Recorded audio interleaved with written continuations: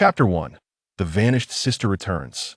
In the Great Song Dynasty, at Haishi Town nestled in the Yin Mountains. As the sun dipped beyond the horizon, ominous clouds began to gather. A raven with glossy black feathers and crimson eyes soared through the sky, plummeting towards the earth. Chu Tianheng slightly hunched his body, casting a glance at the despicable pile of excrement beneath his feet, quickening his pace. The streets were bathed in a dim yellow light, littered with refuse, as if no one had attended to them for an eternity. The surrounding lowly structures bore the marks of time. My sister has been missing for 3 days now, according to the whispers of Haishi Town.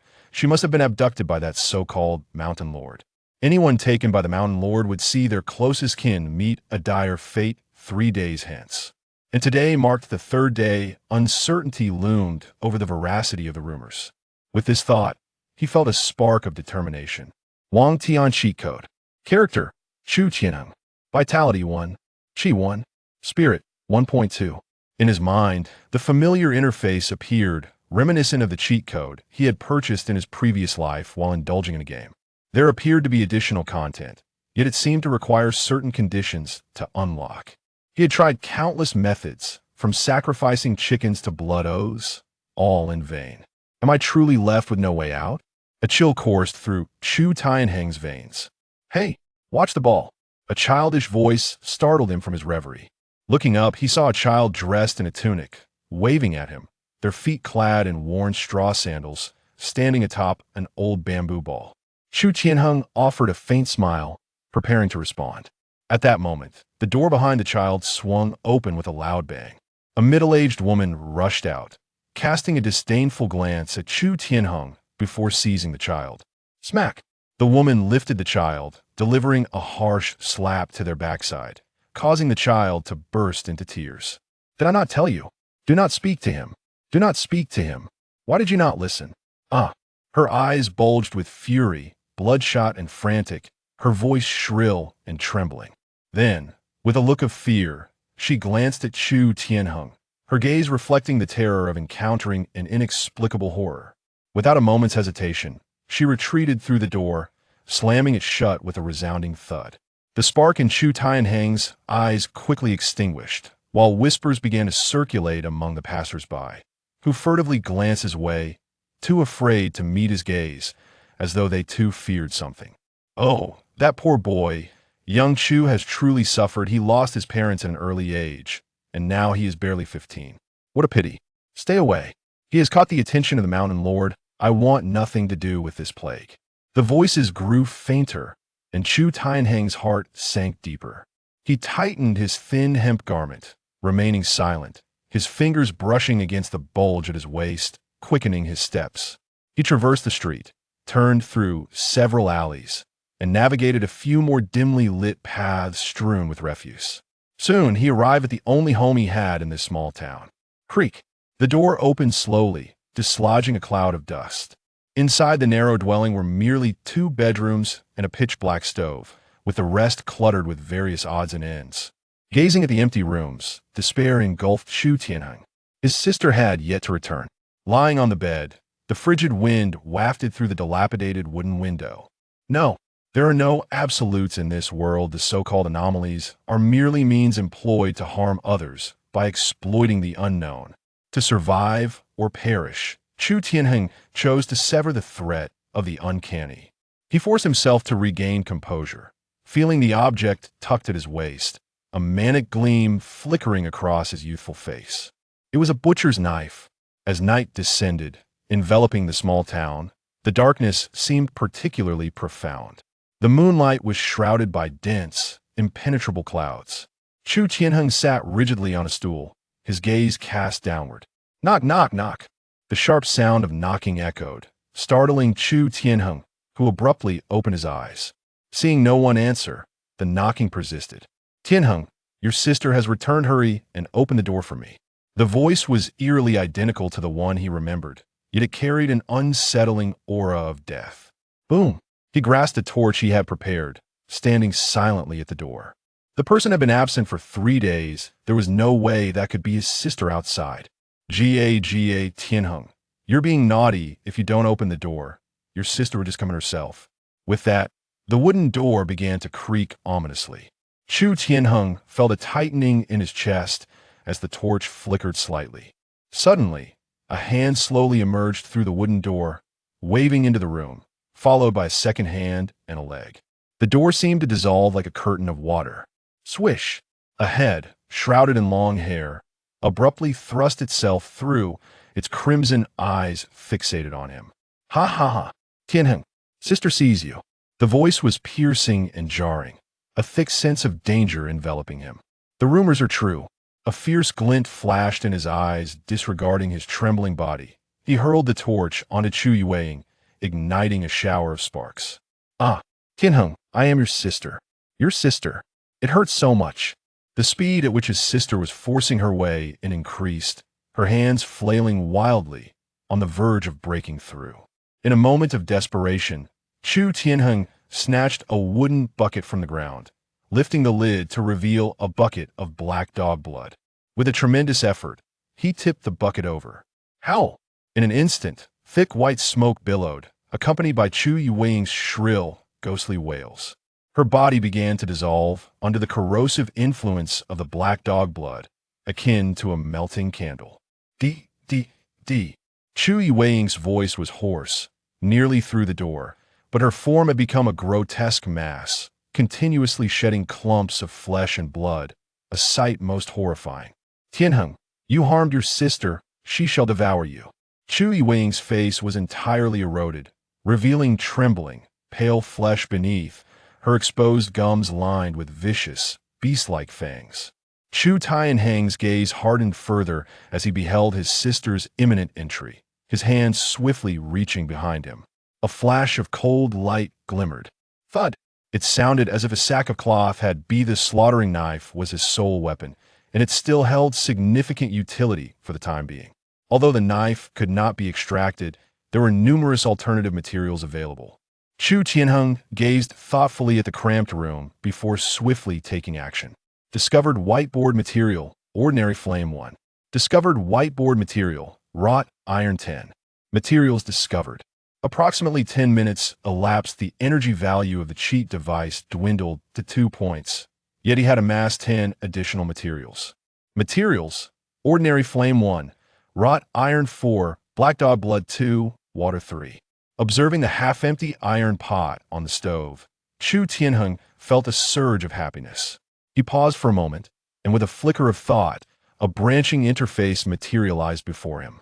The interface mirrored those found in web-based games for crafting magical artifacts, featuring a large square connected to several smaller ones, with countless tiny squares below, though currently only 4 were occupied.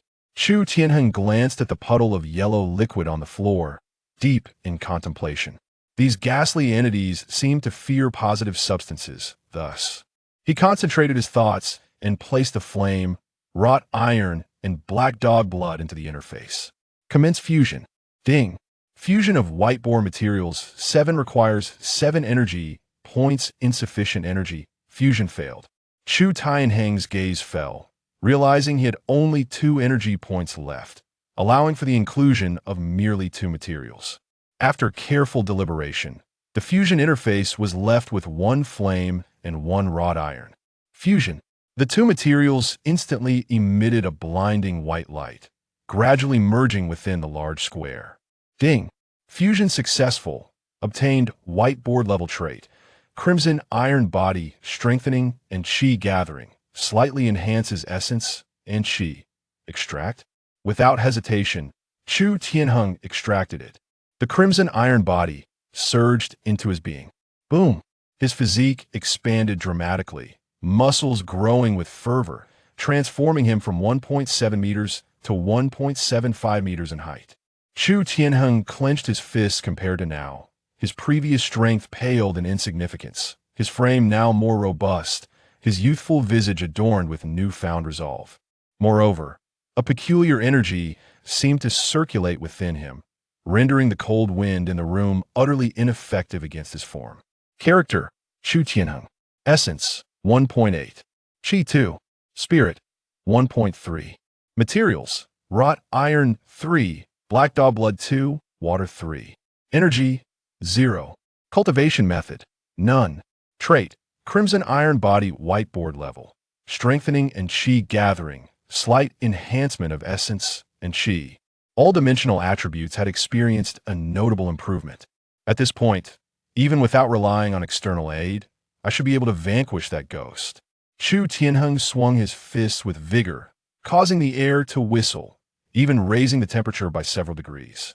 If such remarkable effects arise from mere whiteboard traits, how formidable would higher-level traits be? His eyes sparkled with fervor, the shadows cast by the mountain lord dissipating, replaced by a surge of audacity. I require more energy and a cultivation method. If two ordinary materials could yield such significant results, combining them with a cultivation method would surely amplify the effect. The following day, Chu Tianheng rose from his bed, his eyes glimmering with determination. He quickly prepared some food before stepping outside. Basking beneath the intoxicating sunlight, he felt an overwhelming sense of reflection. Had he experienced even a modicum of panic and hesitation the previous night, this sun would not be shining upon him now. With this thought, a newfound resoluteness graced his countenance. Anyone may perish, but he would not. Navigating through several alleys, Chu Tianheng arrived at the main street of Haishi Town. His presence immediately drew astonished gazes from the townsfolk. He wasn't captured by the Mountain Lord. How is that possible? 3 days have clearly passed. Could he be a ghost? Chu Tianheng cast a sidelong glance. His robust physique, coupled with a piercing gaze, silenced the crowd, their faces paling in response. Once he departed, hushed whispers erupted anew, the news rapidly spreading throughout Haishi Town. Chu Tianheng strode forward with determination, turning a deaf ear to the rumors and whispers surrounding him. Before long, he arrived at the entrance of a secluded courtyard, although situated in the eastern corner of the town. The courtyard was impressively vast, adorned with black tiles and red bricks, with verdant plants swaying gently. Despite its slight aging, it was still among the finest in Haishi Town. "Who are you? Do you know where this place is?" As he approached the entrance, 2 burly men stationed outside began to shout loudly. "This is the territory of the Black Axe Gang. If you don't leave, I'll make you regret it," with a calm expression. Chu Tianheng gazed at the 2 men and spoke slowly. "Brothers, I am Chu Tianheng, and I wish to join your esteemed gang. I would greatly appreciate it if you could relay my message." As he spoke, he pulled out 2 strings of copper coins from his pocket, each containing no less than 50 coins, given that the average daily wage in Haishi Town was merely 7 or 8 coins. This sum was quite substantial. "What? You are Chu Tianheng?" The 2 sturdy men were taken aback, stepping back in shock, causing the coins in their hands to clatter to the ground. "Wang Wu, I will report to the gang leader. You keep an eye on him." One of the men quickly regained his composure, throwing down the command before sprinting away, leaving the bewildered Wang Wu behind. Wang Wu, realizing the situation, swiftly drew a short dagger from behind him. Cautiously focusing on Chu Tianheng, beads of cold sweat forming on his forehead.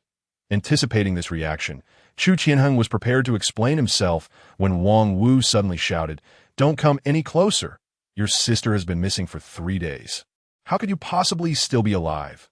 Chu Tianheng fell silent, knowing he could not reveal that he had killed his own sister and activated his special powers. Instead, he chose to remain still and wait patiently. After a short while, a cacophony erupted from within the courtyard, followed by dozens of armed henchmen rushing out and swiftly surrounding Chu Tianheng. "Leader, it's him!" Chu Tianheng turned towards the source of the voice and was met by the burly man who had rushed inside to report. Beside him emerged a tall, middle-aged man clad in a black martial robe, exuding a palpable aura of authority. Could this be the leader of the Black Axe Gang? Chu Tianheng pondered silently. That's the only gang in Haishi Town. The Black Axe Gang boasted a membership of several hundred, wielding immense power and influence, even rendering the town mayor helpless. The gang leader, Pei San, was a legendary figure. Pei San was not a local of Haishi Town. He was rumored to be a martial artist from the city, though the reasons for his arrival here remained unknown. Nevertheless, Pei San was renowned for his formidable strength and ruthless methods. Upon his arrival in Haishi Town, he single-handedly eradicated 2 small gangs with his Black Tiger Blade technique. Within just 6 months of establishing the Black Axe Gang, he had absorbed all rival factions, emerging as the foremost gang. Rumors circulated within the town that Pei San possessed a wide array of martial arts skills, and even a mere fragment of his teachings surpassed those of the most inept rural practitioners. This was precisely why Chu Tianheng had come here. Interesting little boy. Everyone else stepped back. Pei San directed his gaze towards Chu Tianheng, as if he had discovered something intriguing. The henchman exchanged glances and obediently retreated, recognizing that the leader's strength rendered their protection unnecessary. Child, tell me, how did you survive? Pei San wasted no time in getting to the point. Chu Tianheng, unfazed, had already prepared his response that I used a knife to slay her. He lifted his chin, his expression unchanged, as though killing a ghost was as mundane as eating or drinking. Pei San paused momentarily, a flicker of surprise crossing his face, before bursting into hearty laughter. What a ruthless child! I see a reflection of my own past in you. His laughter caused the faces of those present to stiffen slightly. I hear you wish to join our gang? If you are unafraid, then follow me. With a wave of his sleeve, Pei San leisurely made his way into the courtyard, resembling a black tiger surveying its territory. Chu Tianheng hesitated briefly before following suit. The crimson gate, the stone-paved path, the pond in the courtyard, and the blooming flower grove all left him increasingly astonished at the financial resources of the Black Axe gang. Strangely enough, in this grand establishment, there is not a single servant to be seen. Child, do you know what you have slain? As they walked, Pei San suddenly spoke again. I do not know. I only wish to survive. Huh? To survive? Pei San paused slightly, as if recalling something, then continued speaking that I hail from Chinya City, where my family operated a martial arts school, which was quite prosperous. However, everything changed because of one object. His tone darkened, a subtle menace emanating from him. Chu Tianheng felt a surge of caution within himself as a hint of crimson energy began to circulate. Do not be tense. Pei San reined in his aura, as if nothing had happened. Because of that object, that ghostly thing targeted the martial arts school, and in a single night, over 100 lives were lost. Had I not been away at the time, there would be no Pei San in Haishi Town now. As he spoke, they had crossed the stone path and arrived before a room that I fled with that object all the way here. Narrowly escaping disaster, he pushed open the door, revealing a striking mural of a black tiger, and an unusual scent wafted through the room. Come in. Pei San tossed the words over his shoulder as he stepped inside. Chu Tianheng did not hesitate, following closely behind. The room was exceedingly spacious. Devoid of clutter, Pei San seated himself and regarded Chu Tianheng with a mysterious glance. As of now, you are the third person to enter this room that, if I'm not mistaken, young one, you must have relied on that yang energy within you to vanquish that ghostly entity. Chu Tianheng froze, his gaze dropping. The yang energy must be the power bestowed by his crimson iron physique. He had not anticipated that Pei San could see through it so easily. Do not be alarmed. Young one, there are many fortunate individuals like you in this world with exceptional talent. Once you reach the realm of martial understanding, you'll comprehend why I was able to discern it. Pei San took a sip of tea, his eyes glimmering with envy, though he quickly masked, you know why I brought you in here. Chu Tianheng felt a surge of anticipation. He understood that the main event was about to unfold. With a swift motion, Pei San tore open his shirt, revealing his solid, muscular chest. However, etched upon his skin was a terrifying claw mark, dark energy spreading ominously across it. This is a tracking mark. Chu Tianheng glanced at the silent Pei San, astonished to discover that the renowned leader of the Black Axe gang bore a ghostly mark. By your expression, you must be familiar with it, Pei San stated as he adjusted his clothing. Killing the specters dispatched by the anomalous class will result in being marked, making one a prime target for assassination. This mark has followed me from Chinya City to here for 7 or 8 years. Chu Tianheng quickly grasped the crucial point, the anomalous class and the fact that he had not encountered misfortune for 7 or 8 years intrigued him. Observing his contemplative demeanor, Pei San continued. The entity pursuing me belongs to the anomalous class, and this is the territory of the Mountain Lord, which is why I have evaded capture for 8 years. Chu Tianheng felt increasingly bewildered. At this juncture, he could not believe that Pei San had no ulterior motive in bringing him here. Tianheng, a fine name, I shall not beat around the bush any longer. My invitation for you to join me indeed serves a purpose. Just as you stated, you wish to live, and I wish to live as well. Pei San took a sip of hot tea, paused for a moment, and then continued. These specters are categorized into 3 tiers. The first tier is the strongest, while the third tier is the weakest. The third tier of wandering spirits can be dealt with by someone who has practiced martial arts for 2 or 3 years and possesses a bit of courage. As for the first tier, only a master of comprehension can contend with them. Beyond that, no number of challengers would suffice. Chu Tianheng cast a glance at Pei San, and from Pei San's own words, it was clear that he was at least a master of comprehension or higher. Suddenly, Pei San let out a self-deprecating laugh, his expression betraying a deep sense of helplessness. Unfortunately, once these specters reach the monstrous tier, the difference is like that between heaven and earth. The monstrous tier is enigmatic, possessing the ability to condense shadowy traces, rendering them impervious to blades and quickly self-healing. Mere mortals cannot kill them. A flicker of fear crosses eyes. Indeed, our martial arts are divided into 4 major levels: strengthening, comprehension, concentration, and heavenly origin. Yet, even a heavenly origin master would find it difficult to withstand the monstrous tier. Except for you. Pei San turned his head, his gaze toward Chu Tianheng filled with hope and envy. Chu Tianheng immediately understood his meaning. The red iron body was a unique trait, akin to endowing him with a physique that granted him the same special abilities as those fortunate individuals Pei San had mentioned. You are innately resilient against the monstrous, even without having practiced martial arts. Ordinary wandering spirits cannot harm you. You must learn to harness this power well. It may even be sufficient to slay those of the monstrous tier. The last 2 words he nearly roared, his fierce eyes filled with ferocity. Now, do you understand why I, the leader, have brought you in? Only you can help me eradicate this hidden threat. Pei San let out a sigh of relief. The oppressive emotions within him finally releasing a little, and one knew that this seemingly invincible master of Blackstone Town was, in reality, nothing more than a pitiful insect clinging to life. As he observed Pei San's unwavering gaze, Chu Tianheng understood that if he were to refuse today, leaving this room might prove exceedingly difficult. Yes, leader, the boy understands. However, I am currently unable to master even a single technique, making self-preservation quite challenging. How can I deal with a monstrous entity that you cannot defeat? His face bore a hint of confusion, appearing harmless. Moreover, it has been a full 8 years since that specter has sought you. There is no need for you to worry. Chu Tianheng voiced his doubts, reasoning that if Pei San had managed to survive all these years, remaining in Blackstone Town should pose no issue. Pei San seemed to have anticipated this question, pausing for a moment before sighing. The Mountain Lord of Blackstone Town is set to depart from the Mountain Lord Temple within a month.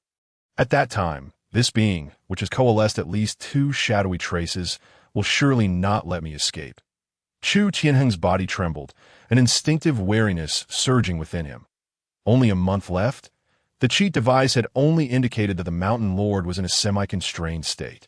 He had never imagined that time was so short that a sense of urgency surged within him, that he did not know how formidable the monstrous tier was. But if it could instill such fear in Pei San, it could not be weak. However, do not fret. Those with innate talent progress rapidly in martial arts. With my full support, it is not impossible to overcome.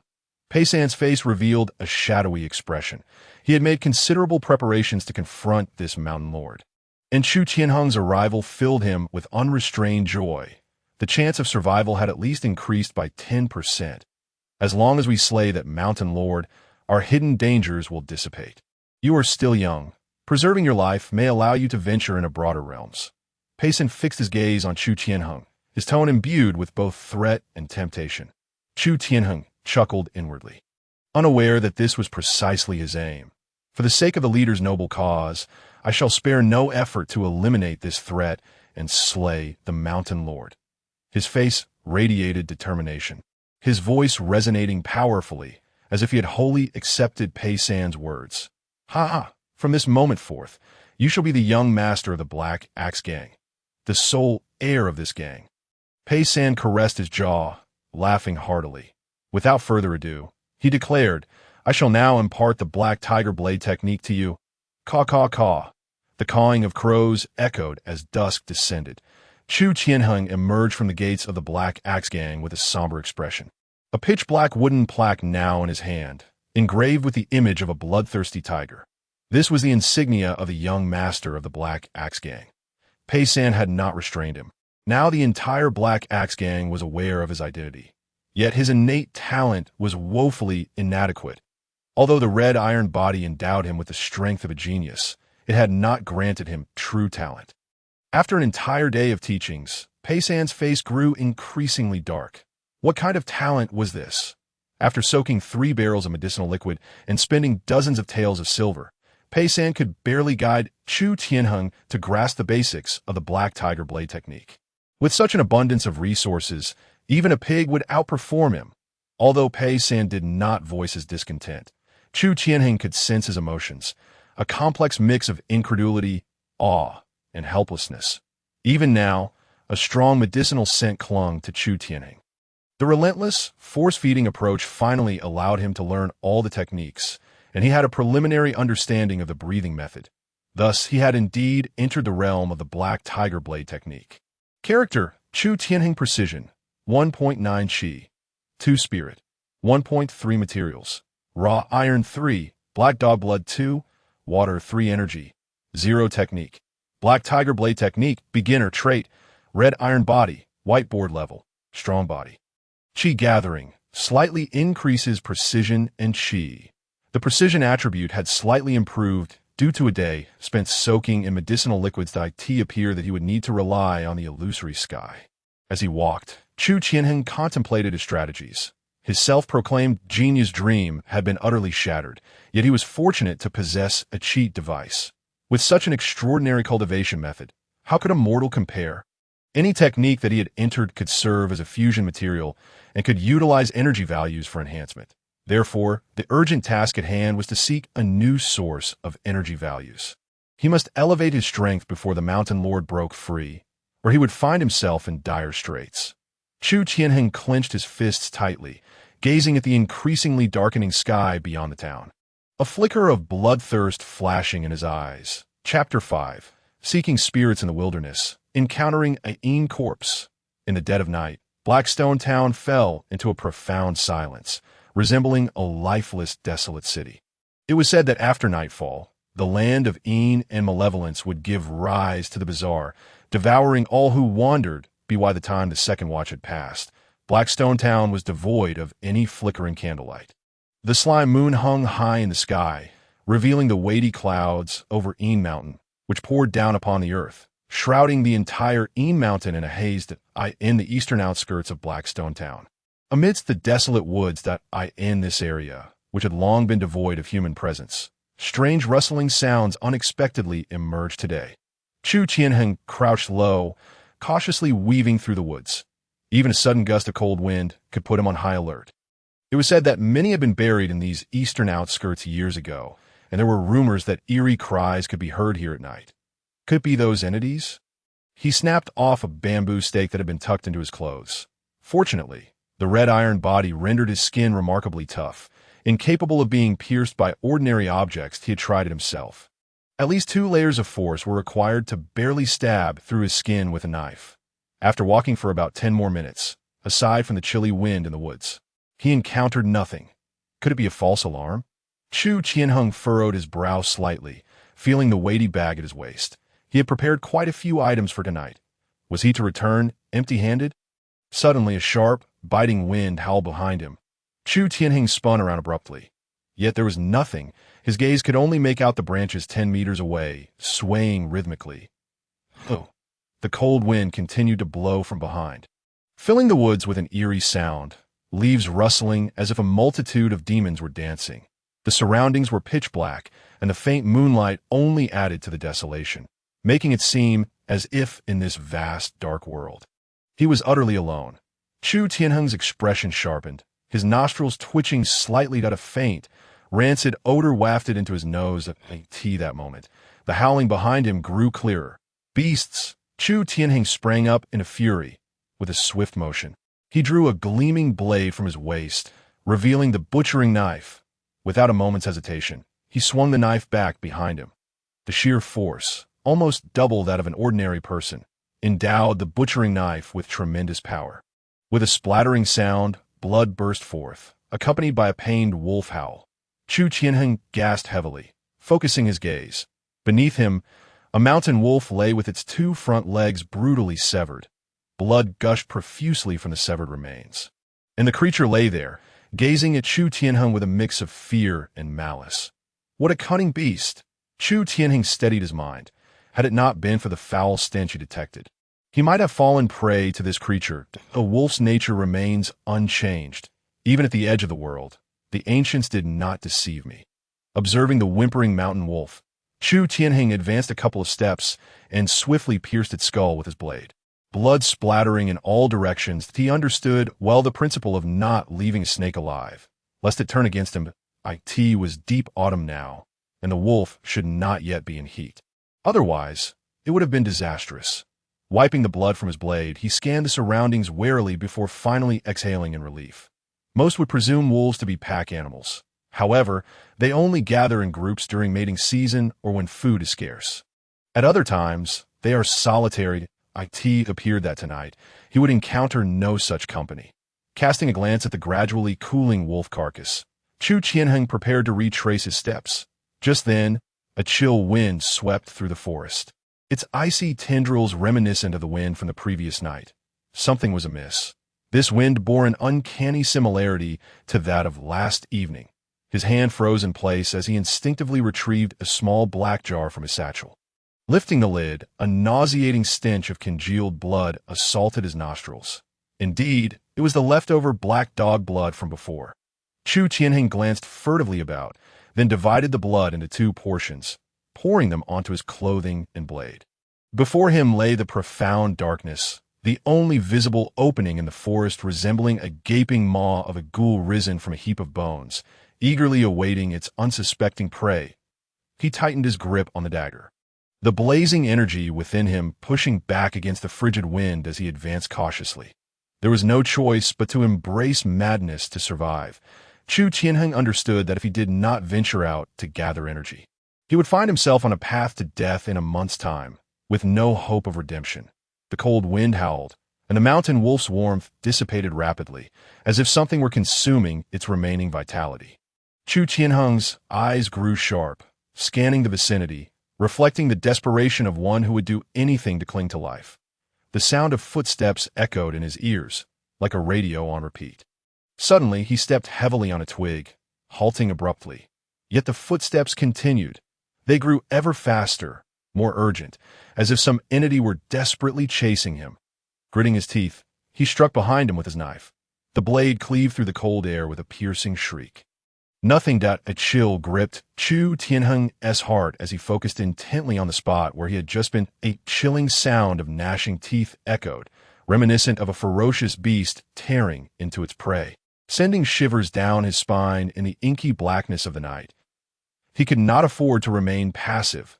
With a surge of strength in his legs, he lunged towards the source of the sound, his heavy footsteps resonating through the woods. Upon arrival, a shadow darted swiftly past his vision. To his horror, the fresh wolf carcass lay eviscerated, covered in bite marks, with a half-eaten liver resting upon its fur.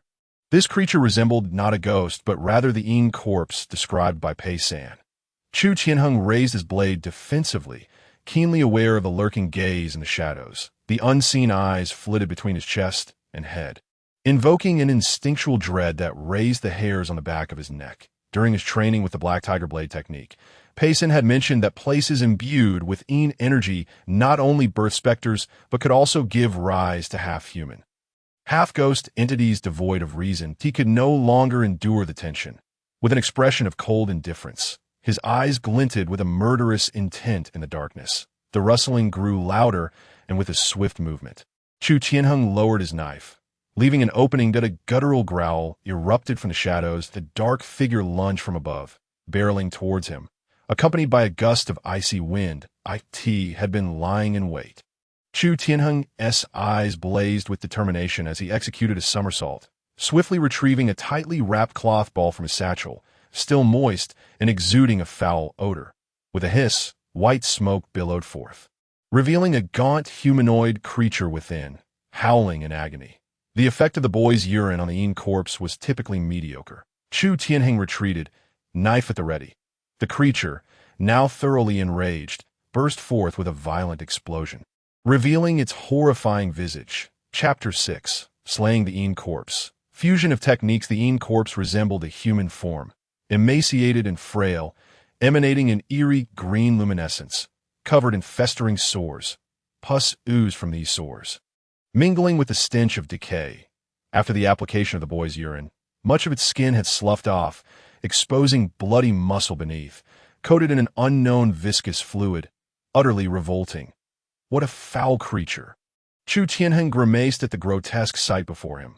With a roar, the Yin corpse crawled on the ground, spikes protruding from its spinal column. The earth trembled as Chu Tianheng, anticipating the movement, sprang to the side with explosive force. A sharp object whizzed past his cheek, the wind howling ominously as the clouds of darkness dissipated. The bright moonlight illuminated the scene, and he discerned a sharp claw glistening with deep green liquid. Without hesitation, his heart raced with adrenaline as hot blood surged through him. Chu Tianheng pivoted sharply, launching a strike at the Yin corpse. The hefty blade struck true, cleaving into one of its legs. Incredibly hard. Despite its frail appearance, the corpse's body was alarmingly resilient. The blade had only managed to inflict a superficial wound. Retracting his knife, Chu Tianheng steadied his slightly numbed hand and thrust once more. There was no finesse, only speed and ferocity. The Yin corpse let out a low growl, the pain from the black dog blood igniting its primal rage. The IT disregarded the incoming blade, swiping its claws at Chu Tianheng.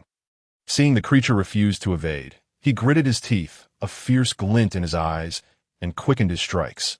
Let fate decide who would perish first. Just as the two were about to collide, Chu Tianheng abruptly halted. He swiftly produced a cloth bag from his pocket, casting it towards the Yin corpse as he spun aside. Under the moonlight, the madness in his eyes faded, replaced by a chilling calm, colder than the howling wind. The Yin corpse, undeterred, tore through the bag, unleashing a chaotic torrent of debris that splattered across its form. Glutinous rice, black dog blood, boy's urine, and even the blood of a young girl. The Yin corpse froze momentarily, then let out a pained whimper, thrashing wildly in the underbrush. Chu Tianheng gripped his knife tightly, retreating 10 meters, ever watchful of the now enraged creature. The rapid pivot had strained his foot, but the concoction proved effective.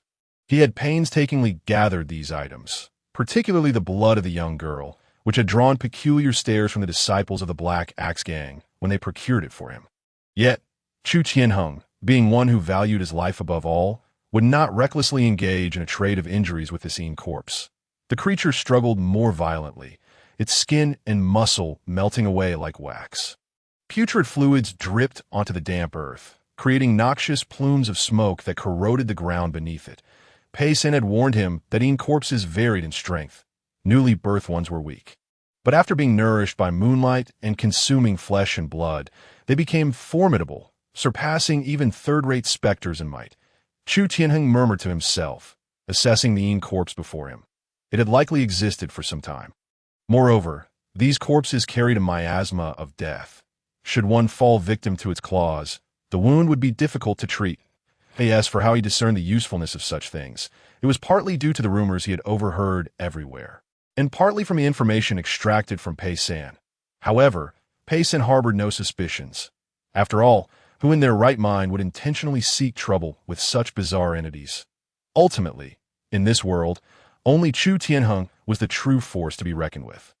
Before long, the moans of the shadowy corpse diminished, its towering figure having been corroded around the edges, resembling a monkey scalded by boiling water, curled up into a ball. Beneath the shadowy corpse, a half-meter-deep pit still emitted white smoke. A testament to the creature's toxic nature, it lay motionless on the ground, as if it had lost all vitality. Chu Tianheng took 2 steps forward, a glimmer of mockery flashing in his eyes. He then retrieved a small bamboo tube from his bag and tossed it onto the shadowy corpse. Without even receiving any energy points, how could he possibly believe that this thing was truly dead? The black dog blood and the crimson dragon spilled forth, causing the shadowy corpse to erupt in a frenzy, howling in madness. To his astonishment, what appeared to be nothing more than a skeletal frame suddenly surged to its feet, charging wildly at Chu Tianheng, as if intent on tearing this treacherous individual to shreds. Chu Tianheng's body tensed, his tiger-like gaze narrowing, suppressing the impulse to turn and flee, while frantically channeling the solar energy bestowed by his crimson iron body. Instantly, a wave of searing heat surged within him, enhancing his strength, and the pain in his foot momentarily dissipated. This energy coursed down his arm and into the slaughtering knife, causing the blade to tremble with anticipation. With a ferocity akin to that of an enraged tiger, Chu Tianheng swung the slaughtering knife in a diagonal arc, aiming directly for the shadowy corpse's neck. A resounding crack echoed as a bloodied head flew from his shoulders, thudding onto the ground, lifeless and utterly defeated. Crouching on the ground, Chu Tianheng gasped for breath, casting a glance at the few strands of hair that had broken off from his shoulder, just a hair's breadth away from disaster. Had it not been for the shadowy corpse's drastically reduced speed and strength, that claw would have surely struck his head. Nonetheless, he had emerged victorious, though the energy expended was substantial, estimated at least 1/5. He surmised that if it hadn't been for the energy from his crimson iron body searing the corpse's neck, he might not have been able to deliver the fatal blow. Fortunately, his energy would replenish itself over time. At this rate, it would take about a day to fully recover. Though the expenditure was considerable, it proved invaluable at critical moments, especially when confronting such sinister beings. He turned his gaze, and a swirling mass of black light entered his body. Energy points 5. Chu Tianheng's heart leapt with joy. Finally, his efforts bore fruit. He surveyed his surroundings, the cold wind still swirling in the air, though the eerie chill had dissipated. Without hesitation, he hefted the slaughtering knife and made his way back along the path. With his resources depleted and his foot injured, continuing the search would be folly.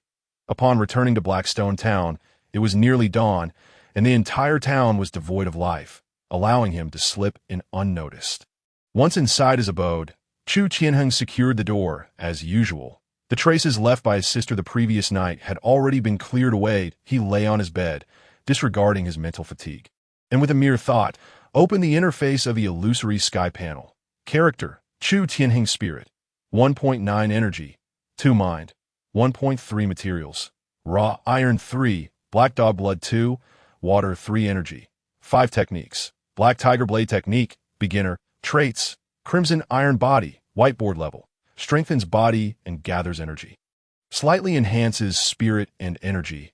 The originally gray Black Tiger Blade technique had transformed into a vibrant green, indicating that he could now utilize energy points for enhancement. However, rather than a direct enhancement, he had a more innovative idea. Chapter 7. The Roar of the Crimson Tiger. A surge in power. While the Black Tiger Blade technique was formidable, being not only Pei San's personal martial art, but also a comprehensive martial discipline. In another life, it would have been coveted by various nations and factions. Nevertheless, this remained a martial art of mere mortals. It would suffice against human opponents. Yet when faced with the bizarre, it became ineffective. After all, Pei San, a true master of the realm, had been compelled to remain within the confines of the town, too fearful to venture out. According to his account, reaching the level of harmonious power allowed one to consolidate the strength of the body's major muscle groups, enabling even an ordinary person to unleash terrifying power and speed far beyond the norm for harmonious intent. It permitted self-hypnosis through the realm of consciousness, unifying the strength of smaller muscle groups, and aligning the mind with the senses to unleash energy and blood, attacking the enemy from multiple angles. This level of mastery was unattainable for most, yet could only contend with second-rate wraiths. To combat such creatures, sufficient solar power must be employed. For an ordinary shadowy corpse, utilizing standard solar materials was already somewhat taxing, let alone those stronger wraiths and monstrous entities that he still required additional materials. Without hesitation, Chu Tianheng sprang from his bed and began rummaging about. Before long, he had acquired 5 ordinary materials, flames 5. That indeed, all 5 materials were flames. Compared to others, utilizing flames as a material was far more reliable. His energy points dwindled to 4.5. He then opened the fusion interface, eager to tinker with the spoils of the night.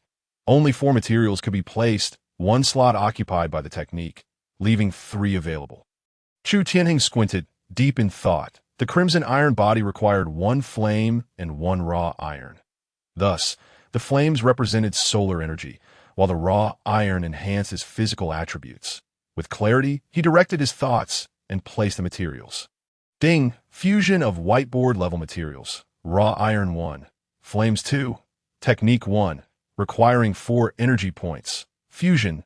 Without delay, he issued the command. The fusion interface trembled violently, and a dense white light intertwined above.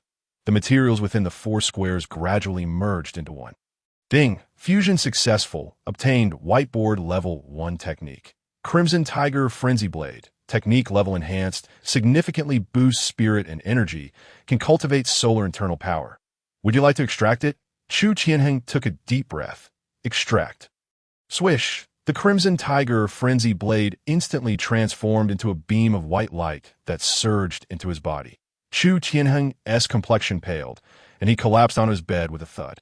A torrent of memories flooded into his mind, leaving him dizzy and disoriented. Suddenly, his vision blurred, and he found himself on an expansive grassy field that a figure, indistinct in appearance, wielded a long knife, single-handedly battling a pack of ravenous wolves. No, it was not a battle. It was a massacre. The man's knife technique was domineering, slashing, thrusting, and cleaving with effortless grace. As the blade swept through the air, fierce tiger roars echoed, and he could even vaguely discern a flicker of flames dancing along the edge, signifying immense lethality.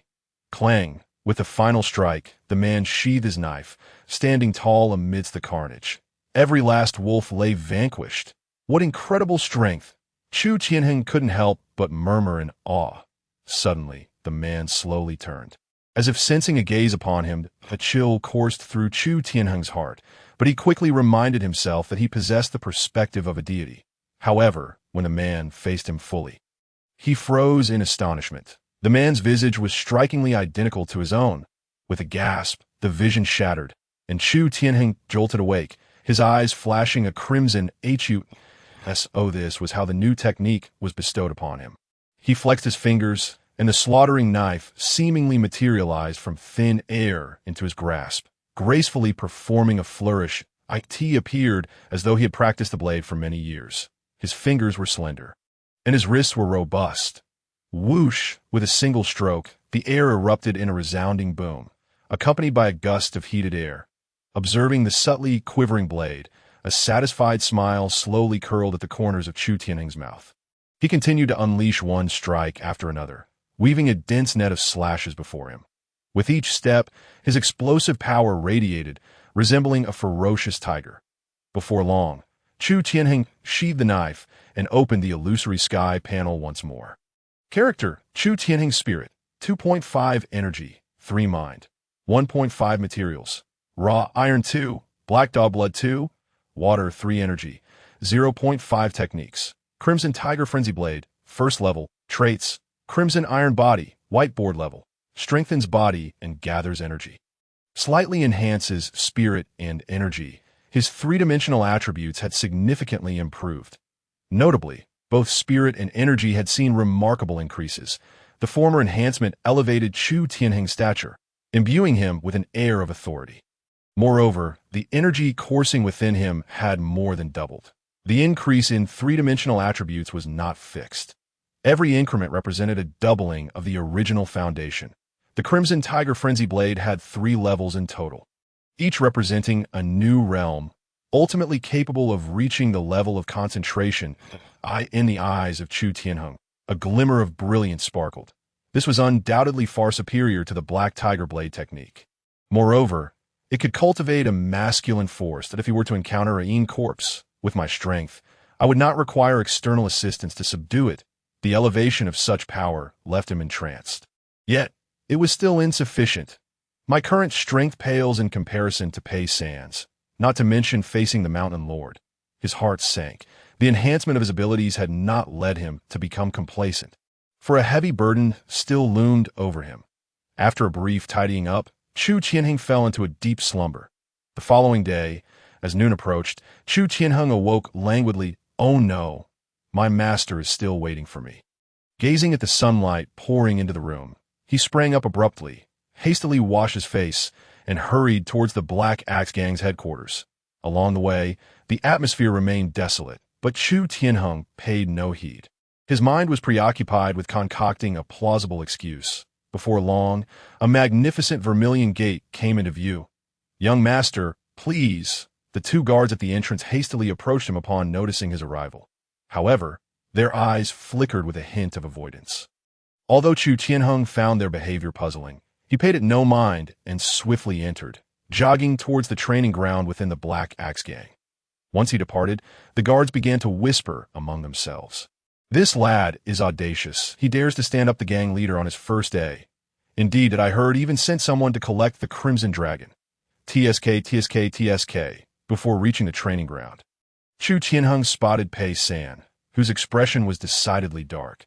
Beside Pei San stood two large wooden barrels, from which a pungent medicinal aroma wafted, and a closer inspection revealed dried remnants along the edges of the barrels, indicating they had been left for far too long. Quite impressive." Pei San's expression tightened further as he regarded the tardy Chu Tianheng. The longer his disciple remained unmotivated, forcing his master to wait for several hours. The angrier he became, his eyes wide with fury. "Master, I have broken through." Chapter 8. Pei San's Dismay. The mysterious Stone. Pei San's face instantly froze. The expressions of those present were equally stupefied. For a moment, neither anger nor amusement could be discerned. Their emotions were exceedingly complex, akin to stepping in something foul only to discover gold beneath it. Chu Tianheng maintained a blank expression, though inwardly he felt a twinge of amusement. Standing in the training ground, he appeared slightly more robust than Pei San. Unbeknownst to them, the young lad had achieved such a level in merely 2 days. "You claim you have broken through?" The extreme reversal in his expectations caused Pei San's voice to crack.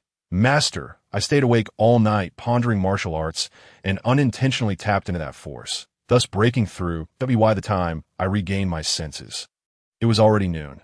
Chu Tianheng spoke nonchalantly, exuding an air of extreme casualness. He had contemplated this for quite some time. Pei San was a consummate expert, and hiding his strength would be futile. It would be better to reveal some of his capabilities. This would allow him to acquire more resources and techniques. A flicker of wild joy crossed Pei San's face.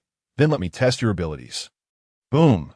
As soon as his words fell, Pei San vanished from his position, the stone beneath him cracking apart. Chu Tianheng's heart raced. He barely managed to brace himself when a fierce wind rushed past his ear. A swift knife hand aimed at him. Bang! Dust from his sleeve was sent swirling into the air. Chu Tianheng staggered back 2 steps, a sharp pain radiating from his forearm. In contrast, Pei San appeared utterly unscathed. Again, Pei San advanced with the grace of a tiger, his strides powerful and predatory, the fierce tiger unleashed. Seeing Pei San charge at him, Chu Tianheng steeled his resolve and unleashed his tiger form. Launching himself forward, for a moment, the training ground was filled with muffled sounds, akin to 2 ferocious tigers clashing. With each encounter, Pei San's face lit up with increasing delight, his strikes growing more forceful. Yet, Chu Tianheng found himself in a predicament. He did not wish to fully reveal his strength and struggled to withstand the relentless onslaught. In a moment of desperation, he feigned exhaustion, allowing Pei San to land a blow squarely on his chest. With a cry of pain, he was sent sprawling. Pei San retracted his hand, standing tall in his previous position, his gaze towards Chu Tianheng filled with satisfaction. "You, my boy, are truly gifted. Your recent breakthrough places you at a level comparable to those who have trained for years in the mastery of strength. I used only about 1/3 of my power just now, yet you managed to withstand it." Pei San praised him, his tone laced with envy. "It is thanks to the teachings of my master." Chu Tianheng rose, standing in a daze. Though internally he was calculating that if the master used only 1/3 of his strength, I likely countered with about 50%. It seems I still have a considerable gap to bridge. However, I still possess my inner energy, and in a true fight perhaps I would not necessarily be at a disadvantage. Although my realm is not as high as Pei San's, the enhancement from the Crimson Tiger Blade would considerably bolster my abilities, along with the inner energy that amplifies my attacks. Very well. Since you have reached the mastery of strength, there is little more I can teach you. The mastery of intention requires a union of spirit and body. Each individual's experience of breaking through is unique. Chu Tianheng listened quietly, aware that while his strength had increased, he lacked extensive knowledge on these principles. The Black Tiger Blade technique emphasizes overwhelming force and ferocity. Soon, I will have someone forge a blade specifically for you. There's no need for you to embarrass yourself with that cow-slaying knife any longer. Pei San gestured toward Chu Tianheng's waist, his voice turning grave. Thank you, Master. Chu Tianheng expressed his gratitude, recognizing that although the cow-slaying knife was formidable, it could not fully unleash the technique's might. He was more than willing to accept the blade Pei San offered. Enough with the flattery. Now, Pei San's expression grew serious, and he lowered his voice. Should you have any requests, feel free to inform my subordinates. Though you are now a master of strength, it remains uncertain how far you stand from the Mountain Lord. Pei San's gaze flickered, as if making a decision. Moments later, he sighed and beckoned Chu Tianheng. Come with me. Chu Tianheng lowered his gaze and followed, uncertain of Pei San's intentions, yet it appeared he had consistently supported him. Treating him as a true disciple, in no time, they arrived at the room they had visited earlier. This time, Pei San unusually closed the door and turned to him, asking, Do you know why I brought you here? Disciple does not know. Chu Tianheng replied honestly, You, my boy, are utterly dull. Be careful, or you may end up without a wife, but you have not married either. Pei San was momentarily speechless, his frustration mounting. Alas, I never anticipated my prized disciple would be such a simpleton. With that, he pulled aside a black tiger mural hanging on the wall and, after a moment of searching, pressed down on a concealed panel. Chu Tianheng's eyes widened in surprise as a hidden compartment appeared in the wall. Pei San's expression turned solemn as he slowly retrieved a square object wrapped in layers of black cloth from the compartment. After gesturing for Chu Tianheng to sit, he began to speak. This item, I never envisioned I would one day pass it on to another. He regarded Chu Tianheng with calm intensity, as if confiding in an old friend. Regrettably, I have grown old and lack your talent. Perhaps entrusting this to you may help us turn the tide. Chu Tianheng's mind raced with speculation, and piecing together Pei San's previous remarks, he was nearly certain of the object's significance. You are clever, yet perhaps too guarded.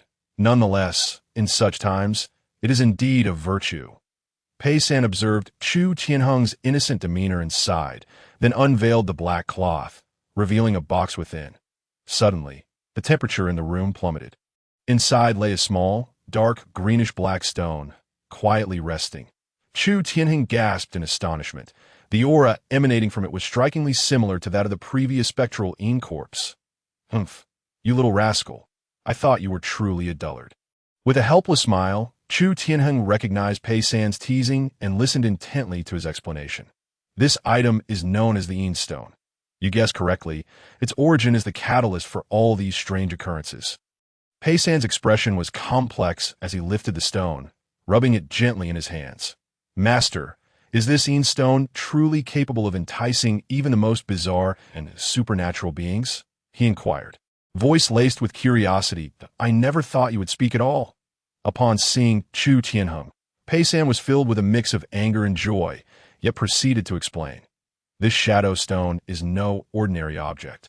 It is capable of condensing shadow energy, aiding first-class phantom spirits and extraordinary entities in forming shadow patterns.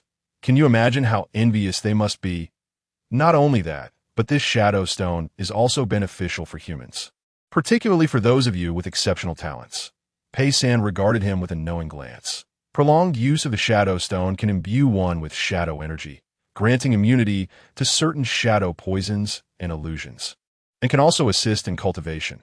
However, several years ago, this shadow stone lost its efficacy for me, and now I can only pass it on to you. He felt helpless, although he did not fully comprehend the extent of the shadow stone's effects on gifted individuals. It was certainly better off in his possession than languishing with him. That a wave of complex emotions surged within Chu Tianheng as he looked at Pei San with a serious expression. Thank you, Master. He carefully accepted the shadow stone, and his countenance instantly transformed. Chapter 9. The utility of the shadow stone. The essence of martial arts. Ding. Special material detected. 8 points of energy can be extracted. Would you like to extract? The sudden voice startled Chu Tianheng, causing his hand to tremble slightly. However, he quickly regained his composure, a hint of excitement evident on his face, seemingly captivated by the mystical nature of the Shadow Stone. You can feel it, can't you? Holding the Shadow Stone, you'll sense a faint current flowing through your body. That is the shadow energy, Pei San remarked, his expression animated, as if Chu Tianheng were the teacher. This shadow energy flows continuously, but once your body fully adapts, it will cease to have an effect. With that, Pei San waved his hand dismissively. Go ahead and practice. There are 28 days left, and it's all up to you. Tianheng. Pei San's tone was grave. Chu Tianheng paused, stowing the Shadow Stone away, and lowered his head as he spoke. Master, I wish to learn 2 additional martial arts to practice alongside the blade techniques. Regardless of the circumstances, even the Red Tiger Frenzy Blade could only be cultivated to the level of concentration. Although its true strength remained unknown, it would undoubtedly be insufficient against the Mountain Lord. However, if I were to acquire a few more martial arts and integrate them with the Red Tiger Frenzy Blade, perhaps I could reach even greater heights. Humph. You young lad, you can't bite off more than you can chew. 1 copy of the Black Tiger Blade technique should keep you occupied for years, Pei San replied, but then seemed to ponder something, striding to the back of the room and retrieving 2 yellowed books from a small chest. Take these, they are record for my early years, one on horizontal training techniques and the other on body movement. He adjusted his demeanor. But remember, the Black Tiger Blade technique is paramount. Once mastered, it can generate lethal energy effective against ghostly beings. Think carefully about this. Thank you, Master. Chu Tianheng bowed in gratitude, then gently accepted the books, which bore the titles Plum Blossom, 3 Moves and Golden Thread Technique. As the sun set behind the mountains, Chu Tianheng returned to his residence. Clutching the 2 volumes, the young master of the Black Axe Gang. His modest dwelling had been thoroughly renovated, with everything replaced anew. The reason he did not reside in the Black Axe Gang was due to Pei San's eccentricity. By nightfall, the entire courtyard was devoid of servants. The gang's enforcers also lived in proximity to the headquarters, attending to any commands during daylight hours, upon closing the door and lighting a candle. Chu Tianheng eagerly retrieved the Shadow Stone from his possession. Unexpectedly, he discovered that, apart from its eerie qualities, the energy extraction had other methods. The dark stone lay quietly in his palm. He had never anticipated that such a small stone could provide more energy than Shadow Corpse. Extract, without hesitation. This was precisely the solution to his pressing dilemma. Whoosh, from within the Shadow Stone, a black light, visible only to him, surged into his body. Character, Chu Tianheng Essence, 2.5 Energy, 3 Spirit, 1. 5 Materials, Raw Iron 2, Black Dog Blood 2, Water 3 Energy. 8.5 Martial Arts, Red Tiger Frenzy Blade, First Level, slightly enhances Essence Energy, adds Yang Internal Power, Plum Blossom 3 Moves, Beginner. Golden Thread Technique, Beginner, Traits, Red Iron Body, Whiteboard Level, strengthens body and gathers energy, slightly enhances essence and energy. His energy instantly increased by 8 points. Furthermore, the gray hue of the Red Tiger Frenzy Blade transformed into green, indicating it could be further enhanced. Additionally, with the support of his newfound skill level, he quickly grasped the other 2 martial arts as well. The Golden Thread Technique, being a horizontal training method, could be cultivated to a level of profound strength, creating faint golden lines upon the body during the circulation of qi and blood, making it nearly impervious to harm. As for the Plum Blossom 3 Moves, it was a technique of agility, allowing one to move as gracefully as falling plum blossoms, significantly improving speed and nimbleness. Now, he faced 2 choices. Point 1 was to elevate the 2 new martial arts to mastery, while the other was to enhance the Red Tiger Frenzy Blade. After a moment of contemplation, Chu Tianheng decided, given that the Red Tiger Frenzy Blade was a concentration-level technique with Yang attributes, it was essential not to neglect its foundation. That he suddenly recalled Pei San's words. The current priority was to combat the ghostly threats to AS for the other 2 martial arts. He could wait until he had maximized the Red Tiger Frenzy Blade before using them to enhance or integrate for optimal energy utilization. With clarity in mind, his focus shifted directly to the Red Tiger Frenzy Blade. Enhance. Boom! The 8 points of energy vanished in an instant, and the interface quivered as the extraordinary power coursed through his body. He felt as if he had entered an enigmatic realm. That moment, he could distinctly sense an overwhelming excitement in his spirit, as his refined consciousness continually activated the minute muscle groups within him. Moreover, his physique underwent a radical transformation. The muscles hidden beneath his skin grew increasingly robust, his skin became more resilient, and he even seemed to gain height, resembling a finely crafted machine. Insights regarding blade techniques flooded his mind, as if he had absorbed the memories of a seasoned swordsman with decades of experience. Additionally, the internal power within him rapidly expanded. Was this the strength of a practitioner of martial essence? How formidable!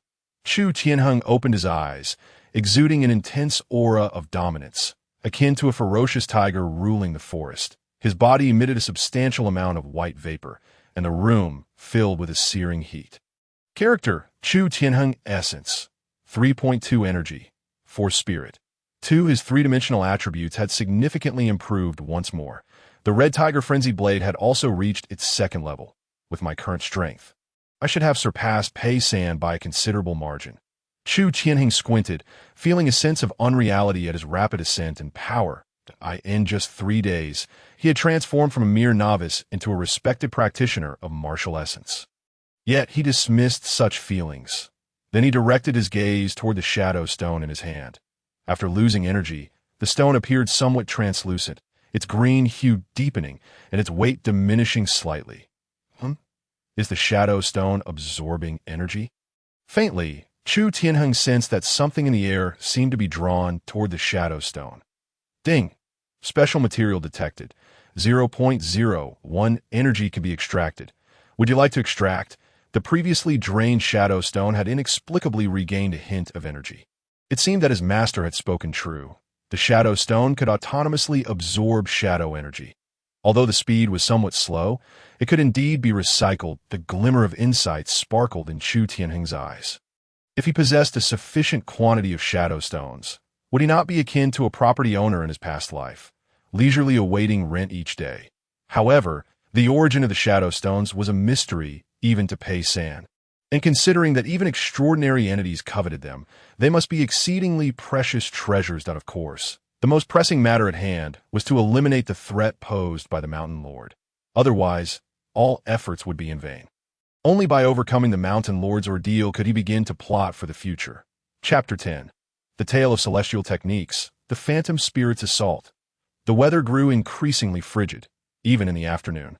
The sun overhead offered little warmth. The entire sky seemed shrouded in a layer of frost, as if autumn had abruptly surrendered to winter. The Black Axe Gang's training grounds. Chu Tianheng donned a black training outfit, his muscles exuding a cloud of white steam. The biting cold wind struck him like a heavy wall, failing to penetrate his defenses. The blade he wielded sliced through the air with increasing speed, its force fierce, his gaze unwavering, as his powerful physique unleashed astonishing velocity. Like a predatory tiger, he roared as he aimed for a nearby straw pillar. Thud! The pillar, as thick as a human waist, splintered and fell to the ground with a resounding crash. Chu Tianheng sheathed his blade and stood still, his expression calm, as if this bout of practice had merely warmed him up. Clap, clap, clap. Well done, well done. Tianheng, I assure you I have not misjudged you. In merely half a month's time, you have managed to surpass the accumulation of an ordinary warrior's 10 years. Pei San, draped in a gray robe, gazed at the clean and smooth cut, expressing his satisfaction. It is all due to the excellent teachings of my master. A trace of respect appeared on Chu Tianheng's face. It has been a full half-month since he broke through to the Tongyi realm. During this time, Pei San has selflessly imparted all his knowledge, not only regarding his understanding of swordsmanship, but also his practical combat experience. Consequently, Chu Tianheng has developed a deeper respect for Pei San. After all, one is not a mere blade of grass. When someone treats you sincerely, even the most cautious of hearts cannot be excessively guarded. Just yesterday, Chu Tianheng used his unique physique as an excuse to inform Pei San about his latest breakthrough. Of course, this was after he had intentionally suppressed his own power to half its original state. Yet Pei San remained astounded. However, Pei San was unaware of just how extraordinary gifted individuals could be, as he had only heard tales. "Good lad, your strength now rivals that of your master," Pei San remarked, looking at the tall and youthful Chu Tianheng, unable to suppress a sigh. Had you not encountered such calamities, perhaps you would have had the chance to join a sect and pursue the path of immortality. A flicker of confusion crossed Chu Tianheng's eyes. "May I ask, Master, what is the path of immortality?" Pei San, hands clasped behind his back, seemed to have anticipated this question and did not hesitate to respond. The path of immortality is merely the term we martial artists use to refer to those extraordinary practices. As for the specifics, I possess only a scant understanding. He then turned to Chu Tianheng, speaking gravely. "However, I do know that the path is the most effective means to combat these malevolent beings, and the threshold for practicing it is reserved for those with exceptional talent." Yes, he spoke. He cast an envious glance at Chu Tianheng, a sentiment he had expressed countless times before. Having aged, his own martial journey had come to an end, and he lacked the qualifications for the path of immortality. Naturally, he envied Chu Tianheng. "If I had a daughter, I would surely wish for her to marry you," he lamented. Chu Tianheng felt a twinge of embarrassment, left standing in stunned silence. In any case, your immediate priority is to enhance your strength. If the fates allow for both of us to survive, I shall undoubtedly lend you a hand." Pei San shook his head. Although this period appeared tranquil, it was merely the calm before the storm. Only 12 days remained until the Mountain Lord's emergence, and he harbored little hope that Chu Tianheng could grow strong enough to confront such a formidable foe. "Tianheng, remember to attend to what I instructed you after your training." With those words, Pei San turned and departed. After walking a distance, a hint of melancholy flickered in his eyes as he murmured, "Who would have thought that I, too, would experience such softness? You brat, if only you were my son." Chu Tianheng remained silent, quietly watching Pei San leave. The path of immortality. One day, I shall tread upon it. Throughout the past half-month, he had ventured nightly to hunt for wraiths and spectral corpses around Blackstone Town. However, his harvest had been meager. Blackstone Town did not seem to be as rife with the strange as the rumors suggested. After half a month of accumulation, he had barely managed to gather 2 points of energy. An excruciatingly slow pace. Together, the two sources amounted to precisely 11 points of energy. Regrettably, this was insufficient to meet the enhancement requirements for the Red Tiger Frenzy Blade, and he remained uncertain how much energy was needed to reach the focused spirit level. Despite practicing diligently each day, he realized that his innate talent was severely lacking. Over the course of the half-month, he had only gained some experience, with no tangible increase in strength. Chu Tianheng squinted, contemplating that if he did not achieve any results tonight, he would have no choice but to venture to the Mountain Lord's temple in the north of the town. Without madness, one cannot survive. He found himself with few paths left to tread. With a focused mind, he lifted his great blade and continued his monotonous practice. Soon, dusk descended, and the night loomed. Chu Tianheng strapped the blade to his back and adeptly exited the gates of the Black Axe Gang. The sword upon his back appeared extraordinarily heavy, measuring the width of an adult's palm and towering over half his height, weighing 72 pounds. The blade was thick, resembling an oversized butcher's knife, and even when shrouded in black cloth, a faint chill emanated from it. This was crafted according to his specifications by a skilled blacksmith. The entire process took 5 days, and yet Chu Tianheng was quite pleased with the final product. "My master instructed me to retrieve something from beneath the old locust tree in the southern part of the town. I cannot afford to delay." Tightening the rope on his shoulder, Chu Tianheng hurried towards the south. The old locust tree lay a full 4 miles away, nearly beyond the boundaries of the small town. As he walked briskly, the sky gradually darkened. Approximately 500 meters ahead, a sprawling old locust tree swayed in the cold wind. Even in late autumn, the tree remained largely unaffected. Notably, there were no houses within a mile of the locust tree. After all, locusts are associated with the Een and have the power to attract spirits and gather energy, causing ordinary folks to avoid them. Chu Tianheng's steps were steady, his tall figure conspicuously visible in the darkness. There seems to be nothing here. He surveyed his surroundings but found no items. Could it be that someone has taken the items? Chu Tianheng frowned. The more he pondered, the more suspicious he became. setting aside the numerous people in the gang. Why would they send him to retrieve something? What could possibly warrant such a late-night errand? Moreover, why would they require him to think for himself after retrieving it? Clearly, something was amiss. With this thought in mind, he scrutinized the area once more and suddenly noticed a mound beneath the locust tree. Ah, there it is! He turned his shoulder, bringing the heavy blade down forcefully onto the earth, creating a hole the size of a bowl. With a firm slap of his palm, the long knife was deftly lifted, revealing the contents within that a bundle tightly wrapped in black cloth lay quietly there. Chapter 11. The Terrifying Blade. Chu Tianheng's wrath. Chu Tianheng swiftly unwrapped the bundle, and his expression darkened immediately. Inside was a letter, several vials of medicine, some silver coins, and a multitude of neatly wrapped books. He extracted the letter and quickly opened it to read. It was written by Pei San. Wayward disciple Tianheng, when you see this letter, flee. Flee with all your might. These secret medicines and coins are sufficient for you to reach the nearby large city. You are a gifted individual. Do not let the legacy of my Black Tiger martial arts perish. It is rather amusing. Throughout my life, I have taken countless lives, employing brutal methods, yet I never imagined I would feel such reluctance to part with you, lad, as I head to my own demise. Enough of this. Hurry and escape. The immortal sect has ways to erase the mark upon you. I only hope you remember this cheap master of yours. As Chu Tianheng read, his expression grew increasingly grim. Upon finishing the last word, he crumpled the letter into a ball, his face devoid of emotion. You old fool, how dare you conceal such matters from me?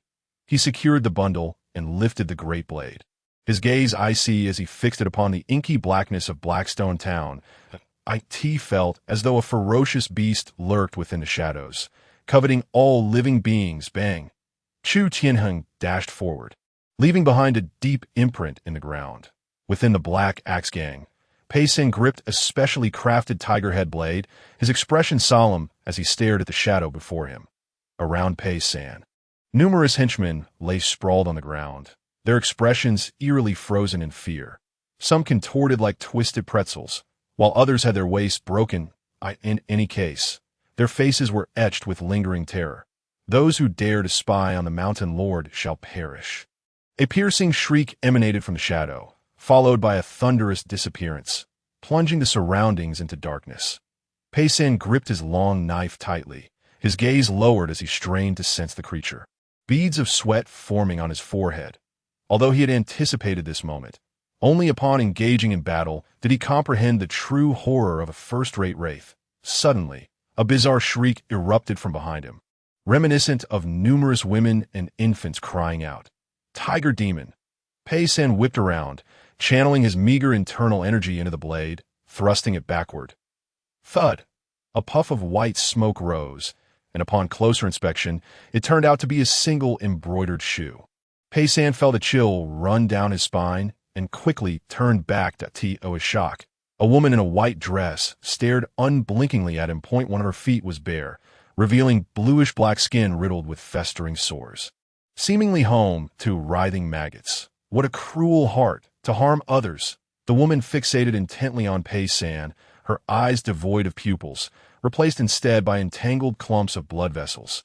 Pei San took a sudden step back, but it seemed as though his body was ensnared by some unseen force, rendering him immobile. Why flee? Isn't it delightful to keep me company? The shrill voice intensified, and darkness enveloped Pei San's vision, leaving him blind. Gradually, a chilling hand began to roam over his body, leaving a trail of ice and a viscous, unidentifiable liquid in its wake. That I yearn for your heart, to excavate your eyes, and grant me eternal companionship. The hand finally rested upon Pei San's chest, followed by an overwhelming force. A muffled groan escaped him, as though his chest were being violently torn apart. Die, die, die. The frigid essence seeped into his being, clouding his mind further. Although he was indeed a master of comprehension, even such prowess afforded him merely the chance to escape before a first-rate specter. With a sickening rupture, the flesh over his chest was rent asunder, and he felt a cold hand clutching his heart. Once you've mastered your skills, remember to avenge me. A final thought surged through Pei San's mind as consciousness faded. Yet just before oblivion claimed him, he faintly discerned the sound of wind, a cacophony reminiscent of a tempest, shattering all in its path. Boom! The specter in the white dress poised to rend Pei San into fragments was abruptly interrupted by a violent explosion. The courtyard side wall was shattered by an immense force, sending dust swirling and shaking the entire area. Before the specter could react, a sharp, piercing wind rushed in, as if the very air were being cleaved by colossal power. Suddenly, a massive, gleaming blade, reminiscent of a grotesque butcher's knife, surged into the scene. In the midst of the specter's bewilderment, it seized her and slammed her brutally against the wall. Thud! A dull thump resonated as a substantial portion of the blade embedded itself into the wall, vibrating violently while the specter was cleaved in two, convulsing in a frenzied V-shape. With a splat, the severed specter collapsed to the ground, a torrent of putrid black blood erupting forth. Yet, astonishingly, the specter's form began to regenerate with alarming speed. However, this was merely the beginning of a nightmare. The sound of heavy footsteps approached. A robust figure clad in black armor emerged from the swirling dust. His bulging muscles resembled steel plates, straining against his attire. Pei San! Pei San! Chu Tianheng bellowed, his voice akin to a raging bull he had rushed over. And even before entering, he sensed an unprecedented aura of malevolence in that moment, he realized that something sinister had come knocking. And without hesitation, he charged in with his utmost vigor. After a fruitless call, his agitation grew till a glance around revealed the already recovered specter in white, now crouched beside Pei San, whose chest was still oozing blood. "You despicable creature!" Upon witnessing Pei San's ghastly visage, fury ignited within Chu Tianheng. The volatile, fiery inner energy cultivated from the red tiger's blade surged through his nerves. With swift strides, Chu Tianheng closed the distance to the specter. And in her terrified gaze, he grasped her head with a palm the size of a fan. Before she could utter a word of protest, the dense yang energy rushed forth, silencing her screams as she writhed in pain. Die, die, die! With a forceful slam, he drove her head into the ground. Debris flew as her skull was crushed into the earth. He then unleashed a flurry of punches, akin to a pile driver, each thud reverberating across the vast expanse of Haishi Town. Breathing heavily, his eyes ablaze and body scorching, Chu Tianheng shook his aching arms and gasped for air. Beneath him lay a crater nearly half a meter wide, as though trampled by a colossal beast. Within the pit, a mangled corpse lay still, its limbs twitching sporadically. At first glance, the specter was unrecognizable, her upper half reduced to mere pulp. The lifeless specter was swiftly devoured by the ensuing yang energy, which surged into Chu Tianheng's body. Ding! Energy value 12. Chapter 12. Integrating forces, cultivating martial spirit. As the energy coursed through him, Chu Tianheng felt no elation. He stepped out of the pit and hastened toward Pei San. After checking his pulse and breathing, his expression softened slightly. He was still alive. He then hoisted Pei San onto his back and swiftly made his way to the courtyard. Despite the commotion, not a single member of the Black Axe gang emerged. Chu Tianheng's expression darkened, a wave of fury swelling within him. "Come forth, Black Axe gang members, show yourselves." His powerful physique combined with his inner energy made his voice resonate like thunder, shaking the very tiles off the rooftops. At the sound of his domineering and wrathful call, those hiding nearby trembled, a sense of dread rising within them. That it was akin to being caught playing on a phone beneath the covers, only for the class teacher to suddenly demand the device. Even without knowing if they had been discovered, they would tremble and hand over their phones. Before long, the hidden members began to emerge one by one, heads bowed, too fearful to meet his gaze. Those who had witnessed Chu Tianheng's brutal slaying of the specter were especially unnerved, their hearts pounding. Occasionally, a glance at the enormous pit would prompt a nervous swallow. No one anticipated that this usually unassuming young master would unleash such terrifying ferocity, surpassing even that of the gang leader. Chu Tianheng cast a furious glance, his eyes filled with wrath. Yet he refrained from erupting just yet. "Quickly, summon a physician. If anything happens to my master, you shall all pay the price." His voice was calm, yet sent shivers down spines. As soon as he finished speaking, several astute members dashed off to fetch help. Shortly thereafter, Pei San was carried into a room for treatment and recuperation. After a thorough examination and given Pei San's commendable martial prowess, he managed to pull through, albeit still in a state of unconsciousness. Meanwhile, Chu Tianheng sat in the Black Axe Gang as conference hall, a room larger than most. Ordinarily, this hall remained closed, as Pei San had little to discuss with these individuals. Now, however, Chu Tianheng boldly occupied Pei San's former seat, flanked by several of the gang's leaders. The doorway was also filled with members of the Black Axe Gang, numbering in the hundreds, representing nearly their entire strength. Chu Tianheng surveyed the room, his imposing figure reminiscent of a giant ape. Radiating authority that my master is currently unwell, and I shall preside over all matters concerning the Black Axe Gang. Is there any dissent? The gathered leaders exchanged glances, acutely aware of the lingering intimidation emanating from Chu Tianheng. Who would dare to voice opposition? Such an act would be tantamount to courting death. Thus, it was settled. Chu Tianheng had anticipated this scenario, and after a brief pause, he inquired, "Who knows the reason behind today's Spectre's assault?"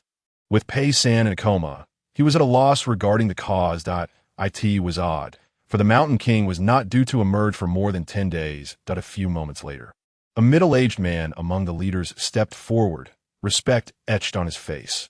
Reporting to the young master for several years, the gang leader has dispatched individuals nightly to monitor the situation at the Mountain King Temple. However, for the past few days, an icy aura has been emanating from within. As for why that specter attacked, I cannot say. Chu Tianheng pondered for a moment, realizing he would not uncover the truth in the short term. Perhaps it was unnecessary to know. Although the Mountain King's emergence was still days away, it was not unusual for a being of such peculiar, dual-edged essence to possess means for early release of its powers. It seems I can no longer afford to wait, Chu Tianheng thought, a glint of cold determination flashing in his eyes that he then commanded the assembly. Now, I require you to set aside all matters and, within 3 days, gather all the items listed on this parchment. Having spoken, Chu Tianheng retrieved a sheet of paper from his bosom, the ink still fresh and glistening. Upon closer inspection, the words Black Dog Blood, Red Dragon, and Young Boy's Urine, a collection of potent substances, were boldly inscribed upon it. Once the crowd had dispersed, Chu Tianheng strode purposefully towards Pei San's quarters, observing Pei San's pallid visage and feeble pulse. Chu Tianheng's gaze was tinged with complexity. The old fool, he mused, could have resolved this matter with ease, yet chose to complicate it so. The once formidable black tiger of Haishi Town, Pei San, now lay reduced to a frail shadow of his former self. With Chu Tianheng's current discernment, it was evident that Pei San had suffered irreparable damage. Even should he recover, his strength would be severely diminished. Take good care, my master, and report any developments to me promptly. Chu Tianheng instructed the attending physician before departing. He navigated through familiar buildings until he arrived at a secluded chamber, Pei San's dedicated training ground, now forcibly appropriated by him, sitting cross-legged in the center of the chamber. The air was suffused with a delicate fragrance of sandalwood. With a mere thought, the Wangtian board unfurled before him. Character, Chu Tianheng, Essence, 3.2, Qi, 4 Spirit, 2 Materials, Raw Iron 2, Black Dog Blood 2, Water 3, Flame 5, Steel 3, Energy, 23, Technique, Crimson Tiger Blade, 2nd level, slightly enhances essence and adds masculine internal power. His energy had surged to an unprecedented 23 points. Over the past fortnight, he had judiciously utilized surplus energy to extract numerous new materials for his reserves. Furthermore, the inscription of the Crimson Tiger Blade had finally transformed to a verdant hue. Let us commence. Chu Tianheng inhaled deeply. Time was of the essence. Today marked the arrival of a first-rate wraith, and tomorrow could herald the descent of the Mountain Lord's avatar. Fortunately, this wraith had granted him a substantial influx of energy. Enhance. He directed his intent towards the Crimson Tiger Blade, invoking its power with fervor. Buzz. Instantly, the Wangtian board trembled violently. Energy plummeted rapidly until it stabilized at 10 points. Chu Tianheng lowered his head, his expression vacuous. In that moment, it seemed his mind had brushed against an insurmountable limit. His thoughts coalesced with intense concentration. a torrent of mental energy hypnotically compelling his body, unearthing latent power buried deep within. The so-called union of spirit and body, a realm shrouded in mystery, allowed Chu Tianheng to manipulate even the tiniest muscle within him. Externally, the muscles beneath his skin surged with life, darting about like frenzied mice. Each passing second represented the culmination of years of accumulation. Internally, vast quantities of moisture and energy were expended, manifesting as a billowing mist outside his form. Were it not for the unique power bestowed by Wangtian, he would have long since been drained dry. Before long, the enhancement reached its zenith, a towering, robust silhouette beginning to materialize amidst the white smoke. A pair of crimson eyes radiated an inferno of unquenchable fury, ready to incinerate all in its path. Chapter 13. The Ultimate Physique, Plotting the Mountain Lord Continue. His voice resonated with the ferocity of a beast. The extreme augmentation within a short span had transformed his physique into that of a rampaging dinosaur. Standing nearly 2 meters tall, his terrifying form was brimming with explosive muscle. Each breath echoed like a roaring fan. His bones, dense and formidable, rendered him less a protector against malevolent entities and more a creature of monstrosity himself. With energy dwindling to 10 points, the Crimson Tiger Blade had reached its apex. Yet 2 techniques remained unrefined. While he might fuse these techniques with the Crimson Tiger Blade, the potency of such an amalgamation remained uncertain, and even if successful, he lacked the requisite energy to enhance them at this juncture. Moreover, with impending conflict, bolstering his strength took precedence. Without hesitation, he summoned the remaining 10 points of energy, reducing it to a mere 2.8 points of energy transformed into a mysterious force, continuously fortifying the 2 techniques along their respective paths of cultivation. Boom! Chu Tianheng's face flushed crimson. Within him, a chaotic medley of powers intertwined. Crack! The sound of bones grinding against one another reverberated, though the casual observer. His already colossal body appeared to expand further. His muscles became more intricate, his skin as resilient as hide, making it exceedingly difficult for an ordinary person, armed with a sharp blade, to inflict any harm upon him. Was this the golden line technique? A martial art with such formidable effects? Chu Tianheng raised a hand, and even with minimal exertion, the air currents swirled chaotically around him. While the golden line technique did not cultivate internal power, its enhancement of the physical form was truly terrifying. Chu Tianheng was awestruck by his own appearance. Yet before he could fully comprehend this, a wave of warmth surged from his feet. Following that, a torrent of memories related to footwork flooded his mind. The Plum Blossom 3 echoes reached a level of mastery in an instant. Fortunately, this technique leaned towards the gentle, somewhat balancing Chu Tianheng's current imposing physique. Otherwise, he would have appeared even more monstrous. Character: Chu Tianheng. Essence: 4.8, Qi, 5.5, Spirit, 3 Materials: Raw Iron 2, Black Dog Blood 2, Water 3, Flame 5, Steel 3, Energy 2. Techniques: Crimson Tiger Blade, 3rd level, significantly enhances essence, augments masculine internal power, activates special ability Rampaging Tiger, temporarily boosting explosive strength. Golden Line Technique, 1st level, significantly enhances essence, improves overall defensive attributes. Plum Blossom 3 Echoes, 1st level, increases speed, enhances agility. With nearly 5 points of essence, it equated to the combined strength of 16 individuals coursing through his body. While seemingly modest, the key lay in his ability to wield it with precise perfection, making it a formidable force.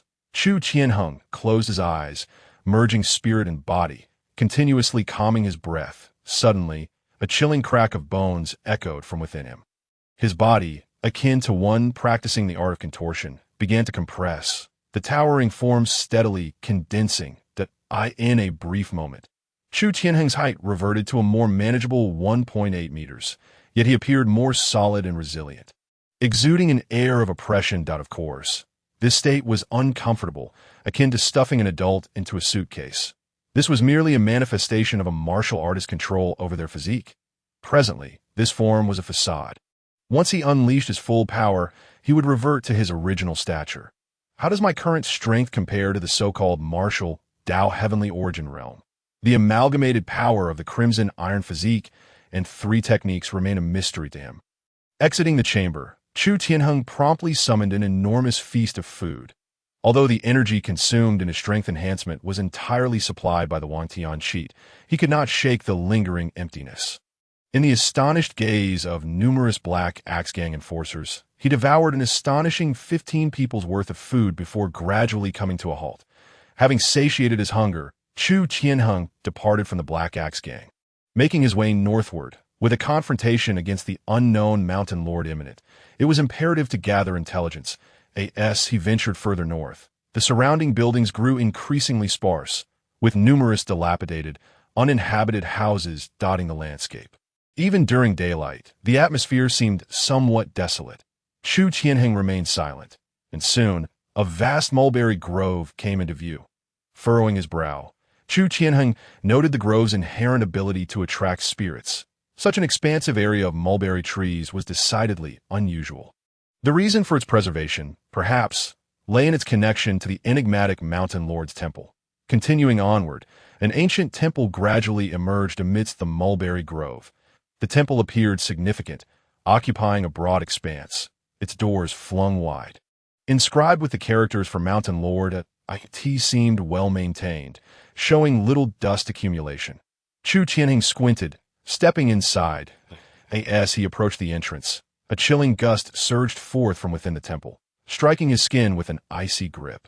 Unperturbed, Chu Tianheng expelled his masculine internal power, swiftly dispelling the cold wind that a faint cry echoed through the air. Upon entering the temple, he absorbed the scene before him. The Mountain Lord's temple, aside from the main hall, featured no additional rooms, its interior awash in dark red and muted black. At the center of the hall stood a towering wooden plaque, venerated in the highest regard, adorned with unbroken incense, surrounded by offerings. Boldly inscribed on the plaque were the 2 characters. Mountain Lord. Chu Tianheng quietly gazed upon the offerings laid before him on the table, a surge of pity welling up within his heart. Despite knowing that this so-called Mountain Lord was the architect of all that transpired, these individuals still rushed forth to offer their heartfelt tributes, a scene both absurd and laughable. The Mountain Lord's tablet stood prominently here. Yet where was the true essence of the Mountain Lord imprisoned? A flicker of intense heat gradually enveloped Chu Tianheng's gaze, yet he discerned nothing amiss. Suddenly, a faint, chilling breeze swept in from outside. With a resounding bang, the doors of the Mountain Lord's temple slammed shut. Subsequently, a shroud of gloom gradually descended upon the windows surrounding the hall, casting the interior into darkness, as if it were nightfall. Thud! Chu Tianheng kicked the door with force. Yet it did not budge. The temperature within the hall plummeted, and the faint echoes of ghostly wails resonated through the air. Had he finally reached his breaking point? He bore the mark of the Mountain Lord, and it was impossible for them to be unaware of his arrival. Whoosh! 2 swift, shadowy figures zipped past. Chu Tianheng whipped around, but found nothing. Yet his field of vision narrowed, engulfed by a thick mist that obscured all clarity. Before he could fully assess the situation, the 2 shadowy figures lunged at him once more. This time, his reflexes seemed slightly dulled, and he felt 2 cuts open on his cheek. Turning again, the mist surged forward, nearly engulfing him whole. Chapter 14. The Mountain Lord's temple comes alive. Escape from the abyss. The art of deception. Chu Tianheng's formidable inner strength surged within him, a fiery essence radiating outward. He then thrust his palm forward with great force, unleashing a wave of yang energy that swept aside the encroaching mist. Where his power passed, the fog dissipated, and his vision cleared somewhat. Roar! 2 piercing roars echoed from ahead, revealing 2 specters shrouded in black mist. Chu Tianheng grinned maliciously at the approaching phantoms, exposing a set of gleaming white teeth. Thud! The ground beneath him trembled violently, as if a shallow pit had formed from thin air. Following this, Chu Tianheng's form dove forward with even greater speed. A tremendous force shattered the black mist, as he seized the throats of both specters. "You are all delectable," he remarked with a sinister lick of his lips, appearing even more terrifying than the 2 ghastly figures. The strength of these 2 specters paled in comparison to the entity that attacked the Black Axe Gang. They were mere second-rate phantoms. Regardless of their struggles, they were utterly powerless, with a swift expulsion of his inner energy. The searing heat engulfed the two phantoms, reducing them to a pile of white ash. No energy? Chu Tianheng paused, his expression darkening. Dare to steal from me? Show yourself! His roar reverberated through the hall, a thunderous sound shaking the very foundations. He navigated through the mist, his powerful arms striking like divine whips, obliterating all in their path.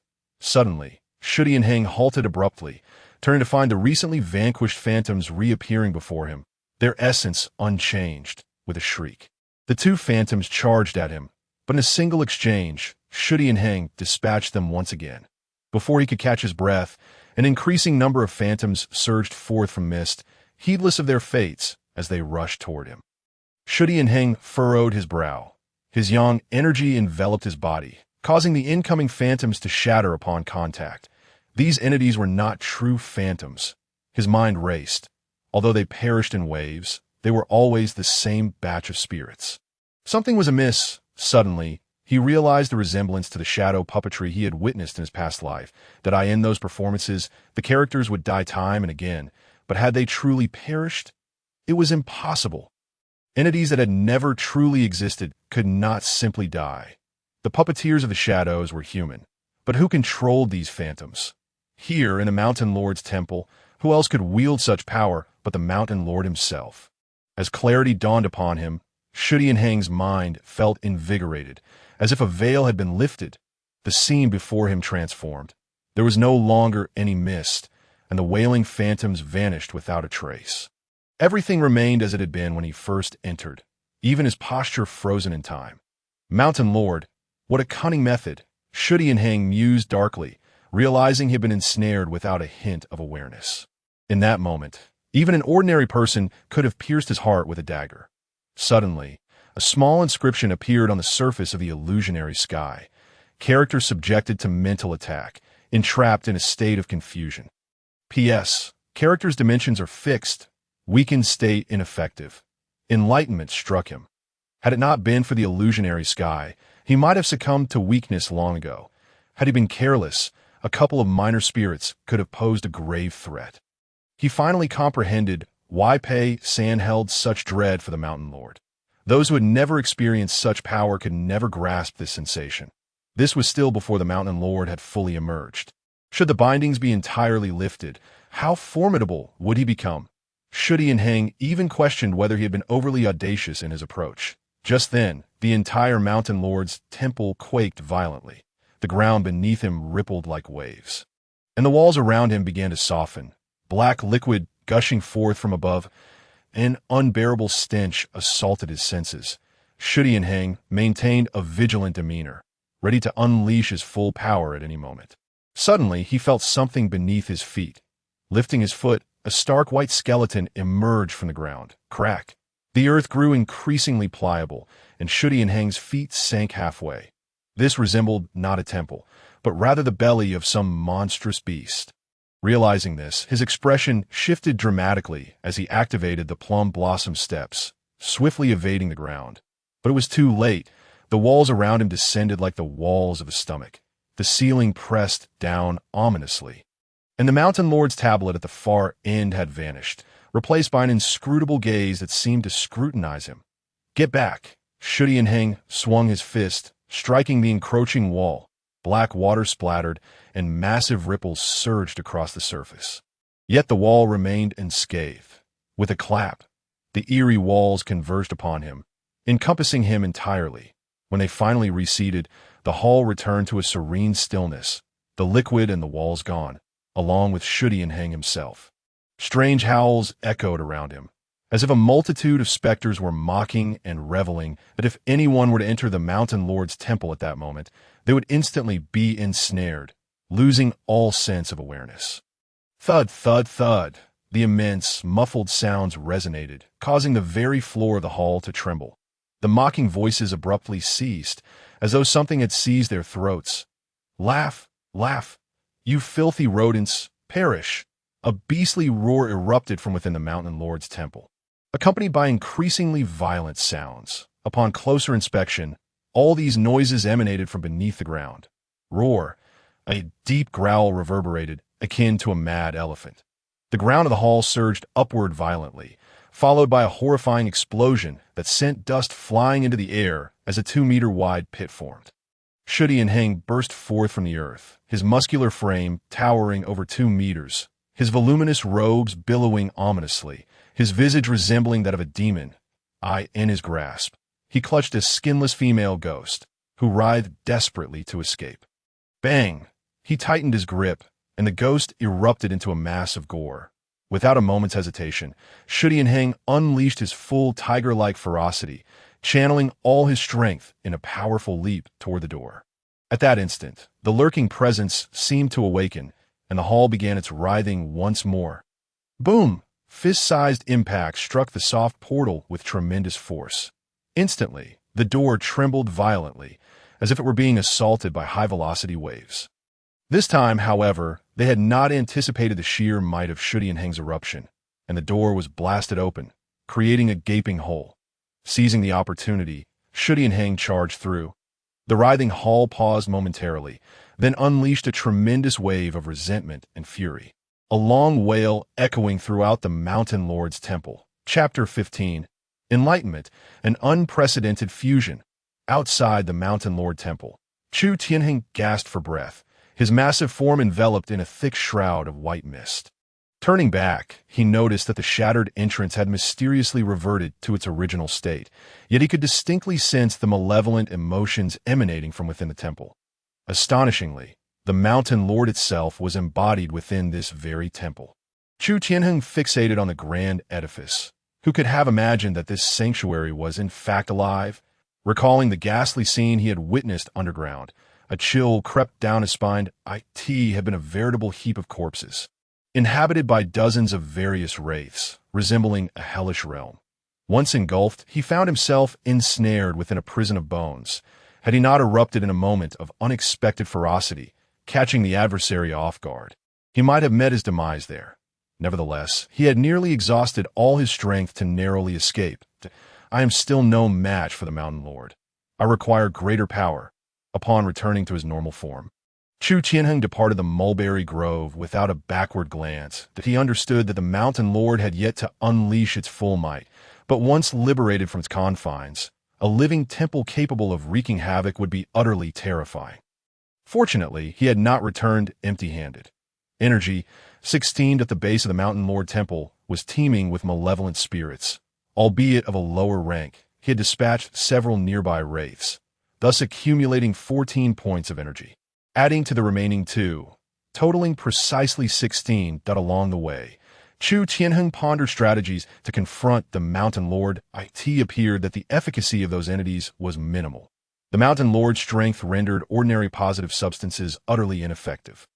As he grappled with these thoughts, he began to comprehend Pei San's concerns more clearly. With 16 points of energy, he found that merging techniques remained insufficient for substantial advancement. It seemed he would have to shift his focus onto traits. Currently, his sole trait was the Iron Body, yet its power and effect were not to be underestimated.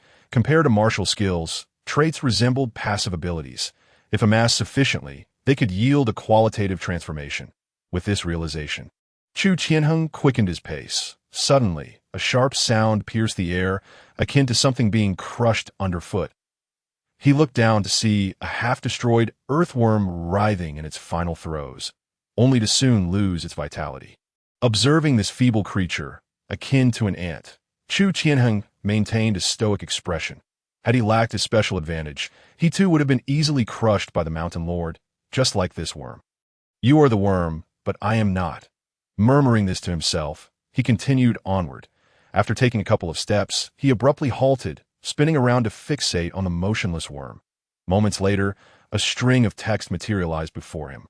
Ding! Special whiteboard material discovered. Earthworm. Would you like to extract? It seems I have underestimated the scope. That a blaze of brilliance ignited in Chu Tianheng's eyes. The modifier had clarified that the range of materials encompassed all substances. Yet he had prematurely narrowed his focus to visible lifeless objects. It was not too late to expand his understanding now. Extract. His energy diminished by 0.1. yet the modifier now contained an additional special material. Chu Tianheng quelled his emotions and strode purposefully toward the Black Axe Gang's headquarters. As he gazed upon the tranquil surroundings of the Black Axe Gang, a profound sense of dislocation washed over him. He had nearly failed to return. Nevertheless, he soon regained his composure and entered the secret chamber.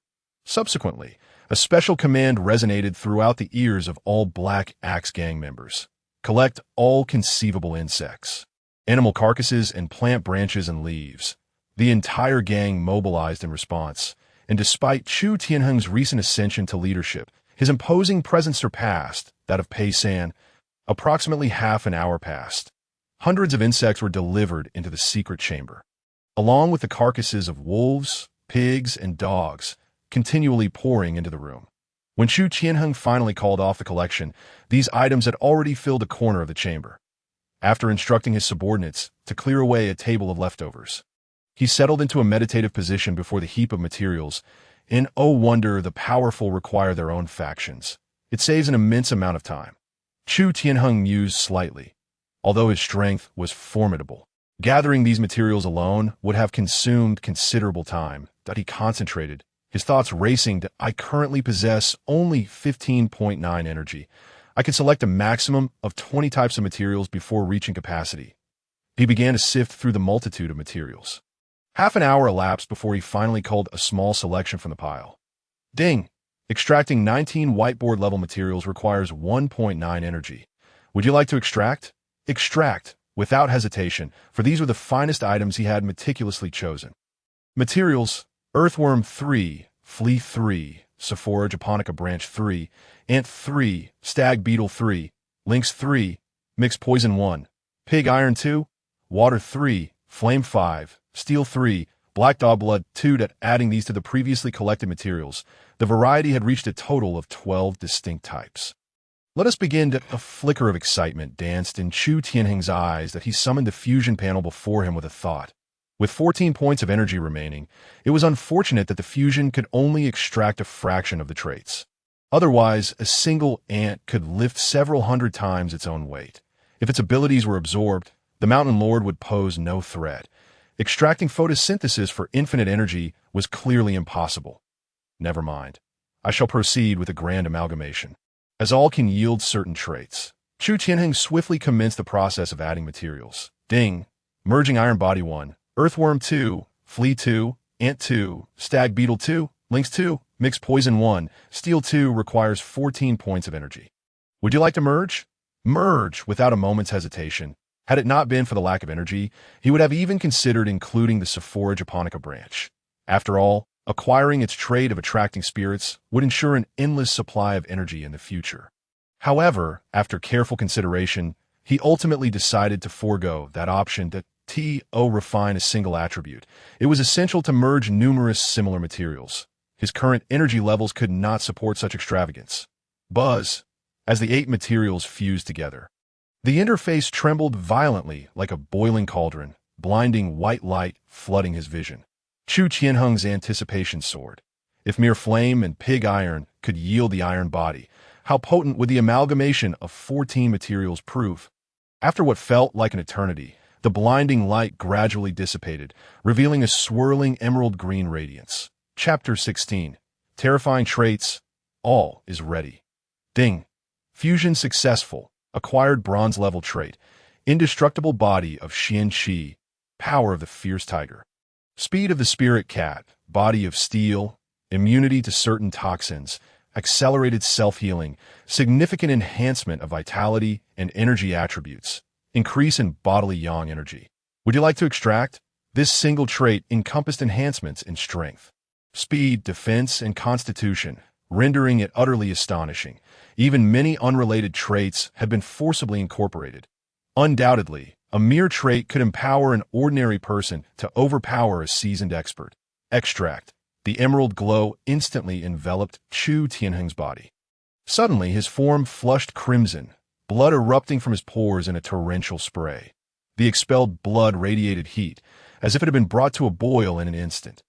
Pain, relief, 2 intensely opposing emotions clashed within his mind.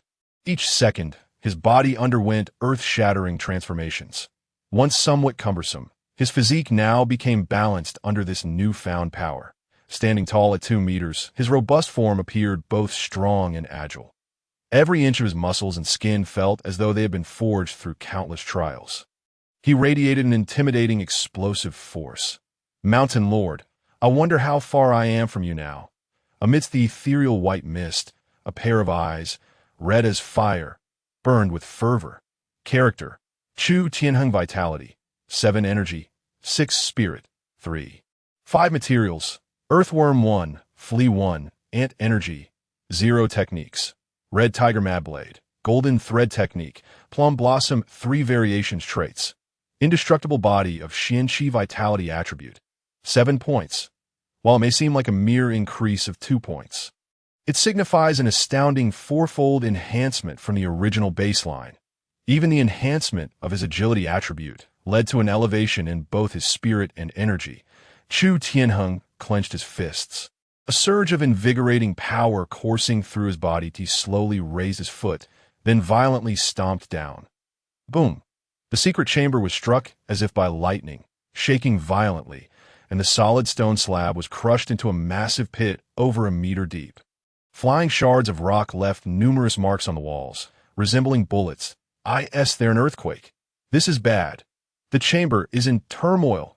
It's the young master, the members of the Black Tiger Gang, sensing the tremors, swiftly gathered outside the chamber. However, the door remained tightly shut, and they hesitated to enter, only daring to knock on the white cord outside. This cord connected to a bell inside the chamber, allowing communication between the two sides. What if something has happened to the young master? Guard, open the door quickly. One of the leaders reprimanded the guards. Just as they prepared to force the door open to investigate, a familiar voice echoed in their ears. No need. Crack. The secret chamber slowly opened, a dense white mist billowing out. As the mist dissipated, a colossal figure emerged before them. It was Chu Tianheng, now integrated with the indestructible body of Xuanji. Even after employing the technique to shrink his physique, he still stood an imposing height of nearly 2 meters, his piercing gaze cutting through the air like a knife. The young master has grown stronger again. That punch might be capable of killing me 10 times over. The crowd thought to themselves, filled with an increasing sense of reverence for Chu Tianheng. Prepare several sets of clothing and food for me, and continue collecting the items I previously instructed you to gather. As you command, young master. All responded with utmost respect before departing. Once they had left, Chu Tianheng looked up at the sky. It was still dusk when he entered the chamber, yet an entire night had passed.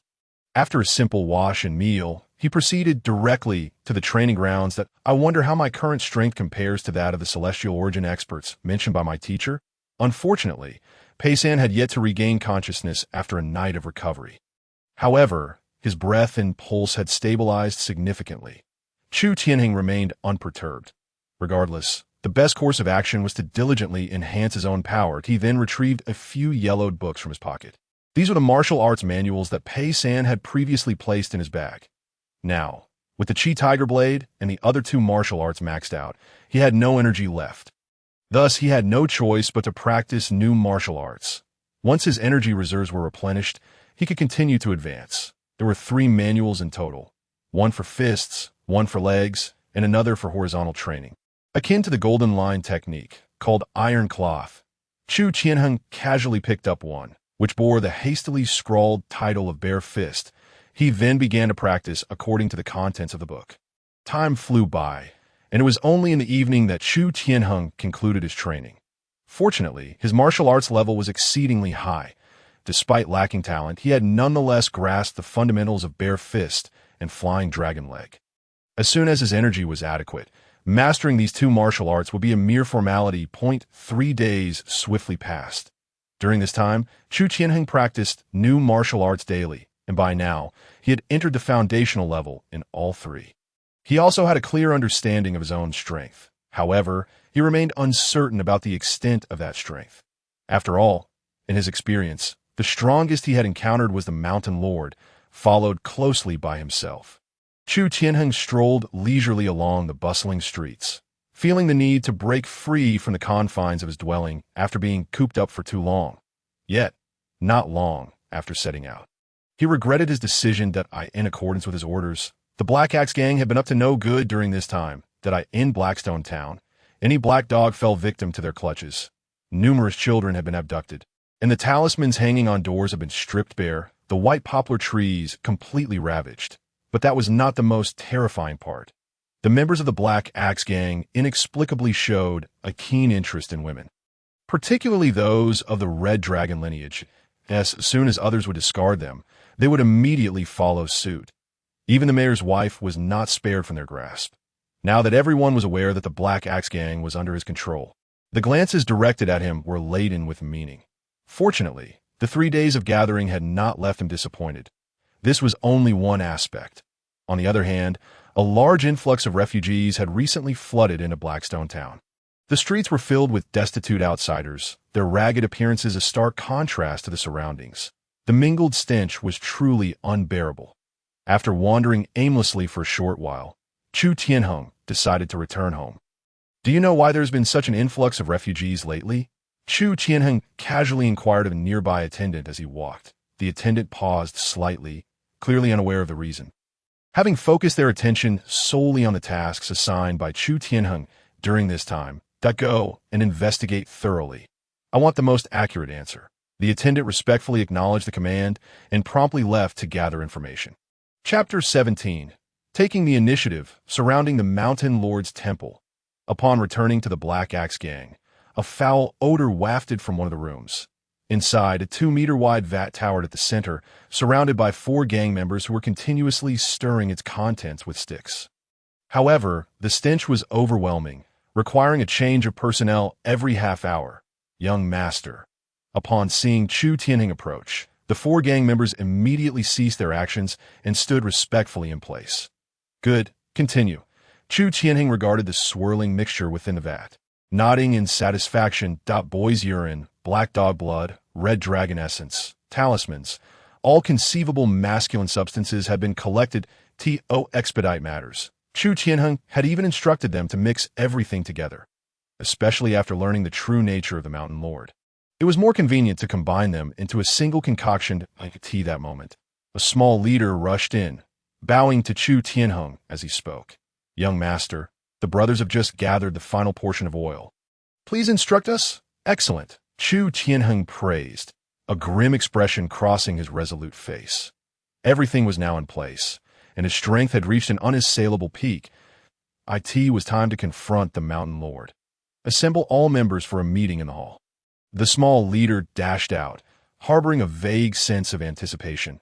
Perhaps a monumental change was about to unfold in Blackstone Town. In no time, the spacious hall was filled to capacity with people. Chu Tianheng sat imposingly in a high seat, calmly surveying the crowd. The members of the Black Axe Gang, who usually boasted and acted arrogantly in town, now dared not move, casting furtive glances at Chu Tianheng while secretly speculating. "This afternoon, I intend to level the Mountain Lord's temple." Without embellishment or declaration, it was as simple as stating that he would have lunch today. "What? The young master has lost his mind.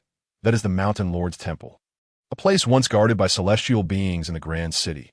The crowd below reacted as though struck by lightning, whispering among themselves, their faces filled with disbelief. Chu Tianheng offered no further explanation. The Mountain Lord had loomed over them for far too long. Even though they understood that this Mountain Lord was the root of all their misfortunes, they still refrained from rebelling, even harboring a sense of reverence.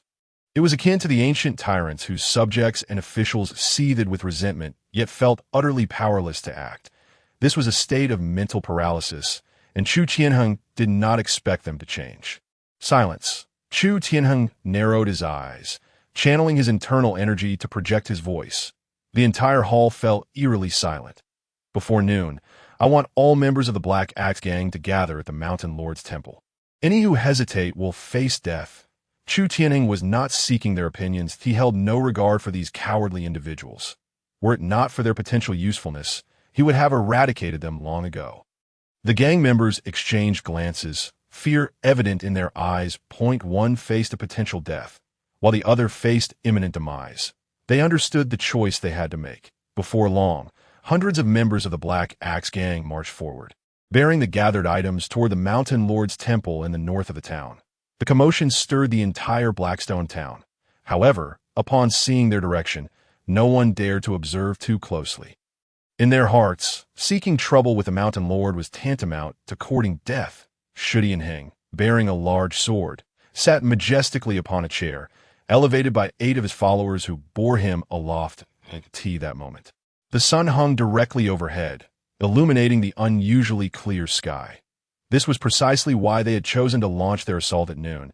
It was not merely a matter of avoiding mishaps at dawn or dusk, but rather that the midday sun posed a considerable threat to many ordinary specters, at the very least, in broad daylight. They would not be subjected to the misfortune of being unable to see in the dark. Suddenly, Chu Tianheng's gaze sharpened as he beheld a throng of figures surging towards them from the end of the dimly lit street. Judging by their numbers, they appeared to be no less than his own. "Xiao Tup, what do you mean by this?" A gray-haired elder at the forefront stepped forward indignantly, directing his ire towards the leader of their group. "Pang Town Head, do you require my consent to conduct the affairs of the Black Axe Gang?" "Do not deceive yourself." The gang leader, Xiao Shan, spoke in a low voice, his eyes flickering towards those behind him. Meanwhile, another individual quietly informed Chu Tianheng, "Young master, this man is the town head of Haishi, surnamed Pang and named Guang. He has had some dealings with our leader." Chu Tianheng raised an eyebrow. It must be said that Pang Guang was a commendable name. However, the connection with Pei San had little relevance to him. Chu Tianheng to dare obstruct his path was evidently a sign of misplaced confidence. "Humph, do you have any idea where this is? Where is Pei Bangzhu? I demand to see Pei San." Pang Guang's face flushed crimson. Earlier that day, he had received reports of movements from the Black Axe Gang. However, he had not anticipated that their objective would be the Mountain Lord Temple. A bold undertaking indeed, should the Mountain Lord exact retribution. He, as the town head, would be the first to suffer. Xiao Shan's expression darkened as he anxiously glanced back, sensing a pair of eyes scrutinizing his back. This old fool is usually quite astute. Why is he so dense today? He thought. Pang Town Head, today our young master is present, and with Pei Bangzhu absent, you must clear the path. You have no business here. Xiao Shan's tone was unyielding, as Pang Guang was clearly making his task more difficult. Given the circumstances, he would not hold back. Impossible. To offend the Mountain Lord is to invite disaster not only upon myself, but upon all of you as well. Pang Guang's agitation escalated, saliva flying from his mouth. The group of guards behind him wore expressions of hostility, seemingly poised to erupt at any moment. "You are overstepping your bounds," sensing the mounting pressure from behind. Xiao Shan could no longer contain himself and delivered a resounding slap across Pang Guang's face. The sharp crack echoed, and Pang Guang was thrown to the ground, unconscious from the blow. What audacity! The guards cried out in outrage, yet none dared to step forward. Their numbers were substantial, yet when compared to the ruthless Black Axe Gang, they were woefully inadequate. The shadow of the Mountain Lord loomed over them, leaving them in a quandary. Just then, a piercing sound sliced through the air from behind. A whistling dagger, imbued with terrifying force, plunged into the ground before the guards, sending debris flying. "Begone, or face death," the cold, unfeeling voice of Chu Tianheng resonated. One of the men carrying the chair stood in stunned silence, unsure how Chu Tianheng had drawn his dagger with such alarming speed. "Did you hear that? Move now!" Xiao Shan seized the opportunity to bellow, and the previously timid guards hastily parted to clear a path. Without hesitation, Xiao Shan led his men toward the Mountain Lord Temple, fear gnawing at them, yet emboldened by the formidable presence behind them. Moreover, he was eager to witness whether the so-called Mountain Lord would indeed spill blood. Chapter 18. The wrathful Mountain Lord, the bloodthirsty red tiger with the obstruction removed, a contingent of several hundred advanced swiftly. Soon, a grove of mulberry trees came into view. The crowd instinctively recoiled, for even under the blazing midday sun, a chilling aura enveloped them. Chu Tianheng rose from his seat, his eyes fixed on the Mountain Lord Temple in the distance. No traces of his previous destruction remained. The grand doors stood wide open, and offerings were still laid out, as though it were an ordinary temple. "Young master, we have arrived," Xiao Shan reported, having hurried to Chu Tianheng's side. Chu Tianheng leaped down from his chair, standing with hands clasped behind his back. Proceed as planned. Control everyone.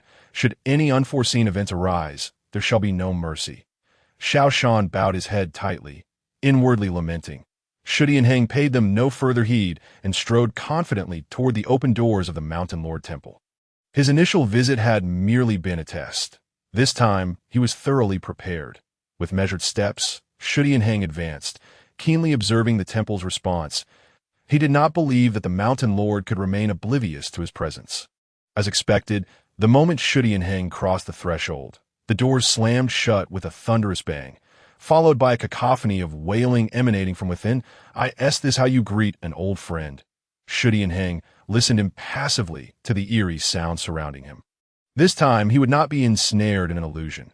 His enhanced strength had significantly bolstered his resistance to such tricks. Suddenly, a piercing shriek echoed from all directions, and a torrent of black liquid surged forth.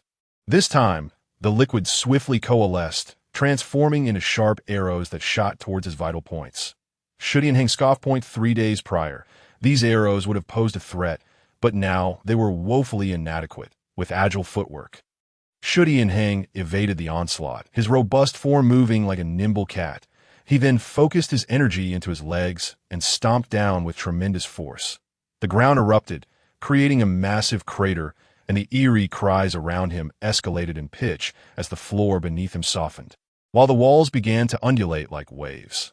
Here it comes. Chu Tianheng squinted, coldly regarding the encroaching walls and ceiling, as if they sought to imprison him once more. Begone.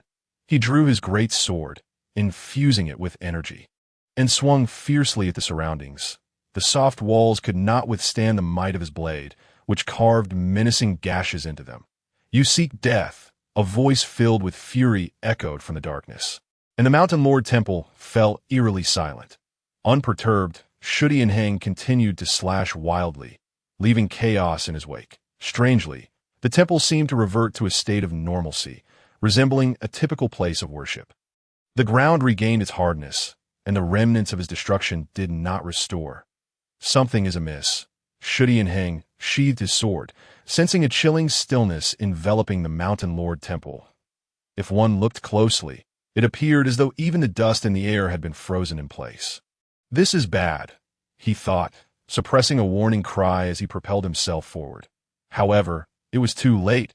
A sharp pain pierced his back, as if something had penetrated his flesh. He reached behind him, his hand coming away stained with blood, mixed with a viscous black substance. Raising his gaze, he beheld a woman in a white dress with long hair standing there, her head bowed, obscuring her face with dark strands. Chu Tianheng looked to where her hand rested. What appeared to be a hand was, in fact, a skeletal remnant, still adorned with decaying flesh that oozed a foul, putrid liquid. Chu Tianheng's expression darkened, a surge of ferocity emanating from him.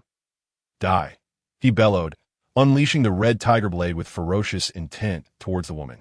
Bang! A table exploded upon impact, yet the woman vanished into thin air, his strike having missed entirely.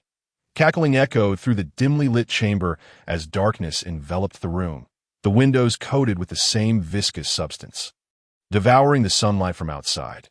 The sharp sound seemed to mock him. Suddenly, a searing pain shot through his feet. The vanished woman emerged from the ground, her hand piercing through his foot. I could see that moment. Chu Tianheng finally discerned her face, a pale, sweet visage, yet her eyes were a ghastly white, and a gash extended from the corner of her mouth to her ear, as though someone had torn it apart. Stumbling backward, the ensuing rage drowned out the pain, and he struck downwards with his blade. Once again, it merely struck the ground, as the woman vanished from sight once more. Curse be! Chu Tianheng bent his body, acutely aware of the chilling sensations emanating from his feet and waist, yet his physique staunchly shielded him from the onslaught. Suddenly, a formidable force seized him by the nape, leaving him no time to react as he was violently hurled away. Shattering a multitude of objects upon impact, crouching on the ground, Chu Tianheng felt a surge of frustration, his strength rendered ineffective. The female specter was intrinsically linked to the Mountain Lord Temple, silent and elusive, capable of traversing the space at will. Whoosh! A chilling gust of wind swept down from above, leaving a long, bloody gash across Chu Tianheng's visage. Unperturbed, he plunged his long knife into the ground, his tiger-like eyes aflame with fury. Witnessing Chu Tianheng's frantic and enraged expression, the lurking female ghost grew increasingly exhilarated, inflicting wound after wound upon him. In no time, his upper garments lay in tatters, grotesque lacerations marring his flesh, and eerie laughter echoed in his ears, relentlessly tormenting his psyche. Gritting his teeth, Chu Tianheng gasped for breath like a raging bull. Then, the ghost in the white dress gradually materialized behind him, bearing her bloodied maw as she lunged at him. At last, I have awaited you. Suddenly, a frail yet frenzied Chu Tianheng spun around. In his eyes gleamed a frigid and savage glint. The specter paused, letting out a shriek as she prepared to meld into the Mountain Lord Temple. But this time it was too late. Chu Tianheng seized her arm, his crimson gaze brimming with murderous intent. "Give me that! Perish!" he roared, his voice resonating like that of a ferocious beast as his muscles swelled with power. His form rapidly ascended, a searing aura swirling around him. "Now, it is my turn." A sinister grin split his face, revealing his razor-sharp fangs. Boom! Chu Tianheng's fist struck the specter's head, and with a forceful blow, her skull exploded. Viscous and foul matter splattering in every direction. Yet even without her head, the ghost continued to struggle, her hands clawing at him with fervor. Unleashing his full potential, Chu Tianheng channeled the inner strength of the Crimson Tiger Blade, contorting the specter further, her wails of despair echoing throughout the Mountain Lord Temple. Chapter 19. The incendiary destruction of the Mountain Lord Temple. The true Mountain Lord outside the Mountain Lord Temple. A group of disciples from the Black Axe Gang stood resolutely, brandishing long knives and bearing hefty water jugs at their waists, encircling the temple. Their expressions were tense as they fixated on the temple. The echoes of thunderous sounds and eerie cries emanating from within unsettling their composure, causing their hands to tremble around their weapons. What could be happening inside? Is the young master safe? Xiaoshan stood at the temple's entrance, hesitantly glancing around, worry etched on his face. Bang! Suddenly, the grand door before him exploded, and a blood-soaked, grotesquely contorted woman burst forth. The Xiaoshan's hair stood on end. This woman has no head. How could she still run? Yet, after just a few steps, a robust arm emerged from within, ensnaring her waist like an iron clasp. The woman screamed in terror, only to be dragged back into the darkness. "Let her go," recognizing the familiar voice. Xiaoshan finally reacted, casting a glance at the pitch-black interior of the doorway, and bellowed with all his might. "Release her! Burn these beasts to ashes!" With that, Xiaoshan hurled the water jug at the wall. Upon impact, the jug shattered, releasing a chaotic mixture of noxious liquid that splattered across the Mountain Lord Temple. The other gang members quickly followed suit, dousing the temple in a foul-smelling liquid, nearly synchronously. Immediately, the entire Mountain Lord Temple began to tremble violently, plumes of white smoke billowing upwards as numerous large holes were corroded into its structure. Chu Tianheng's meticulously prepared restorative concoction proved its worth. But that was not the end. A dozen gang members rushed in, pushing 2 carts laden with massive barrels. One contained black dog blood and red dragon remnants, while the other was filled to the brim with incendiary oil. They proceeded to unleash torrents of fire oil mixed with volatile substances upon the Mountain Lord Temple. Xiaoshan brandished a torch, his expression conflicted as he peered inside. "Do not worry about me. Set the fire."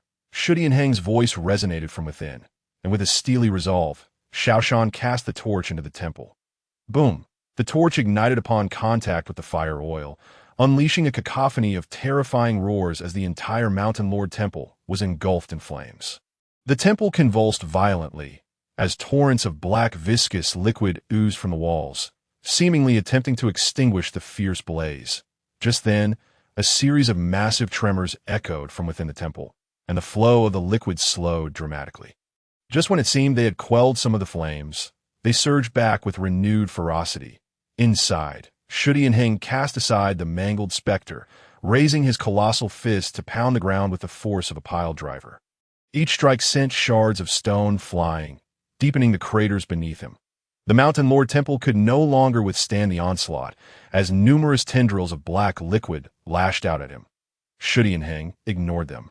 Continuing his relentless assault, in his current state, those tendrils could not breach his defenses.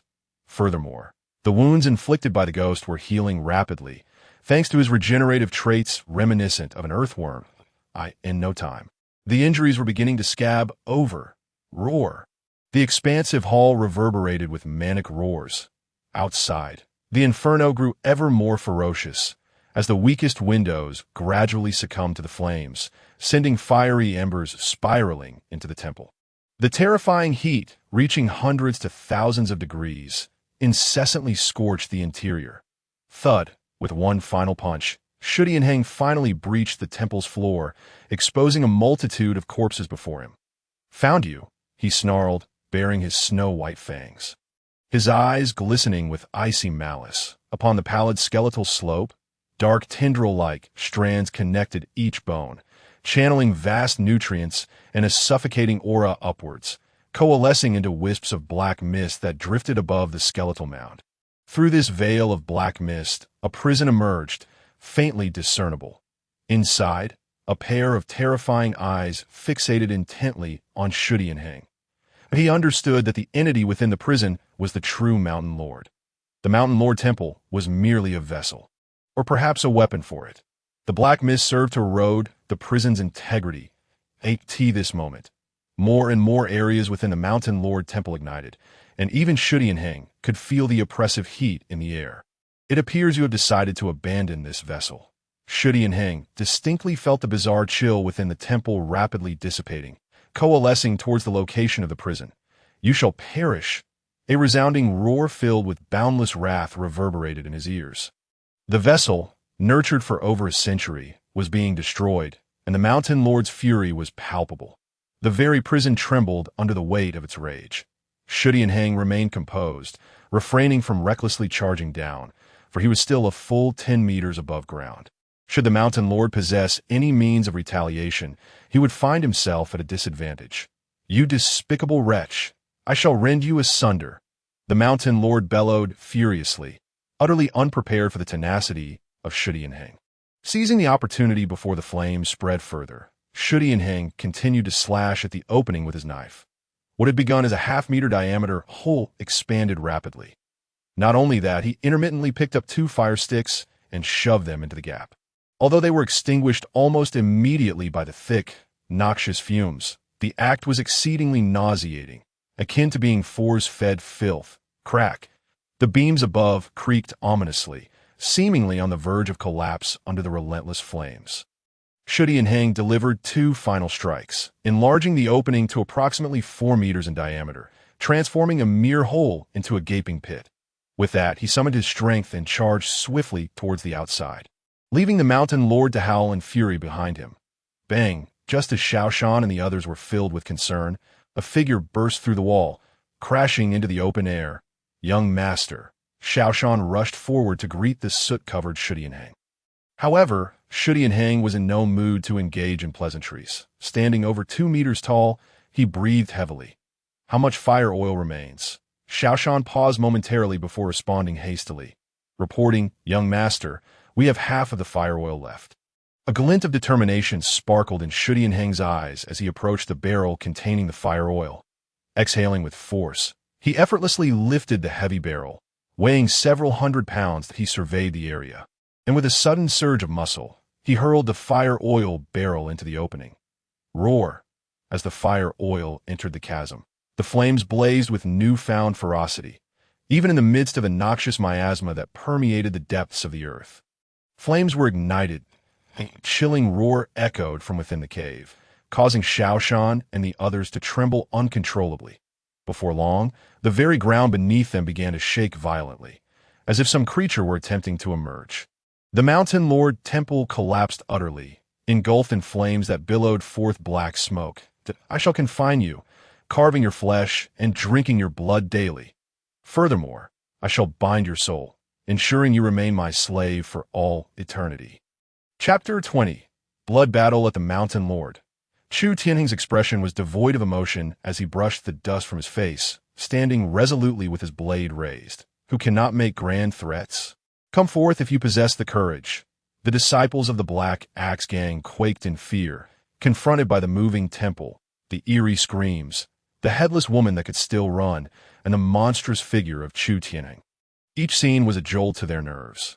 Had it not been for Chu Tianheng standing firm, they would have vanished without a trace. Boom! The commotion from below intensified. Flames began to spread through the mulberry grove. Waves of fire surged forth, forcing them to retreat instinctively. Bang! A tremendous sound erupted as the collapsed Mountain Lord Temple was violently thrust aside by an unseen force. Subsequently, a hazy black mist enveloped the temple. The towering inferno seemed to be severed at its source, rapidly diminishing. Clang! A crimson eye pierced through the black mist, glimmering with a bloodthirsty light. Chu Tianheng's gaze sharpened, and at a glance, a massive shadow lay coiled within the mist. That form was unmistakably that of a ferocious tiger. Roar! After a century of cultivation wasted, I shall devour you! The Mountain Lord fixated intently on Chu Tianheng, knowing he was mere days away from breaking the seal. Yet, this fool had forced him to expend his essence, hastily breaking the seal, even leaving the second shadow mark unstable. It became clear that this so-called Mountain Lord was merely the ghost of a tiger. Chu Tianheng lifted his blade, silent and resolute, as his inner strength quietly surged. Die!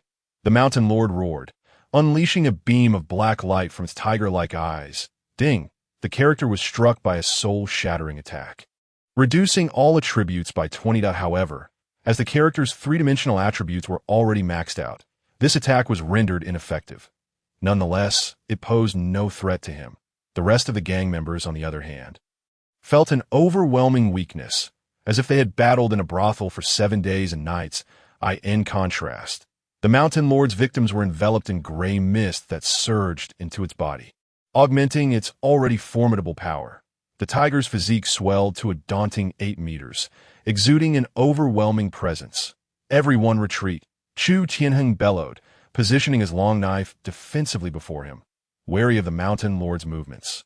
In the face of such a powerful specter, these ordinary individuals could not provide assistance. They would only hinder him. Boom!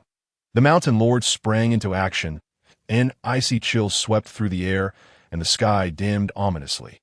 A swirling black mist descended upon them, rendering the sun's rays powerless. The Mountain Lord moved with extraordinary speed, a fleeting shadow darting past. In the distance, a terrifying roar echoed in his ears. Such speed! Without a second thought, Chu Tianheng spun his long knife, wildly slashing around him. Whoosh! The air whistled as he swung, but the shadow vanished before him, and the black mist enveloped him, casting a night-like darkness overhead. Chu Tianheng snorted coldly, sheathing his blade, preparing to survey his surroundings. Suddenly, a chill crept down his spine. He turned sharply, only to find the Mountain Lord's massive form emerging from the mist, charging directly at him. Its bared fangs gaped almost to a full 180 degrees, devoid of any regal authority of the king of beasts, only a boundless savagery and bloodlust. Seeking death, he summoned all his inner strength, blood and energy surging as the properties of his indestructible body manifested fully. With a furious swing, he unleashed the lethal move of the red tiger blade. Roar! The unleashed technique emitted a resonant roar. Bang! The clash of claw and blade sent sparks flying, the ground beneath Chu Tianheng cracking under the impact, propelling him backward several meters before he came to a halt. The long knife in his hand trembled violently, a small gash appearing on the blade. The Mountain Lord also suffered. A portion of its claw was severed, its paw shattered by the tremendous force. Its gaze turned frigid, having ascended to the level of a monstrous entity. Its primary attributes being the ability to condense shadow marks and fuse with its physical form. The term physical form need not refer solely to living beings. Many effects of the shadow marks required a physical vessel to be unleashed. However, the Mountain Lord's painstakingly fused temple had been destroyed, significantly diminishing its power. Otherwise, how could a mere mortal, even one with 2 shadow marks, possibly pose a challenge? The more it thought, the angrier it became. its gaze toward Chu Tianheng filled with murderous intent. Roar! The mountain lord bellowed, and dozens of dark threads extended from its body, the peculiar markings on its head becoming visible. The tendrils writhed, moving with incredible speed, ensnaring the nearby gang members. Countless tiny hairs pierced their bodies, relentlessly siphoning their blood in terror. The mountain lord's aura swelled rapidly, replenishing its spectral form. Get back! Chu Tianheng's veins bulged on his forehead. Unable to tolerate the sight of his subordinates becoming the enemy's source of sustenance, Xiao Shan's eyes glazed over, cold sweat pouring down his face. He had narrowly escaped the fate of the unfortunate soul beside him. Retreat! Quickly retreat! He shouted at the members behind him, fleeing without a backward glance. The only ones left were those ensnared, their cries echoing in despair. The replenished mountain lord surged forward, its massive form descending upon him like a mountain. Chu Tianheng tightened his grip on the knife. Without hesitation, he swung it to confront the oncoming beast. With an impressive attribute of 7 points, his endurance rivaled that of an ox. He feared no depletion. A chaotic battle ensued between man and tiger, sparks flying as the ground beneath them was ravaged. Suddenly, the mountain lord vanished, only to reappear behind Chu Tianheng, its claw striking at his back. Chu Tianheng stumbled, the resilient skin on his back torn, revealing crimson muscle beneath. Gritting his teeth, he summoned his inner strength, forcing the wound to close. With a resounding thud, he propelled himself like a rocket toward the trapped individuals. You dare! The mountain lord's eyes widened in fury. Without its physical form, its spectral essence would only weaken, that if it lost its source of sustenance, it would soon find itself at a disadvantage. Chu Tianheng paid no heed. Swinging his blade like a net, cleaving one individual in two, then, like a nimble cat, he darted through the crowd, dispatching a dozen foes in mere moments. Roar! The mountain lord howled, its massive form vanishing, transforming into 2 whirling streams of black gas. Hurtling toward him. Kill! Kill! Kill! Chu Tianheng cleaved 2 more individuals, unyielding as he charged into the black gas. Puff! The dark mist disregarded his strikes, instantly engulfing him. Chu Tianheng felt a chilling energy surge into his chest, swiftly spreading outward. The mountain lord was a specter.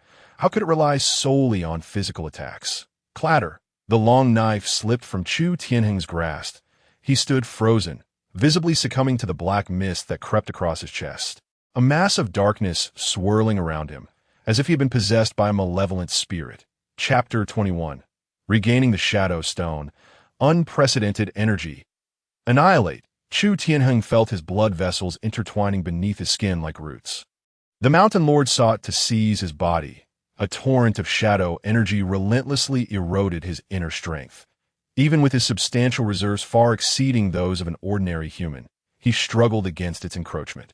He desperately summoned his internal power, resisting with all his might, but while his physique was indeed formidable, his mental fortitude paled in comparison to that of the mountain lord. Cackling, even without full strength. I'm not an ant you can contend with.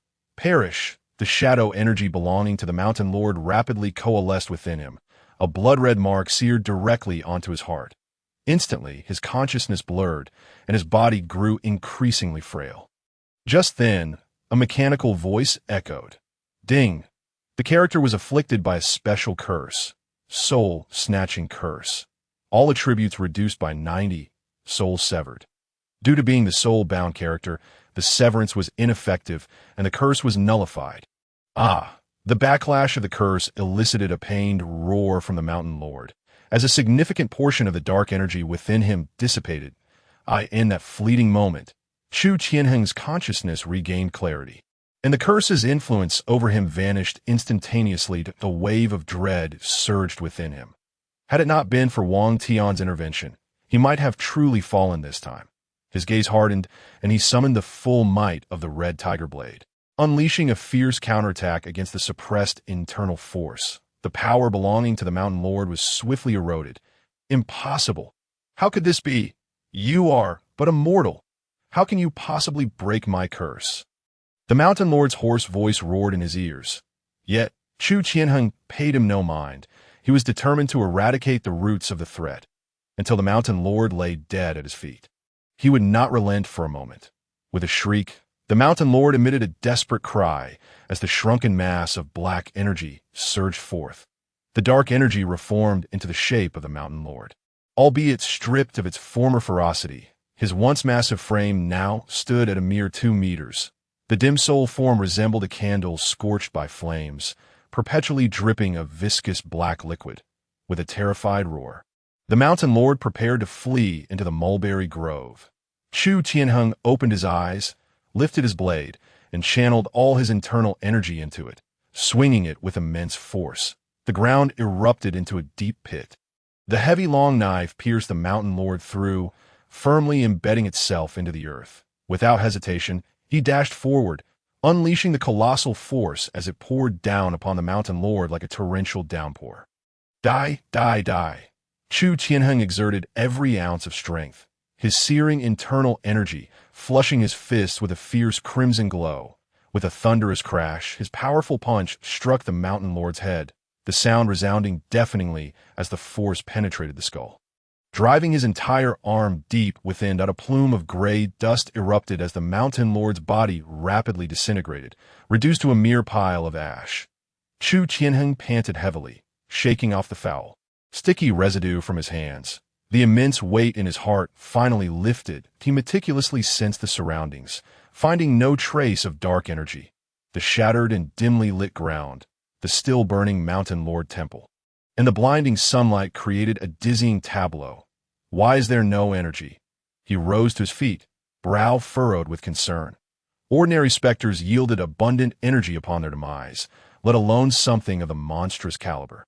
Suddenly, a flicker of bluish-black light caught his eye among the dust. Clearing the debris, he discovered a fist-sized dark blue stone lying beneath. It is an Een stone. Chu Tianheng quickly picked it up, a chilling aura coursing through his hand. Ding!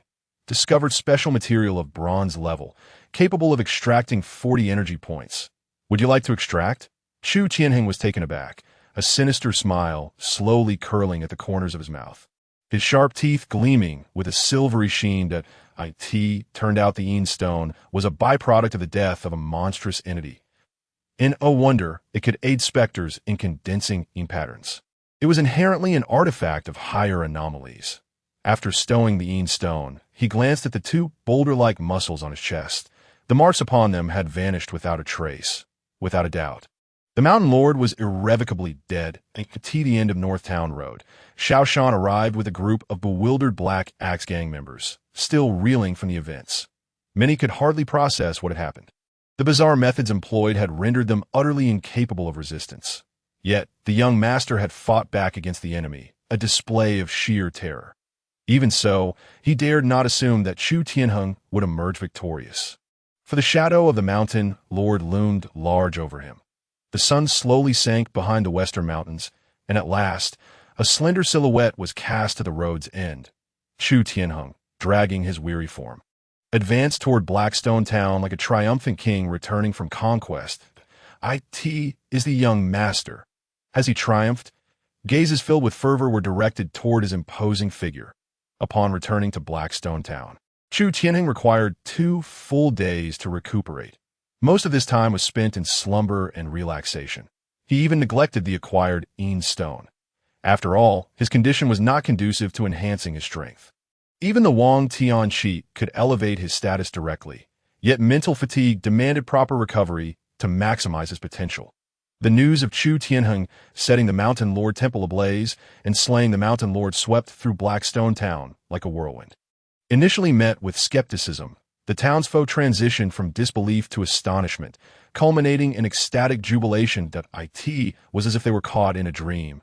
The Mountain Lord, who had cast a long shadow over them, was no more.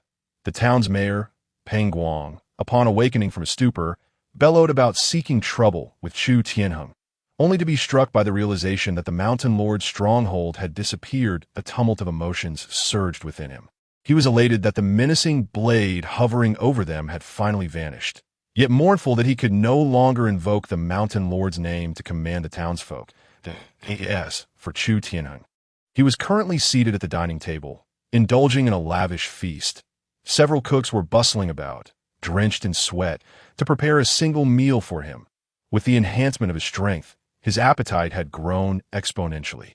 It appeared he needed to acquire a trait capable of storing energy. The abundance of energy at present opened up his mind, with countless ideas awaiting exploration. That moment, a subordinate hurried in, bowing respectfully as he spoke, reporting to the young master, "We have uncovered the origins of the refugees." Chu Tianheng bit into a generous piece of pig's trotter, chewing heartily as he gestured for the subordinate to continue. Stealing a glance at Chu Tianheng, the man swallowed nervously, hastily continuing, "Young master, the recent influx of refugees to Blackstone Town originates from several towns in the northern Yi Mountains. It is said that a terrifying natural disaster has struck the entire northern Yi region, beset by both drought and hail, leaving even the major cities in dire straits." As he spoke, a flicker of trepidation crossed the subordinate's eyes.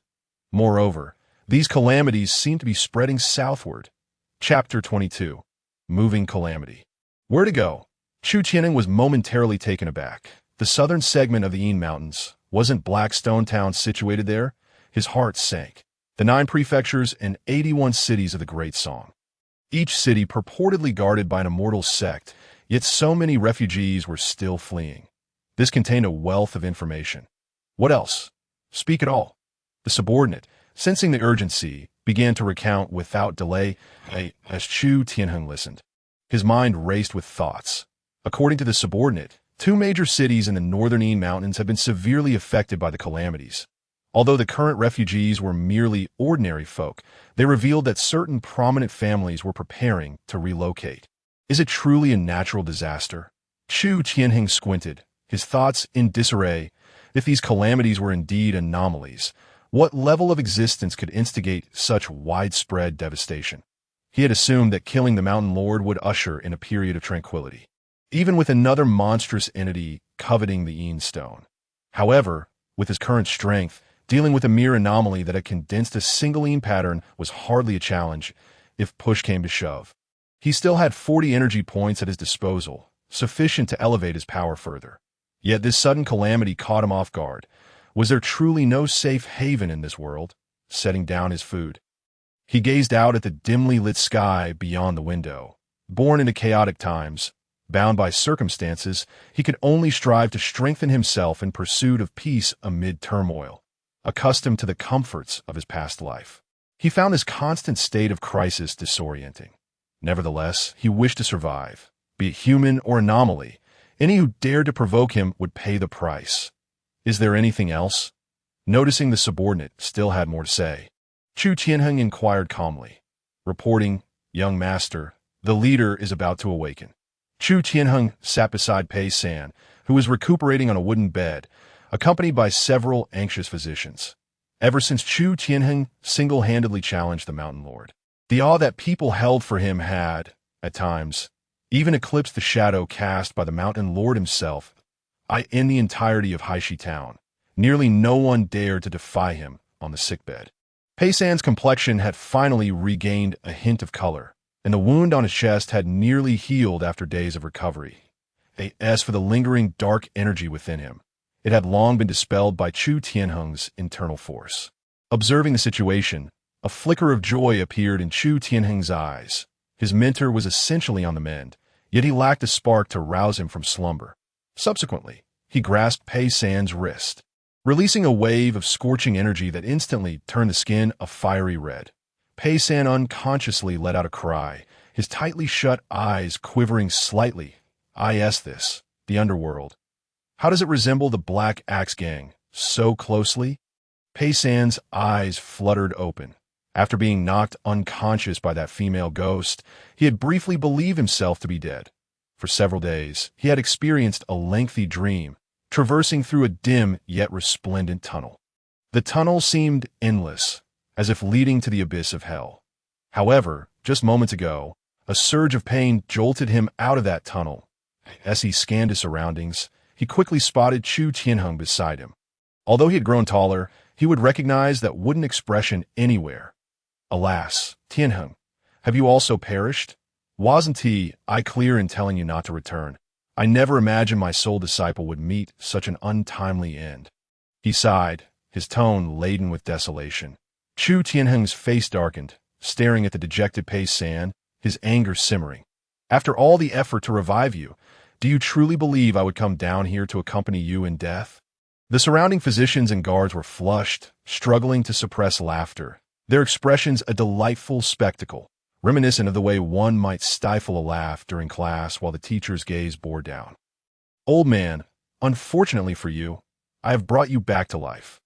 Pei San's expression stiffened, his eyes widening as he took in the fragrant room, the leader of the Black Axe Gang, and several physicians.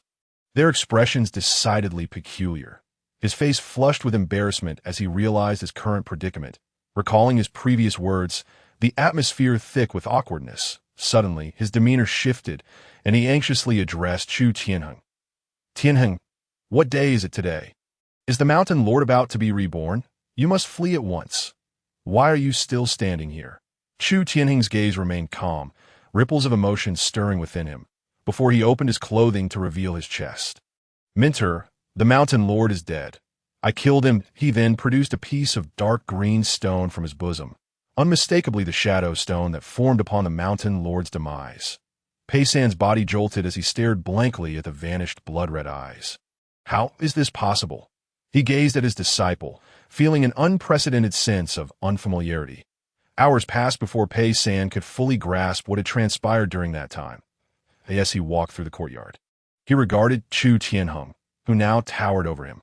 Who could have imagined that just a month prior, Chu Tianheng was merely a boy yet to reach maturity? I am at a loss regarding your current level of cultivation.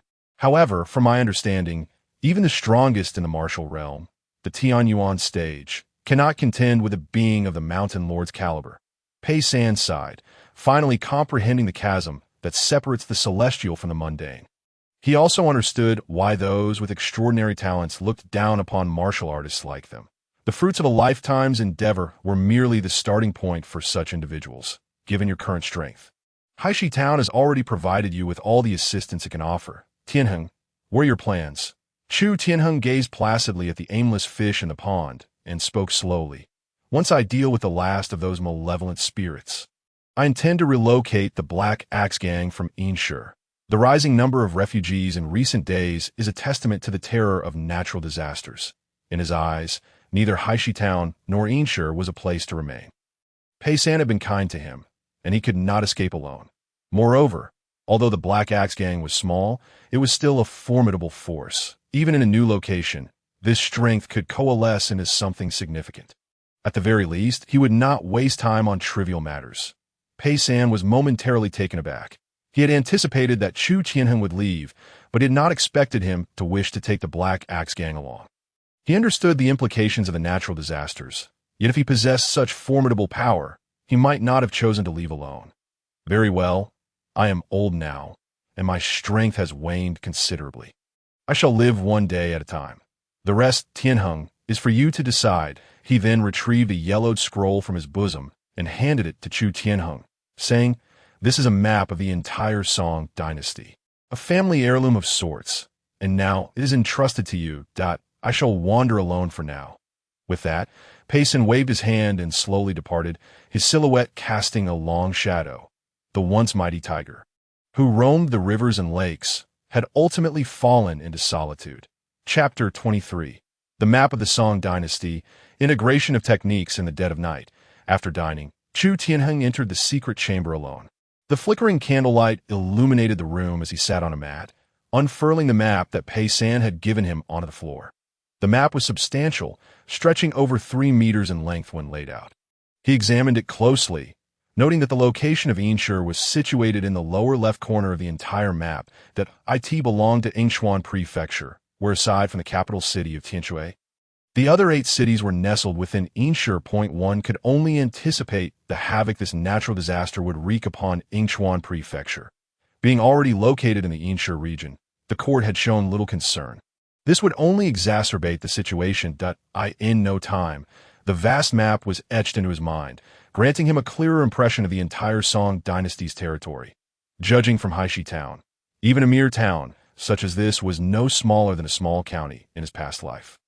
Thus, the entirety of the Song dynasty's landmass likely surpassed that of Asia in his previous existence.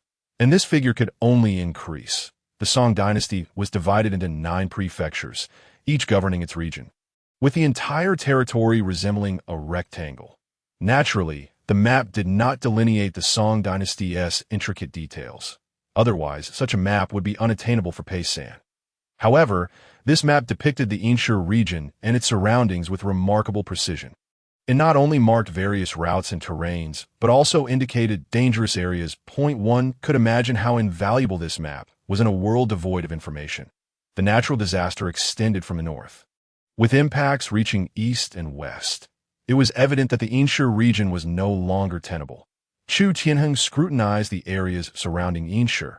The north was impassable, and the western terrain was even more intricate, bordering the Song dynasty's frontier, making it an unfeasible option. Thus, the only viable directions were south and east. After careful contemplation, his gaze gradually settled on a neighboring prefecture to the east, Puyang Prefecture. The city of Wuxiang in Puyang Prefecture was conveniently situated near Inshur. Among the 9 prefectures, Puyang Prefecture could be considered one of the top 5 prosperous regions. Through various books and record from the Black Axe Gang, he had gleaned some understanding of these prefectures. The situation in Puyang Prefecture was infinitely better than that of Yingchuan, as recorded in a single phrase. The sun rises in Puyang, and no one goes hungry. With the direction determined, he carefully folded the map and then retrieved the shadow stone he carried with him. The shadow stone produced by the Mountain Lord was of bronze grade, while the piece belonging to Pei-san was merely a whiteboard grade. He was uncertain of the differences between the two, but the energy contained within them was vastly different. Ding! Detected bronze grade special material. Can extract 40 points of energy. Would you like to extract? Yes. Instantly, the energy from the shadow stone surged into his body. After a short while, all the energy had been extracted, and the black surface of the stone had diminished by more than half, transforming into a deep green hue.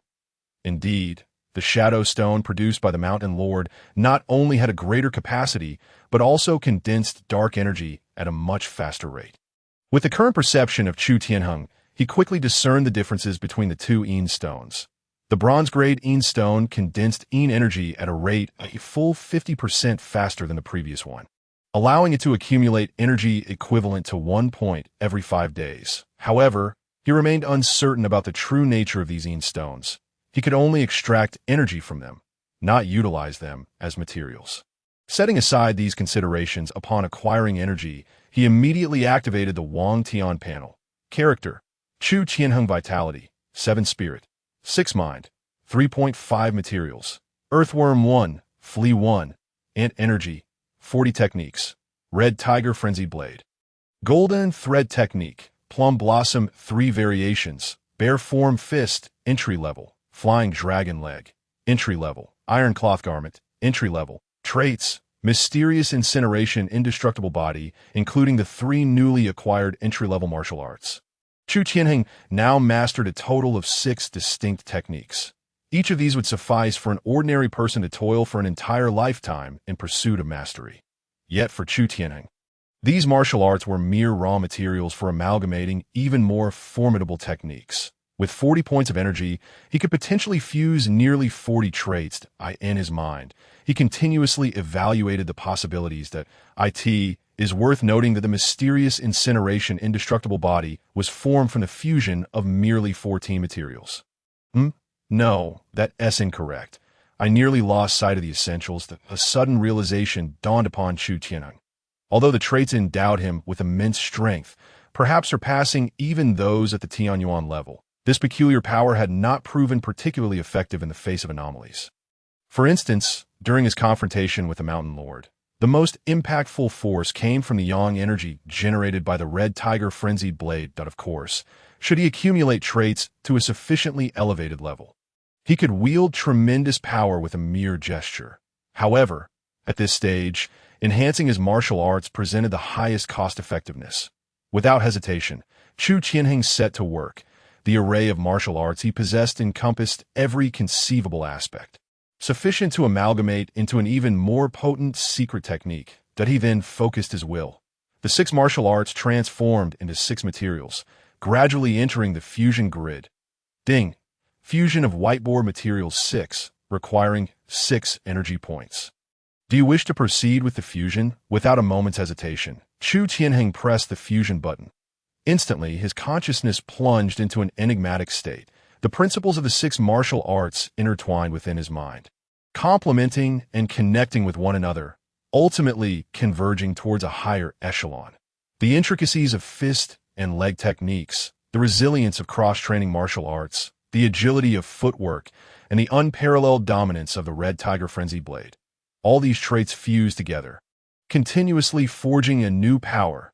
Swish! Finally, the white light within the fusion interface gradually faded, revealing a hue of turquoise radiance. Ding! Fusion successful. Discovered bronze-grade martial art. Golden Body Blazing Sun Blade. Forging a golden body.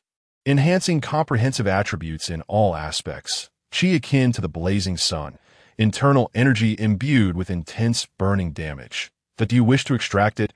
A glimmer of excitement flashed in Chu Tianheng's eyes. The golden body blazing sun blade transformed into a streak of azure light and penetrated his body.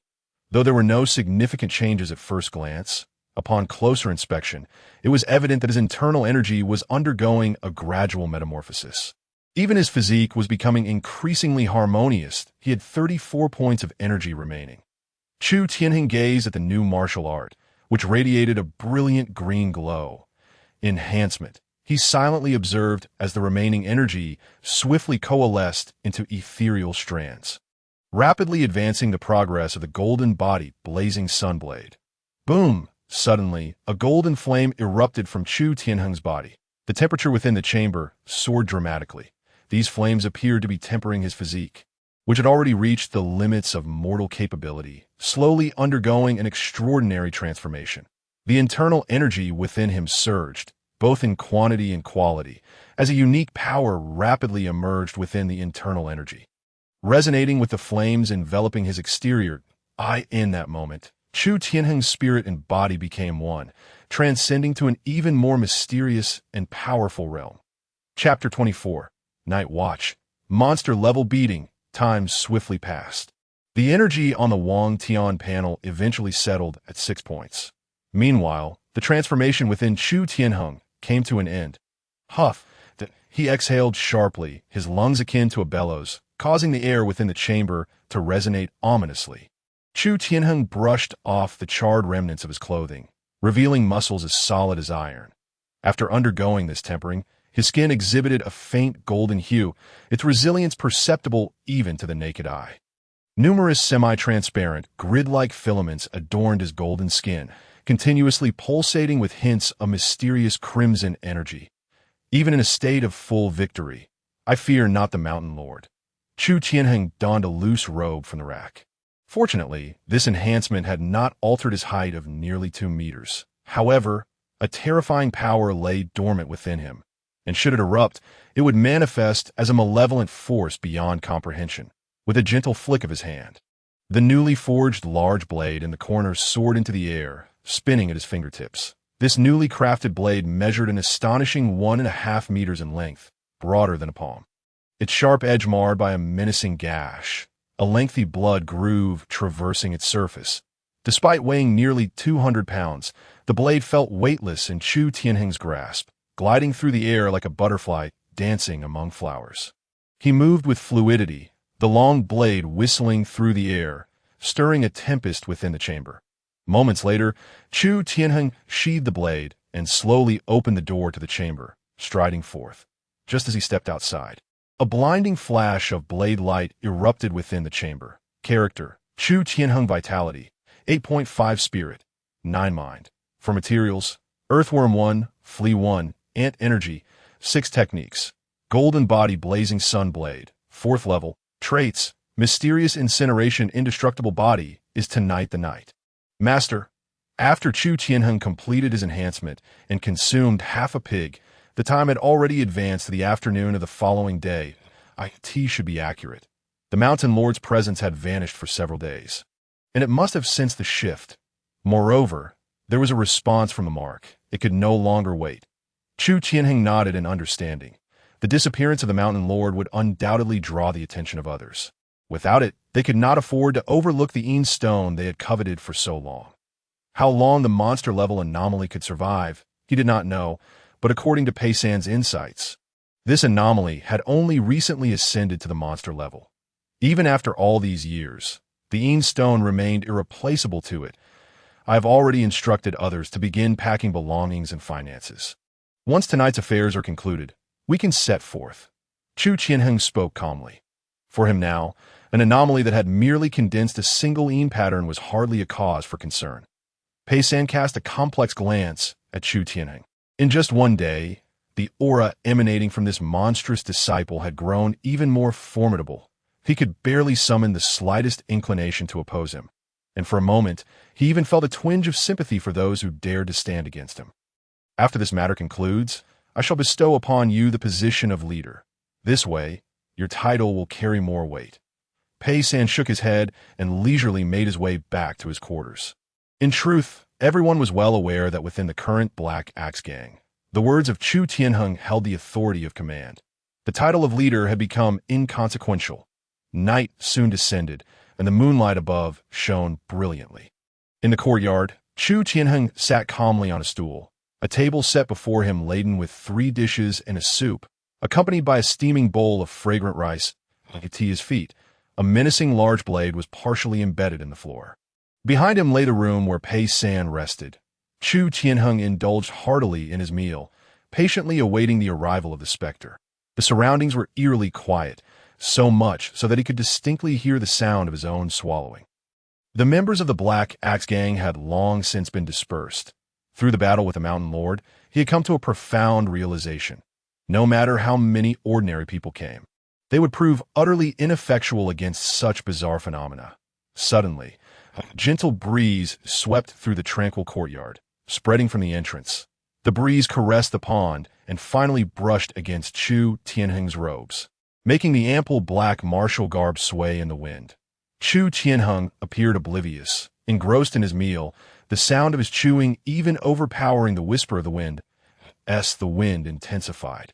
A clear rush of air swirled around his ears. Just as he set down his bowl, a sudden weight pressed down upon his shoulder, an unsettling sensation enveloping the back of his head. Then, a chilling draft seeped through his clothing, slowly spreading upwards from his back. Has it finally arrived? His eyes narrowed slightly as he gently wiped his mouth with a handkerchief. The slow grin curled at the corners of his lips, revealing sharp, white fangs. At last, it has come. I've been waiting for you for quite some time. Boom! Suddenly, a searing heat enveloped Chu Tianheng, and a thick cloud of white smoke erupted into the air. A piercing scream echoed in his ears that a dark, shadowy figure soared upwards from him. Trying to flee. Stay here. Chu Tianheng let out a sinister laugh, moving with the swiftness of thunder, turning to seize the figure's arm. Ignoring the bone-chilling cold, he unleashed his inner strength directly into it. Hiss! The figure's screams intensified, thrashing wildly, yet Chu Tianheng's grip was as unyielding as iron, and no matter how it struggled, it remained firmly in place. Die! Chu Tianheng's temple throbbed violently, power surging forth as he slammed the figure into the ground. Thud! Fragments of stone flew, the deafening sound reverberating throughout the courtyard. He then raised his iron fist, pummeling down with the ferocity of a pile driver. The violent force caused the ground to tremble as if an earthquake had struck. Finally, Chu Tianheng withdrew his hand, breathing slightly heavier, and peered into the pit. A humanoid creature lay sprawled in a grotesque fashion, its upper body and legs completely severed, the waist now a shapeless mass, a puddle of putrid flesh embedded in the rubble. What an abominable sight! Chu Tianheng's eyes glimmered with a crimson light, quite fearsome. The creature possessed a feline visage and elongated, sharp claws, appearing exceedingly terrifying, yet it had not even had the chance to wield its own power before being reduced to this state by him. Nevertheless, even in such a condition, the cat-faced monster still clung to life, its terrifying vertical pupils fixed intently on him. Without uttering a word, Chu Tianheng stood, raised his robust thigh, and stomped down with the ferocity of a mad elephant. After a flurry of kicks, the cat-faced monster was entirely turned into a mushy paste. not dead yet. Just as Chu Tianheng halted, he noticed a dim shadow emerging from the cat-faced creature. The moment the shadow appeared, it fled frantically from the courtyard, as if a great beast were in pursuit. It turned out this was merely its shell, yet it paled in comparison to the mountain lord. Chu Tianheng's gaze turned cold as he vanished with a bang from his position. Die. Chapter 25. Preparing to depart eastward, Chu Tianheng's form shot forth like a cannonball. The powerful wind pressure sent his black hair flying wildly. The shadow, upon seeing him approach, let out a ghastly cry and abruptly increased its speed. Still trying to escape? Leave a trace for me. An icy gleam flickered in Chu Tianheng's eyes as his inner strength surged into his feet, propelling him faster than the shadow. As he moved, gusts of wind whipped around him, causing the surrounding vegetation to sway violently. Realizing it was futile to flee, the shadow abruptly skidded to a halt, transforming into a specter with a human face and feline body. Its eyes gradually widened, glimmering with a hint of strange power. Ding! The entity was struck by a special mark attack, temporarily lowering all attributes by 40, vitality diminished by 50 due to the character's three-dimensional attributes being locked. The attack was rendered ineffective. Chu Tianheng momentarily froze, but quickly regained his composure. With a palm the size of a fan, he grasped the human-faced cat and then unleashed a torrent of scorching inner energy against the beast. Boom! A crimson flame erupted from his hand, a manifestation of the energy he had concentrated within. The energy attribute soared to a staggering 9 points, akin to the combined inner strength of 200 individuals. Though the inner strength possessed by a mere mortal was scant, once accumulated to a certain extent, it resulted in a qualitative leap. The human-faced cat let out a harrowing wail, but already outmatched by Chu Tianheng. It was now as defenseless as a fish on a chopping board after losing its corporeal form. The creature's cries weakened, and a significant amount of dark energy dissipated into dust. Before long, Chu Tianheng was left holding only a handful of white ash, with a stone the size of a goose egg resting at the bottom of the dust. Ding! Discovered a whiteboard-level special material, capable of extracting 9 points of energy. Would you like to extract? Extract. A familiar wave of energy surged within him, raising the energy value in the warranted board to 15 points. That was close. It seems every monster-level anomaly should not be underestimated. Had it not been for his attributes being locked, he could have easily found himself in dire straits. If every monster-level anomaly possessed such special powers, then no matter how advanced one's martial arts skills became, they would amount to naught. A weighty sense of foreboding settled in his heart. These monster-level anomalies seem to have an innate advantage over martial artists. Even at the Tianyuan level, being subjected to such a degree of weakening would likely leave one's strength reduced to a mere fraction, leading to a bitter demise. That it appeared that only the path of immortality held the means to resist these anomalous forces. A flicker of yearning for the immortal path arose within Chu Tianheng.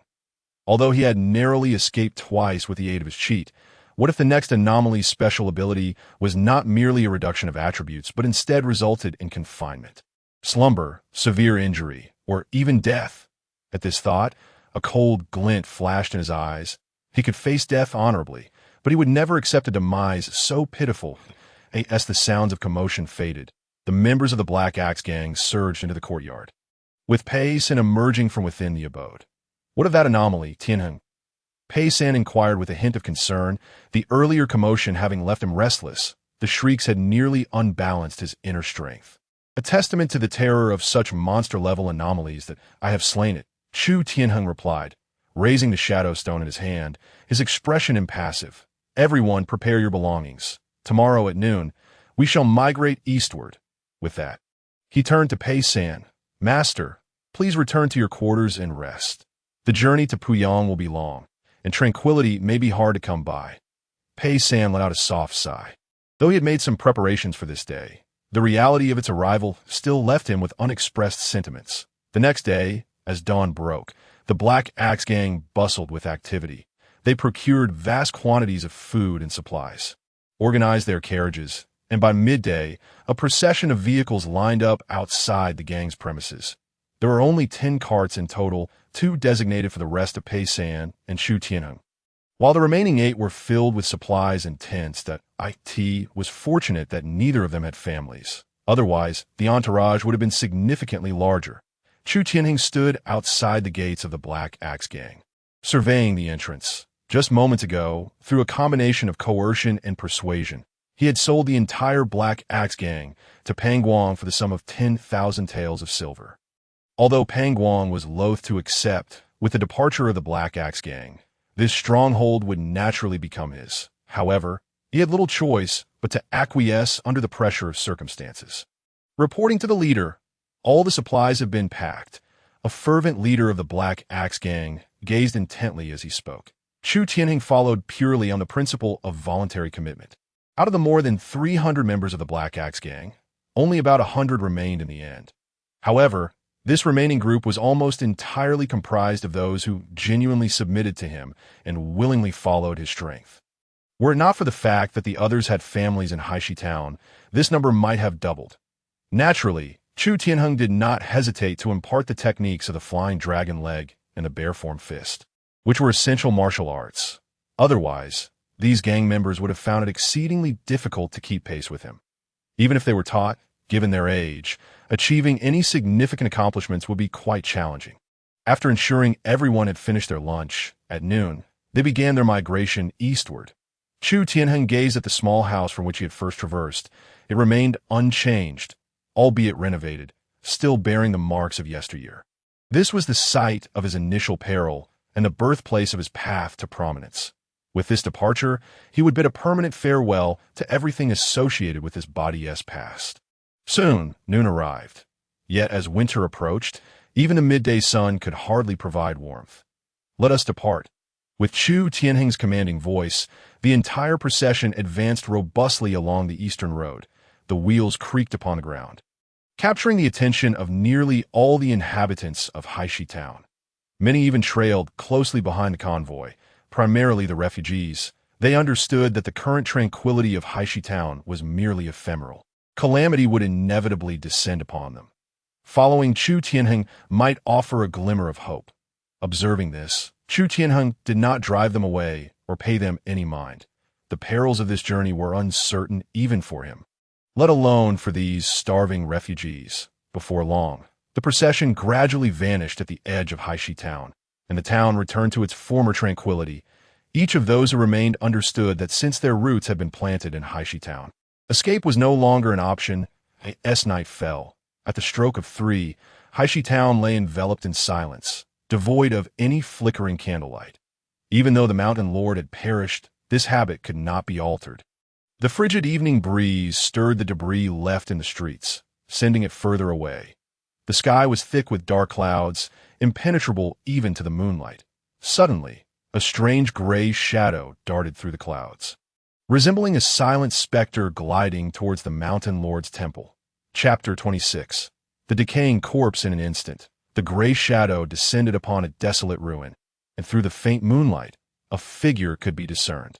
He paused for a few moments, then unleashed a horrific pressure that caused the ground within a 90-meter radius to suddenly sink by a finger's depth.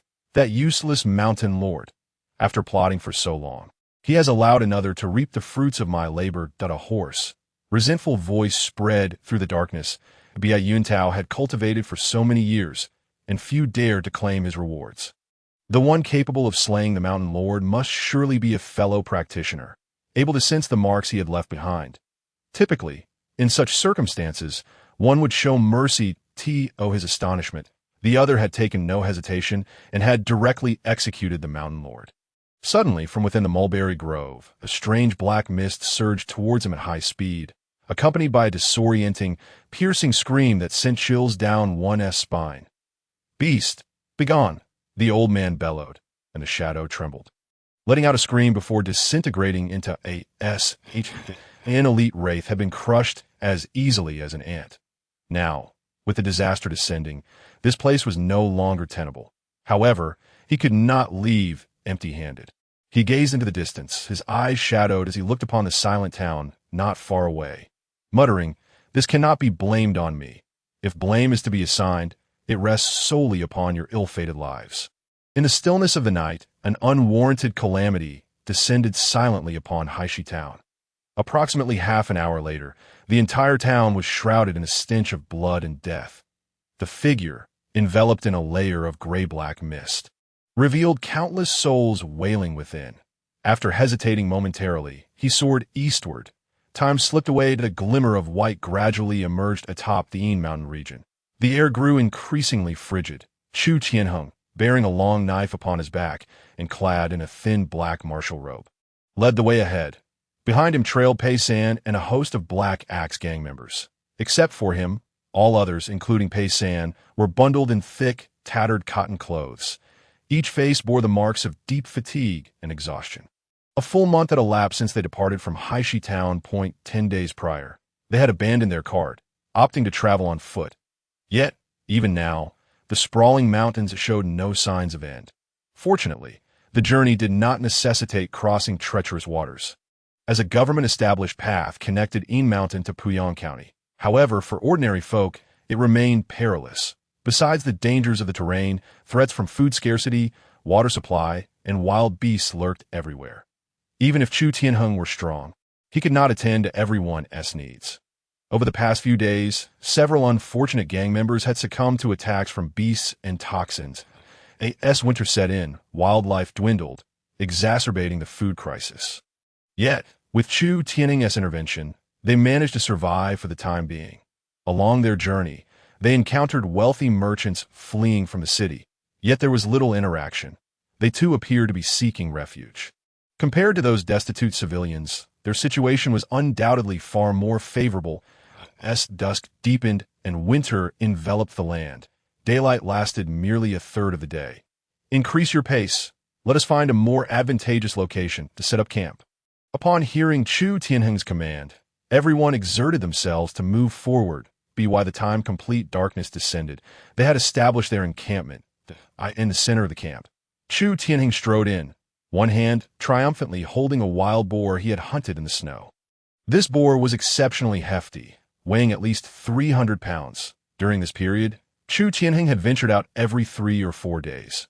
With his keen senses and strength, capturing prey was a straightforward endeavor. However, for these ordinary henchmen, it would be nearly impossible to find sufficient food in the vast mountains. Seated within the tent, Chu Tianheng savored the sizzling pig leg in his hands that if things continued this way, they would reach Wuxiang City within 5 days at most. Clearly, his previous estimate had been off. Their pace was not slow, yet despite the distance traveled, they had yet to emerge from the grasp of Yin Mountain. This meant that the territory of the Song dynasty far exceeded that of Asia in his past life. His energy had now reached 25 points, which should allow him to further enhance his strength. As a city blessed with the presence of an immortal sect, Wuxiang City would undoubtedly present dangers and opportunities far beyond those of a mere Haishi town. Over the course of a month, the two Yin stones had yielded 10 energy points. Though seemingly modest, the long-term benefits were considerable. Regardless of what lay ahead, strengthening one's abilities was always prudent. Chu Tianheng quickly devoured the pig leg in his hands. Then, he closed his eyes, focusing his mind as he slowly practiced the breathing technique of the Golden Body Solar Blade. The Golden Body Solar Blade comprised 6 levels. He had only cultivated to the 4th level. With a significant distance remaining to reach the limit that a month of practice, however, had yielded some results. Suddenly, a cacophony of noises erupted from outside. Chu Tianheng opened his eyes, preparing to investigate. A minor leader was already shouting outside the tent. "Boss! Boss! This is grave. Several brothers have been killed by some unknown entity." Chu Tianheng lifted the tent flap, finding a crowd gathered outside. Pei San stood amidst the throng, his brow furrowed, an expression grim, clearly indicating that something was amiss. Upon seeing him emerge, the crowd parted eagerly, as if they had found their anchor, watching him with hopeful eyes. "Master." This is at Pei San's feet lay a gray burlap cloth covering something ominous. Pei San spoke gravely. These brothers met a strange demise. Something is amiss. Pei San let out a sigh, slowly lifting the burlap cloth that a pungent stench of blood assailed his nostrils. The disciples around him turned pale, unable to suppress their instinctive retreat. Chu Tianheng frowned slightly. Beneath the cloth lay 3 mangled corpses, haphazardly piled together. Their abdomens had been slashed open, their entrails and eyeballs conspicuously absent. The bodies were devoid of any color, riddled with gaping wounds and putrefaction. The heads of the three had been violently excavated, their brain matter vanished without a trace. More disturbingly, one corpse, which appeared to have died only recently, exhibited an eerie shade of bluish-black. Numerous wounds had begun to rot and turn black, with several freshly birthed maggots wriggling within. Ugh! A few of the henchmen, their expressions vacant, hurriedly retreated to the side to vomit uncontrollably. Chu Tianheng summoned his inner strength. Reaching out to grasp one of the corpses, instantly, a dense cloud of black smoke erupted from the body, dissipating into thin air in no time. He covered the burlap once more, his mind now clear. He had hoped for a tranquil journey to Wuxiang City, yet it seemed there were still many sinister forces at play. He ordered the incineration of the three corpses, forbidding anyone from straying more than 5 meters from the camp. Should anyone dare to utter reckless words, death would be their fate. Having issued this warning, Chu Tianheng strode purposefully towards the site where the bodies had been discovered. If there were indeed entities bold enough to provoke him, they would surely pay the price. Chapter 27. The gifted individual, upon seeing Chu Tianheng depart, Payson already understood the gravity of the situation. He quickly instructed his men to incinerate the bodies and return to the camp for rest. He knew that, in the face of such entities, not a single person present, himself included, could offer any assistance. The winter night was as dark as pitch. Even Chu Tianheng, possessing an extraordinary physique, could not fully discern his surroundings. However, he could make out a long trail of blood. Extending from the camp into a thicket ahead, he moved swiftly, a thin layer of inner strength enveloping his body. He then reached forth to part the underbrush before him. Nothing lay within, save for a pool of blood. This was no ordinary malevolence. His keen gaze quickly identified a faint mark within the blood, a footprint resembling that of a duck. There was substance to it. Judging by his current experience, it was either an otherworldly creature or a spectral corpse. Yet, if it were truly an otherworldly entity, it was unlikely that only 3 lives had been claimed. The power of such beings could extinguish these ordinary souls as easily as crushing a swarm of ants. Who goes there? Chu Tianheng suddenly spun around. Nearby, a cluster of bushes was still gently swaying. Bang! He propelled himself forward with force, shattering the underbrush in his path. Brother, do not be rash. I am but a mere human. The punch he unleashed momentarily faltered, the fierce wind from his strike whisking away the mask from the face of the individual before him. Upon closer inspection, it was a youthful lad, seemingly no older than 16 or 17. Who are you? Why are you here? Did you slay my subordinates? Chu Tianheng gripped the boy's clothing at the chest, lifting him with an unyielding gaze in the dead of night, in this desolate place. The sudden appearance of a living person was unsettling. Had it not been for Chu Tianheng's ability to sense the presence of Yin energy, the boy would have been deemed a corpse. The youth, pale and trembling, stammered rapidly, This elder brother. I am merely a traveler. 2 of my attendants went missing tonight, and I followed their trail to this place. He was flustered, his face flushed with embarrassment. As he beheld the towering figure of Chu Tianheng, he could not help but shiver, fearful that a mere flick of the elder's hand could spell his demise. Chu Tianheng pondered. A person brave enough to venture out at night in search of others could hardly be an ordinary individual. How did your attendants go missing? The boy hesitated briefly, his expression betraying uncertainty. Speak. At this, he jolted, hurriedly exclaiming, Elder brother, I shall tell you, my 2 attendants are indeed dead. They were likely slain by a spectral corpse, which I hastened to pursue, only to discover that this spectral entity had the audacity to harm your people. Chu Tianheng's brow furrowed. The boy's knowledge of spectral corpses indicated he was no ordinary person, and his audacity to pursue such a creature suggested he possessed some form of support. Suddenly, a tingling sensation coursed through his palm, and in a moment of distraction, the youth broke free from his grasp. Uncle Fu, save me! The boy cried out in alarm, turning only to collide with the swiftly approaching Chu Tianheng. Instantly, he felt as though he had crashed into a solid iron pillar, his vision spinning, and he stumbled to the ground. Chu Tianheng's demeanor darkened. Did this boy truly believe him to be patient? He extended his hand, preparing to seize the youth once more. Just then, a thunderous shout erupted from nearby. "Bold fool, do not harm young Master Yi." Following this, a streak of sharp silver light shot towards him from afar. Chu Tianheng's gaze sharpened. He slowly extended 2 fingers, pinching the air lightly, and caught a gleaming silver dagger in his grasp. Turning back, he beheld an elderly man in a gray robe soaring towards him. Without a moment's hesitation, the elder swung his fist at the dazed boy beneath Chu Tianheng's feet. "You seek death." Channeling his inner energy, Chu Tianheng retaliated with a powerful punch. Bang! Their fists collided, and the elder's strength was instantly shattered. Chu Tianheng was somewhat taken aback. The elder's fist bore an unfamiliar power. It was neither inner strength nor yin energy, but rather a force he had never encountered before. This power was formidable, requiring him to exert 5 portions of his own strength to counter a single portion of the elder's. Fortunately, his strength was immense, and his inner energy abundant. The elder began to falter after only a few moments of struggle. Puffed, blood spilled from the elder's mouth as he was sent flying backward, crashing to the ground, his right hand weakly clutching at the earth. "Uncle Fu!" The boy cried out in horror. The esteemed Fu Bo, a master of the 4th layer of pattern condensation, skilled in martial arts, and, at the pinnacle of his abilities, had been vanquished by a single blow. What was more alarming was that this assailant appeared scarcely older than himself. Such power, when coupled with certain techniques, could even slay beings of considerable strength that had only recently begun to coalesce their yin patterns. Even within their family, individuals of such caliber were considered elite. Suddenly, a chill surged up his spine, sending shivers throughout his being. He looked up to find himself staring directly into Chu Tianheng's slightly reddened, predatory eyes. Thud. A palm, the size of a fan, struck his head, rendering him dazed and plunging him into unconsciousness. After incapacitating both individuals, Chu Tianheng examined the faint red mark upon his knuckles. That Fu Bo's punch had nearly breached his defenses.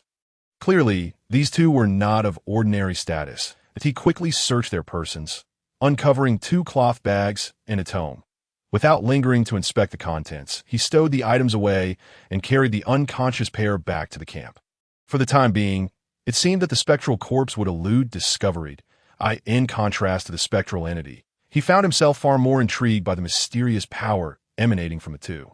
Yichun groggily opened his eyes, the lingering dizziness at the back of his head still pulsing intermittently. He could even feel the distinct imprint of a palm upon his scalp. He reached out to rub it, only to discover that his arms were tightly bound.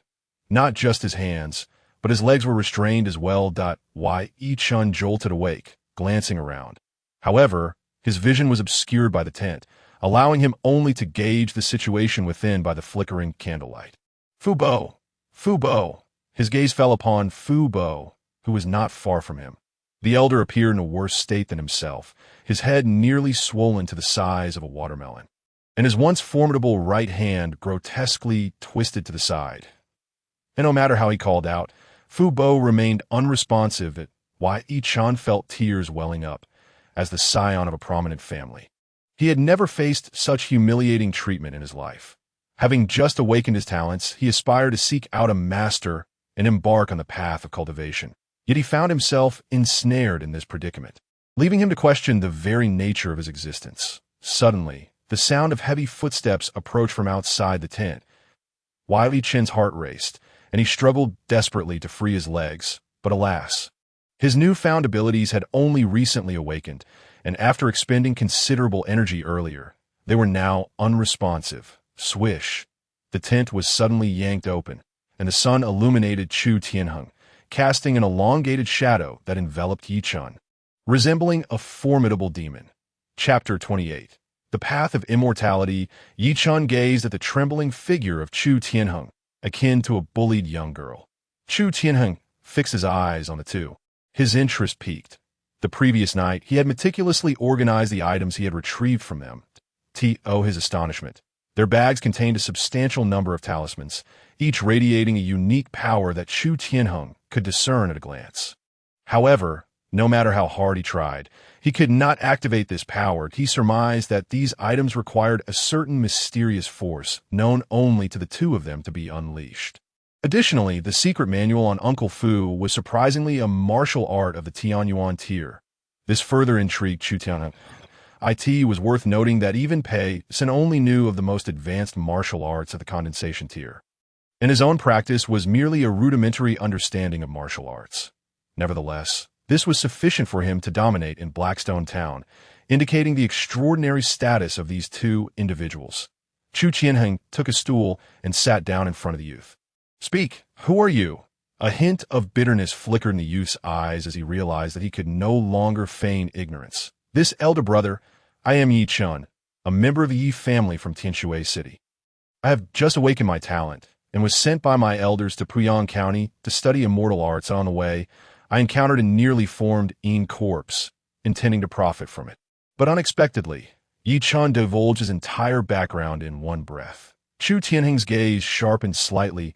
He was unfamiliar with the Yi family, but he was well aware of Tianshui City, the largest and most powerful city in the entire Yinshan region. The capital of Yingchuan County. He had even taken note of it on the map before leaving. That a family established in Tianshui City was clearly no ordinary clan. "Your talent? Show it to me," Chu Tianheng said calmly, his expression revealing no hint of emotion. Why Yi Chun hesitated for a moment. Then a proud and smug expression crossed his face. "That my talent, while not comparable to yours, is merely a 7th rank white lightning talent." With that, Yi Chun exerted himself to gather the power within him, and a faint white glow began to coalesce at his forehead, only to dissipate shortly after. "My talent has just awakened. I have embarrassed myself before you." "Elder brother," Yi Chun said with a sycophantic tone, though the pride in his demeanor was unmistakable. It was this very power. Chu Tianheng could distinctly feel that it was the same force that Yi Chun had used to break free from his restraints last night. This power seemed somewhat akin to my internal energy. He then raised his hand, channeling his internal energy. With a resounding blast, a fist-sized ball of blazing red flame surged forth from his palm, raising the temperature in the room noticeably. Yi Chun's expression froze, his earlier pride instantly replaced with overwhelming shock. What kind of talent is this? 4th or 5th rank? The manifestation of talent power was something he had never encountered before.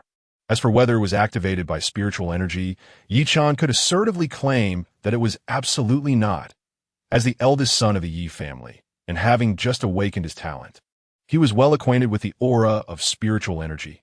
Not to mention, Uncle Fu himself was a master at the 4th condensation level. He could never be mistaken. Setting aside spiritual energy, what other force could be manifested? Wait, Chu Tianheng retracted his internal energy. This flame was merely an expression of powerful internal energy and vitality, distinct from their talent. The two not only differed in form, but also in quality.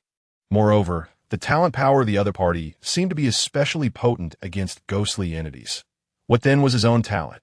Chu Tianheng's gaze turned towards the still unconscious Uncle Fu. Yi Chun paused, then quickly replied, "Uncle Fu possesses a 9th rank giant strength talent, and has already reached the 4th condensation realm. Coupled with his martial arts Tianyuan strength, he may even terrifyingly break through to the 5th condensation level in the future. Although his talent is only 9th rank, he can still be considered a master in some ordinary small towns. Even in the past, he would have been more than sufficient to guard a small town." Yi Chun's expression was filled with excitement and astonishment. If previously he had feared Chu Tianheng's strength, now it was the awe of an ordinary genius before a prodigy. "Tell me about the classification of talent levels and strength." Chu Tianheng inquired further. Yi Chun was momentarily taken aback, his eyes gleaming with excitement. He had just begun to suspect that this prodigy seemed to know very little about this aspect, perhaps even entirely unaware. Did this not imply that he had no backing? With that thought, Yi Chun felt a surge of exhilaration. To have such a formidable master, and an unprecedented genius at that.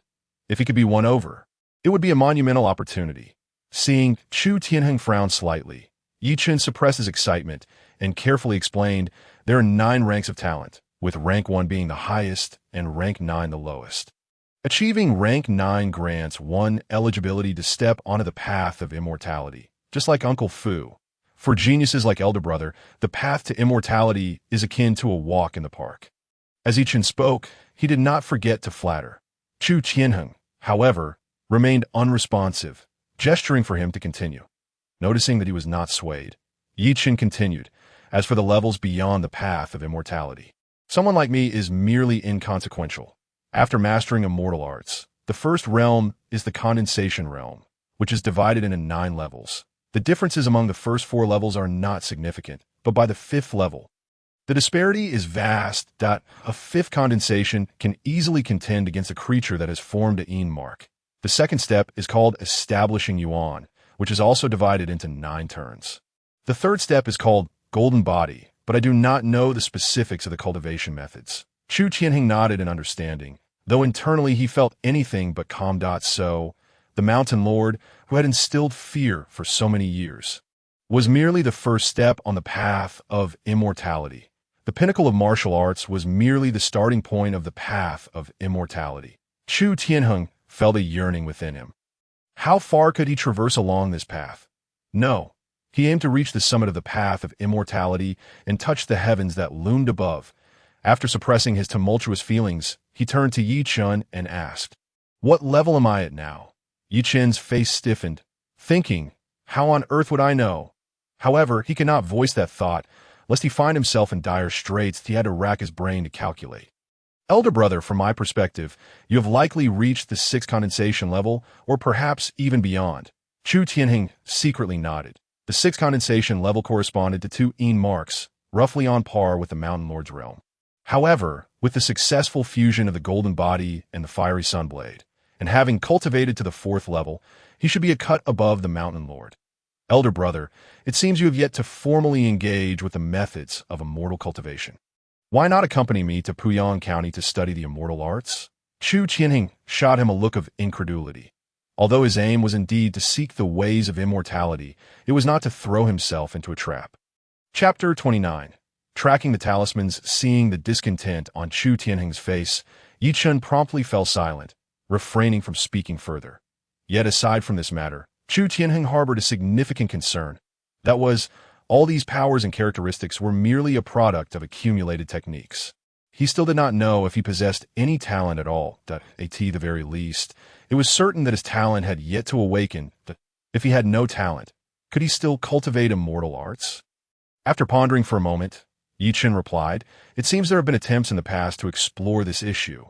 Long ago, there were those who sought the answer, especially among martial artists who, having reached the pinnacle of their strength, found the path ahead bleak and could only kneel in search of the path of immortality. However, even exhausting their abilities, they could merely grasp the rudiments of immortal arts. Talent is the foundation of immortal cultivation. Without a foundation, achievements are impossible. Nevertheless, your talent is unprecedented. The second step of the path of immortality is truly where you belong, elder brother." Chu Tianheng felt a heaviness in his heart. But as long as he could enter the door, he refused to believe that, with the power of Wangtian, he could not master an immortal art. Burying his worries, he retrieved a stack of talismans he had looted from them, more than a dozen in total. How does one use these? Yi Chen gazed at the items in his hand, his eyes suddenly glinting, but soon turned to a look of resignation. The disparity in their strengths was too great. These talismans would be ineffective. Elder brother, these are called talismans, mere trinkets used by those who are just beginning their cultivation journey to protect themselves. That if my elder brother wishes to give a try, he simply needs to channel his innate power to activate it. Chu Tianheng flicked his finger, and the searing inner strength surged through the air, instantly severing the rope. "Show me," he commanded, tossing a talisman that landed perfectly in Yi Chen's hand. With a look of resignation, Yi Chen realized he was left with no choice. Chu Tianheng's wariness was far greater than he had anticipated. He could only hope that the other party would refrain from killing them after their inquiries. Then a faint energy coursed through his arm and into the talisman. Boom! The power within the talisman was instantly activated, erupting into a fierce flame. Go! He pointed at the ground beneath him. The talisman transformed into a fireball, crashing rapidly onto the earth. With a resounding explosion, a hole the size of a bowl was blown into the ground. Chu Tianheng raised an eyebrow. Such power was already comparable to that of a master at the comprehension level, even containing a strange force that suppressed the enigmatic spiritual energy. "Brother, this is merely an ordinary attack talisman. There are also several defensive and tracking talismans within that we managed to follow that shadowy corpse here, thanks to the tracking talismans. Yi Chun said, attempting to ingratiate himself, that it seemed that the path of immortality was even more refined than he had imagined. From having no knowledge to officially stepping in, each step was meticulously crafted. He wondered if eliminating these two would attract attention. As Chu Tianheng gained a deeper understanding of this immortal path, he found it increasingly inscrutable. After much contemplation, he decided not to act. Even if he were to strike, it would not be him who would take action. Can you still trace that shadowy corpse? Yi Chun pondered before responding. Brother, if we return to the previous location, we will surely find it by following the traces left by that shadowy corpse. With a wave of his hand, Chu Tianheng severed the ropes binding the two. It's time to wake up, he remarked out why Yi Chun paused, then turned to look at Uncle Fu. Uncle Fu raised his head. His earlier day's demeanor completely vanished. His eyes were filled with complexity as he regarded Chu Tianheng.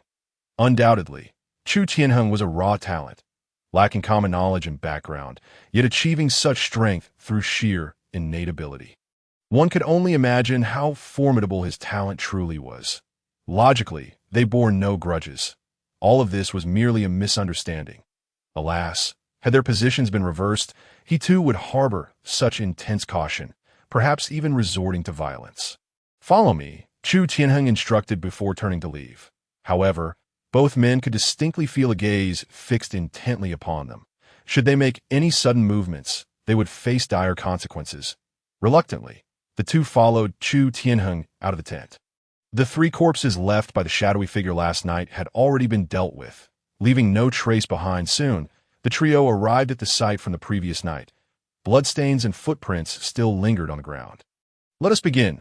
Use your method to track the shadowy corpse, Chu Tianheng directed. Yi Chun exchanged a glance with Uncle Fu, then took a tracking talisman from Chu Tianheng's hand, channeling his energy to activate it.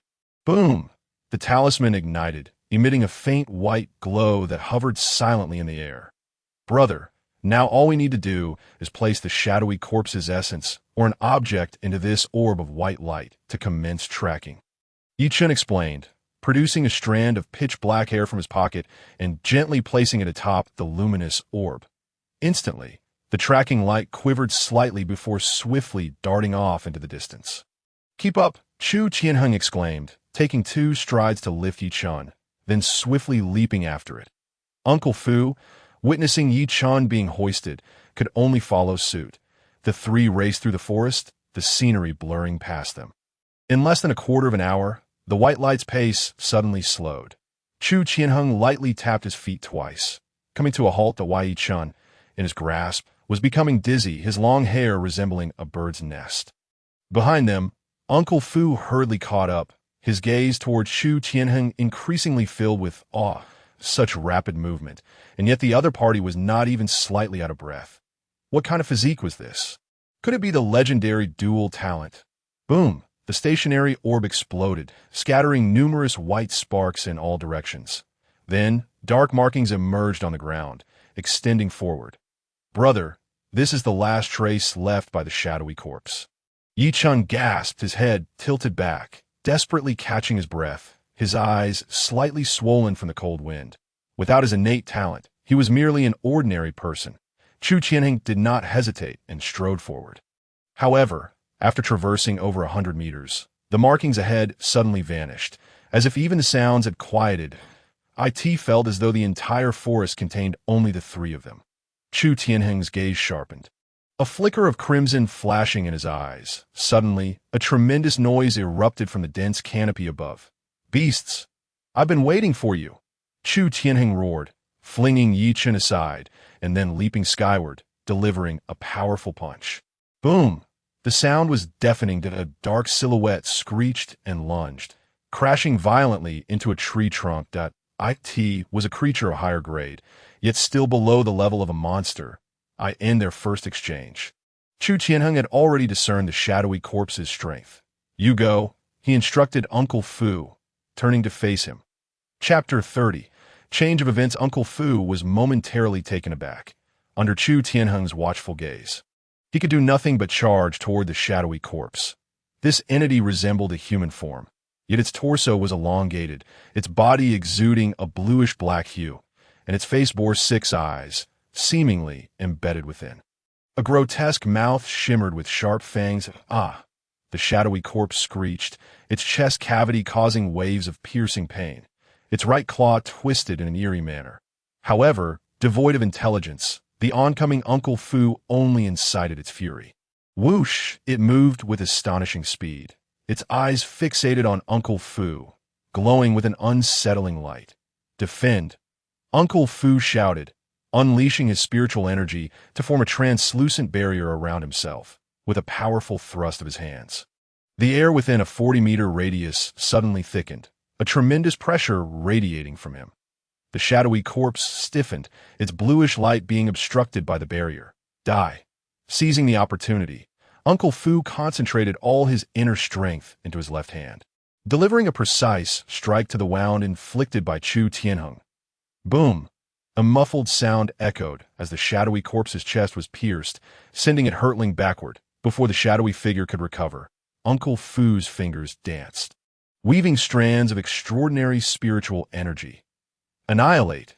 In mere moments, a large white seal formed, hurtling toward the shadowy corpse. The shadowy corpse emitted a shriek, sensing the impending threat, as a mass of energy coalesced above its eyes. It erupted in a cloud of faint black mist. The two forces collided, producing a series of sizzling sounds. Despite Uncle Fu's injuries from Chu Tianheng, his reservoir of spiritual energy remained abundant, ultimately overpowering the shadowy corpse. Just as the seal was about to strike, a fierce gust of wind surged from behind him. Boom! Chu Tianheng's form flickered erratically, leaving behind a massive crater, as if he had teleported right in front of the shadowy corpse. Channeling his inner strength, he pressed his palm against the seal. Instantly, he felt a sharp pain akin to being pricked by needles. His golden body was breached by this force. Chu Tianheng's eyes narrowed, his fingers tightening with ferocious vigor, shattering the seal into fragments. Suddenly, the broken seal released a thick plume of white smoke, irritating his eyes and ears. Damn. Trying to escape? Not a chance, feeling the peculiarity surrounding him. A surge of fury ignited within Chu Tianheng. His inner strength boiled over, a crimson flame erupting from his form, causing the surrounding white mist to vanish as if ice met fire, with the peculiar sensations dissipating. Chu Tianheng burst forth from the smoke, instinctively grabbing a handful of sand and stone, hurling it in all directions. Whoosh! Under the immense force and internal energy at play, the sand and stones shot forth like bullets, striking against the branches of the withered trees with a series of resounding bangs. However, upon stepping outside and focusing his gaze, he found the area before him utterly devoid of presence. Both Fu Bo and Yi Chun had vanished without a trace. Chu Tianheng's expression darkened. He had intended to test the offensive capabilities of the cultivators, yet in his carelessness, he had allowed the two to escape. Suddenly, an ear-piercing shriek echoed from behind him, as the shadowy corpse staggered back. The wound upon its chest began to close rapidly, indicating a full recovery was imminent. This was the insidious nature of these creatures. Unless vanquished with overwhelming force, their regenerative abilities could plunge one into despair. Upon regaining its strength, the shadowy corpse, driven by primal instinct, lunged furiously at Chu Tianheng. With a fierce glint in his eyes, Chu Tianheng thought, how dare this filthy creature provoke him? Death! He spun around, delivering a punch that emitted a thunderous roar, as the surrounding air was violently displaced into visible clouds of gray. This strike was devoid of mercy. The horrific force methodically reduced the shadowy corpse's arm to a pulp. The torrent of internal power surged into the corpse, ravenously corroding the dark energy within. Even wisps of faint red flames began to emerge from its surface. It writhed desperately, emitting a heart-wrenching wail. A copious stream of black liquid gushed forth, eroding the ground into a pit large enough to accommodate a half-human figure. With a sweeping motion, Chu Tianheng transformed his punch into an open palm, releasing his might, and the corpse's anguish cries were abruptly silenced, exploding into a shower of viscera. Ding! Energy value 7th, the voice of Wangtian echoed in Chu Tianheng's mind. gradually calming his tumultuous emotions. However, given the vastness of Puyang County, the likelihood of encountering them again was slim. Chu Tianheng surveyed his surroundings, swiftly obliterating any traces he had left behind, ensuring not a scrap of cloth or a footprint remained. Having completed this task, he hastened back toward the camp. Upon returning, he wasted no time, immediately rallying everyone to continue their journey. "Young master, run!" Hearing the tragic shouts from behind, Yichen stifled his sorrow and quickened his pace. How is it possible?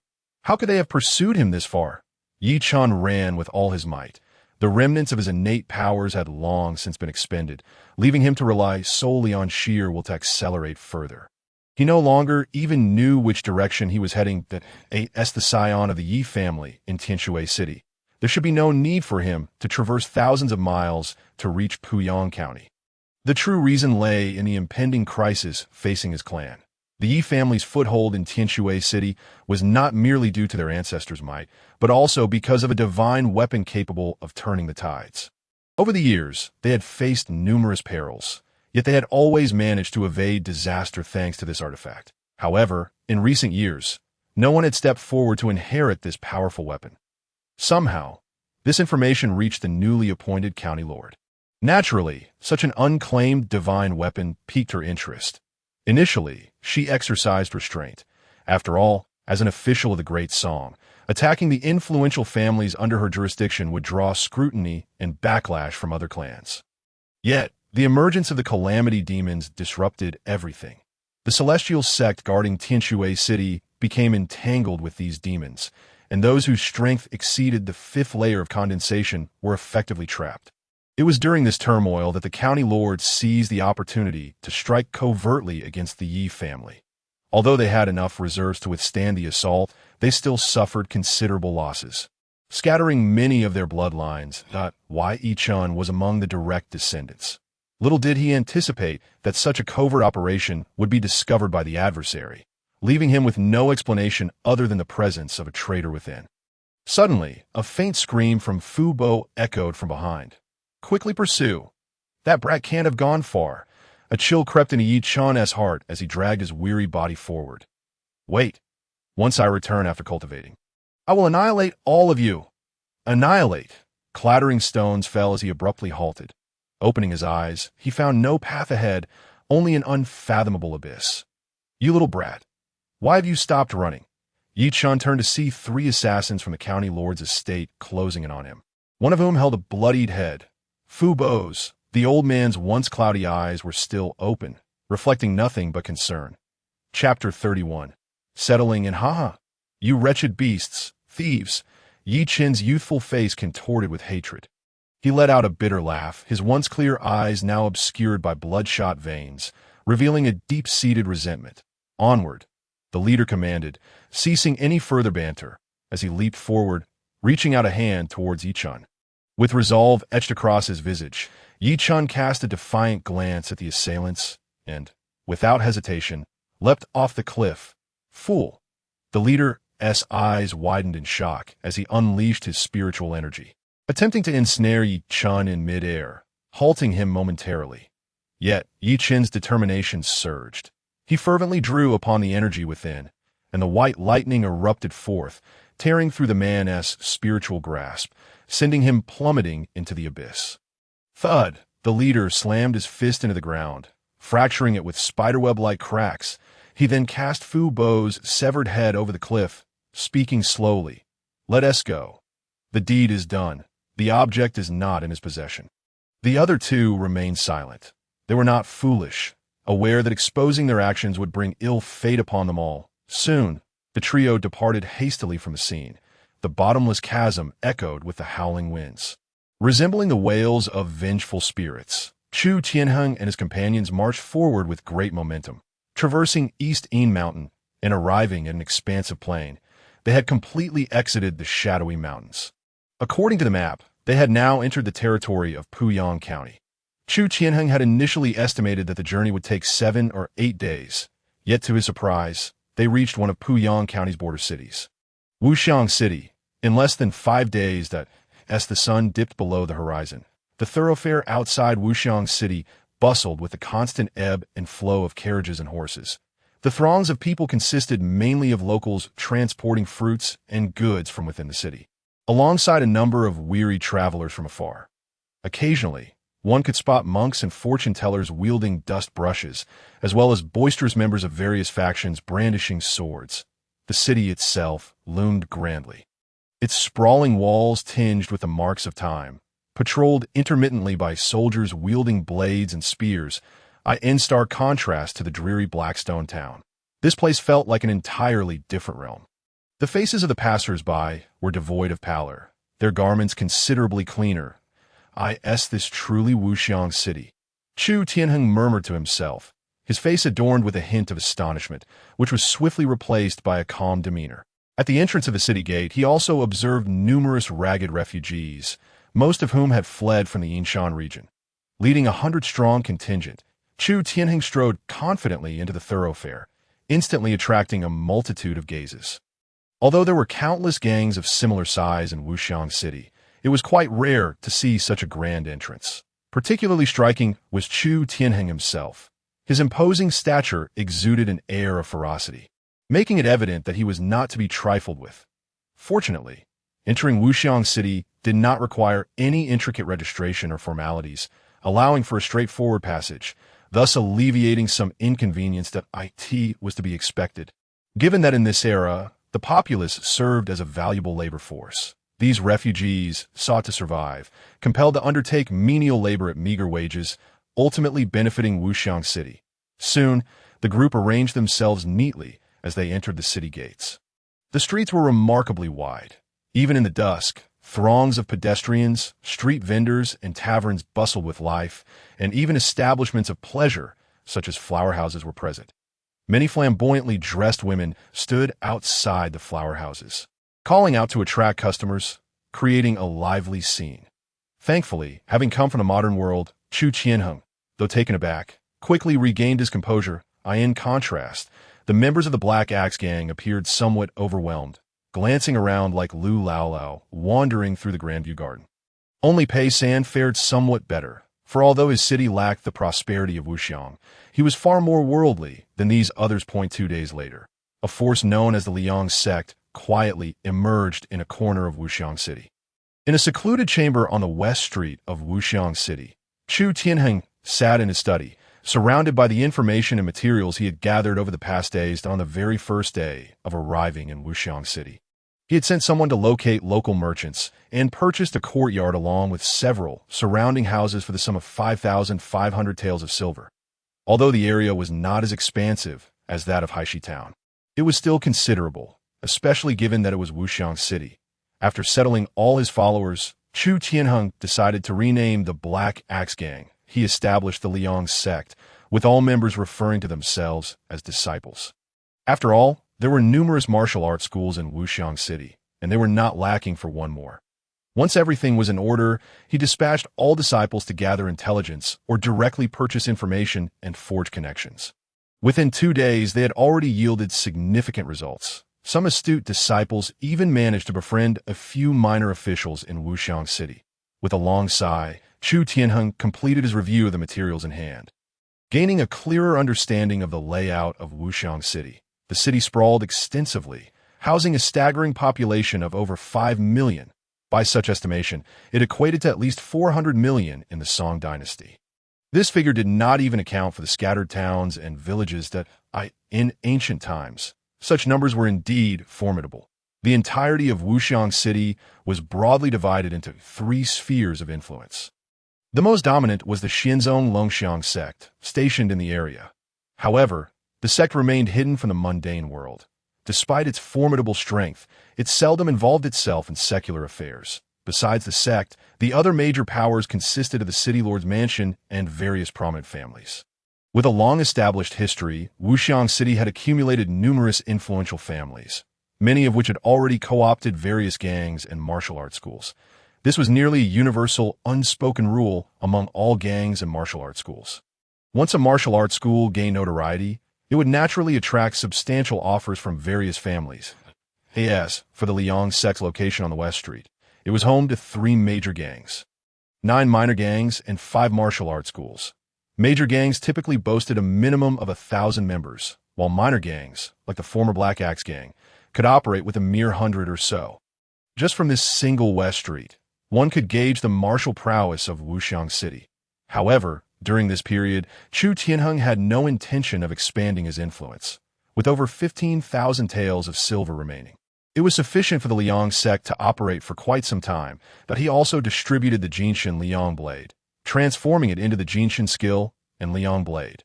Yet, even with this division, these two martial arts remained at an extraordinary level, comparable to the pinnacle of martial prowess. He did not conceal this knowledge, openly passing down the initial level of the martial arts as the foundational skills for the Liang sect. After all, for him, any martial arts he had mastered were as devoid of value as a blank sheet of paper. Now that the Liang sect was settled, as long as they refrained from expanding their ranks for the time being, no unforeseen events should arise. Stowing away the materials, Chu Tianheng stepped out of his study and gazed up at the sky. The weather in Wuxiang City was considerably clearer than in Haishi Town. Even in the depths of winter, the sun remained warm, and the ground bore no trace of snow.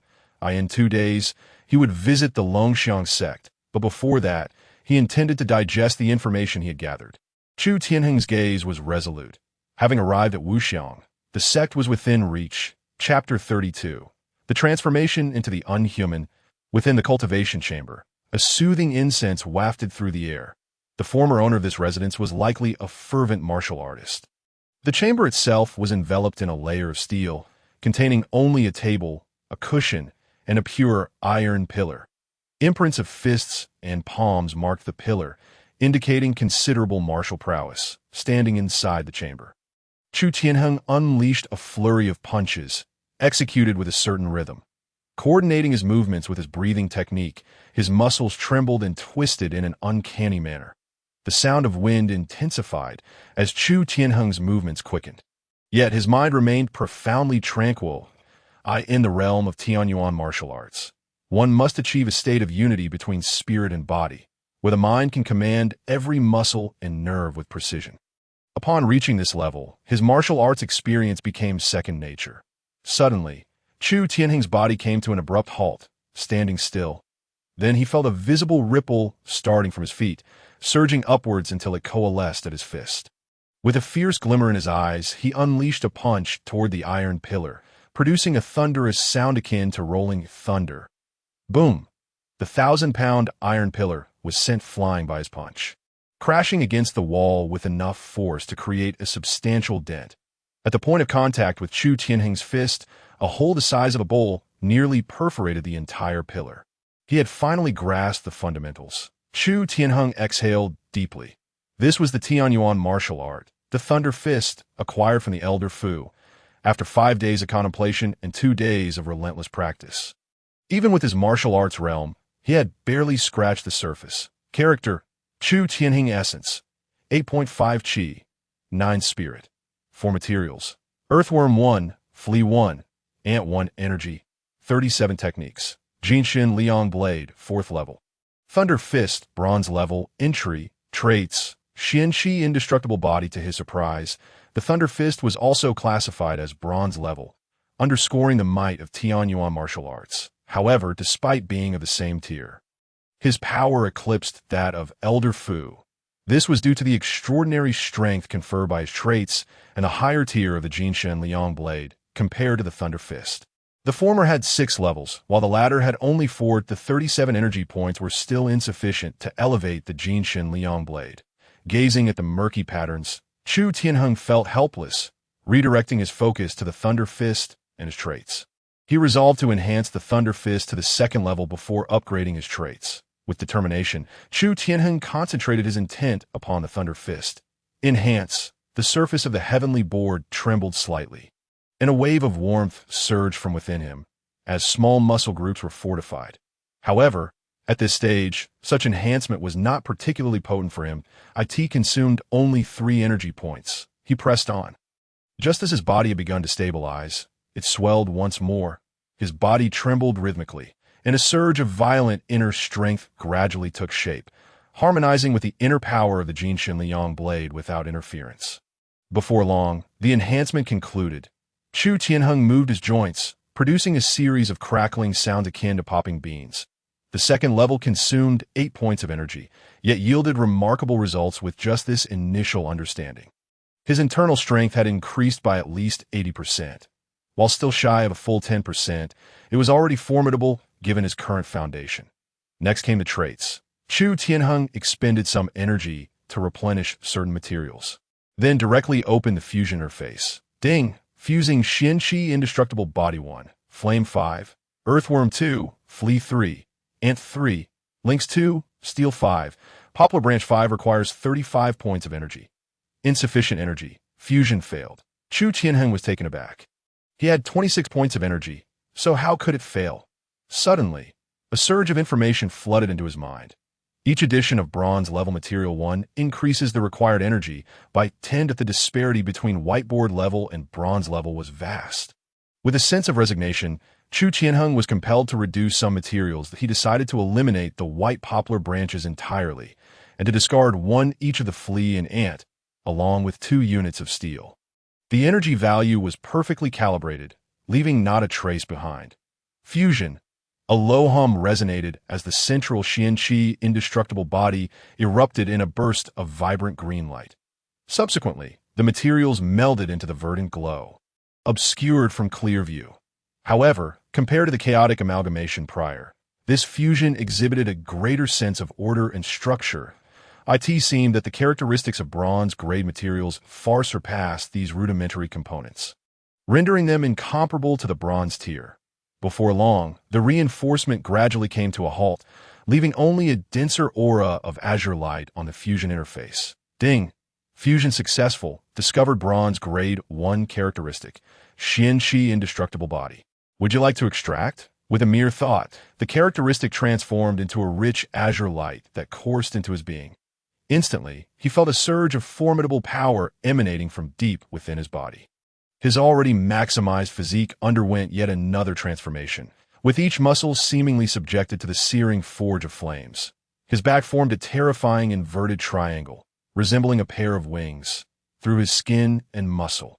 One could even discern the faint glimmer of his bones, shimmering with a dark azure hue. The 5 fiery materials further ignited a tempest of energy within him.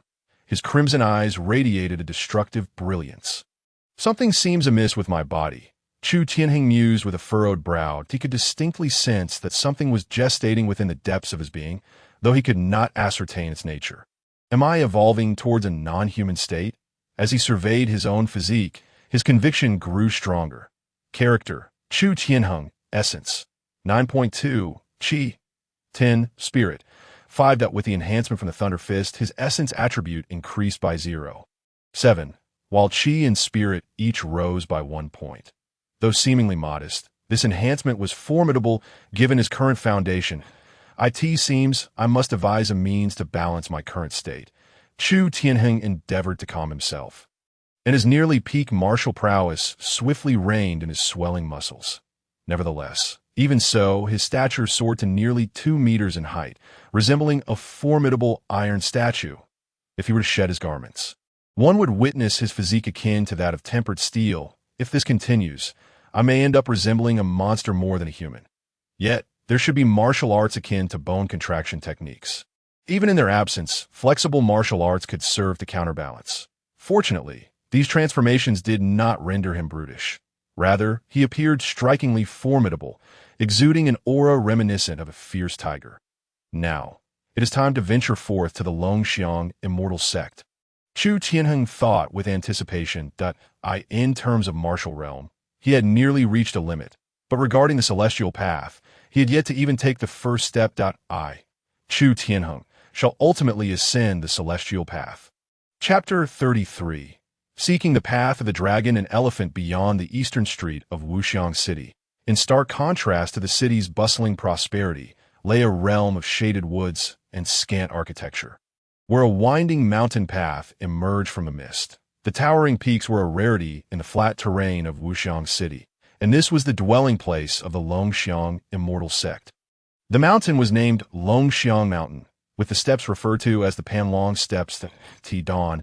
A long queue had already formed at the foot of the Panlong Steps, awaiting the entrance examination of the Longxiang Immortal Sect. As the only immortal sect in Wuxiang City, it attracted aspiring individuals from far and wide daily, eager to attempt the test. After all, passing the test meant a chance to enter, even if it was as a mere servant disciple. Yet many were eager to seize the opportunity. Once inside, regardless of their status, they would have breached the gates of the immortals that, of course, even to take the test, a hefty fee was required. 10 taels of silver. A trivial sum for those who had achieved martial prowess or hailed from affluent families, yet a considerable burden for the common folk. Chu Tianheng stood among the crowd, as the most renowned location in Wuxiang City. One could easily discern its whereabouts with a bit of inquiry. He pondered how the examination would unfold, observing the assembled individuals. Their ages varied, ranging from 10 to over 30, some bore anxious expressions. Evidently first-timers, while others appeared as seasoned participants, having been eliminated more than once yet still yearning for another attempt. These individuals seemed devoid of awakened talents. With Chu Tianheng's keen perception, he could distinctly sense their auras. Most were ordinary individuals, with only a handful possessing martial skills. Suddenly, a commotion erupted in the crowd. Following the disturbance, Chu Tianheng glanced to the side and beheld a group of 5 individuals striding purposefully toward the Panlong steps. Upon closer inspection, these 5 were adorned in resplendent attire, exuding an extraordinary aura. The young disciples stationed at the foot of the steps did not impede their passage, instead stepping aside in deference. Instantly, a cacophony of murmurs erupted from the crowd. Why are they allowed to ascend? You must be from out of town, right? Listening to the voices of dissent, those in the know began to explain. These 5 are scions of prominent families having already awakened their talents within their clans, thus earmarked as candidates for the sect. Unlike us, who must wait and see if we can awaken our talents in our lifetimes. Chu Tianheng squinted slightly, vaguely sensing a peculiar power emanating from the 5. However, in comparison to the strength possessed by Yichan, it seemed considerably inferior in quality.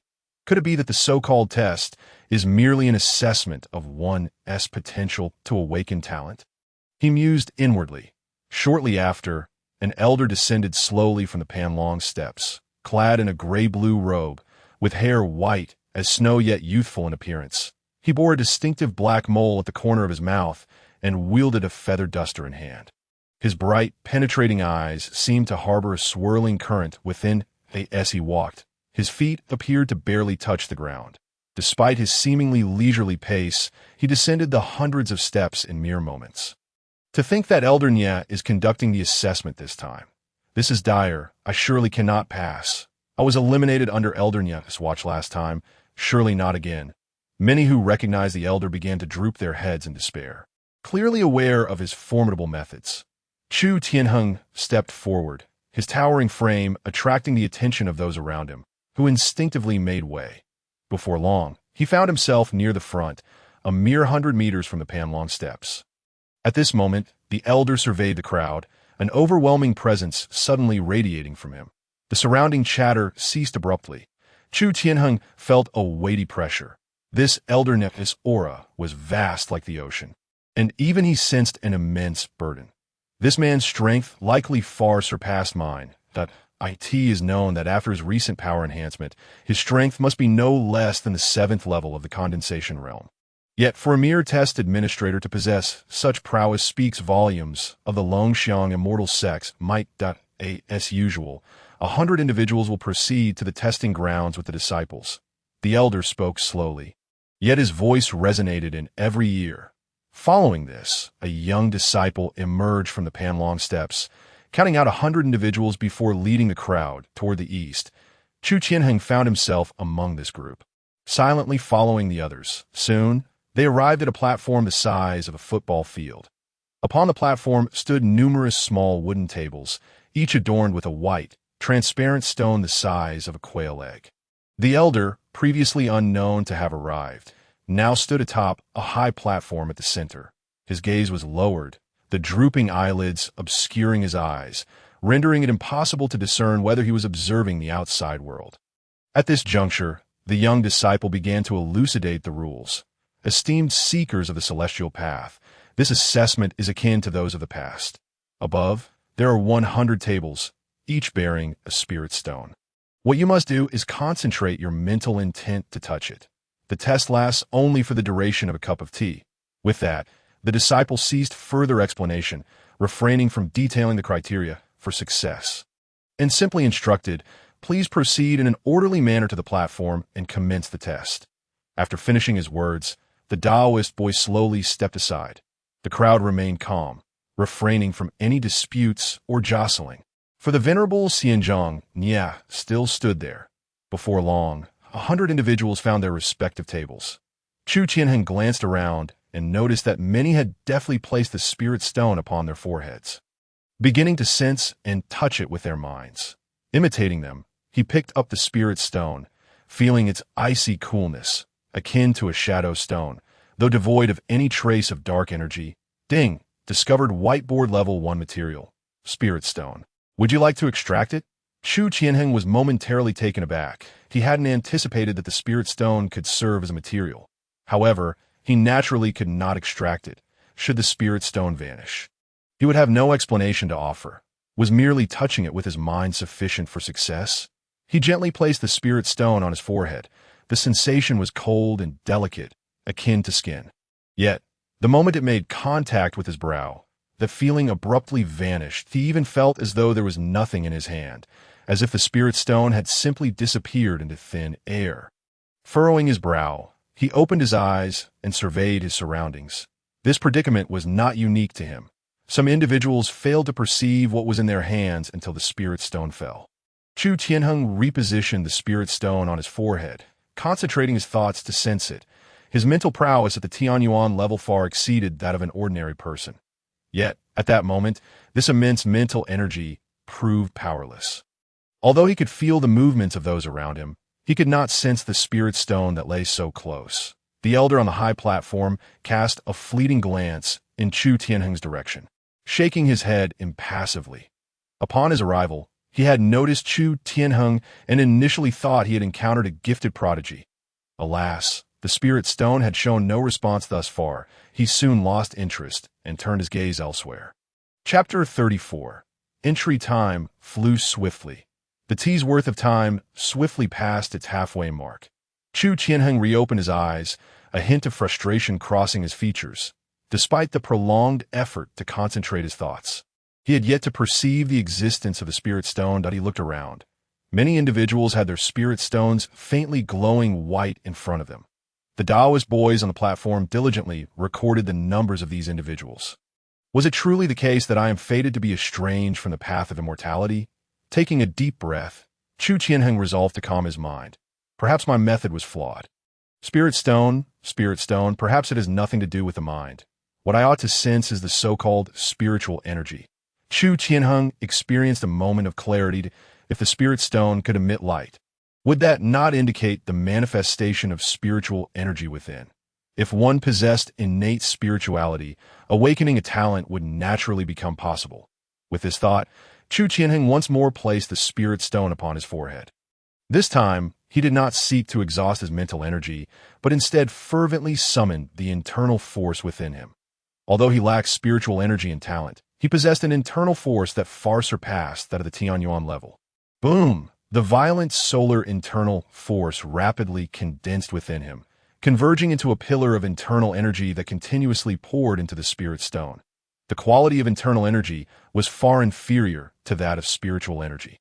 Yet Chu Tianheng had previously experimented and found that as long as the quantity of internal energy was sufficiently vast, it could indeed offset spiritual energy, but he refused to believe that with all his internal force, he could not provoke a mere spirit stone.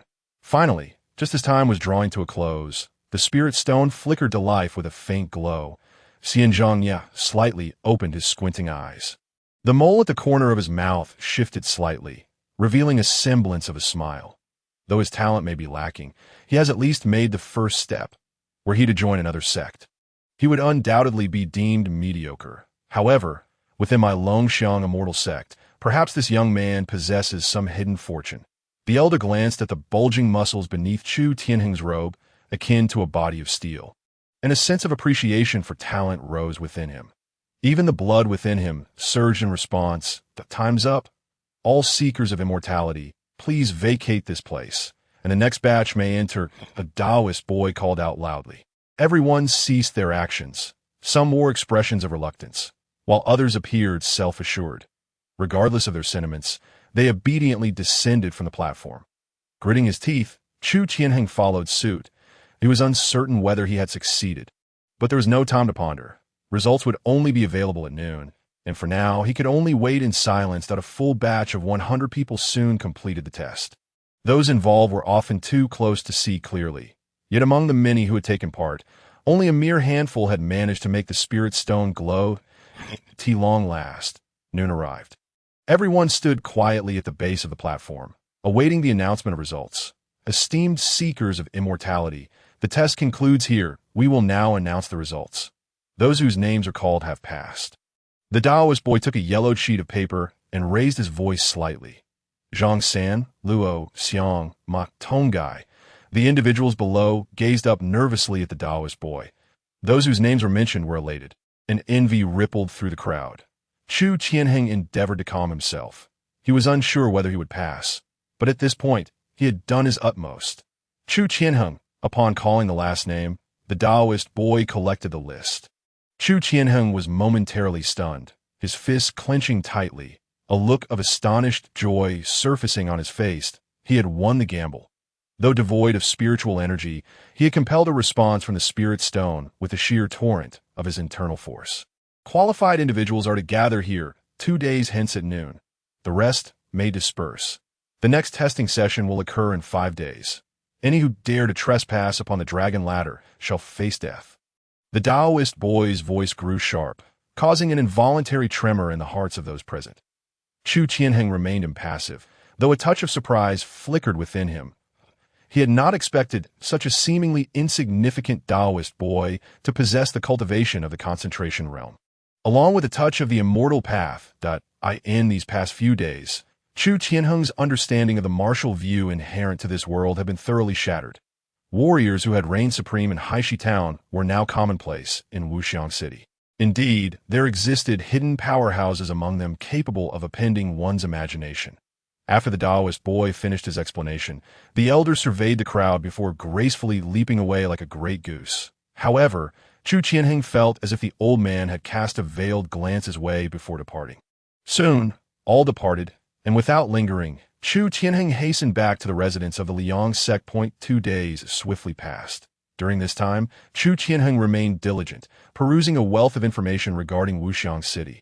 The harmony within Wuxiang City led him to suspect there were no sinister entities lurking within. Fortunately, his investigations over these 2 days had unearthed some clues.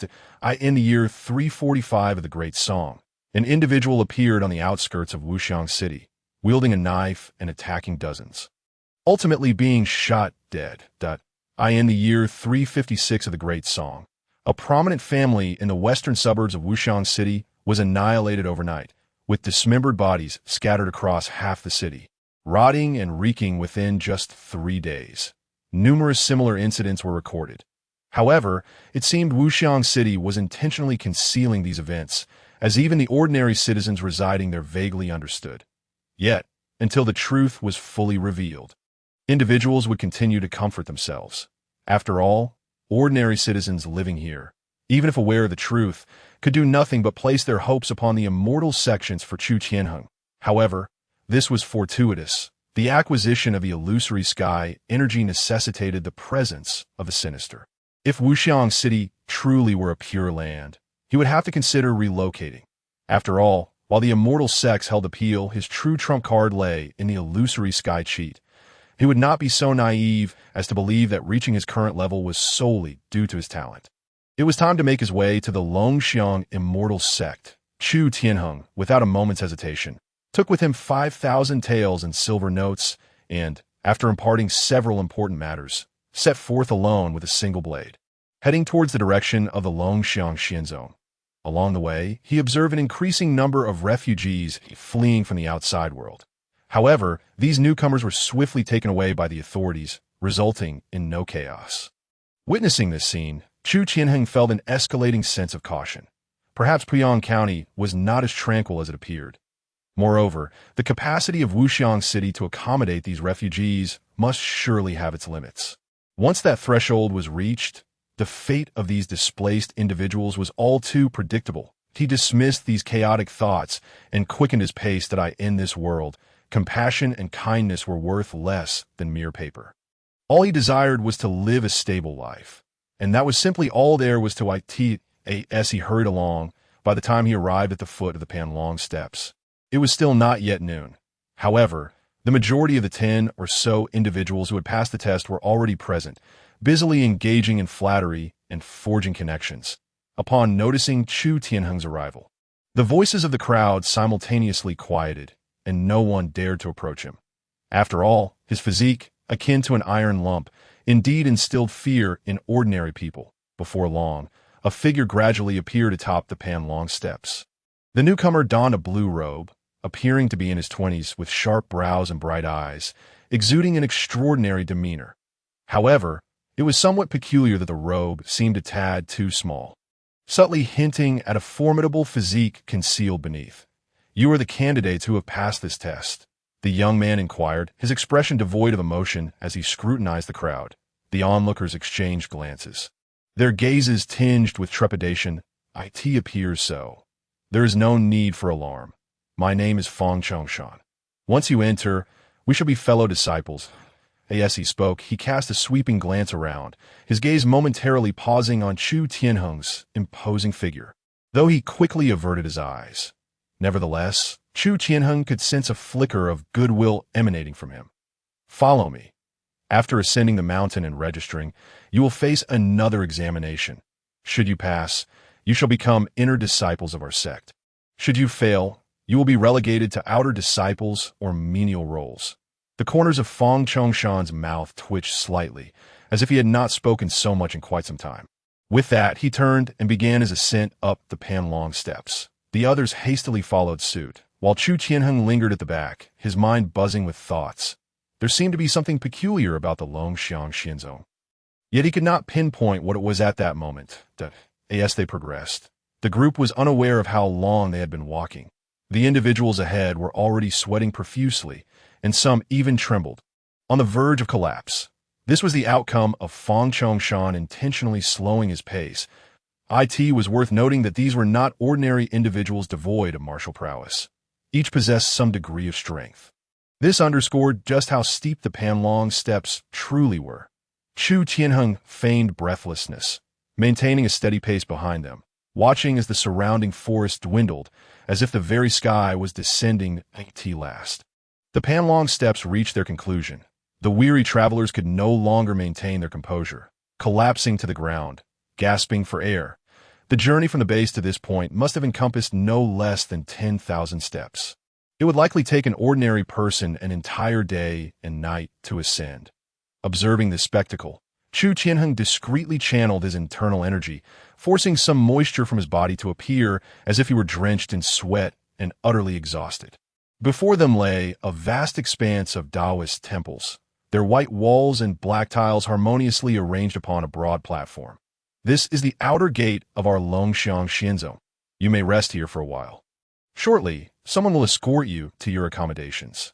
With that, Fang Chongshan cast a brief glance at Chu Tianheng before vanishing in a flicker.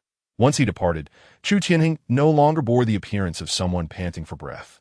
He rose, meticulously surveying his surroundings.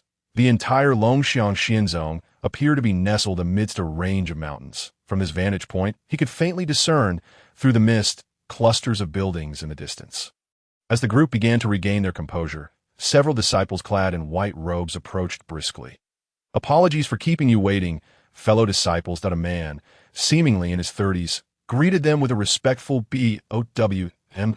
My name is Zhou, an outer disciple of the Xianzong, here to guide you into the sect." The individuals, still trembling, stood and returned the gesture.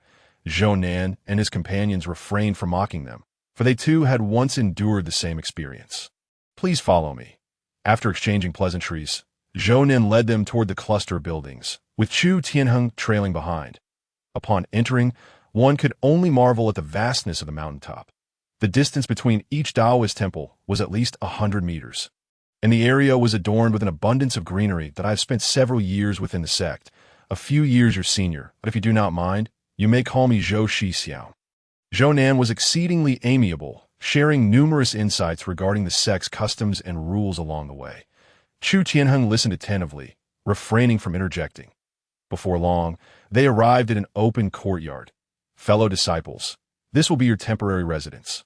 After a month, once you have completed your assessments, your accommodations will be reassigned. Zhou then retrieved their room numbers from his robe and distributed them. In addition, he presented 2 booklets, one thick and the other thin. After imparting all necessary information, Zhou did not linger and turned to leave. Chu Tianheng's eyes gleamed as he observed. Although Zhou appeared kind, it was merely a facade intended to leave them with a favorable impression. He had no intentions of forging friendships, for they had not yet formally entered the sect, should they become too closely acquainted only to later find themselves relegated to the status of menial disciples. It would be a significant loss. Examining the room number in his hand, number 9, he did not linger and swiftly located his chamber. The courtyard was expansive enough to accommodate not just their group of 10 or so, but even an additional 20 or 30 individuals with ease. The room exceeded Chu Tianheng's expectations in size, complete with a lavatory, side chambers, and a grand hall. He conducted a thorough inspection, finding no discrepancies. However, it seemed that this room had not been inhabited for some time, that he then placed his long blade at the bedside and retrieved the 2 booklets, White Elephant Condensation Technique and Dragon Elephant Excerpts. The former was the entry-level method of the Longxiang Xianzong, a genuine pathway to the immortal realm. The latter contained records of the sect's geographical locations, building layouts, and essential entry guidelines, rather than perusing the condensation technique first. Chu Tianheng flipped through the Dragon Elephant Excerpts in no time. He garnered a general understanding of the Longxiang Xianzong. The entire sect was situated atop the Longxiang mountain range, divided into 3 tiers. The uppermost tier was the inner disciple residence. The middle tier housed a multitude of outer disciples, while the central tier was designated for the menial disciples serving the sect. His current location was one of the outer residences, known as Jiuxiang Peak, which consisted of 351 buildings, accommodating 290 disciples. Additionally, there were the Affairs Pavilion and the Steward Hall, responsible for managing nearly all matters within Jiuxiang Peak, as a disciple of the Longxiang Xianzong. Aside from executing a sect mission once a month, the remainder of their time was theirs to use as they pleased. Closing the booklet, Chu Tianheng rubbed his temples. Unbeknownst to him, the sky gradually shifted into twilight. However, he had only skimmed the surface of the content within the booklet. It encompassed not just this information, but also various significant matters concerning Wuxiang City, tales from the martial world, and sect logs. Among others, to fully digest the contents of this booklet would undoubtedly require a considerable amount of time. Suddenly, a series of knocks echoed from outside the door. "Sir, your meal has been prepared." Chu Tianheng opened the door to find an elderly man clad in gray, standing respectfully outside, holding a wooden box filled with food. The elder's gaze betrayed a hint of envy as he regarded Chu Tianheng's robust physique before respectfully presenting the meal and bowing his head. "If you have any specific requests regarding your meal, please feel free to inform me."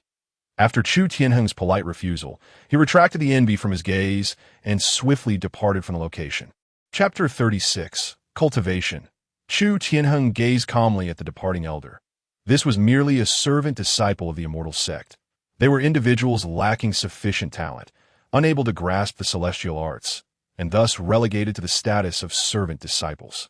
Their daily tasks involved managing the affairs of the sect, akin to the servitude found in affluent households. However, after a day's labor, they enjoyed a modicum of free time, a period designated for their cultivation. If fortune favored them and they succeeded in their breakthrough, they could aspire to enter the outer sect. This was precisely why these individuals chose to remain. Chu Tianheng closed the door. Such a fate was utterly unacceptable for him. Upon opening the meal box, he found 2 dishes and a soup, steaming and plentiful. After a simple meal, he retrieved the White Elephant Condensation Technique and began to peruse it cautiously. On the first page, a line of blood-red characters caught his eye. "Those who disseminate the techniques shall be met with unrelenting death." An intense aura of killing intent surged forth. Chu Tianheng's heart trembled. He had been questioning how the Longxiang Immortal Sect could be so lax in its management. fearing the leakage of its celestial arts.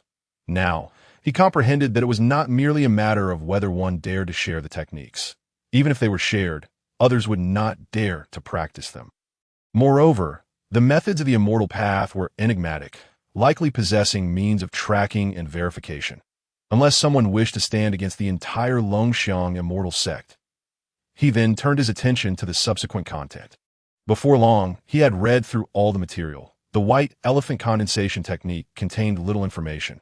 Apart from some common knowledge regarding cultivation, it focused on the condensation technique itself. However, it only covered the realms up to the third level of condensation.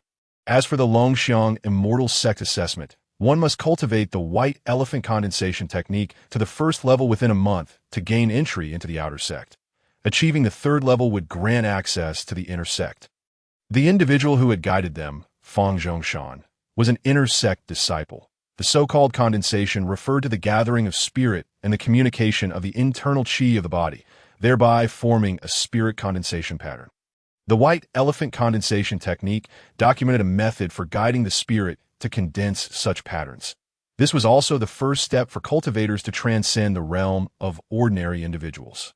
By condensing spirit patterns, one could store qi and unleash various spells and techniques, possessing a formidable restraining effect against spectral entities. Furthermore, during the process of condensing spirit patterns and activating the internal qi, there is a possibility of awakening one's innate talents, thus enabling a leap into the ranks of the extraordinary. This was the reason why only the first 3 levels were disseminated. Without an awakened talent, one could at most cultivate to the 3rd level of condensation. Without hesitation, Chu Tianheng began to practice according to the instructions of the white elephant condensation technique.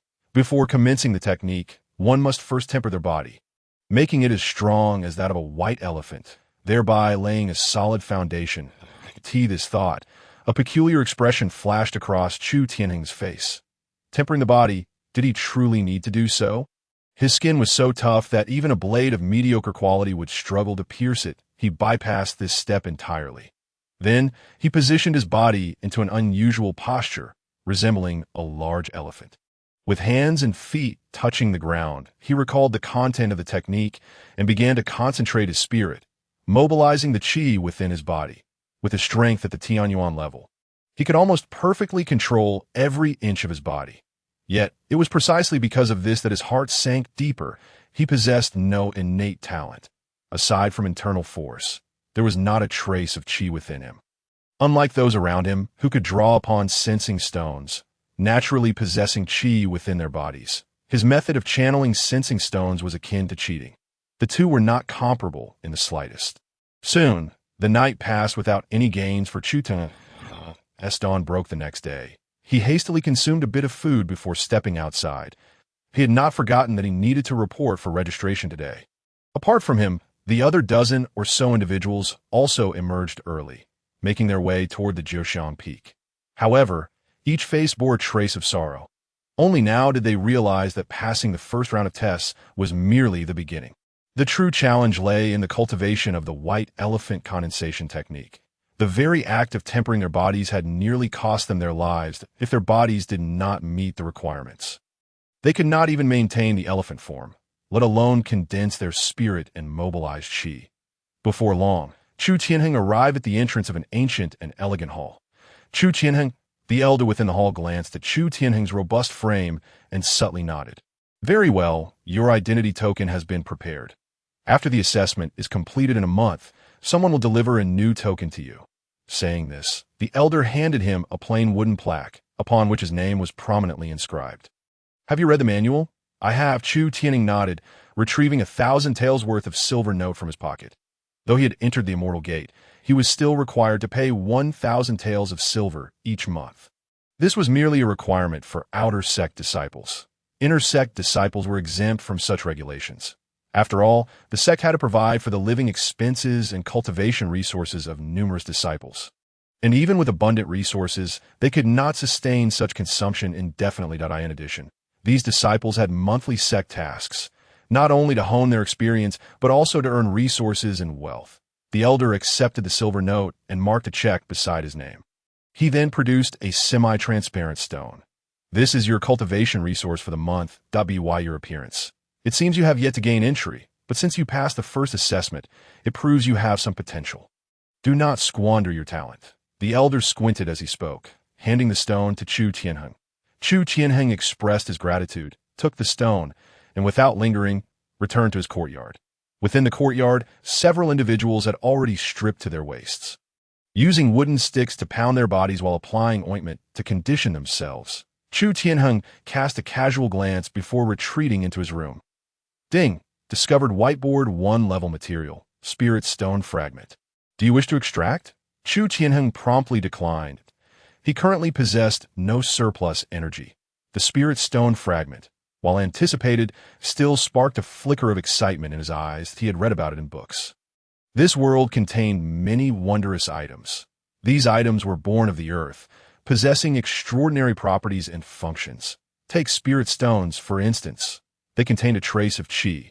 Not only could they assist individuals in beginning their cultivation, but they were also an indispensable resource for cultivators that in the outside world. They were almost priceless, with money being of no use. Yet upon entering the Wangtian Immortal sect, one could receive a spirit stone each month.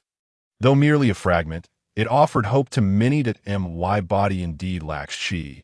But if I can draw upon the qi within the spirit stone and master the technique, then perhaps my ambitions could be realized.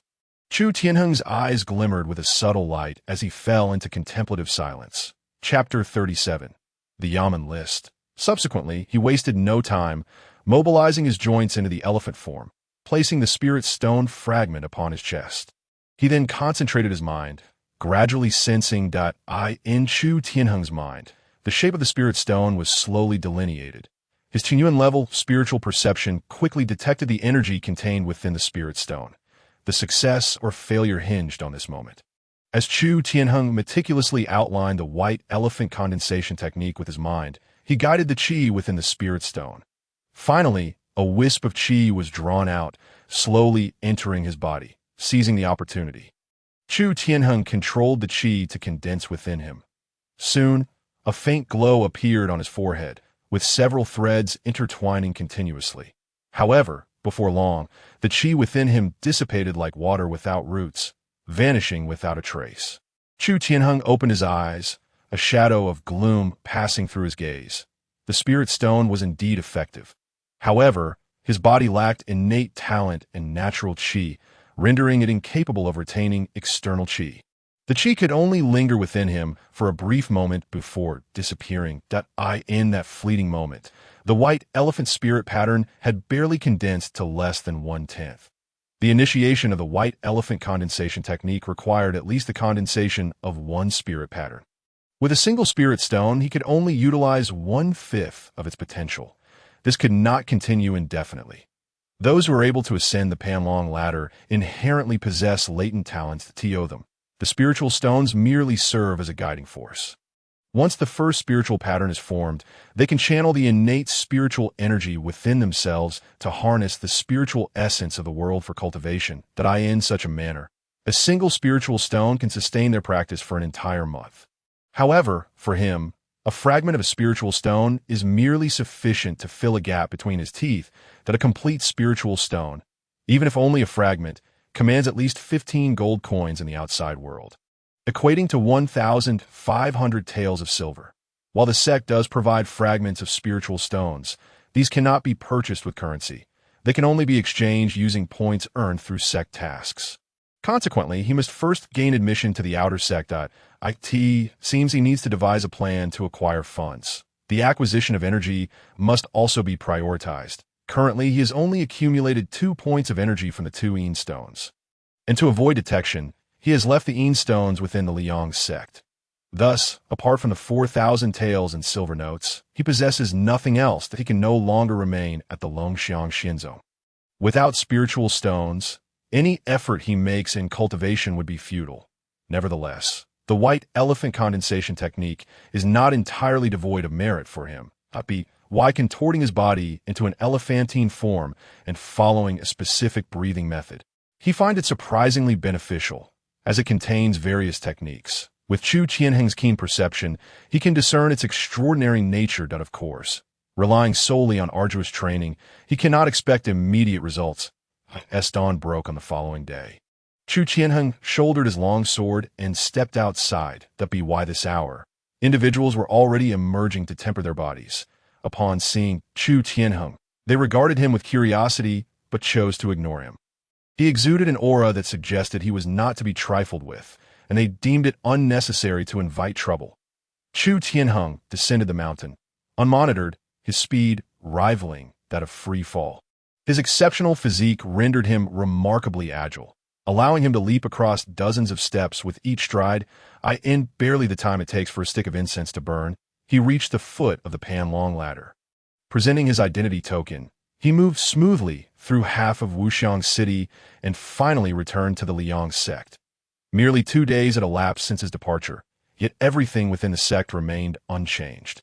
However, news of his successful admission to the Longxiang Xianzong had already spread throughout the Liang sect, and even some smaller factions nearby had caught wind of it. For the time being, none dared to provoke the Liang sect, for no one knew whether he could indeed enter the outer or even inner sect. Should he truly gain entry, his future cultivation achievements would far surpass those of ordinary mortals. Tianheng, how have you returned so swiftly? Did something unforeseen occur? Pei San, clad in a voluminous black robe, toyed with 2 metallic spheres, his complexion restored to its former vigor. After arriving at Wuxiang City, the shadows of doubt vanished from his heart, and both his mindset and emotions underwent significant transformations. Observing Pei San's concerned expression, Chu Tianheng waved his hand dismissively. Master, how much silver remains in the sect's treasury? Pei San paused momentarily, a contemplative look flashing in his eyes. Considering the connections built over these past days, there should be around 8,000 taels of silver left. He was slightly puzzled as to why Chu Tianheng required funds, yet 8,000 taels was not an insignificant sum. Sufficient for the Liang sect's operations for a considerable time. 8,000 taels, equivalent to 80 taels of gold. Chu Tianheng mused for a moment before slowly shaking his head. This amount, while seemingly substantial, would amount to nothing within the sect. Master, it appears that our previous plan needs to be expedited. Pei San, taken aback, caused the metallic spheres in his hands to emit a soft rasp. Very well. I will make arrangements below, and we shall begin recruiting students in a couple of days. Pei San's demeanor grew serious. However, many surrounding enterprises had already been claimed. Otherwise, although Wuxiang City is vast, it is rife with small sects and factions, nearly dividing the cake among themselves, making it challenging for a newly established martial hall to carve out a slice. In no matter. Master, do you happen to know if there are any bandit strongholds in the vicinity of Wuxiang City? Or any lucrative opportunities? With my current strength, mundane matters pose no challenge. Even if the enterprises and martial halls commence operations, it would be difficult to amass sufficient funds within a month. Thus, he must seek alternative paths. Pei San's expression momentarily faltered, but he nearly forgot that Chu Tianheng was not like them. I will have my disciples investigate the bandit strongholds, but I do know that the city office of Wuxiang frequently issues tasks seeking martial experts from the Jianghu to complete. Chu Tianheng's eyes glimmered. The city office of Wuxiang far surpassed that of Haishi Town in terms of true power. One must understand that aside from the Longxiang Xianzong, the most formidable force is the city lord's mansion. As one of the largest institutions, the city office is certainly not as straightforward as it appears. To go is to go. Chu Tianheng casually found a disciple familiar with the area and swiftly made his way toward the city office. The city office is situated at the heart of Wuxiang City. The deeper one ventured, the denser the throngs of people became. The attire of the populace was notably neat and tidy. Wealthy individuals strolled leisurely through the streets, and every avenue was lined with various taverns and entertainment venues. Chu Tianheng's eyes glistened with envy. How much could these establishments earn in a day? Given the consumption levels at the city center, it would likely exceed 1,000 taels daily. After all, the average income of the common folk in Wuxiang City could reach 30 taels of silver per month, a substantial increase compared to Haishi Town. Yet, such musings were merely fanciful. Even the attendance of some affluent families could evoke a subtle sense of threat. Not to mention the enterprises, who would dare to establish themselves here without backing. Chapter 38. The scholar in white. Before long, a grand courtyard appeared before him. The courtyard was encircled by imposing high walls, with dark tiles and white walls, crimson pillars, and a heavy gate flanked by two massive stone lions.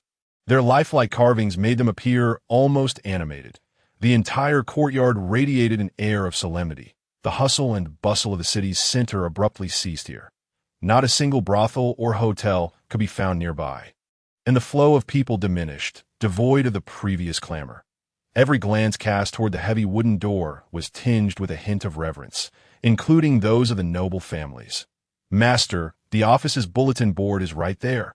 Following the direction indicated by the disciple's finger, Chu Tianheng beheld a small building adjacent to the city office. On the outer wall of the building hung sheets of yellow paper, inscribed with dense characters. Beside the door was a small window, through which he could faintly discern a table and an individual busily scribbling on paper. Surrounding the wall adorned with papers was a circle of formidable Jianghu figures, armed with swords and blades, intently scrutinizing the wall. At that moment, a short-statured man with a shifty gaze snatched a piece of yellow paper and hurried to the window to register. Before long, he exited with a wooden token in hand. After sending the disciple back, Chu Tianheng pressed forward toward the bulletin board. "Damn it! Who's pushing me?" A bald, burly man, feeling the pressure from behind, could not help but curse as he prepared to turn around in retaliation. Just then, he collided forcefully with Chu Tianheng's chest. With a thud, the burly man felt dizzy, as if he had crashed against an iron slab. Once he regained his senses, he realized a colossal shadow loomed over him. At first glance, Chu Tianheng had his head bowed, his expression devoid of emotion as he fixed his gaze upon him. "Wuxiang, you little brat, where did this monster come from?" The bald man swallowed hard, panic gripping him as he sidestepped. Despite being the head of a small faction, he was taken aback to find Chu Tianheng towering over him by an entire head. Such a robust physique made him believe that this man must have been a bull in his past life. Not only he, but the surrounding onlookers also regarded Chu Tianheng with a mixture of wariness and awe, instinctively retreating. Chu Tianheng remained calm, standing at the forefront, quietly assessing the papers on the wall. Yet another intriguing character has arrived. Beside Chu Tianheng stood a scholar-like young man, who leisurely unfurled a feather fan and gently waved it. Chu Tianheng cast a brief glance, unable to discern his intentions. However, it seemed that the people around were quite familiar with this scholar, as none dared to approach him. Turning his attention back, Chu Tianheng wished to avoid unnecessary complications and continued to examine the notice board. The entire board was divided into two sections, one for government postings and the other for aristocratic families. Chu Tianheng scrutinized each entry. The government sought temporary inspectors to patrol the East Baojia area of Wuxiang City at midnight, requiring a martial artist of at least the condensed spirit level. The remuneration was set at 30 to 100 gold coins per month, depending on one's strength. Chu Tianheng raised his eyebrows slightly. He had underestimated the earning potential of a martial arts expert, that a martial artist at the condensed spirit level could earn a sum 100 times greater than an ordinary person. Considering that such a master would be nearly invincible in a place like Haishi Town, it was only reasonable for the reward to be so substantial. This made it evident that the strength of his own Liang sect was lacking. In Wuxiang City, they could hardly be considered a third-rate faction. After all, at the end of the day, the overall strength of Liang's sect was simply too feeble. In his absence, the sect's strongest combatant was merely Pei San, a significantly weakened Tongyi expert. Thus, it was clear that Liang's sect was not in a position to recruit apprentices, but merely deceiving themselves. It appeared he needed to devise a strategy to enhance the strength of his disciples. Otherwise, the disparity was too great for them to be of any assistance. With these thoughts cast aside, he resumed his examination of the notice board. The Northern Fong family was seeking a martial master to enlighten the younger generation in the ways of martial arts. The requirements were a martial Dao Tianyuan level and proficiency in body tempering, with a remuneration of 300 gold coins per month, payable at the end of each month. Chu Tianheng's eyes lit up instantly.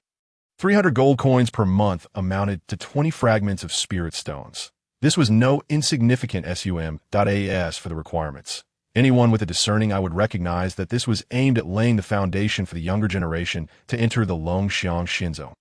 Those with some knowledge were aware that the sect's techniques were largely related to the physical body. He secretly committed this task to memory, then surveyed the surroundings that he needed a task that could yield a quick profit. Otherwise, time would run out for him to participate in the assessment. However, the tasks he had examined thus far were either too time-consuming or offered too little reward. For the moment, he had yet to find a suitable task. Dear brother, I could see you pondering for quite some time without finding a suitable task. Chu Tianheng frowned and turned to see the scholar with the feather fan. The scholar wore a smile. His slightly elongated eyes giving off an air of insincerity, he gently waved his fan, seemingly impervious to the chill of the winter air. I see that you possess extraordinary potential, and I happen to have a task that requires one more person. Why not join me? As he spoke, the scholar retrieved a scroll of paper from his sleeve, which was indeed the task from the notice board, albeit already taken down. Would you care to take a look? Chu Tianheng paused for a moment, then reached out to accept the paper. The task required 5 experts to clear out anomalies within a mine located in the eastern outskirts of the city, promising substantial rewards from the government upon completion.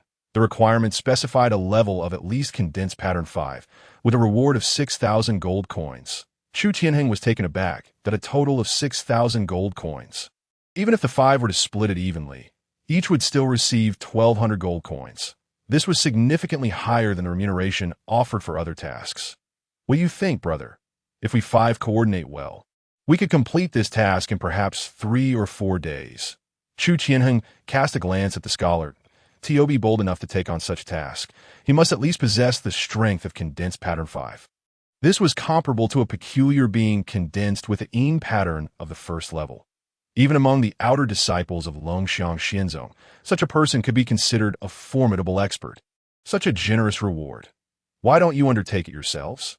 Chu Tianheng felt a twinge of caution in his heart. It was impossible for someone to throw such a tempting offer without ulterior motives. Ha ha, my dear brother, you worry too much. Though I, Wei Juanji, may have a reputation for ruthlessness, I'm certainly not one to go back on my word. You must be from out of town, right? While Wuxiang City is prosperous. Gathering 5 experts of the condensed pattern 5 level among the common folk is no easy feat moreover.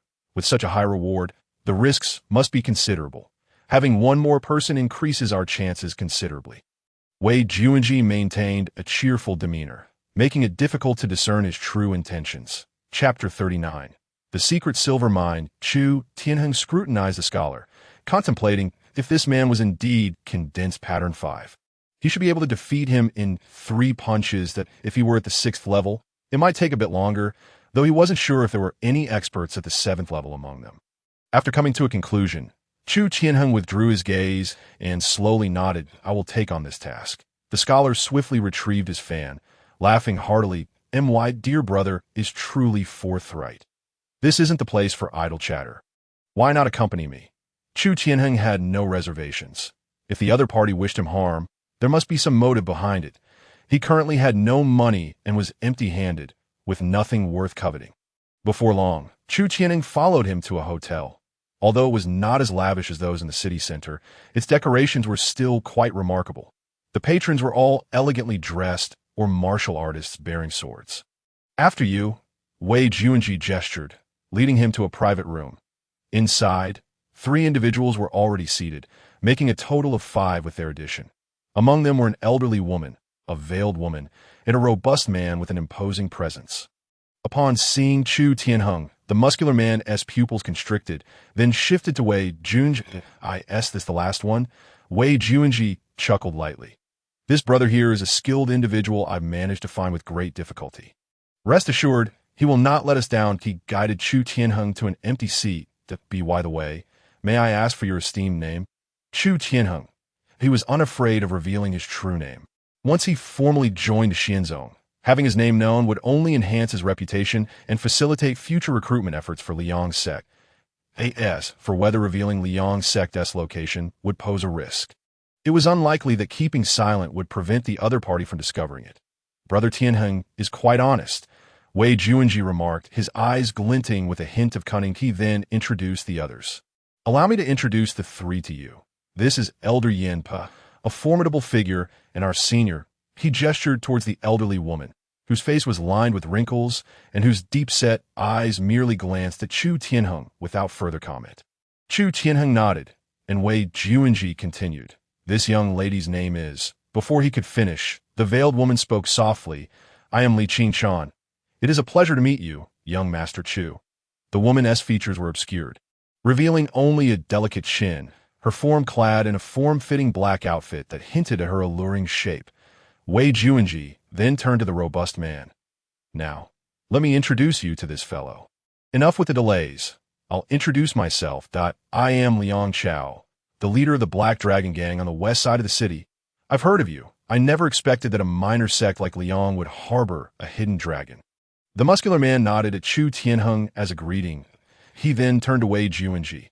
"Let us not waste any more time. Since you brought up this task, let us hear the details without holding back."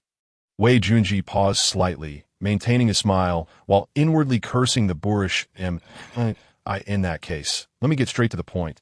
This notice was issued by the government, and I secured this task through connections. The government has discovered a secret silver mine in the eastern outskirts, but it is teeming with specters. The government and its experts look down upon it, and the weaker ones fear for their lives. So they have released it for us to handle. The deadline is in 2 days. Together, the 5 of us should find it easy enough." Wei Juanji's tone was assured as he gently waved his fan. "Does anyone have any questions?" He scanned the room. Chu Tianheng and the woman remained silent. Elder Yin raised her head to fix her gaze on Wei Jun. "At my age, I only care for the money." Wei Juanji smiled. "Rest assured, the payment will be delivered in full upon completion of the task. I doubt you would dare." Wei Juanji subtly gritted his teeth, wishing to shatter the fool's teeth. "Servants, bring the dishes." Wei Juanji refrained from saying anything further. Before long, an array of steaming delicacies was served. Each dish was a feast for the senses, a veritable cornucopia of flavors and aromas that Chu Tianheng had never encountered before. Some of the dishes even exuded a rich medicinal scent. The value of this banquet alone surely surpassed 10 gold coins. After dining, the group agreed upon a time to meet again before parting ways. Upon returning to Liang Gate, Chu Tianheng reflected on the day's events, sensing an underlying unease. Yet he could not pinpoint what felt amiss. Nevertheless, he concluded that as long as one possessed sufficient strength, all other threats were mere paper tigers. 2 days swiftly passed. During this time, Chu Tianheng devoted himself to studying the white elephant condensation technique and instructing his disciples. Additionally, he immersed himself in books to accumulate knowledge. However, he had evidently underestimated the difficulty ordinary individuals faced in martial training. Despite 2 days of effort, none of his disciples showed significant improvement. It was no wonder that the disparity in strength within this world was so vast. One either possessed innate talent to enter the realm of immortals or remained a mere mortal, achieving little even with rigorous training. As the sun sank beyond the western mountains and dusk gradually descended, Chu Tianheng glanced at the sky, aware that the time was drawing near. He wrapped his long blade in black cloth and stepped outside. He journeyed eastward, traversing lengthy streets until he arrived at the eastern gate of Wuxiang City. The city gate would not close until the hour of high. So many people were still entering and exiting. Chu Tianheng joined the throng. After walking a short distance, he spotted the 4 individuals who had been waiting outside. "I apologize for the delay," Chu Tianheng said with a slight "it is of no consequence. "The treasures within the secret silver mine only become active at the hour of high, so our timing is fortuitous," replied Wei Juanji. The hour of high corresponded to around 9 in the evening. With that, Wei Juanji led the way as they soared toward the eastern wasteland. The 4 followed suit without hesitation. All 5 individuals possessed at least the 5th level of condensation, and even at a leisurely pace. Their speed surpassed that of ordinary steeds. The scenery blurred past them as the darkness deepened. After a full hour of flight, they gradually came to a halt. Chu Tianheng looked back. The grand Wuxiang city was now but a mere speck. Surrounding them was a barren expanse, dotted with mounds of earth, and not far away, a golden glow flickered. The weather in Wuxiang City was significantly better than that of Haishi Town. The moon shone brightly at night. And with the extraordinary constitution of the group, their vision remained unaffected by the darkness. Just ahead, Wei Juanji indicated. After walking for a short while, rows of interconnected tents appeared before them. Through the tents, they could vaguely discern a massive opening in the ground. Upon their arrival, the patrolling soldiers exhibited caution. "Who goes there?" "We are the revealers, here to carry out a mission," Wei Juanji said, opening his fan in a manner that was neither servile nor arrogant.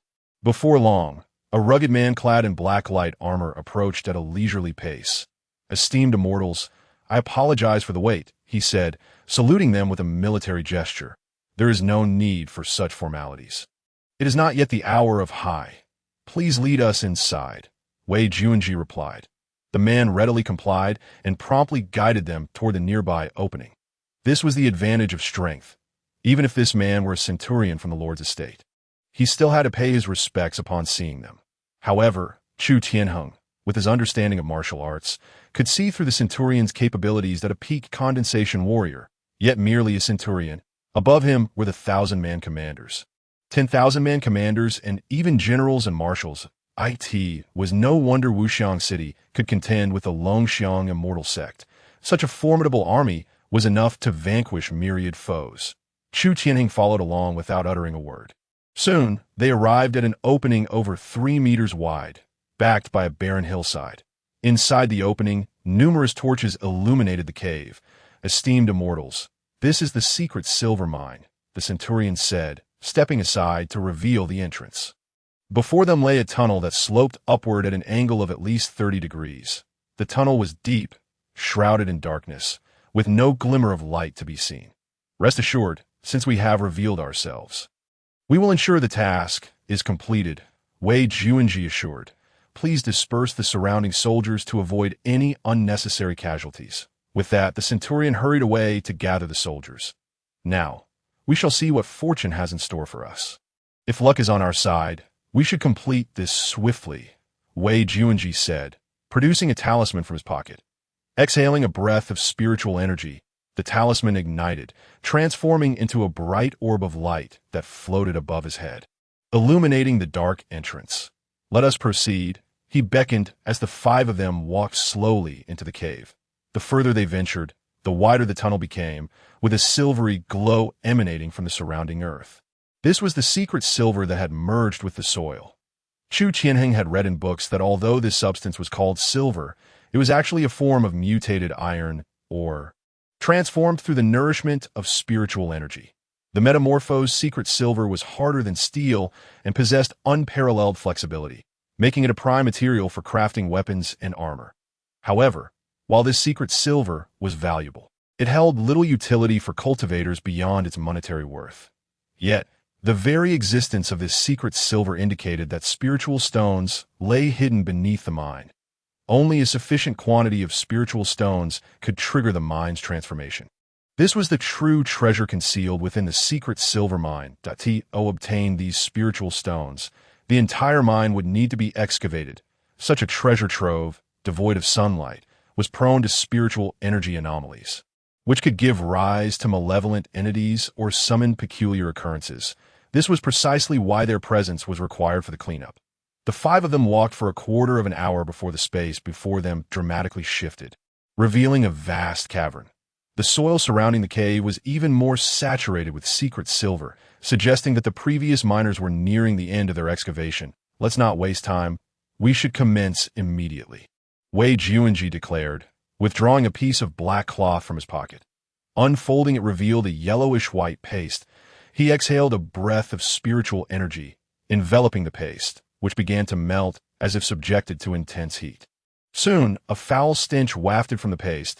"I didn't expect you to possess such sinister substances," Yin Per remarked, eyeing Wei Juanji with surprise.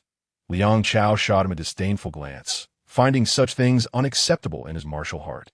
While the woman remained veiled, her reaction hidden from view, Chu Tianheng maintained a stoic expression, having vaguely guessed the nature of the substance. Alas, to attract those little ghosts, one must resort to such methods, Wei Juanji said nonchalantly, continuing to channel his spiritual energy.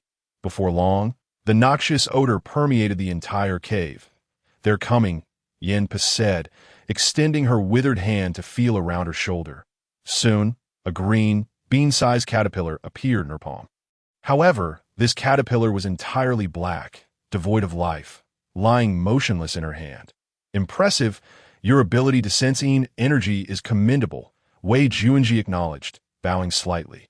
Yanpa had gained renown over the years, her unique talent allowing her to control insects with spiritual energy.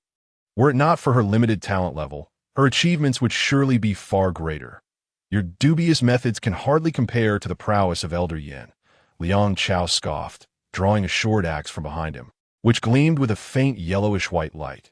Noticing this, Wei Juanji chose not to engage with the simple-minded man, unfurling his fan to reveal a row of sharp blades.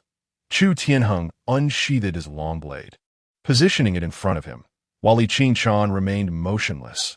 Suddenly, anguished cries resonated from the depths of the cave, followed by a stream of black-gray mist that emerged from an unknown source, gradually enveloping them. Go. At that moment, a crisp reprimand emanated from Li Qingchuan nearby. Following this, a flurry of azure runes surged forth from her sleeves, coalescing into a brilliant azure disk that surged towards the encroaching black mist. With a resounding thud, the black fog was struck, dissipating swiftly as if frost met with fire. What remarkable skill from the little one, Yinpa exclaimed in admiration, as a swarm of glossy black insects erupted from her body. Each insect, no larger than a flea, clustered densely before her, forming a dark cloud. Wei Juanji and Liang Chao exchanged glances, a flicker of wariness passing between them. The methods employed by Yinpa were indeed peculiar. Just then, the ground at the cave's bottom suddenly caved in, revealing a series of profound, bottomless pits that appeared out of thin air. Prepare, Wei Juanji bellowed, 6 intricate vertical lines manifesting upon his forehead. The six-fold condensation. Chu Tianheng cast a glance, noting that the markings on his opponent's forehead lacked the complexity of the white elephant condensation technique. Soon, Liang Chao's forehead also displayed 6 lines, albeit simpler than Wei Juanji's. A chilling roar reverberated from within the pits, followed by an eerie gray mist that surged forth, enveloping the group. The instant the gray vapor emerged, the surrounding temperature plummeted. Scram! Wei Juanji waved his feather fan. A beam of white light sweeping through the gray fog, extinguishing a considerable portion of it. Liang Chao swung his great axe, preventing the mist from encroaching upon him. The other two displayed even more enigmatic techniques. Li Qingchuan was surrounded by runes, silently incinerating vast amounts of gray mist. Meanwhile, Yinpa commanded her swarm of insects, which howled through the air, tearing the gray mist apart. At that moment, a large mass of gray fog began to converge towards Chu Tianheng, and the others subtly shifted their gazes in his direction, for he had revealed the least about himself thus far. Chu Tianheng narrowed his eyes, spinning the great knife in his hand. Chapter 41. I, Chu Tianheng, shall slay without restraint. With his blade drawn and energy flowing, his voluminous robe billowed dramatically as the techniques of his sun blade were executed, delivering a horizontal slash. The fierce wind howled, and the blade sang. The terrifying force caused the spikes along the blade to emit visible pressure. Boom! The great knife cleaved through the gray mist, and in an instant, the entire mass of fog exploded as if struck by a heavy hammer.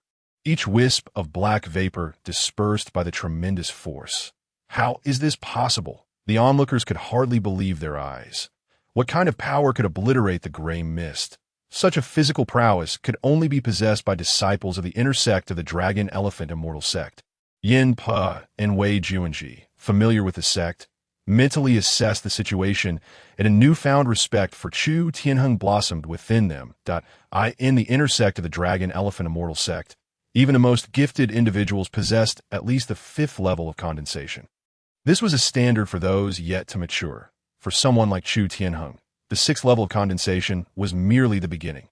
However, what they were unaware of was that Chu Tianheng had yet to even step into the realm of immortality. The power he exhibited now was simply the result of martial prowess and innate characteristics. With an impressive attribute of 9.2 in physical prowess, he could even mold steel into spheres with his bare hands. Suddenly, the shattered gray mist began to coalesce once more.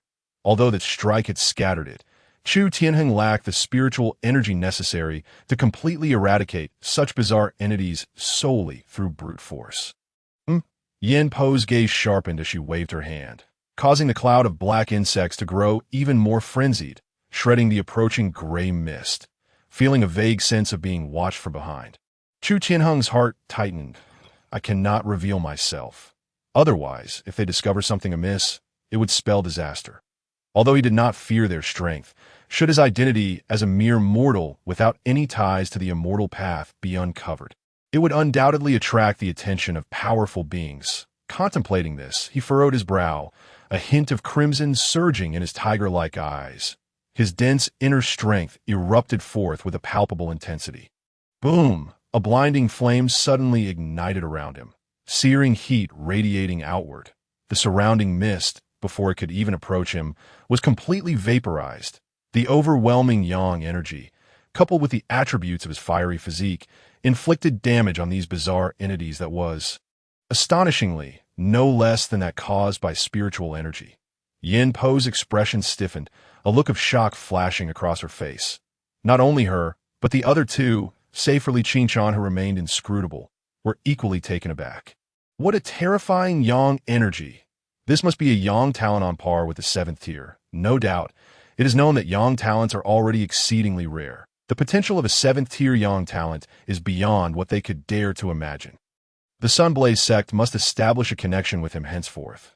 Liang Chao mused, gripping his short axe. Such an individual, even if they cannot become friends, must not be made an enemy. Ding! Energy value 0.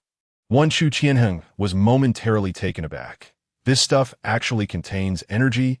Instantly, a chilling glint sparkled in his eyes. Gazing at the surrounding fog, he felt a surge of greed. Let me at it. Observing the four effortlessly dismantling the gray mist. Chu Tianheng roared, his desperation akin to a ferocious beast's howl. Thud. The ground trembled beneath him. Liang Chao and the others, still engaged in battling the gray mist, were jolted and turned to witness Chu Tianheng charging towards them, muscles bulging as if a frenzied giant was barreling their way. Brother Chu, calm down. Liang Chao felt a shiver run down his spine, his hair standing on end as he turned to flee. Wei Juanji and Liang Chao, closest to him, bolted without a glance back, their hearts racing in fear. Bang! Chu Tianheng cleaved through two masses of gray mist, then, dissatisfied with the speed of his great knife, plunged it into the ground, his arms resembling elephant trunks. The martial techniques contained within the white elephant condensation technique were executed flawlessly. They're all mine, he bellowed, his arms flailing wildly, causing the air to howl. In an instant, the surrounding gray mist was eradicated. He then turned his attention to the other two, who, recognizing his intent, wisely stepped aside, allowing Chu Tianheng to rampage freely. Before long, every trace of gray mist was obliterated, and Chu Tianheng finally came to a halt.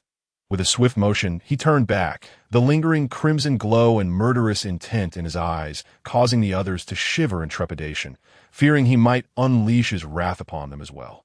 I apologize, everyone, that my sister was killed by these entities, so whenever I see these ghostly apparitions, I cannot help but react. A semblance of sincerity mixed with sorrow adorned his face, yet his heart was filled with elation. Energy 9 finally. It is no longer 0. Wei Juanji could not help but swallow hard. Brother Chu is truly remarkable. Having held back for so long, he found himself at a loss for words. Chu Tianheng disregarded their thoughts. N01 would obstruct him from gaining energy. Just then, noises erupted from the pits in the ground. Chu Tianheng's eyes sparkled with golden light. It's happening. A cacophony of piercing howls resonated from below. Their actions had finally provoked the bizarre entities lurking in the shadows. The hour of the pig had arrived. The entire secret silver mine was their domain. They're coming. Chu Tianheng lifted his knife, positioning himself at the forefront. Wei Juanji and the others, witnessing the furious and formidable Chu Tianheng, felt an involuntary sense of reassurance. With such a powerful ally, victory seemed assured. Roar! A surge of faint black mist billowed forth from below. But that was not all. Within this mist lurked numerous grotesque, menacing figures that a plethora of malevolent spirits spread forth. Even ordinary individuals would fall into a trance upon contact, unknowingly meeting their demise. As so many spectral corpses. It's no wonder the soldiers could not hold them back. Wei Juanji thought, a grave expression crossing his face. There were easily 20 or more spectral corpses visible at a glance. Moreover, these corpses, birthed in the depths of the mind, possessed formidable physical strength, and the energy of their malevolent aura was exceedingly potent. These spectral corpses could not be assessed by ordinary standards. They might appear to be of the first tier, yet they could engage in combat with those possessing the level of Een patterns. Witnessing the horde of spectral corpses, tears involuntarily streamed down Chu Tianheng's face. His unresolved inner strength surged once more. The others paused, taken aback by the hatred etched upon his face. "Brother Chu, how about we all?" "No need." Before Wei Juanji could finish his sentence, Chu Tianheng raised his hand to halt him. "I shall use their lives to honor my deceased sister." Thud! Like a rampaging elephant, Chu Tianheng charged forth, enveloped in flames, an awe-inspiring sight. Roar! Observing that Chu Tianheng dared to take the initiative, the malevolent specters let out a furious roar and charged at him with claws bared. Die! With a mighty swing of his great sword, he unleashed a blade of force akin to a mountain, cleaving towards the approaching humanoid specter. The terrifying power cleaved directly from its shoulder to its abdomen. The specter let out a wretched scream, and before it could even begin to heal, it was consumed entirely by the raging flames contained within the strike. Energy value 0.2. Chapter 42. Frenzied energy harvesting. Chu Tianheng was taken aback. Only 0.2 energy. These specters were not weak. In fact, they surpassed the peculiar cat-faced specter that had once condensed a shadowy rune. Yet the energy they yielded was pitifully scant. That moment, several specters seized the opportunity and lunged forward. Among them, one that resembled a lizard, covered in festering sores, stealthily approached him with its deadly claws. The others narrowed their eyes, but none dared to act. Only Li Qingshan subtly flipped her delicate hand, and a shimmering talisman appeared, pulsating with a green light. Seeking death, Chu Tianheng's gaze sharpened as he twisted his waist and executed a slash that defied human anatomy. With a sickening sound, the terrifying blow tore through their bodies. At last, he could see clearly. Within the torn carcasses of the specters, he discerned a struggling shadow, but a surge of dark energy rapidly began to mend the shattered forms. It turned out that these specters were merely shells. Without pausing, Chu Tianheng continued his assault. His vital energy surged. His 2-meter frame seemed to stretch to an imposing height of around 2 meters 2 or 3. He appeared as a towering iron sentinel, his massive robe clinging to him like a second skin. Before long, several pools of foul black viscous fluid accumulated around him. For the group of specters, they had all been slaughtered at his hands. Energy value 14. That the energy values provided by the dozen specters varied, totaling just 5 points. The onlookers exchanged glances, their expressions filled with complexity as they regarded Chu Tianheng. He sheathed his sword and gradually calmed the tumult within his body. Casting a discreet glance at Li Qingshan, the continuous high-intensity attacks had drained half of his internal energy. Fortunately for him, internal energy was merely a means to eliminate the uncanny. His true strength lay in his formidable physique. Terrifying power, speed, and extraordinary endurance and healing capabilities. Noticing the strange expressions on the faces of those around him, Chu Tianheng spoke slowly. "Rest assured, everyone, regardless of the circumstances, I shall only claim my rightful share of the rewards. The rest shall remain untouched." Upon hearing his words, a collective sigh of relief washed over them. These specters seemed vastly different from those in the outside world. Chu Tianheng pondered aloud. Indeed, these naturally born specters have never encountered the mundane world nor had the chance to hunt living beings. In comparison to the malevolent entities outside, they are far more pure. This is precisely why, even upon reaching the level of shadowy runes, they cannot condense shadow stones. Yanpa spoke slowly, directing the swarm of insects towards the viscous pools. Pure, Chu Tianheng mused inwardly. Could it be that the energy they harbor is related to the slaughter they commit? He had previously harbored doubts about why some powerful entities held less energy than weaker ones. He had not delved deeply into it then, but now the disparity in energy was of a qualitative nature that demanded his attention. However, he could not ascertain what it was related to. Of course, he did not dwell too much on it. After all, If he were to slay all the apparitions he encountered, wouldn't all the energy be his? The momentary excess or deficiency held no significance, as the total would remain unchanged. Better to err on the side of caution than let anything slip by. Such was his philosophy. Once the specters were vanquished, tranquility finally returned to the pit below. It seems this spirit stone deposit is quite substantial. It has yielded so many specters right from the outset, Wei Juanji remarked, a hint of greed glimmering in his narrow eyes. Do you dare to entertain thoughts of the authorities? Wei Juanji, one tracking spell, and they could trace your lineage back 8 generations, Liang Chao scoffed. Chu Tianheng remained silent. He had initially feigned indifference upon realizing the existence of the spirit stone deposit. But after learning of the authorities' strength, he dismissed such thoughts. Once he grew powerful, everything would be within reach. Otherwise, he would be a mere pawn, guilty for possessing something valuable.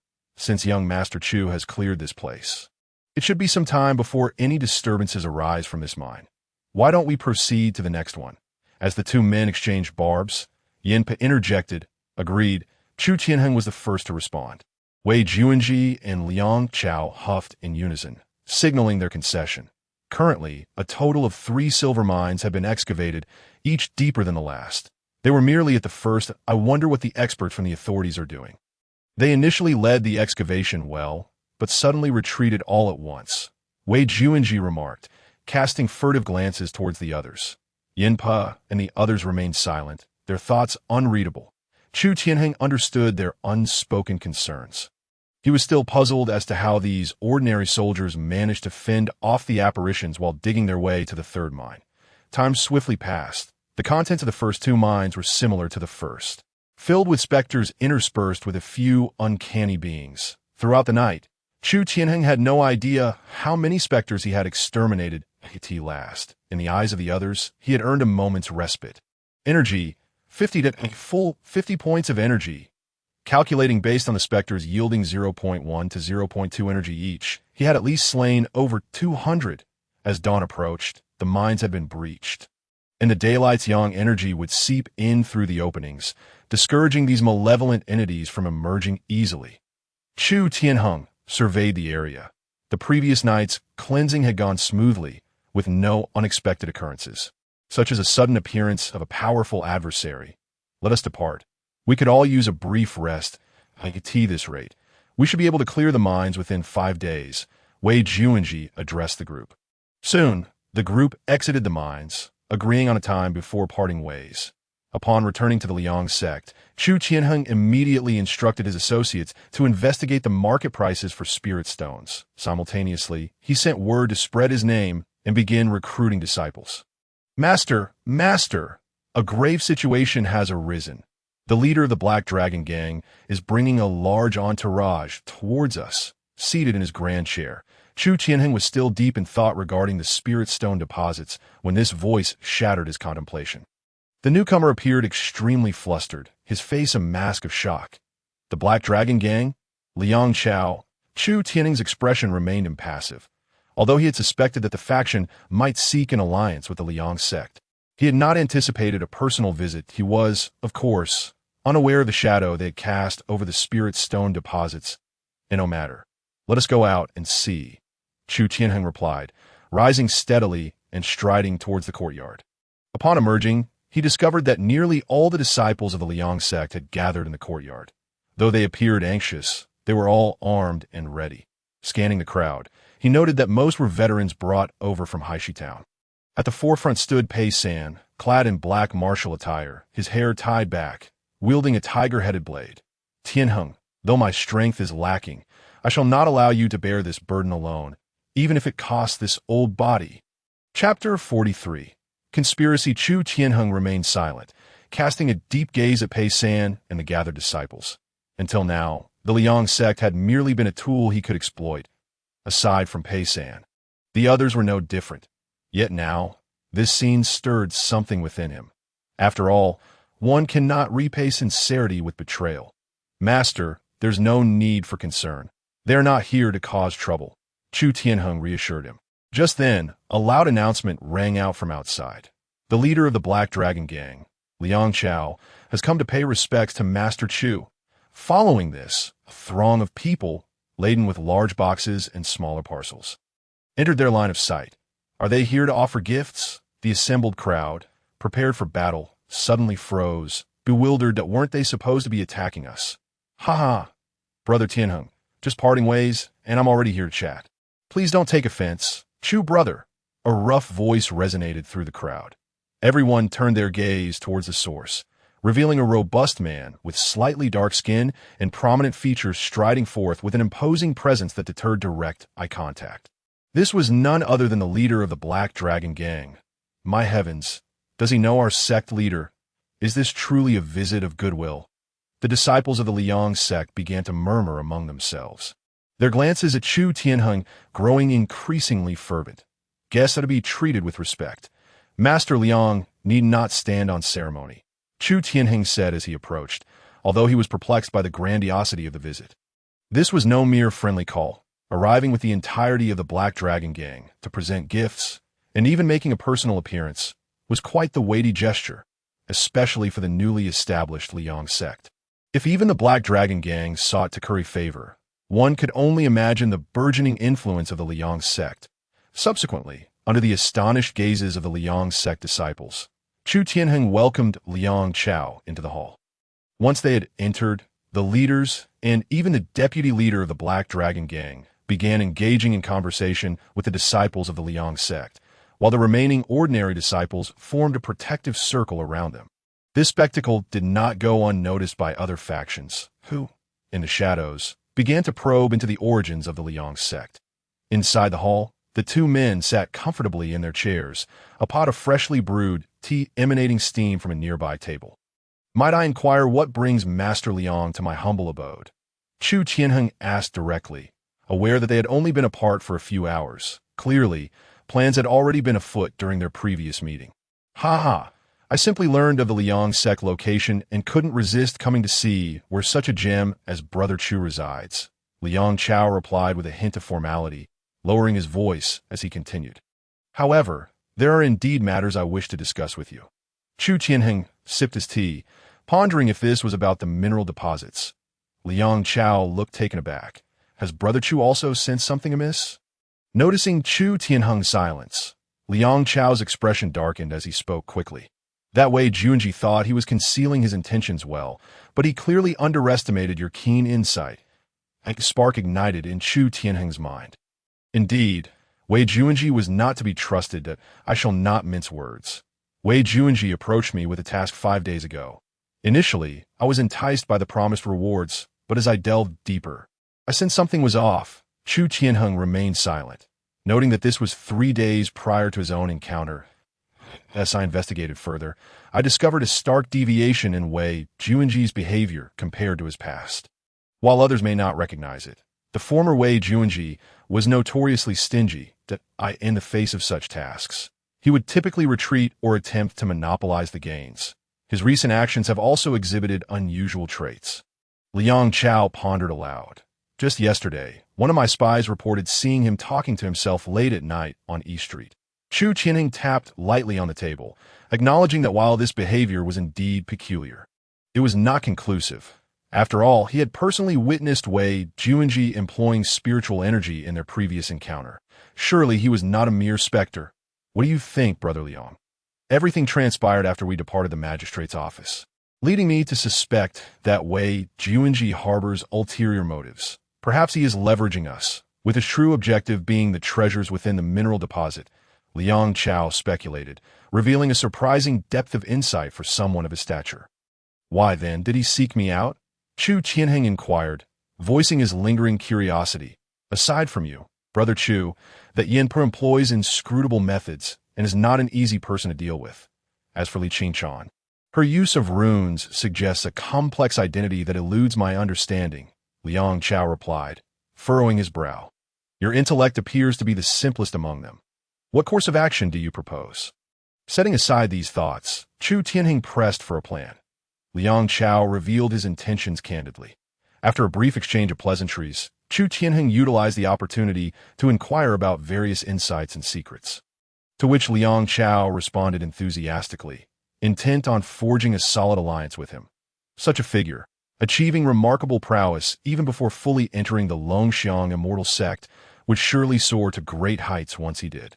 He anticipated that, should any crises arise, assisting Chu Tianheng would require little effort on his part. Once Liang Chao and the Black Dragon gang took their leave, the afternoon sun began to set. Chu Tianheng gazed at the slowly closing doors, deep in thought. Liang Chao possessed a boldness that was not to be underestimated. He dared to covet the spirit stones.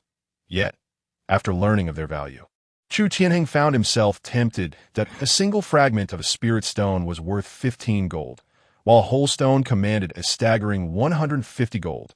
Higher quality stones could exceed 200 gold.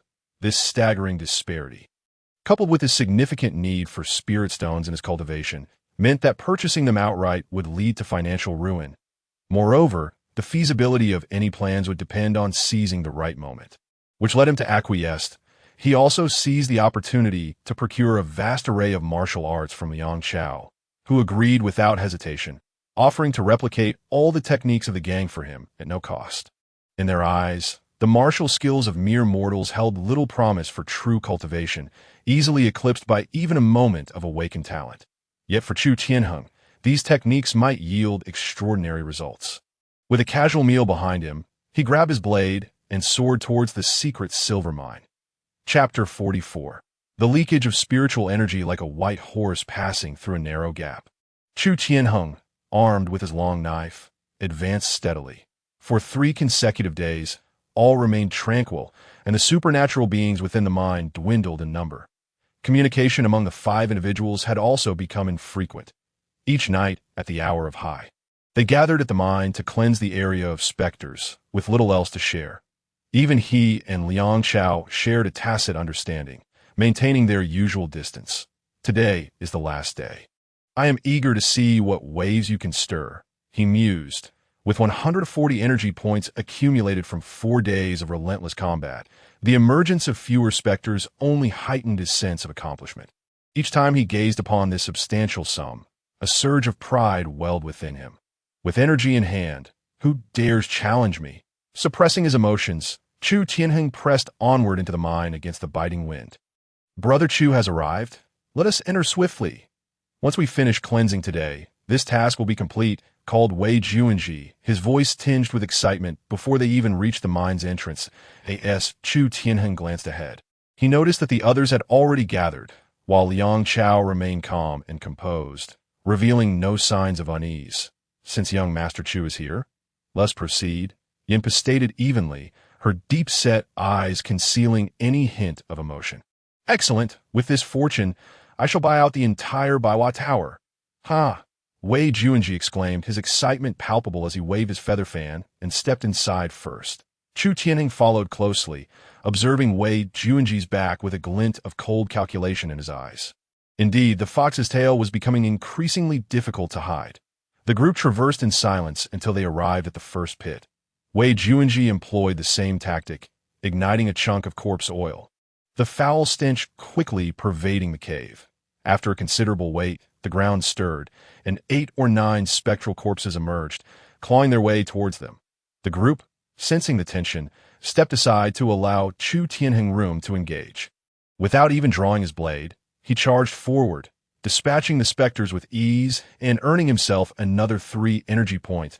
As the last of the spectral corpses fell, Yinpa retrieved 2 small green insects from her gourd. And within moments, they lay lifeless, their color fading to white. Let us depart. The malevolent energy in this area is nearly dissipated.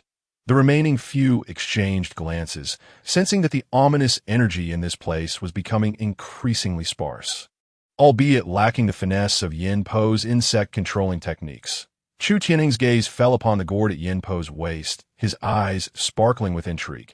This scrutiny elicited a subtle tension in Yin Po's expression. Her gaze towards Chu Tianheng laced with wariness. Throughout their journey, Yin Po's myriad of spiritual insects had opened his eyes to an impressive array of combat, reconnaissance, and defensive types. However, devoid of spiritual energy himself, he could make no use of these insects, even if they were offered to him. As Chu Tianheng averted his gaze, Yinpo's previously rigid form relaxed slightly. The five of them then proceeded towards the next mine pit. Before long, employing their previous tactics, and with the number of corpses being exceedingly low, they swiftly cleared the second mine pit. Only one remained. They were finally nearing the end. Wei Juanji proclaimed with palpable excitement. With his back turned to them, he stared into the dark, profound passage ahead, a peculiar smile gracing his face, his eyes resembling two marbles, one above the other. Upon turning to face them, his expression returned to normal.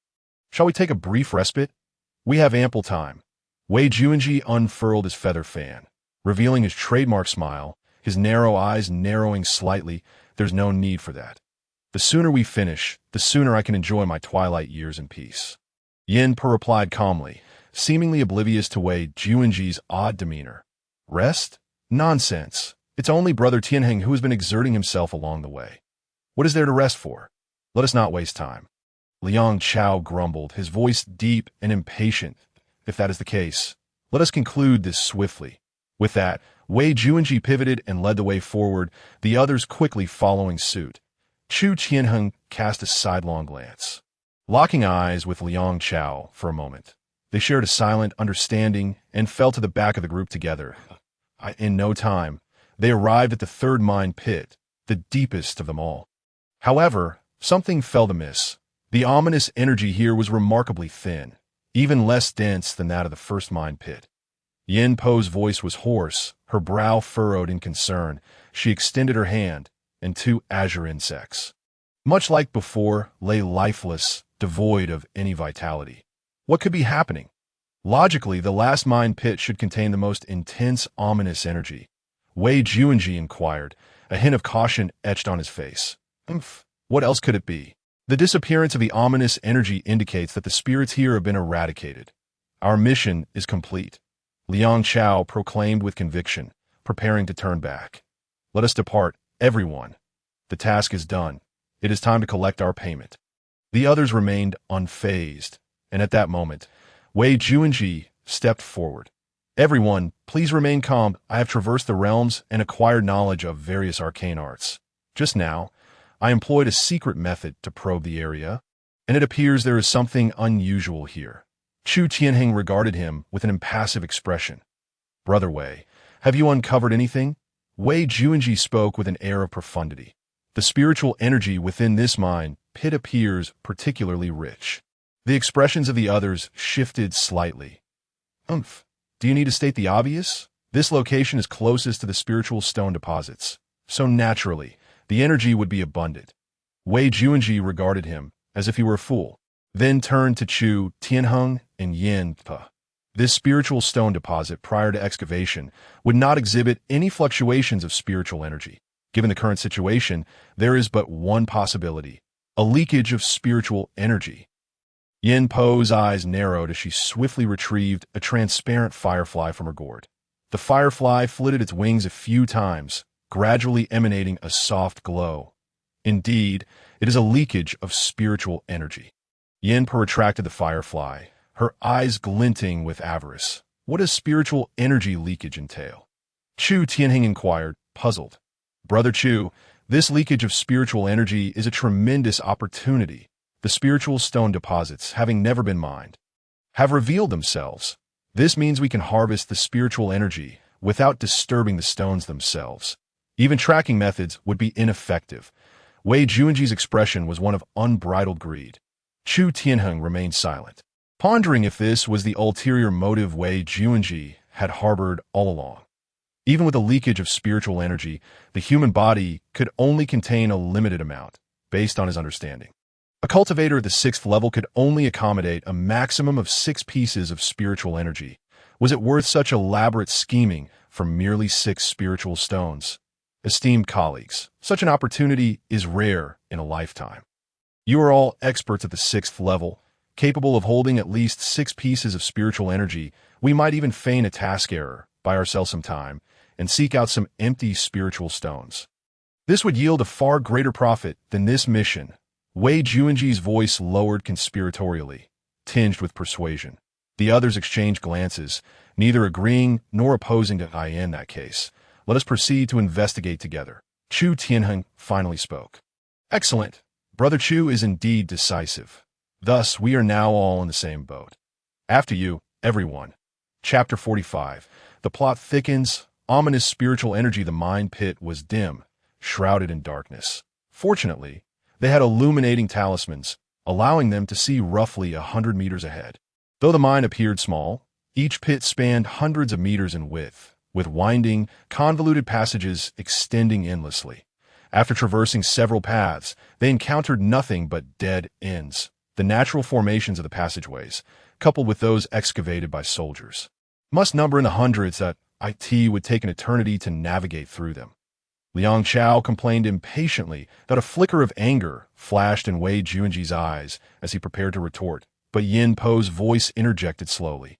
I too find this somewhat of a waste of time. Wei Juanji's expression changed slightly, his gaze locking on Yin Po, a shadow of gloom crossing his features. That moment, Yin Po produced her gourd. I have a better method. Yin Po gently tapped the gourd, and soon, a swarm of small black insects emerged, no larger than grains of sand, darting swiftly into the surrounding passages. Seeing this, Wei Juanji's expression softened slightly, and he muttered, as expected of Yin Po, her methods are indeed remarkable. He cast an inscrutable glance at her, laden with meaning. After approximately 10 minutes, Yin Po's fingers danced, and a look of understanding flashed in her eyes. We have arrived at the location. Follow me. With that, she made her way toward a narrow opening not far off. Wei Juanji followed closely, and the others trailed in succession. As they walked, Chu Tianheng surveyed his surroundings. The passage was exceedingly narrow, with a dense distribution of secret silver embedded in the surrounding earth, some even seeping from the soil itself. Strangely, the further they progressed, the wider the passage became, for being barely wide enough for one person at the start. It now accommodated 3 or 4 without feeling cramped. Before long, the passage abruptly ended. They ignited several illuminating talismans, revealing a spacious area ahead. Could this be a natural mine pit? Liang Chao exclaimed, unable to contain his astonishment. Chu Tianheng scanned the surroundings. The pit's diameter exceeded 100 meters, and everywhere he looked, there were secret silver ores the size of boulders. The bottom of the pit was remarkably flat, the very center. A fissure lay horizontally, releasing wisps of mystical air. Surrounding the fissure were 5 irregularly shaped stones. Indeed, it is a leakage of spiritual energy, Wei Juanji exclaimed, excitement coursing through him as he dashed towards the fissure. Seeing him rush forward, the others quickly followed, their curiosity piqued. Such rich spiritual energy. This must be faster than cultivating with spiritual stones. Listening to Wei Juanji's words, Chu Tianheng remained expressionless, though he lacked talent. His heightened senses still detected the peculiarity around them. Wait. Chu Tianheng kicked at one of the stones. His kick, powerful enough to shatter steel, barely budged the stone. Before he could act again, 5 beams of white light erupted from the stones. Retreat. The group fled in a panic, staring in shock at the barrier of light before them. The 5 beams intertwined, forming a white veil that enveloped the fissure entirely. What is this? Chu Tianheng glared at Wei Juanji. Irritation evident in his expression. Wei Juanji fell momentarily speechless, rendered mute. There is no need for alarm, young Master Chu. From my perspective, this appears to be a natural spiritual formation. Yin Po spoke slowly, her gaze fixed intently on the luminous barrier. Noting the puzzled expressions of Chu Tianheng and the others, Yin Po continued, this natural spiritual formation is born from years of nurturing by the spiritual stone deposits. However, typical natural formations pose little threat. As long as one identifies the nodes, they can be easily shattered. As she spoke, Yin Po slowly advanced, her fingers deftly moving as her gaze remained contemplative. In my humble opinion, the nodes of this spiritual array are precisely these 5 stubborn stones. If we can channel our collective power onto them, the array shall shatter. Just as she finished speaking, Wei Juanji promptly stepped forward. It so happens that there are 5 of us here. Why not put our skills to the test? The vein of spirit stones lies before us, and we cannot afford to miss this opportunity. As he spoke, Wei Juanji swiftly positioned himself in front of one of the stubborn stones. his feather fan emanating faint wisps of spiritual energy. Observing this, the others did not hesitate, each taking their place before the stones. In 3 seconds, we shall strike together. Wei Juanji began the countdown, while everyone prepared their respective techniques to shatter the stones. A sense of vigilance surged within Chu Tianheng, as his internal energy gradually filled his entire body. Strike! Wei Juanji swung his fan towards the stubborn stone. Chu Tianheng and the others were equally resolute. Unleashing their techniques upon the stones, boom! 5 attacks struck almost simultaneously. In an instant, the 5 stubborn stones erupted with a blinding light, sending everyone sprawling backward. Chu Tianheng steadied himself and gazed toward the luminous barrier. The stones had been reduced to mere fragments, revealing a gaping crack in the ground. The torrent of spiritual energy surged forth from the fissure. We did it! Wei Juanji laughed heartily, soaring toward the crack. Yin Pe, witnessing this, was not to be outdone. She struck her gourd, summoning a swarm of insects that eagerly began to devour the spiritual energy.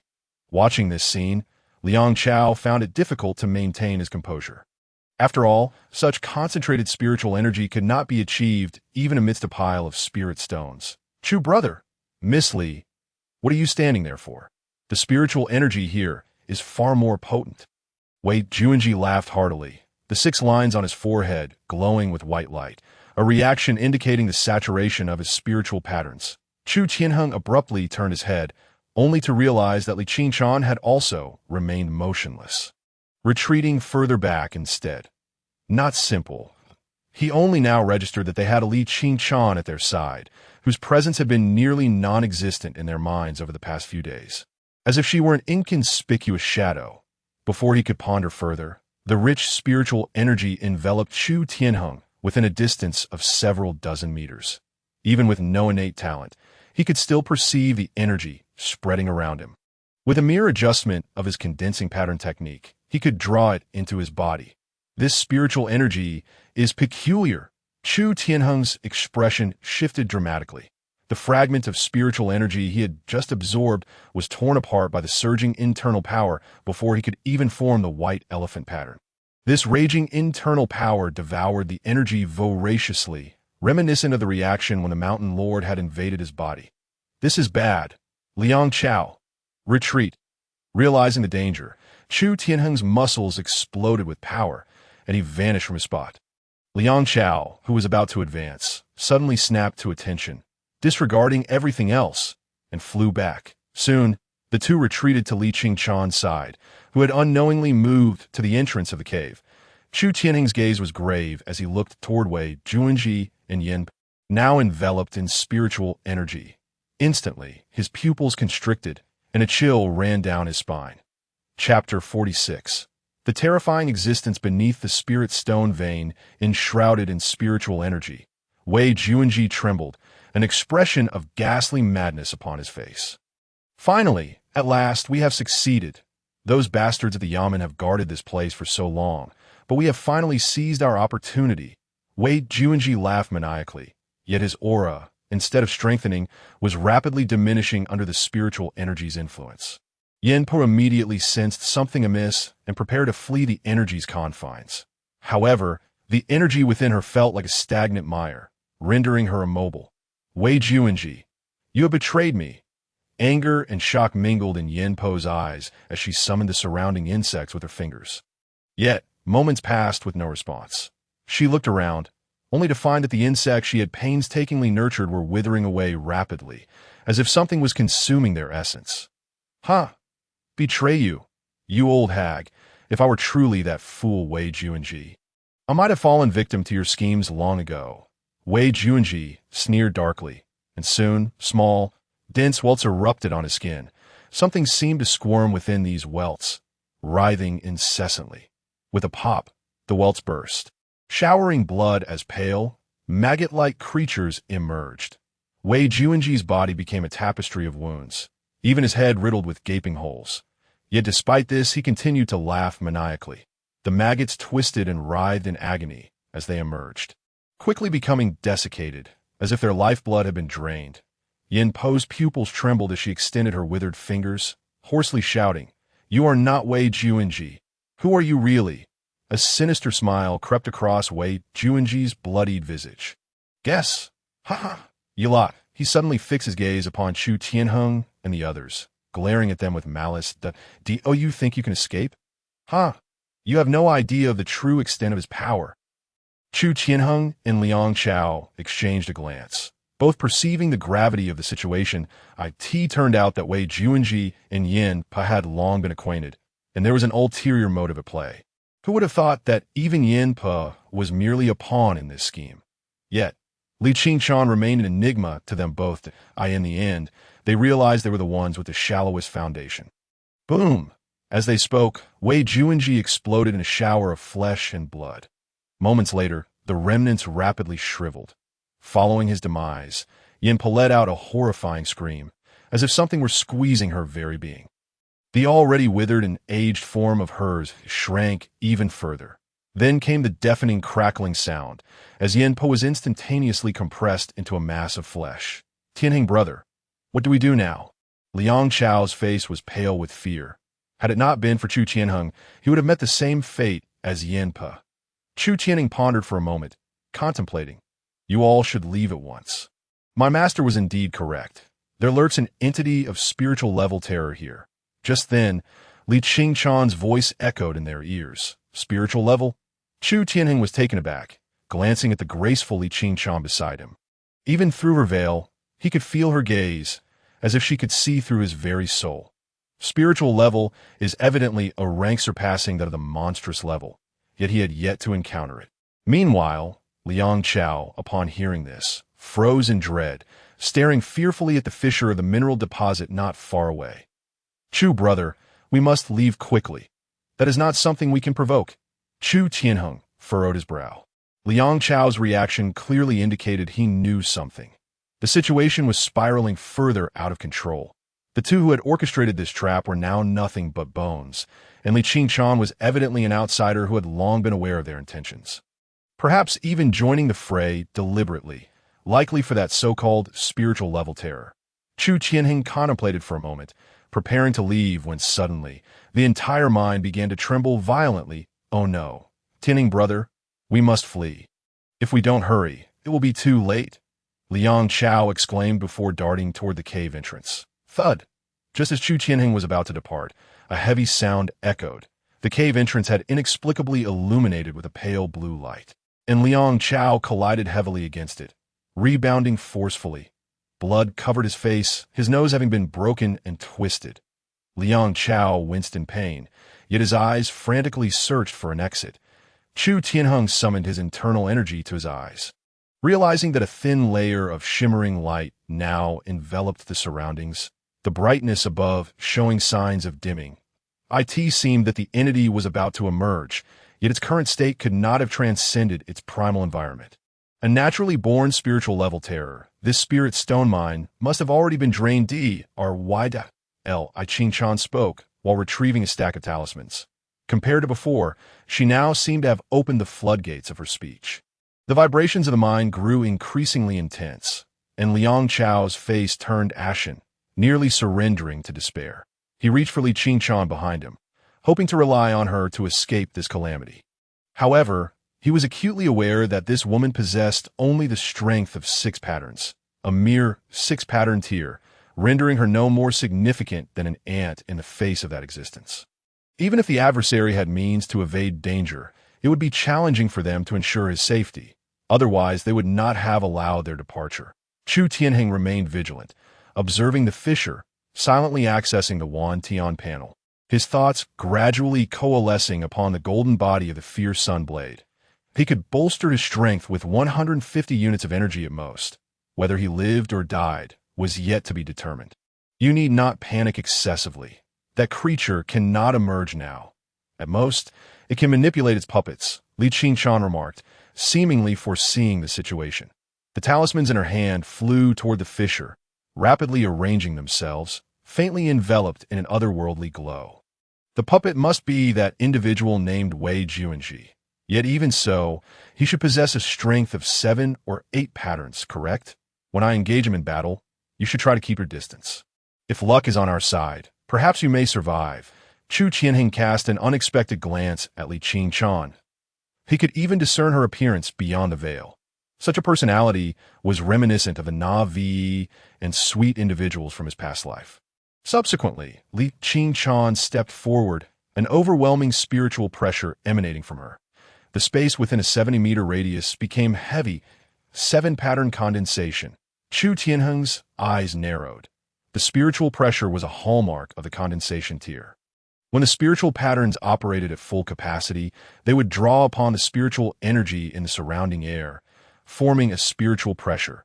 This pressure exerted an overwhelming suppression on ordinary individuals who had not mastered spiritual energy. At the first level of condensation, the range was merely 10 meters. With each subsequent level, the range extended by 10 meters. Liang Chao behind him was momentarily stunned, a flicker of hope reappearing on his face. That existence could not emerge now. Perhaps there was still a chance.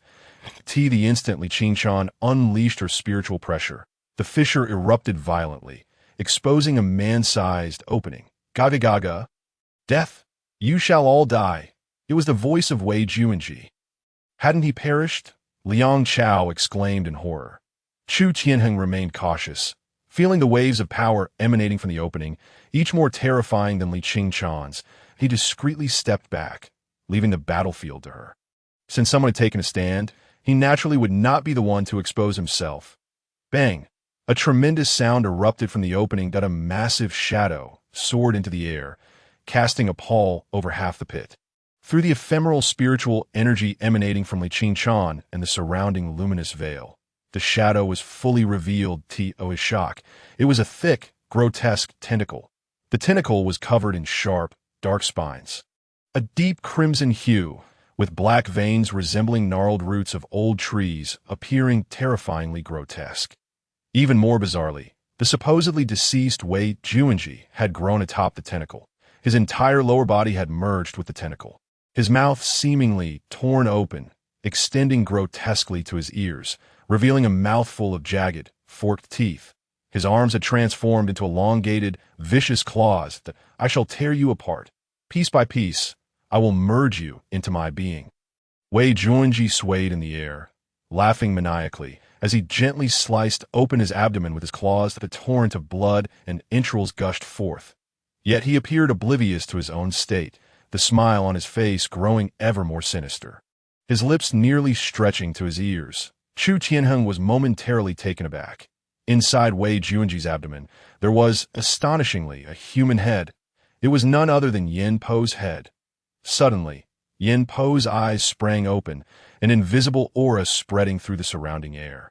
Ding! The character suffered a mental shock, decreasing mental attributes by 20. In a mental assessment, due to the character's three-dimensional state being locked, the judgment failed, and vitality decreased by 5.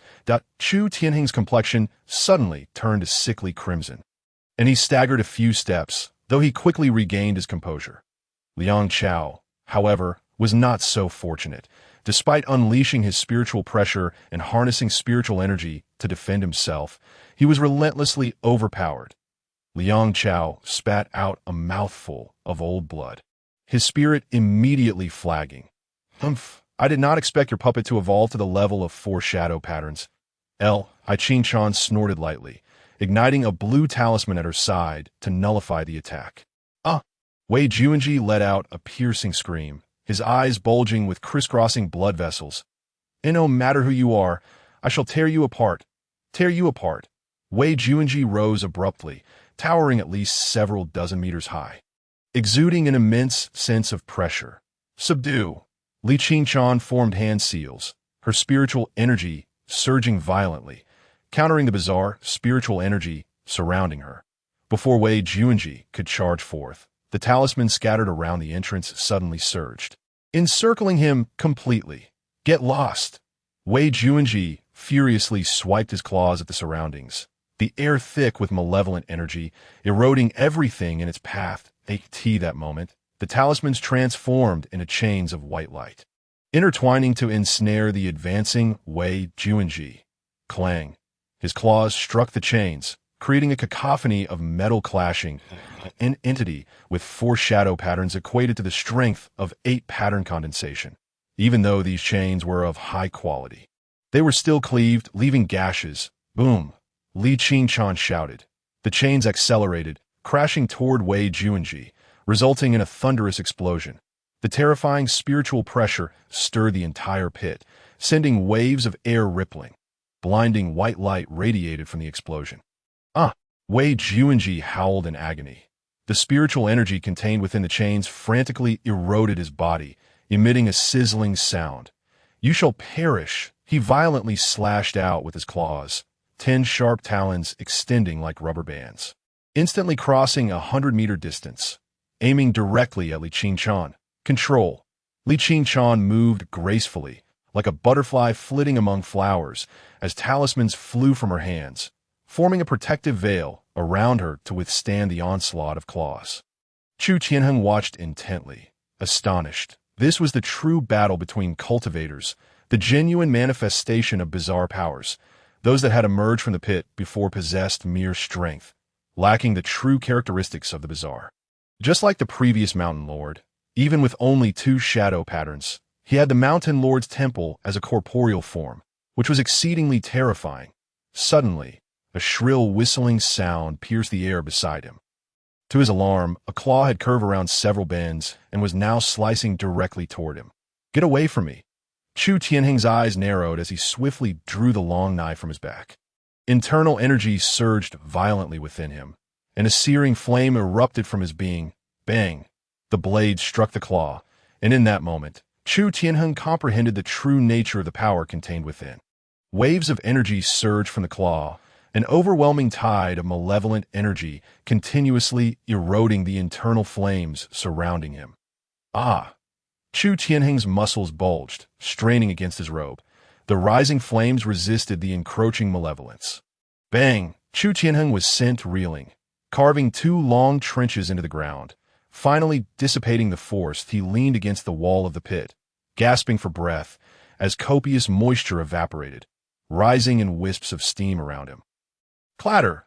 The finely forged steel blade in his hand shattered, even the wooden handle splintering with cracks. All this time, I've been deluding myself. Chu Tianheng's gaze fell. He had always believed that his current strength was sufficient to contend with the 7-pattern condensation level. Yet now, he realized that the path of cultivation was far more complex than he had imagined. The chasm between internal energy and spiritual energy was insurmountable, had it not been for his formidable physique. Even the Mountain Lord at his peak would have been a daunting opponent. Moments ago, he had barely withstood the aftershocks of their battle. If he were to be placed in Li Qingchuan's position, the consequences would be dire. Meanwhile, Li Qingchuan was also struggling under Wei Juanji's relentless assault. The speed at which she released her talismans had slowed, and even the protective barrier surrounding her had begun to show signs of cracking. "Gaga gaga! Death!" Wei Juanji emitted a peculiar cry, his tentacles surging forth rapidly towards Li Qingchuan. 10 sharp claws descended upon her like an enormous net. In response, Li Qingchuan swiftly cast forth all the talismans she held. However, those 10 claws exhibited an alarming ferocity, piercing through the numerous talismans entirely. The situation became dire in an instant. How could this puppet be so formidable? It was nothing like what my master described. Li Qingchuan pondered anxiously, her fingers moving even more swiftly. Soon, a faint golden talisman emerged from her being. Wei Juanji's plunging form abruptly halted, his eyes filled with terror. Yet, it was too late to evade. The talisman erupted with a brilliant golden light. As the light spread, Wei Juanji's strength disintegrated as if it were mere paper, and the surrounding eerie spiritual energy was instantaneously vaporized. You want me dead? Then you shan't escape unscathed either. With his claws diminished, Wei Juanji steeled himself and charged fiercely at Li Qingchuan that if death was inevitable, then he would take her down with him. Chapter 48. A turn of events. "Do you insist on my demise?" A flicker of panic crossed Li Qingchuan's eyes. A cornered rabbit will bite, let alone Wei Juanji, who was already unhinged. The golden light persisted, but it was visibly fading. At this moment, Wei Juanji's arms had been entirely consumed. Yet the tentacles behind him surged forth even faster, outpacing the golden light's erosion. Die! Die! Wei Junji's face was ravaged, a grotesque sight. The excruciating pain awakened his primal ferocity. The massive tentacles lunged into the golden radiance, aiming for Li Qingchan. In a critical moment, she retreated swiftly, arching backward. Whoosh! The tentacle barely grazed her face, and she could even smell its foul stench. The pristine veil was torn away by the barbs on the tentacle, revealing her skin like jade. She quickly retrieved 2 talismans, activating them as she vanished from sight. When she reappeared, she was beside Chu Tianheng, her gaze fixated on Wei Junji in the distance, her round, dark eyes still reflecting a hint of trepidation. Chu Tianheng cast a glance at Li Qingchan, subtly eyeing her pouch. It wasn't that he was captivated by her beauty, but rather he was astonished by the quantity of talisman she possessed. Surely, she was a rich young lady who had ventured out recklessly. Suddenly, a commotion erupted from the golden light. A bloody tentacle shot forth rapidly from within. Wei Junji's upper body was marred with wounds, devoid of skin. Even the tentacles had been largely eroded, resembling a grotesque, skinned creature. Yet despite this, he was not yet dead. This was troublesome. If even the pseudo-constructing talismans couldn't vanquish him, it was undoubtedly bolstered by that enigmatic presence below. If only I hadn't recklessly fled, Li Qingchan thought, her brow furrowed, a hint of regret etching her plump face. Chu Tianheng silently scoffed. It was a miracle that someone with such a brash demeanor could reach the 7th level of talisman crafting. Roar! You all shall perish. The agony coursing through Wei Junji's body was unbearable, and if not for the tentacle connecting him to the entity below, he would have been dead long ago. We read doomed. It seems escape is impossible. Qingchan muttered to herself. Now you two must accompany me to the grave. I hope your deaths are not too painful. She pouted, seemingly oblivious to the gravity of the situation. Chu Tianheng suppressed the urge to slap her, focusing intently on the disfigured Wei Junji, ready for any eventuality. Suddenly, Wei Junji's roar abruptly ceased, as if his throat had been constricted. You're not dead. How can you possibly still be alive? Fear filled his exposed eyes, and the tentacles quivered as if in terror. Could that bizarre being, Yanpa, still be alive? Li Qingchan gazed unblinkingly ahead. Then, Wei Junji trembled increasingly, his face a mask of horror, as if he encountered a threat far more terrifying than before.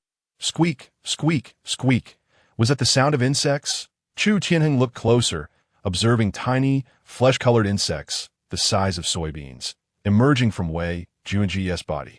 Strangely, each of these insects bore a distinct human head.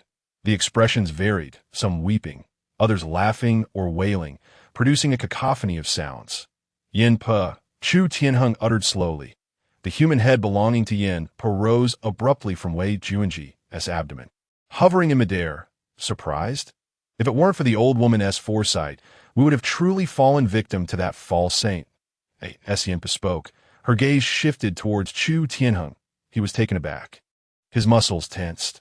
Could it be that she harbored resentment over my previous coveting of her spirit insects? At that moment, the insects swarmed violently, ravenously consuming Wei Junji's body in a brief moment. The barely alive Wei Junji and his entire tentacle were devoured. Subsequently, these insects formed a throng, surging towards Yanpa, gradually dissolving beneath the human head. In no time, the identical Yanpa reappeared before them. Chu Tianheng was astounded. Such a technique was beyond comprehension. Resurrection was a power reserved for myths. This Yanpa is quite peculiar, Li Qingchan remarked, her brow furrowed in confusion that it resembles what my master described about the Tian insect clan. She murmured thoughtfully. Chu Tianheng noted the term inwardly. Upon her resurrection, Yanpa fixed her gaze on Chu Tianheng and said slowly, "The old woman is aging. This body won't last much longer. Young brother Chu, would you kindly exchange your body with me?"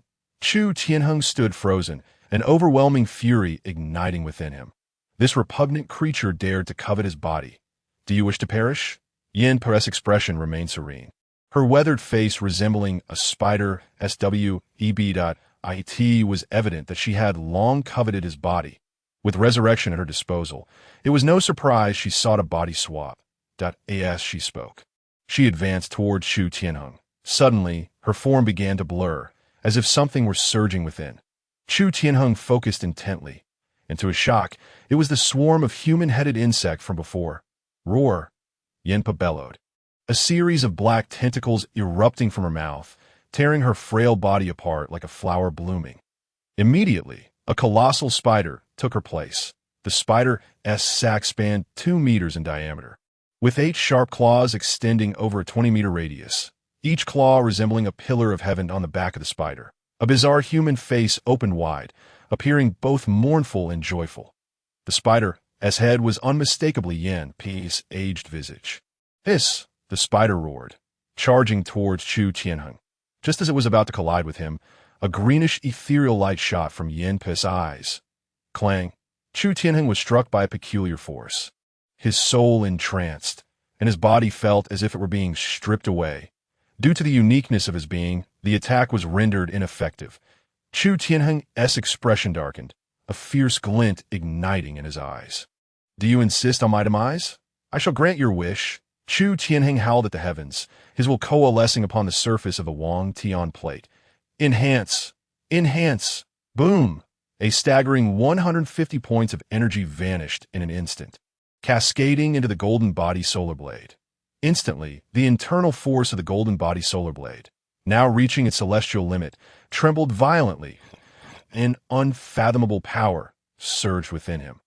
The fourth realm of the Golden Body Solar Blade escalated, fifth, peak fifth, sixth, and sixth perfection. The tumultuous energy coursed wildly, his body expanding as if tumors were sprouting beneath his skin, thrumming with vigor. Chu Tianheng's complexion flushed, blood vessels engorged, and he expelled a torrent of flames. Launching his fist towards Yin Pa, unleashing the power within him. Die, die, die. Chapter 49. Internal energy transformed to liquid, surpassing limits. Boom! The modest mine pit reverberated as if a missile had been dropped. The earth-shattering roar rolled in waves. Debris cascaded from above, while the ground was swept as though by a tempest. Rocks scattering in all directions. Qingchan gasped, activating a talisman as she retreated, while Liang Chao was swept away by the aftershock. Crashing against the wall, his fate uncertain. Squeak! The spider monster let out a chilling screech, and the claw that collided with Chu Tianheng shattered as if crushed by a meteor, its hard shell splintering into countless fragments. Dark green blood splattering everywhere. Chu Tianheng gasped heavily, the surging power within him igniting a frenzy. The fourth level of the Golden Body Sun Blade far exceeded the capabilities of ordinary Tianyuan martial arts. Now, forcibly altered by the manipulative powers of the Wangtian device, it broke the shackles of the mortal realm, unleashing a strength that was simply terrifying. Die! Die! Die! Chu Tianheng's thigh, as solid as steel, contracted and shot forth like a cannonball. The spider monster, transformed from Yin Pa, had yet to react when it saw Chu Tianheng, covered in grotesque flesh tumors, charging towards it. In a panic, it swung its remaining 7 claws to strike. However, the razor-sharp claws barely pierced his flesh. Chu Tianheng's body tensed, his bulging muscles clamping down on 2 of the claws with an iron grip, rendering the spider's struggles utterly futile. Is this a monster? Li Qingchan gazed at the scene in a daze, her mouth agape, eyes wide with horror. Even her master had never mentioned the existence of such beings in this world. This had to be a member of some hidden race. It was inconceivable for a human to be so fearsome, she felt certain. But a twinge of worry soon crept in her heart. If a creature like Chu Tianheng harbored any ill intentions towards her, even 10 of her would be powerless to resist. In contrast, the more Chu Tianheng unleashed his power, the more his body swelled. Unbeknownst to him, his physical form had already reached a staggering height of 3 meters. His explosive muscles resembled a titan resurrected from the ancient past, the Golden Body Sun Blade, infused with Yang energy and martial prowess, could not be countered by mere agility or footwork. It's my turn. Chu Tianheng exerted his arms, his fingers gripping the spider monster's 2 claws like steel. Then, the blood vessels beneath his muscles bulged violently, releasing a wave of scorching flames from his body. The flames spread along the spider's claws. continuously eroding the suffocating dark energy that enveloped the creature. The head of Yin Pa, perched atop the spider's body, bore an expression of utter disbelief. This corporeal form was comparable to a four-patterned corpse, a true entity devoid of any impurities. How could it be subdued so effortlessly? The strength in Chu Tianheng's grasp intensified, using the two claws as leverage to lift the spider, which weighed tens of thousands of pounds. Into the air, Yin Pa struggled desperately, its prideful power and venomous dark energy utterly restrained. Roar! Annihilate! Chu Tianheng's body trembled as he swung Yin Pa overhead and hurled it with tremendous force. Under the impact, Yin Pa let out a harrowing scream as it crashed against the pit's wall, blood gushing forth in a gruesome display. This power is too wild. If it continues like this, something terrible will happen. Chu Tianheng remained rooted in place, his outburst failing to quell the raging force within him. Instead, fueled by the enhancement of the golden body sunblade, his strength continued to swell at a martial art of the Tianyuan level. Combined with the extraordinary talent of a martial genius, typically required at least 50 years to master completely. This was without any innate cultivation talent, of course. Moreover, advancing martial arts to a higher level beyond Tianyuan was nearly impossible. To his knowledge, the longest-living Tianyuan expert in the entire Song dynasty had lived nearly 200 years without taking that step. This advancement was reserved for cultivators. Mortals could not tread that path, and to do so would be sacrilege. However, the Wangtian device had brutally resolved this issue, effectively forcing centuries of inner power into his body. His physique was uniquely robust. Otherwise, any other individual would have perished from the strain long ago. Yet if he did not take action soon, his fate would not be much better. The excess of inner energy was suffocating. He had to find a way to absorb it. The real predicament he faced was the overwhelming amount of inner energy threatening to burst him apart. The excessive inner energy is due to its volume exceeding what my body can contain, that if I can compress the energy, it should resolve this issue. That a sudden insight struck Chu Tianheng, reminiscent of a saying he had read in his past life. Refine essence into qi, condense qi into liquid. Moreover, the formation of rain was also due to the accumulation of water vapor. When gas condenses to a certain extent, the next state is liquid. With this thought in mind, a glimmer of determination sparked in Chu Tianheng's eyes that he focused, directing the inner energy within him to merge violently.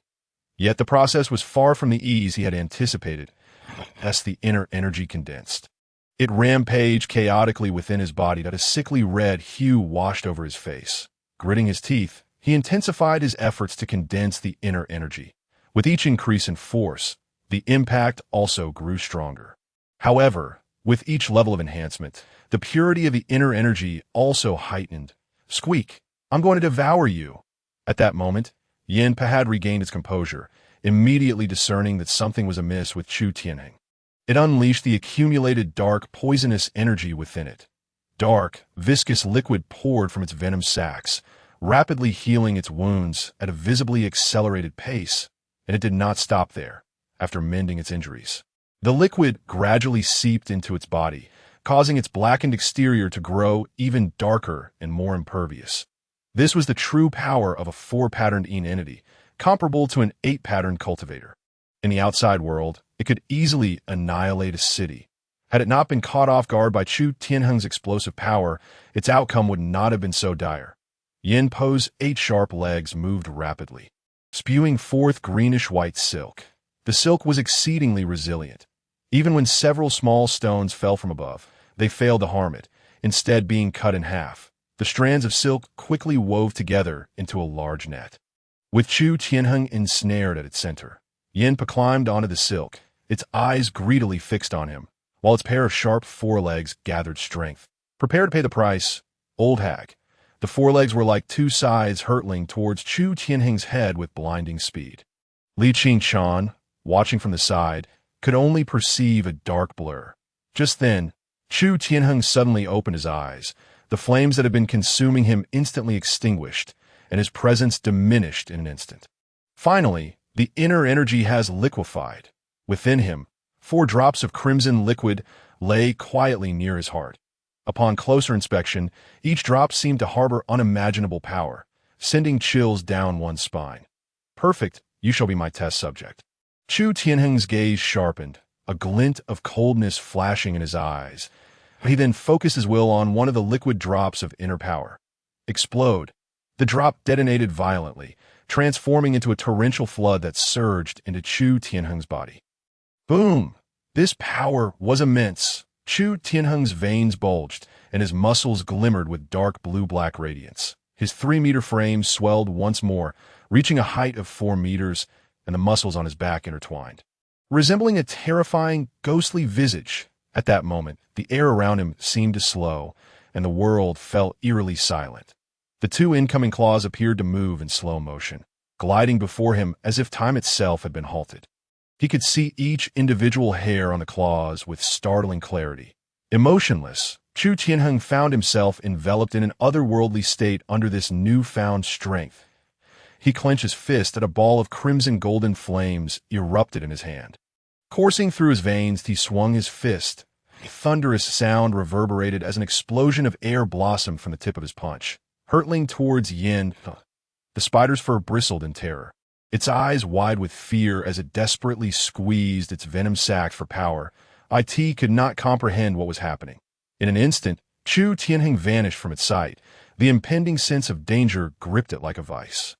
Without time to react, the 8 sharp legs instinctively retracted, but it was already too late. Boom!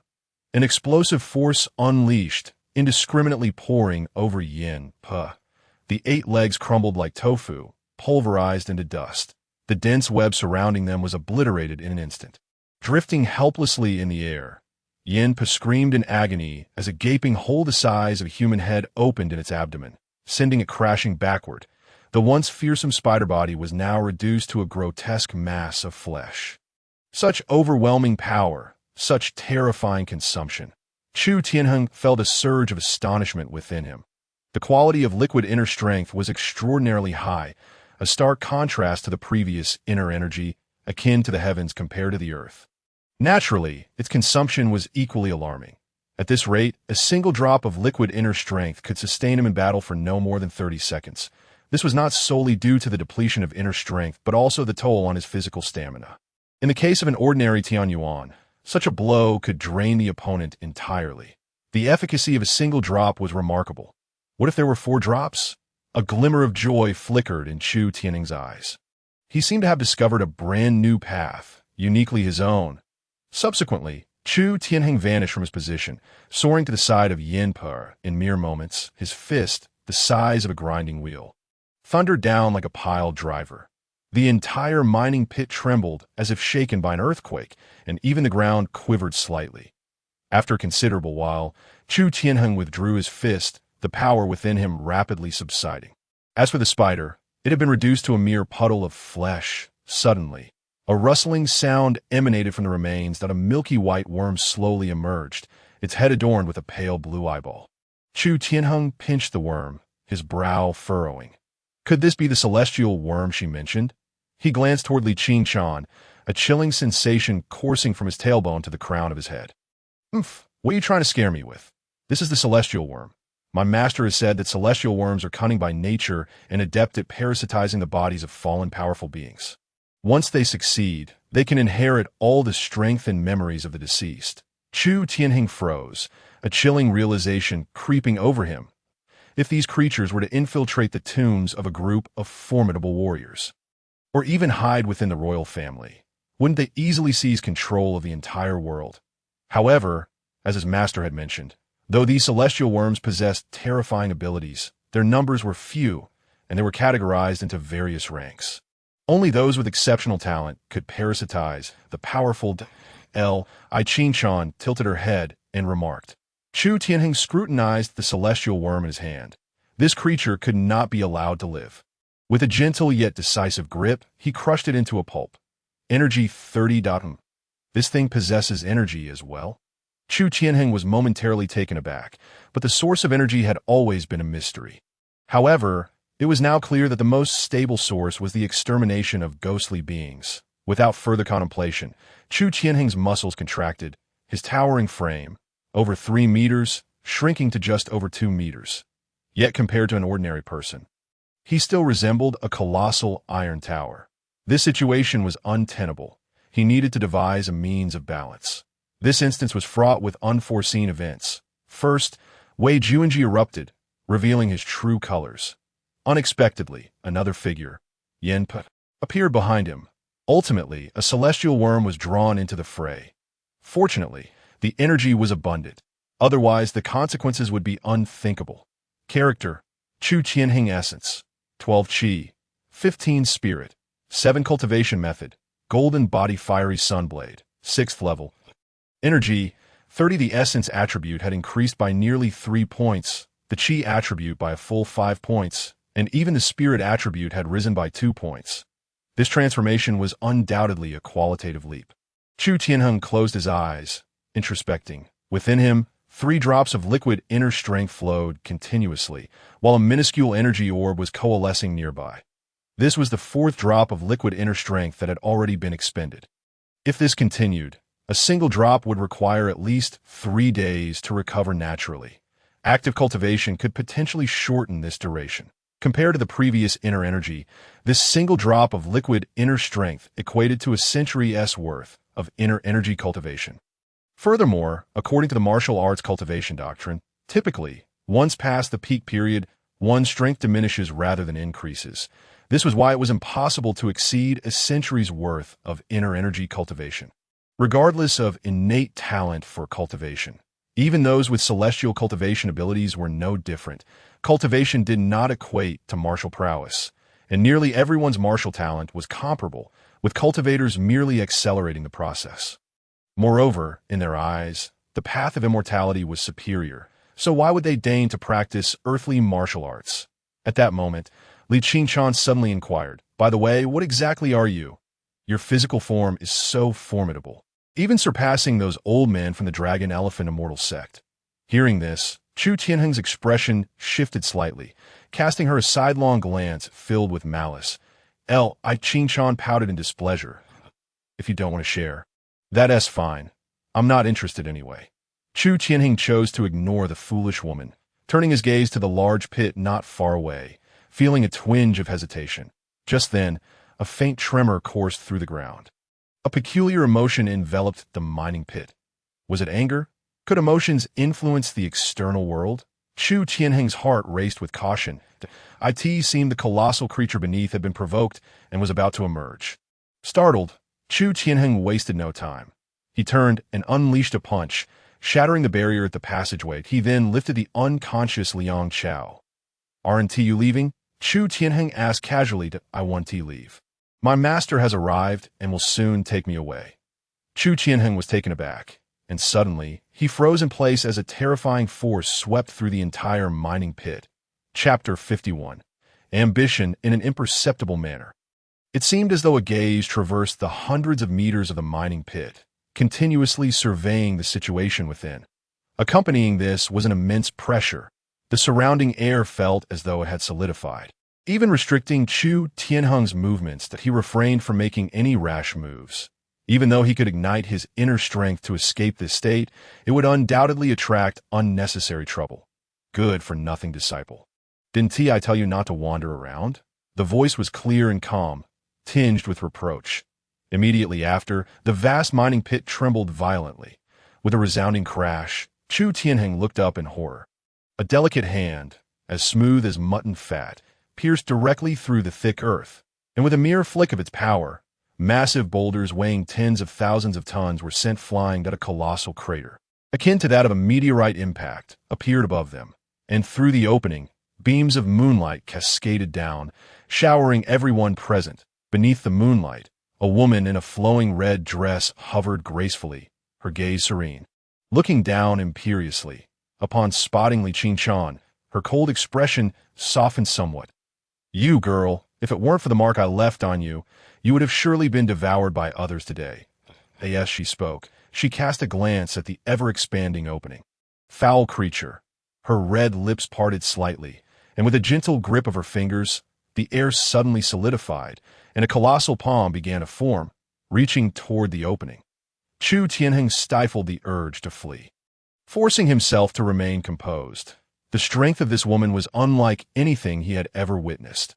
Even Nya Xianzhang from the Dragon Elephant Immortal sect paled in comparison before her, sensing a deadly threat. The commotion beneath the opening intensified. The surrounding emotions shifted abruptly, from anger to profound fear. Suddenly, the ground surged, and shadows shot skyward. Upon first glance, they appeared to be the same black tendrils as before. However, this time, there were far more than 100. The woman in the sky narrowed her beautiful eyes, a look of disdain crossing her face. In an instant, the colossal palm's phantom accelerated and appeared before the multitude of tendrils. Then clenched tightly, boom! Countless air pockets compressed into columns, rapidly expanding outward. Chu Tianheng squinted, feeling the sting of the wind against his cheek as he summoned his inner strength, fully activating the 6th level of the Golden Body Fiery Sunblade. Its power rivaling that of an 8th-level cultivator, bracing against the fierce gale while observing the unfolding scene. The tendrils that surged from the depths were seized in the giant hand. Then, with a powerful yank, countless boulders and earth were sent flying in all directions, among which were also some translucent, shimmering spirit stones mixed in. Amidst the debris, a colossal shadow soared into the air. Upon closer inspection, it was a creature resembling an octopus, tightly grasped by that giant hand, struggling in vain against its captivity. The octopus was massive, measuring over 100 meters, its body covered in sharp spines, and its 8 pairs of deep blue eyes filled with unease. Yet, this terrifying creature was held captive as though it were a mere chick. Qinshan, this beast is yet to transform into the bizarre. It is suitable for domestication, that I shall seal it for now, and once your strength is sufficient, I will hand it over to you. As she spoke, the woman gracefully gestured with one hand, summoning a golden symbol that materialized out of thin air. She then delicately pointed at the octopus, and in an instant, the symbol was activated, transforming into a radiant golden cage. Countless golden chains erupted from the cage, binding the octopus tightly, rendering it utterly unable to escape.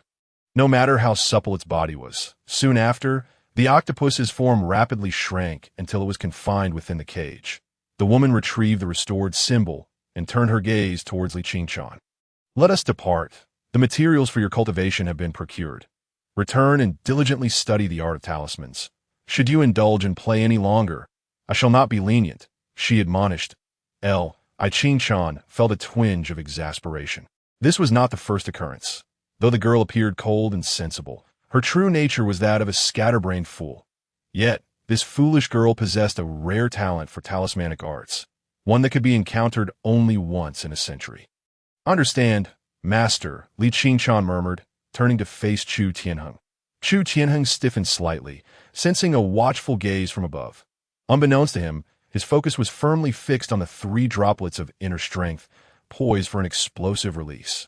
Even if I unleash my full power, I would still be no match for her, he thought, expressionless as he stared at Li Qinshan.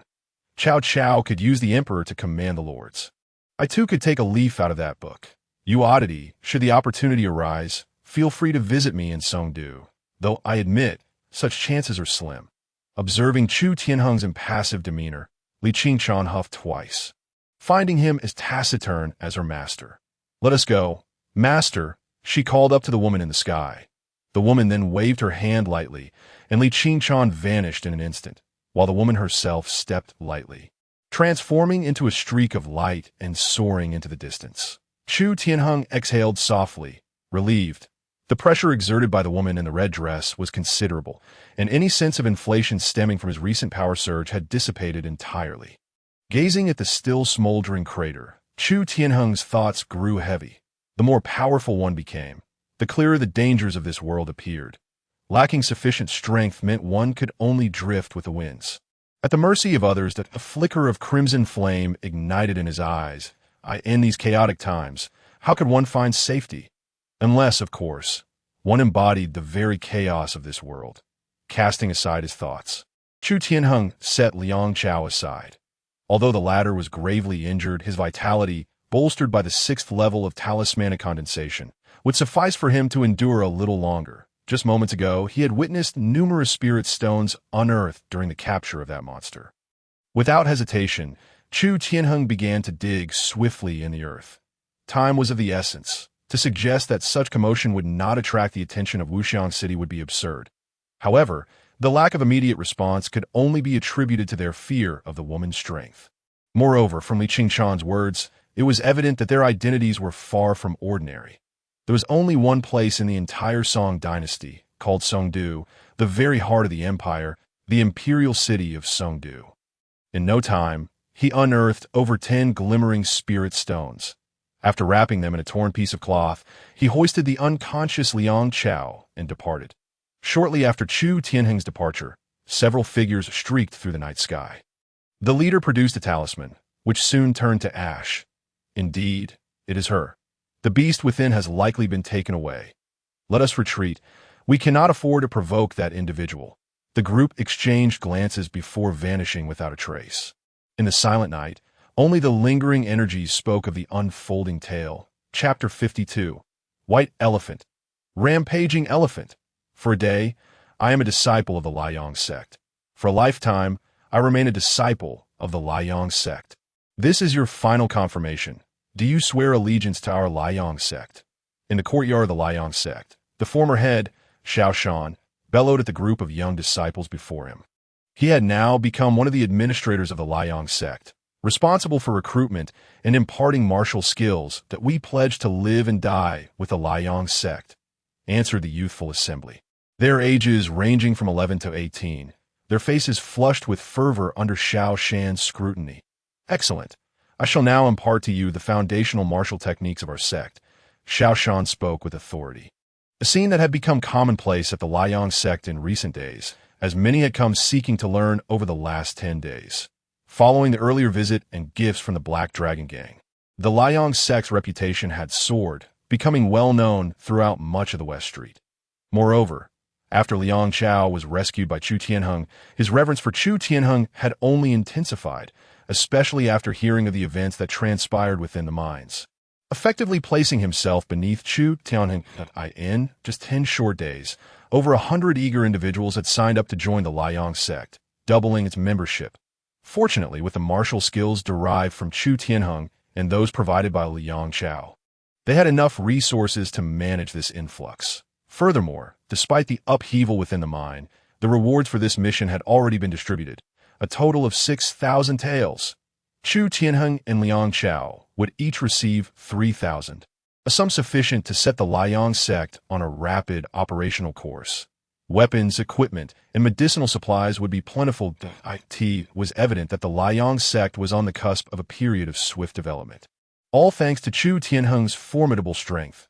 Within a secret chamber, a gentle fragrance wafted through the air. Chu Tianheng sat cross-legged on a mat in the center, surrounded by 12 spirit stones. These are the spoils he had unearthed from the mines, which justified his willingness to share half the rewards with Liang Chao. Although the spirit energy within these stones had been significantly depleted by the monster, a considerable portion remained, with many stones of high quality. Each was worth a small fortune.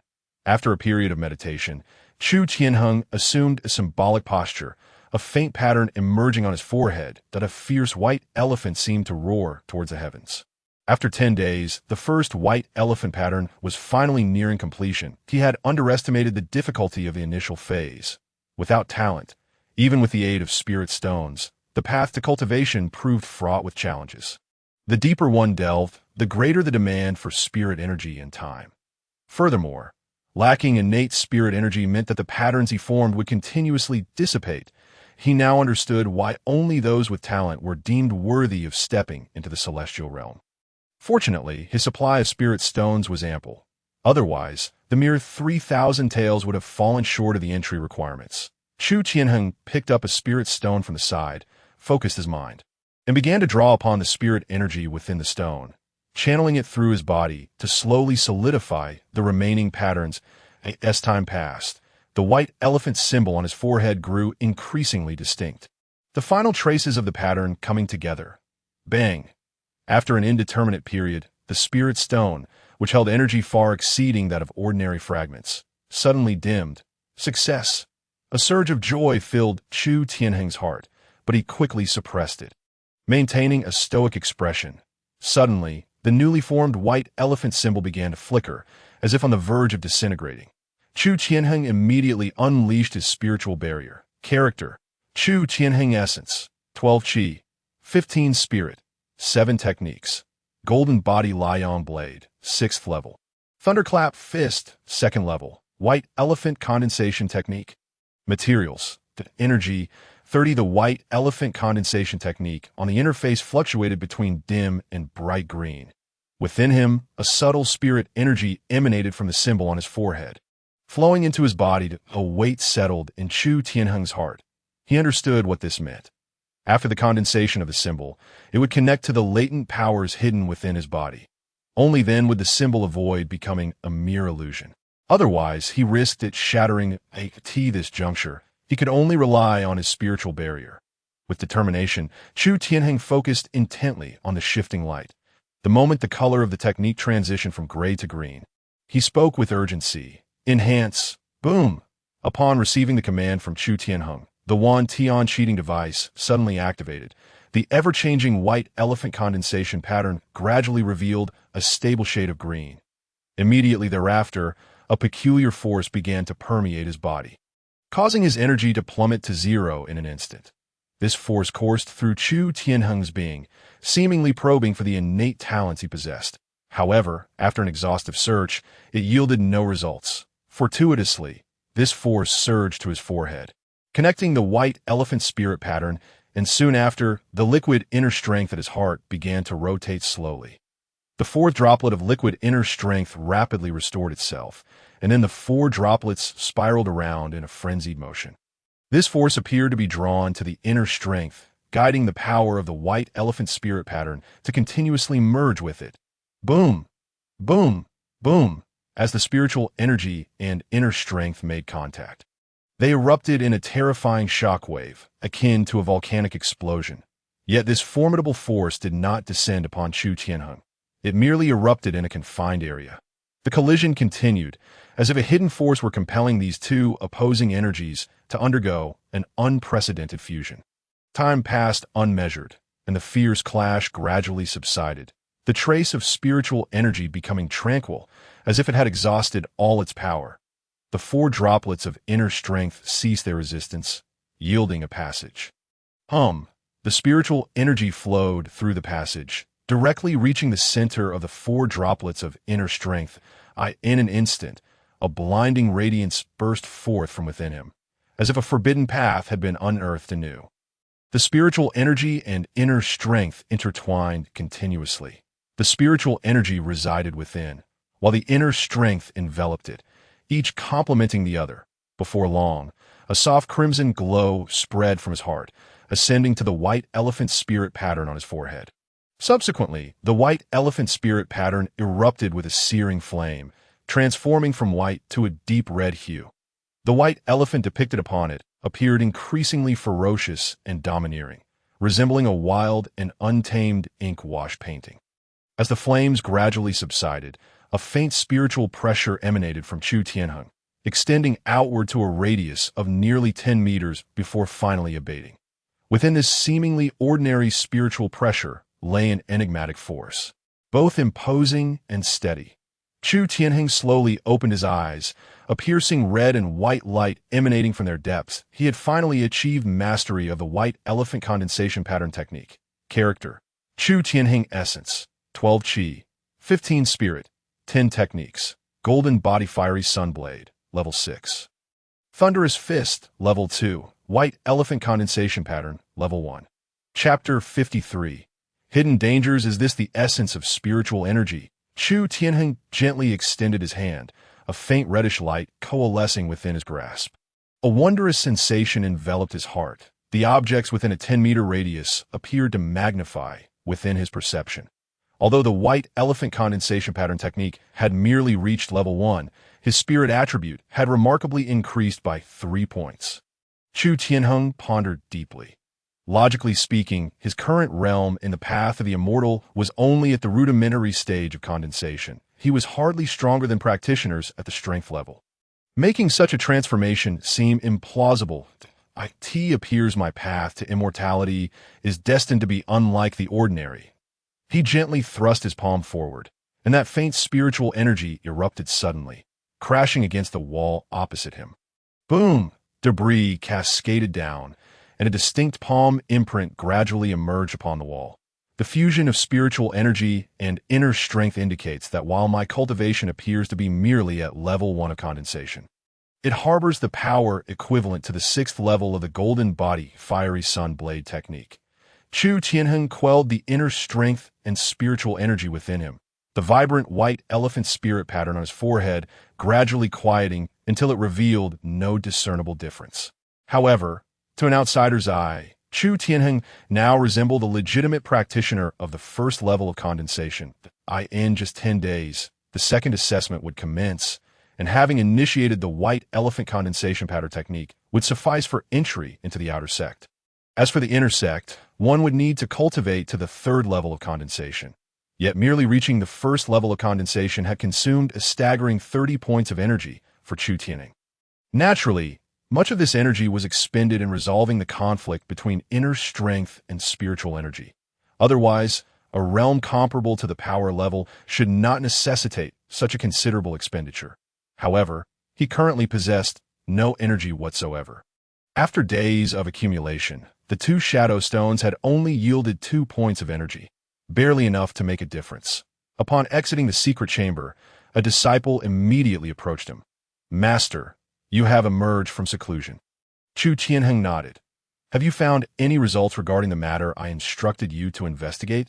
The disciple appeared momentarily taken aback before promptly replying, "Reporting to the master, we have gathered preliminary information regarding the item you mentioned. It is said that shadow stones are available at the Wanbao Pavilion. However, our strength is limited, and non-practitioners cannot enter the Wanbao Pavilion." Chu Tianheng nodded in understanding and dismissed the disciple. Since his return, he had tasked others with investigating the whereabouts of shadow stones.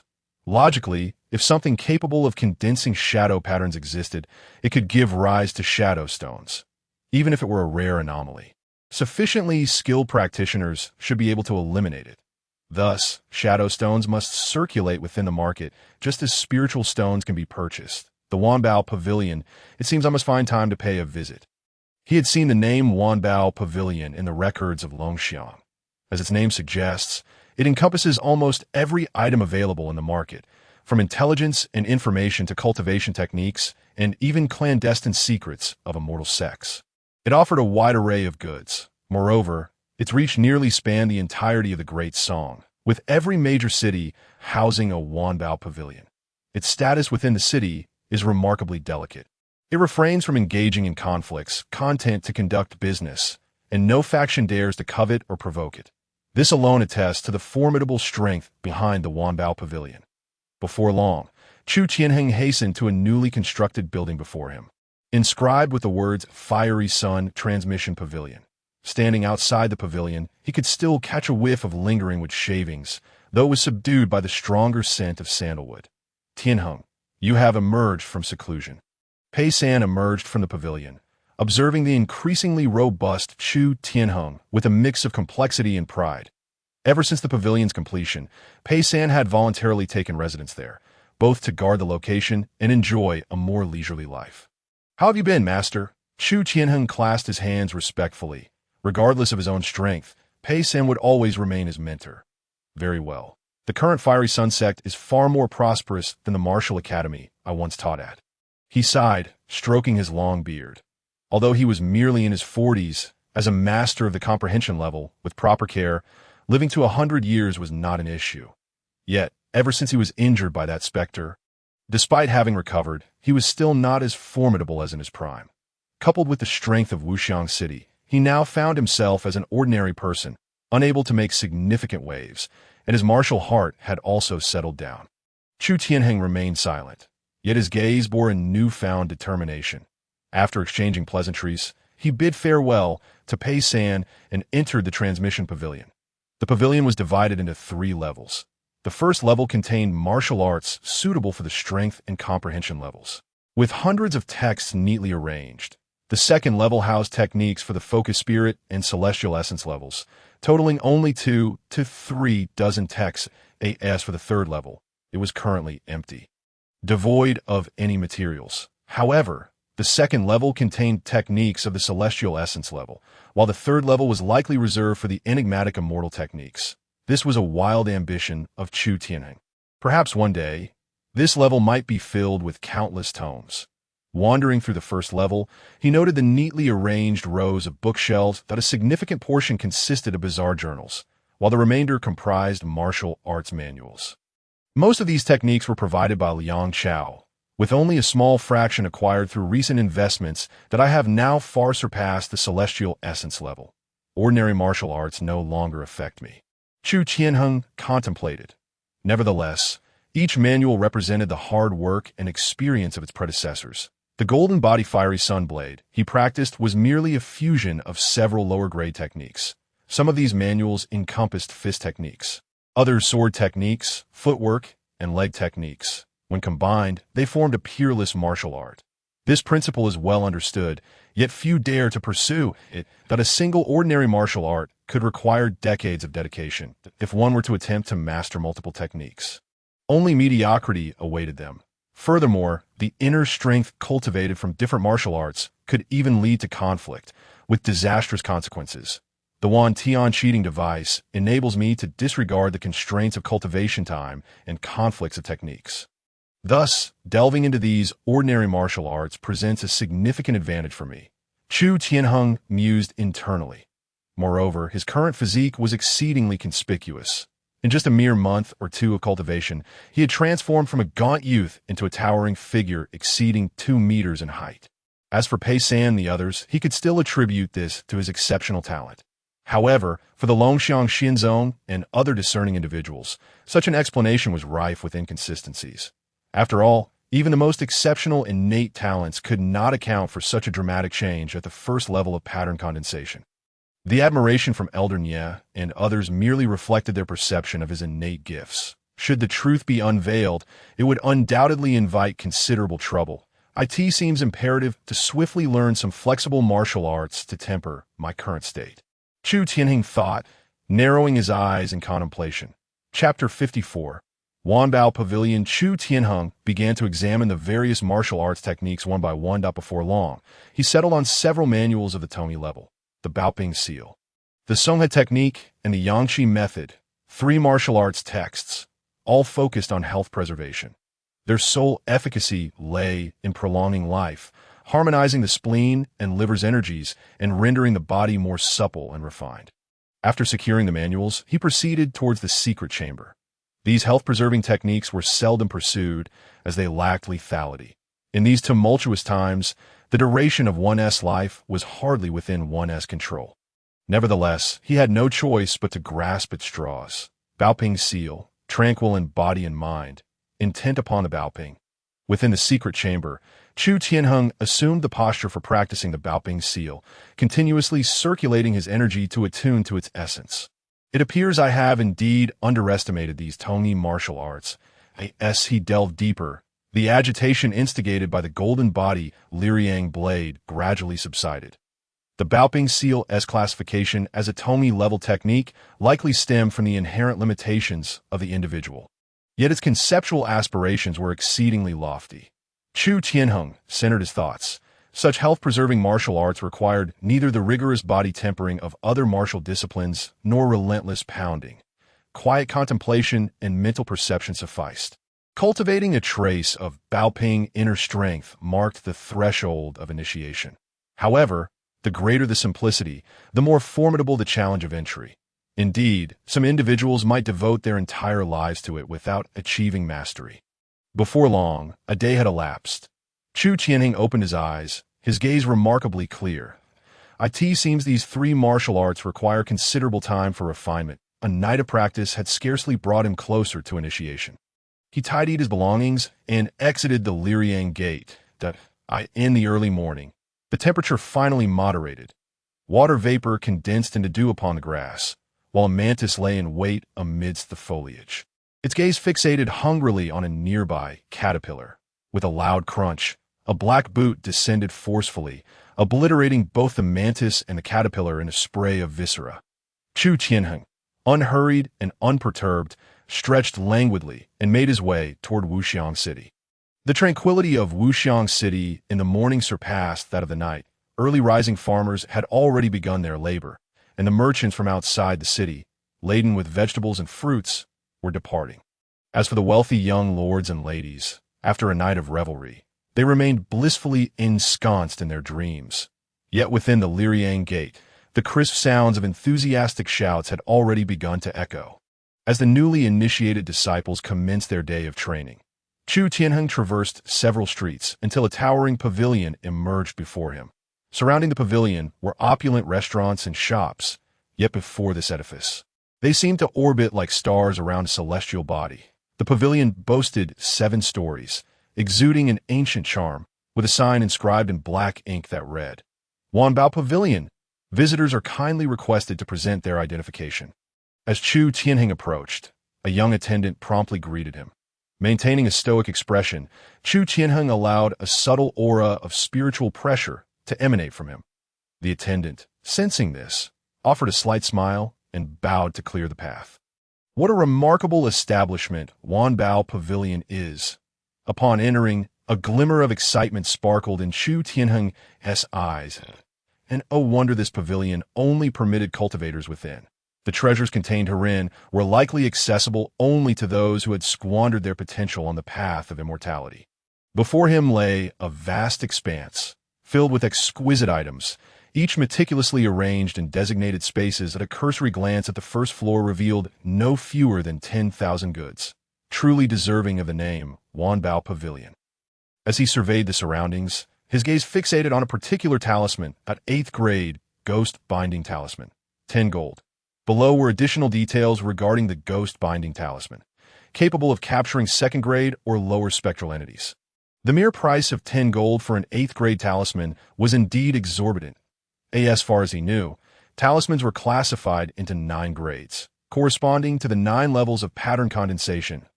Higher-tier talismans were seldom seen in the marketplace. However, Wanbao Pavilion might possess them, albeit not on the first floor.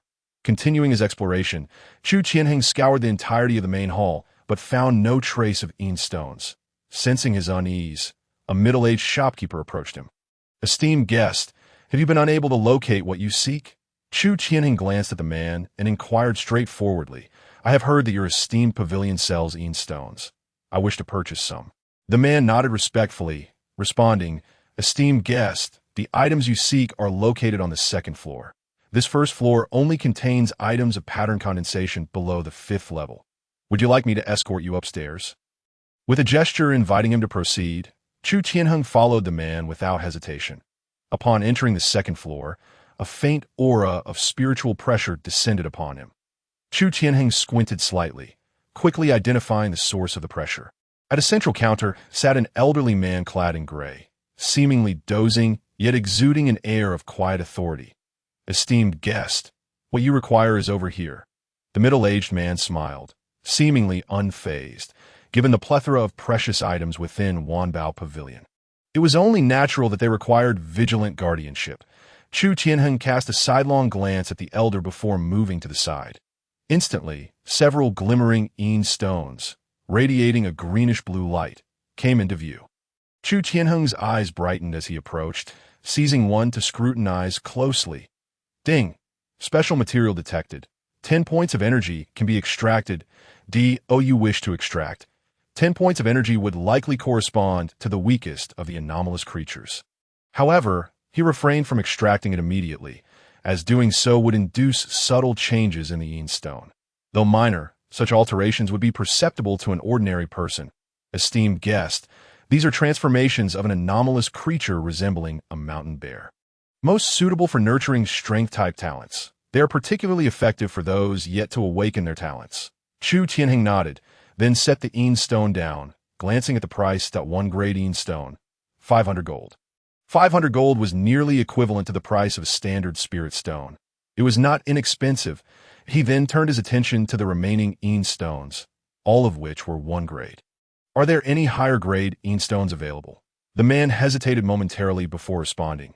"Esteemed guest, While Yin stones do not significantly enhance cultivation, their cumulative effects are notable over time, especially for those yet to awaken their talents.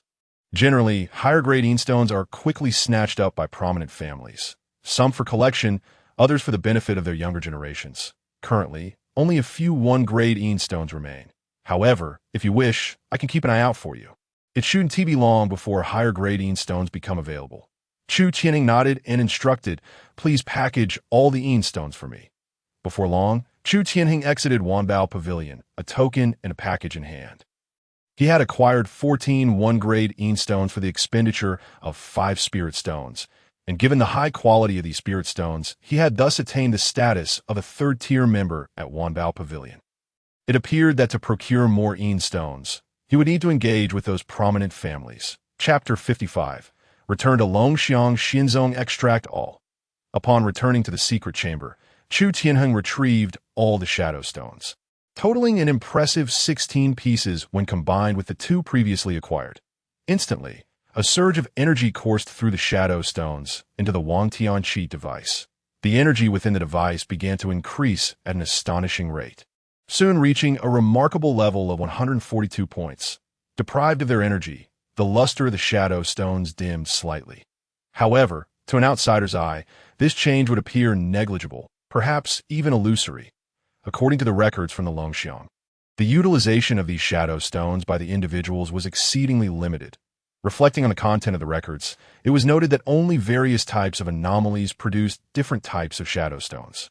For instance, the shadow stones produced by the Mountain Lord were associated with power, malevolence, and control, while those from the cat-faced anomaly pertained to speed. For cultivators, these shadow stones could serve as a means to nurture their innate talents, albeit to a very minimal extent. Considering that the path to immortality is fraught with challenges, even the slightest benefit would not be squandered. Their use of shadow stones was likely unrelated to the Wangtian Cheat Device, which merely extracted the special powers within and transformed them into a unique energy source. Chu Tianheng speculated that, after observing for such a prolonged period, he was close to the truth. The 16 shadow stones could nearly provide him with 1 point of energy each day. Had there been more, it would explain why he opted to purchase these shadow stones rather than simply absorbing them directly. After all, a steady flow is essential for maximizing benefits, with 140 points of energy at his disposal. He pondered what heights he could elevate his white elephant condensation technique to. His eyes narrowed. Glinting with intensity, he had initially thought he would be limited to the first stage, yet the Wan Beige had truly surprised him. He had also inquired with Liang Chao, who remarked that for him, a single shadow stone was less advantageous than a spirit stone. Subsequently, Chu Tianheng summoned Wangtian, concentrating his thoughts on the white elephant condensation technique. Enhance. The Wangtian surface trembled violently, and the interface of the white elephant condensation technique gradually became blurred. The strand of spiritual energy within him, intermingled with his internal power, began to swell rapidly. Before his forehead, the white elephant condensation glowed with a faint red light, and beside this pattern, a new spiritual pattern emerged under the might of Wangtian. If a highly skilled cultivator were to arrive at this moment, they would observe spiritual energy from hundreds of meters around converging towards Chu Tianheng's location. At this moment, a second root of spiritual energy began to spread into his body along the newly formed white elephant spiritual pattern. Compared to the initial entry into the white elephant condensation technique, this fusion was remarkably smooth. Chu Tianheng opened his eyes, keenly sensing the newly augmented spiritual energy within him. Compared to the first stage, the energy provided by the second stage of the white elephant spiritual pattern was more than double. Furthermore, perhaps due to the influence of his internal power, this energy exhibited a remarkable aggressiveness, even surpassing the intensity of the so-called white thunder talent previously held by Yi Chun. The attributes remained unchanged, with the Qi attribute slightly increasing by 0.1 and the divine attribute rising by 0.2, albeit marginally. It appeared that the most significant enhancement occurred during the initial stage. However, breaking through to the second stage consumed only 8 points of energy. Let us continue. Since energy was plentiful, he aimed to elevate to the maximum in one go. In an instant, 16 points of energy vanished, and another new white elephant spiritual pattern materialized before his forehead. Before long, the metamorphosis gradually concluded. Chu Tianheng exhaled deeply, a surge of frenzied energy erupting from his mouth, creating a shallow pit upon striking the ground. Just a breath could be lethal. Character: Chu Tianheng. Essence: 12.1. Qi: 15.3. Divine: 11. With 118 points of energy remaining, it was unfortunate that the white elephant condensation technique had only 3 stages. Otherwise, he could have further improved. Chu Tianheng remained unperturbed, as the cultivation of the 3rd stage was sufficient for him to easily enter the inner sect. Once admitted, the complete white elephant condensation technique would naturally be within reach. With a solemn gaze, Chu Tianheng unleashed a thunderous roar akin to an elephant within the confines of the room. His figure flickered, his steps steady, as his arms moved like 2 formidable elephant trunks, each movement exuding tremendous force and stirring up waves of wind. Subsequently, a visible shockwave rippled from his legs to his arms. Then, with a resounding boom, his arm shot forth like a coiled cannonball, striking a training iron pillar with tremendous force. Boom! Dust billowed forth, and the iron pillar shattered into sharp fragments, embedding themselves into the surrounding walls. The might contained within the white elephant condensation was truly formidable. No wonder cultivators held such a revered status, far surpassing martial artists. Chu Tianheng shook his head. The white elephant condensation technique and the golden body solar blade had reached their limits of enhancement. Only the characteristic of the Yang Immortal Body remained for fusion.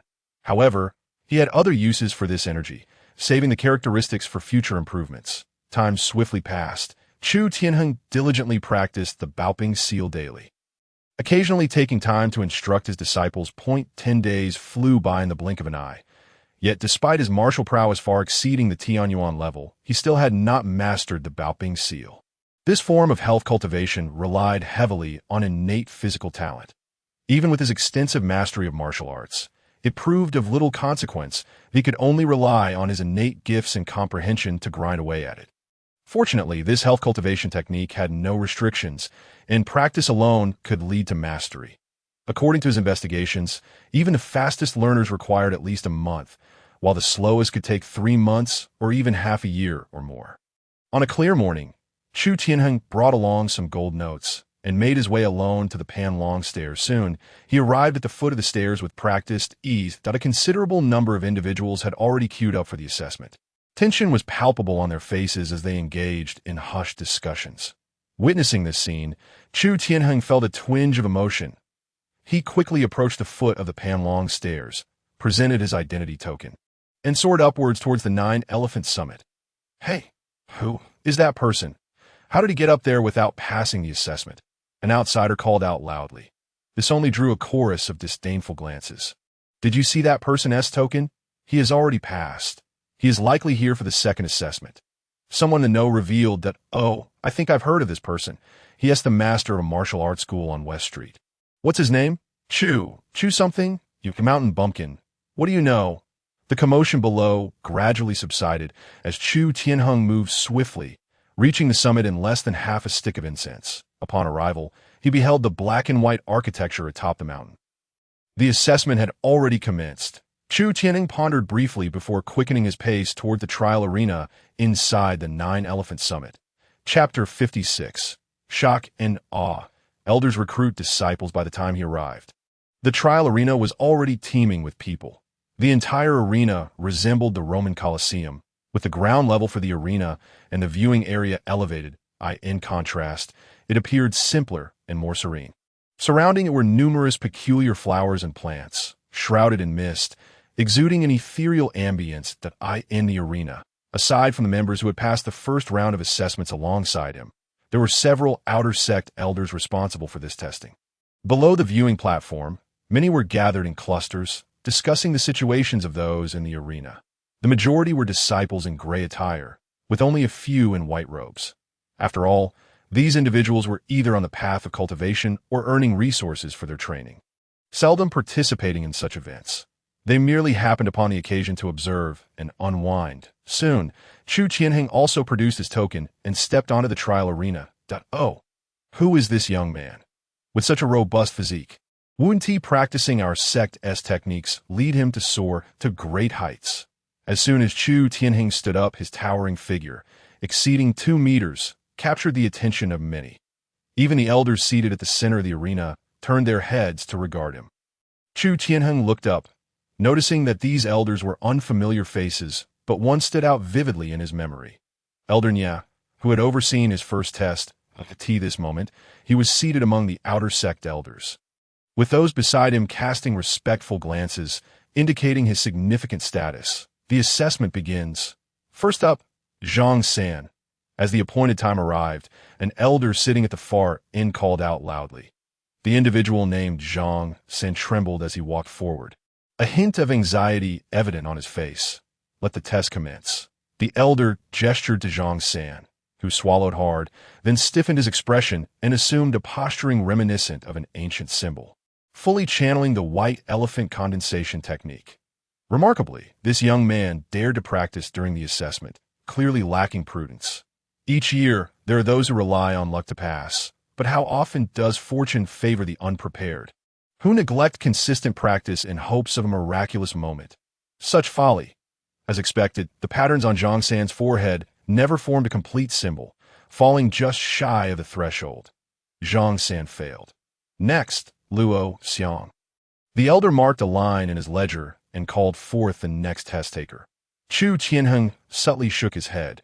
It was evident that Zhang San's physical prowess was insufficient, unable even to maintain the posturing, let alone cultivate properly. One by one, the test takers stepped forward, yet among the dozen or so, only 4 or 5 managed to pass the outer gate.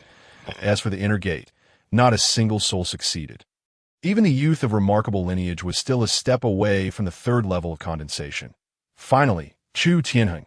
The crowd paused briefly, shifting their gazes towards him. The Yang Immortal sect prides itself on physical strength, and it was clear that despite Chu Tianheng's usual modest demeanor, in this moment, he was perceived as the most gifted among them. Upon hearing his name, Chu Tianheng approached the elders with deliberate calmness. Noticing the slight increase in his physique, the elder Nye Xian displayed a glimmer of appreciation in his eyes. Let us begin, he beckoned. Chu Tianheng steadied his mind, focusing intently as he suppressed the inner energy within him. He then activated the white elephant condensation technique with all his might, causing the spiritual seed at his heart to ignite.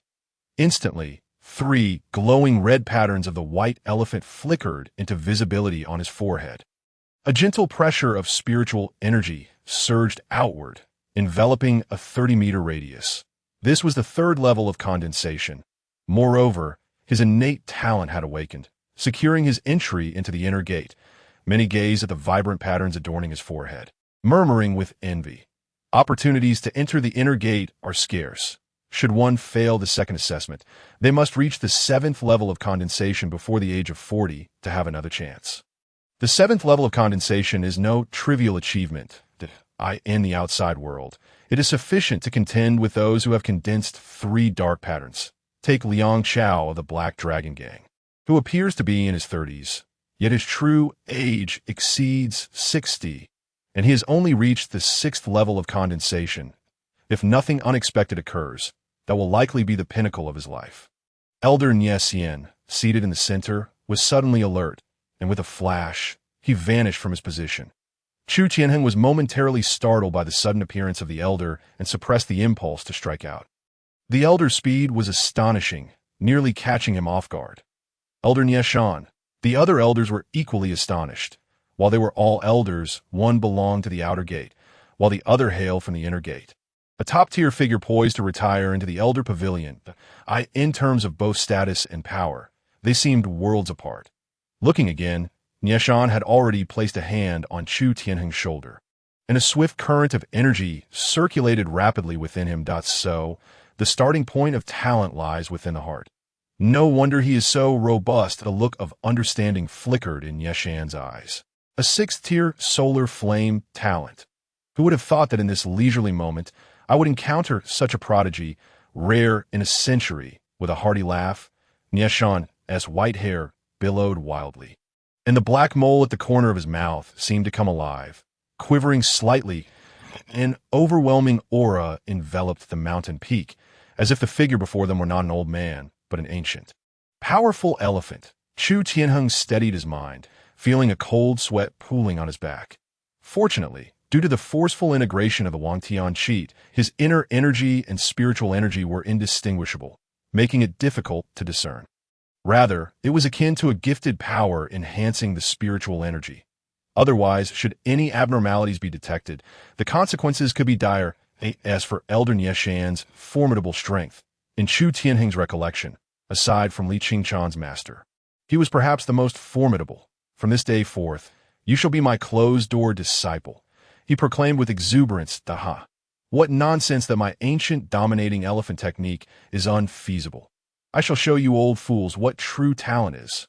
What it means to be orthodox. Nie Shan was no longer the composed figure from their initial encounter. He now radiated the exuberance of a man anticipating his moment of triumph. Congratulations, Elder Nie, on gaining a beloved disciple. The other elders rose from their seats, bowing respectfully to Nie Shan. Chu Tianheng quickly regained his composure and knelt before Nie Shan. Chu Tianheng pays respects to my master. The multitude of disciples watched Chu Tianheng with a complex mix of emotions, their envy palpable. Some insiders understood that being accepted by Nie Shan meant soaring to unprecedented heights, placing him in a realm far removed from their own. Undoubtedly, the name Chu Tianheng would soon stir a tempest. Chapter 57. Longxiang Peak. Before long, the entrance examination came to a conclusive end. Everyone departed the testing grounds with feelings of complexity. Even those who had successfully crossed the threshold in the outer gate found their joy somewhat muted. As for the orchestrator of it all, Chu Tianheng was experiencing flight for the first time in his life. Ha ha ha. How does it feel, young Chu? Nie Shan, in high spirits, stood at the forefront of the flying dust. Turning back to tease Chu Tianheng, the fierce wind howled in Chu Tianheng's ears as the scenery below rushed by. This moment, his eyes were filled with awe and longing, just as he prepared to speak. A gust of cold air rushed into his mouth. This speed was akin to that of a hypercar racing forward, of course. Given Chu Tianheng's current strength, he found the pressure trivial. However, for someone at the third level of condensation, such ease was not to be taken for granted. Daha! Once you reach the foundation establishment stage and forge your own talisman, you too shall soar like I do. Nie Shan chuckled, increasing the speed of their flight toward the destination. Meanwhile, Chu Tianheng, appearing astonished, was actually deep in thought. It seemed clear that Li Qingchan's master could not possibly be at the foundation establishment stage. He suddenly recalled the woman in the red dress soaring through the skies without relying on any talisman. If one could fly upon reaching the foundation establishment stage, he wondered if he would experience similar wonders when his inner strength reached that level. Currently, he bore the legacy of 4 centuries of inner energy, his power comparable to the 8th level of condensation. Should he break through to foundation establishment, it might require no less than a millennium of inner energy. Such a level is unattainable for ordinary individuals. Yet, with the Wangtian Cheat in his possession, anything is possible. Before long, they traversed a sprawling mountain range, and a towering, magnificent peak loomed before him. Chu Tianheng's gaze sharpened. What a celestial mountain this is, its walls adorned with verdant stone and robust pine trees. A rough estimate suggested the mountain's diameter was no less than 1,000 meters. Its height was utterly isolated from the world.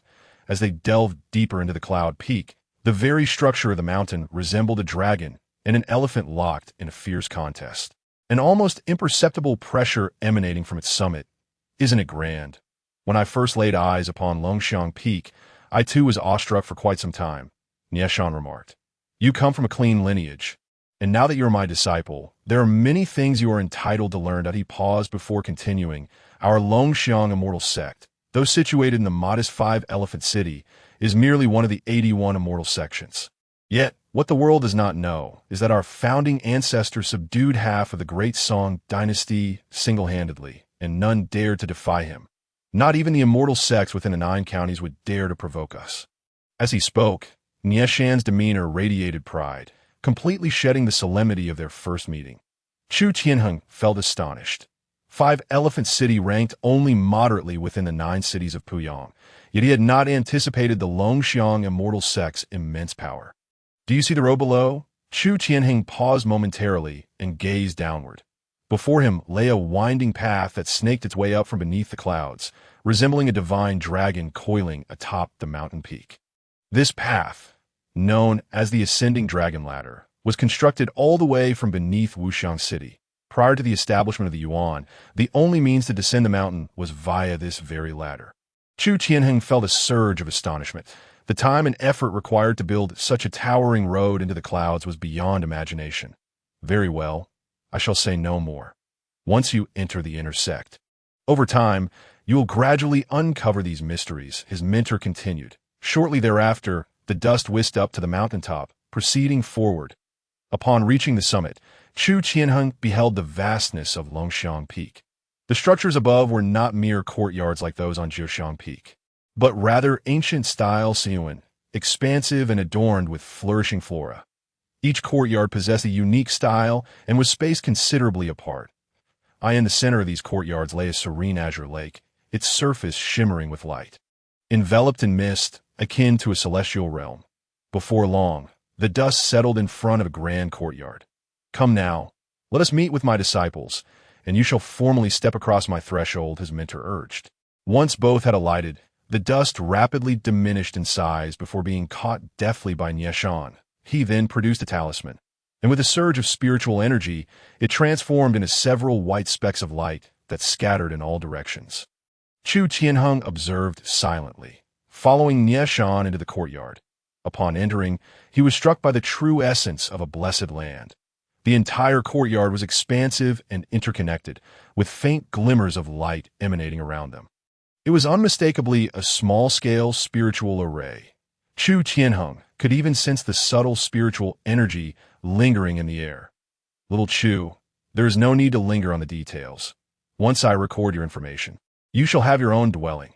However, to arrange it to your liking will require your own efforts, Nieshan remarked, unfazed by the spectacle. Soon after, he led Chu Tianheng to a grand hall. Once Chu Tianheng was seated, Nieshan leisurely spoke. Your talent is exceptional, possessing a 6th-level solar yang aptitude. There may be even greater elders who wish to take you as their disciple.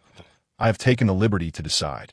Do you have any grievances regarding this? With that, Nieshan settled into his high seat, narrowing his eyes, concealing his expression, and complaints from the disciple. Chu Tianheng replied, clasping his hands in respect, somewhat dazed. Humph, you rascal.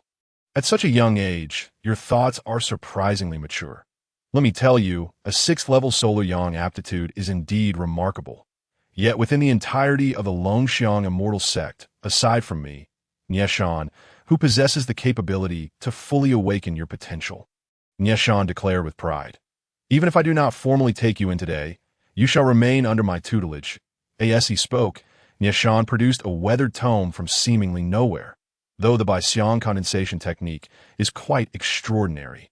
It is merely the most common cultivation method in this sect. From this day forth, you shall cultivate the ancient tyrant elephant technique under my guidance. His voice rose sharply, emanating a domineering aura, as if he were a conqueror upon a throne. The ancient tyrant elephant technique is indeed challenging to master, yet is most suitable for those with a yang aptitude. Henceforth, every morning, you shall come to my courtyard for training, under my personal supervision. I shall ensure that those old fellows witness that my ancient tyrant elephant technique has a worthy successor. Nieshan gazed at Chu Tianheng, his satisfaction evident. Chu Tianheng stood there, silent and unmoving. Just then, the sound of crisp footsteps approached from outside.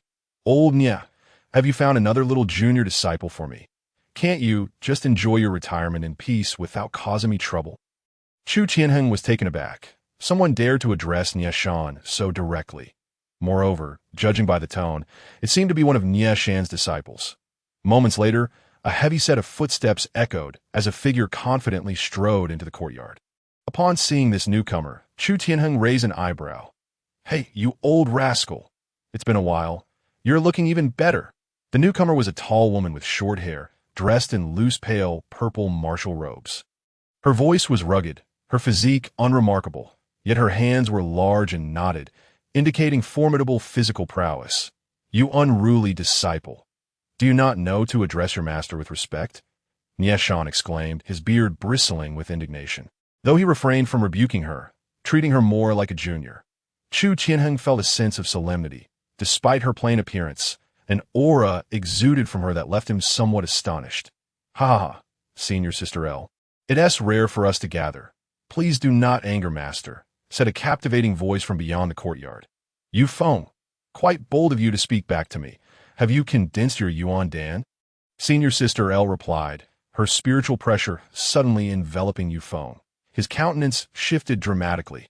Hey, senior sister, I was wrong. At least show me some mercy since the little junior disciple is present. Upon seeing Yu Feng beg for mercy, El Ping relented. This is the little junior disciple. Tiske, truly a remarkable talent. No wonder master chose you, Yu Feng remarked, scrutinizing Chu Tianheng's towering stature with intrigue. They had already received news from Nieshan regarding Chu Tianheng's 6th-level solar yang aptitude, which even they found hard to ignore. Greetings, senior brother and senior sister, Chu Tianheng said respectfully, clasping his hands in greeting. Where is the little third brother? Yu Feng inquired, puzzled. He has already arrived, El Ping replied calmly. Moments later, a commotion was heard outside. Fang Zhongshan has arrived late. I beg master and my senior brothers and sisters for forgiveness. Fang Zhongshan hurried into the hall, kneeling before Nieshan. Chu Tianheng was taken aback, astonished to discover that this individual was the one who had guided them during their initial entry. He was surprised to learn that Fang Zhongshan was also a disciple of Nieshan. At this moment, Fang Zhongshan noticed him too, nodding in goodwill, somewhat astonished that someone who had barely passed the initial assessment had awakened their potential and broken through to the 3rd level of condensation in just a month. Very well, since you are all here, please take a seat, Nieshan announced. And this time, El Ping did not object. She assertively took the seat closest to Nieshan, exuding an air of authority befitting one accustomed to high positions. I have called you here today for 2 matters. The first is to introduce my closed-door disciple, Chu Tianheng. Nieshan stroked his long beard and sipped the spiritual tea beside him. Tianheng has just entered the immortal sect. With limited strength and knowledge of the sect, do not hesitate to assist him. Upon hearing this, El Ping was the first to speak. Humph. Naturally, I will take care of my disciple. There is no need for you to remind me. With that, she produced a black from her pocket. Junior brother, this is my L family's guest token. Everything under the L family will be at your disposal. Furthermore, if you have any questions regarding cultivation, feel free to ask me. Compared to your 2 senior brothers, I am far more knowledgeable about the ancient tyrant elephant technique. Chu Tianheng quickly accepted the token, deeply bowing in gratitude. After El Ping's generous offer, Yu Feng and Fang Zhongshan followed suit, providing various treasures, including 10 life-saving talismans and a storage talisman capable of holding 3 to 5 small items, a truly rare treasure. Chu Tianheng expressed his thanks one by one, feeling a sense of appreciation. Even without any immediate benefits, the influence of these connections was formidable. Among the 3, aside from Fang Zhongshan's relatively ordinary background, the other 2 hailed from remarkable lineages. The elf family spoken of by El Ping was none other than the powerful elf family of Puyang County, with vast influence and numerous enterprises. Even within Wuxiang City, many businesses bore the elf family's mark. As for Yu Feng, he was a local prodigy from the 3 major families, holding a high status within the Yu family due to his apprenticeship to Nieshan. Once the 3 had grown more familiar, El Ping interjected, "Old man, don't you have something else to discuss?" Upon hearing her, the others fell silent. Indeed, there's one more matter. The disaster demon lurking in Yin Mountain has been causing unrest, and Tianshui City is at a standstill with it. The audacity of this vile creature to concoct malevolent spirits and extend its reach into the domain of our revered dragon elephant immortal sect is utterly unfathomable. The sect master has resolved to take action and eradicate this brazen calamity. Chu Tianheng felt a deep sense of reverence in his heart. It had been far too long since he had encountered such a term. It felt almost foreign to him that he could scarcely believe that this calamity had not only persisted but had escalated in severity. Fortunately, he had made a prudent decision at that time. Otherwise, his fate would be uncertain now. Of course, the malevolent spirits that have been unleashed will be entrusted to your care. Consider it a trial, though Tianheng, being newly admitted to the sect, need not partake. He should focus on diligently practicing the ancient tyrant elephant scripture. As Chu Tianheng regained his focus and contemplated further, he ultimately decided against requesting to accompany them at the tea present. He was merely a novice at the third level of pattern condensation, and drawing too much attention would not bode well. In comparison, cultivating atop the Dragon Elephant Peak was indeed a commendable pursuit. After Nieshan spoke, several disciples gradually departed, leaving only Chu Tianheng behind. Tianheng need not feel concerned. Your senior brothers and sisters harbor no ill intentions. Your senior sister simply possesses such a temperament, yet her prowess is already among the most distinguished within the sect. Chu Tianheng nodded in acknowledgement, his purple robe serving as a testament to much. The outer disciples donned white garments, while inner disciples wore blue, and the true core disciples were adorned in purple. Very well, your senior sister has already reported your information, so now you may select a courtyard of your preference. Soon, someone guided Chu Tianheng out of the courtyard toward an area of vacant dwellings. Along the way, he beheld numerous sights he had never encountered before. Within the azure lake lurked strange beasts, occasionally stirring the waters. The inner disciples he passed exuded formidable auras, with none less than the 6th level of pattern condensation. After exploring extensively, he ultimately chose a courtyard adjacent to the lake. His identity token and inner sect robe were promptly bestowed upon him. Furthermore, as an inner disciple, he would receive a monthly allocation of cultivation resources. Although it was merely 5 spirit stones, it was not an insignificant sum. Chapter 59. Sect tasks. This disparity between the outer and inner sects was abundantly clear. Upon entering the inner sect, even the officials of Wuxiang City and prominent families would afford him a modicum of respect. Time flew by, and as Chu Tianheng exited Nieshan's residence, he pondered the insights shared regarding the ancient tyrant elephant scripture. The gentle breeze caressed him, the air enriched by the proximity of the Dragon Lake, providing an especially refreshing sensation. The difficulties of mastering the ancient tyrant elephant scripture were indeed formidable. That a full month had elapsed since he entered the inner sect, during which he had devoted himself to practicing the ancient tyrant elephant scripture in Nieshan's courtyard and honing the Baoping seal within his own quarters. Yet neither the Baoping seal nor the ancient tyrant elephant scripture had met the entrance requirements. The ancient tyrant elephant scripture demanded exceptionally high physical attributes, a specific rare medicinal catalyst to enhance one's abilities, and the awakening of the fierce sun talent, allowing the formation of tyrant elephant spiritual patterns in the body. Contemplating these challenges, Chu Tianheng shook his head slightly. After a month, he had barely scratched the surface. Although Nieshan had mentioned that supplementing with catalysts could expedite cultivation, the inherent difficulties remained daunting. He finally grasped why no one had successfully inherited the ancient tyrant elephant scripture thus far. Its requirements were excessively high, and the difficulty of cultivation was monumental. As for Lu Ping's disparaging remarks toward Nieshan, it stemmed from the fact that Nieshan had once deceived her into joining the sect under false pretenses, ultimately leading to her severe physical transformation while practicing the ancient tyrant elephant scripture. Having just learned this news, Chu Tianheng couldn't help but feel a pang of sympathy, imagining the profound impact this revelation had on Lu Ping. Nevertheless, it must be said that Lu Ping was exceptionally suited for the ancient tyrant elephant scripture. Over the course of 40 years, she had ascended to the 1st level of Yuan building. An impressive feat, yet he felt he lacked the innate talent. The so-called 6th level of fierce sun talent was merely a fade of inner strength. With a faint sigh, Chu Tianheng resolved to take one step at a time.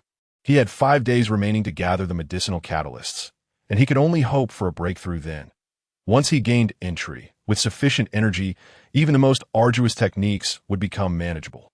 The ancient tyrant elephant scripture, in any case, must be firmly grasped. Recalling the power Nieshan had demonstrated to him previously sent a shiver down his spine. The ancient tyrant elephant scripture was a legacy passed down from the progenitor of the Dragon Elephant Immortal sect, containing mysteries that even Nieshan had not fully comprehended. It was said that the catalysts necessary for post-Yuan building cultivation were long extinct, the legendary ancient tyrant elephant itself having vanished from existence. This technique represented a complete path, far superior to the haphazard amalgamation he had attempted. With a month gone by, there was still a sect task to complete. Casting aside his thoughts, Chu Tianheng hastened his steps toward the sect task pavilion within Dragon Elephant Peak. Apart from core disciples, all others were required to undertake a sect task each month, not solely for resource acquisition, but also for practical experience. Otherwise, one would merely become a decorative vase, knowing only how to cultivate without application. Crossing the Dragon Lake and traversing several broad pathways, he finally arrived at the task pavilion. Presenting his identity token, he began to select a task under the astonished gaze of the elder in charge. Chu Tianheng had grown accustomed to this attention over the past month. His name had spread throughout the inner sect as Nieshan's closed-door disciple. As a result, those who recognized him couldn't help but steal glances. Curious about the individual who had drawn Nieshan's regard, with an astute eye, he swiftly perused the available tasks. However, the difficulty of sect tasks was correlated with one's strength that on the surface, he only possessed the third level of pattern condensation alongside the martial Dao Tianyuan, rendering these tasks child's play for him. Subsequently, he casually selected a task to investigate the massacre of the Bai family in Beima Town, Wuxiang City, with a reward of 10 contribution points to the sect. After accepting the task and receiving the relevant materials, Chu Tianheng wasted no time in descending the mountain. For him, this task was merely a formality, and he seized the opportunity to venture down the mountain for a change of scenery. As he walked, still within the confines of Dragon Elephant Peak, he dared only to reveal his third level of pattern condensation. He descended the ascending dragon steps with rapidity, each step echoing as he moved. Birds occasionally flew past him, a testament to the peak's altitude. Suddenly, a gray-blue figure darted past him, leaving behind a palpable surge of spiritual pressure. Turning to glance back, Chu Tianheng could only see a receding silhouette disappearing into the mist. Something felt amiss. He halted abruptly, recalling the essence he had sensed from that individual, which had struck him as peculiar. The spiritual techniques of the Dragon Elephant Immortal sect were typically grand and vigorous. Yet the aura that had just passed was somewhat foreboding. Perhaps he was overthinking it. The figure's robe suggested they were an inner sect elder. Dismissing further thoughts, Chu Tianheng turned to leave. After all, the myriad spiritual techniques within the Dragon Elephant Immortal sect encompassed a wide array, and such variances were not unusual. Once Chu Tianheng had departed, a gray-blue figure appeared at the very spot he had just vacated. It was the Mountain Lord's aura he sensed at Yuntao gazed darkly at the vanishing Chu Tianheng, a surge of murderous intent rising within him. It turned out that the one who had plucked his fruit and disrupted his plans was right within the Dragon Elephant Immortal sect. Third level of pattern condensation? Quite the clever concealment to have slain the Mountain Lord. Even if not fully unsealed, one must at least possess the strength of the sixth level of pattern condensation. I shall see what manner of being you truly are. Yuntao took a moment to concentrate, invoking the incantations in his hand as he quietly followed behind Chu Tianheng. Upon exiting the ascending dragon stairway, Chu Tianheng's speed surged dramatically. As he ran, he moved with the swiftness of thunder, each step leaving a crater in the ground.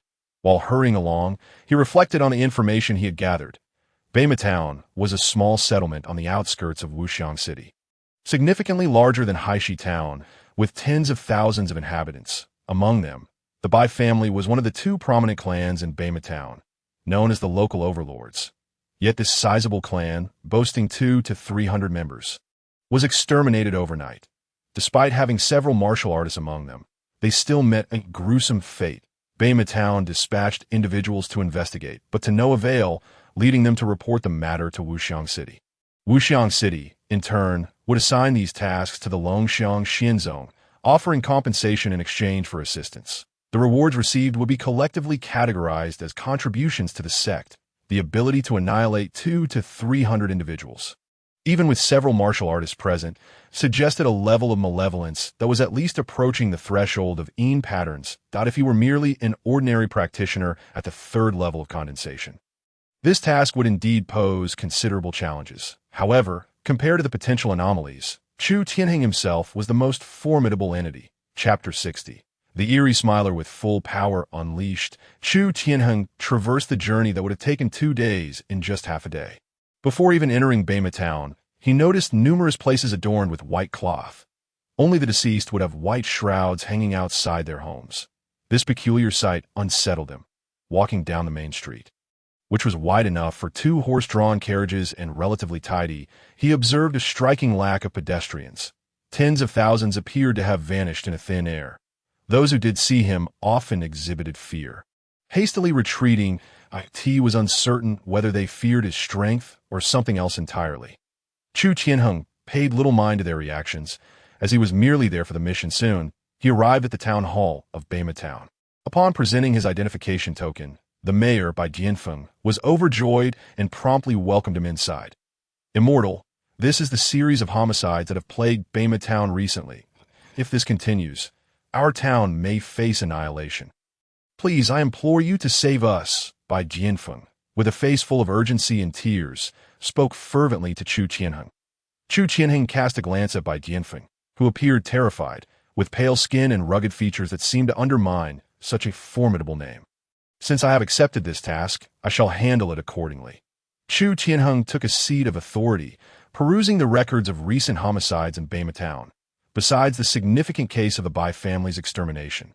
There were dozens of other incidents, with the death toll exceeding 500.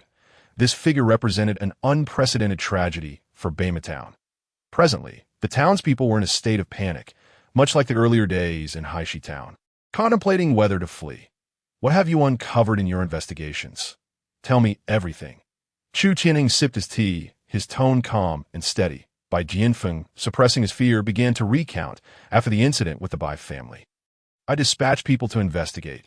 However, apart from the corpses scattered everywhere, we found nothing. Just, Bai Jianfeng swallowed hard, hesitating.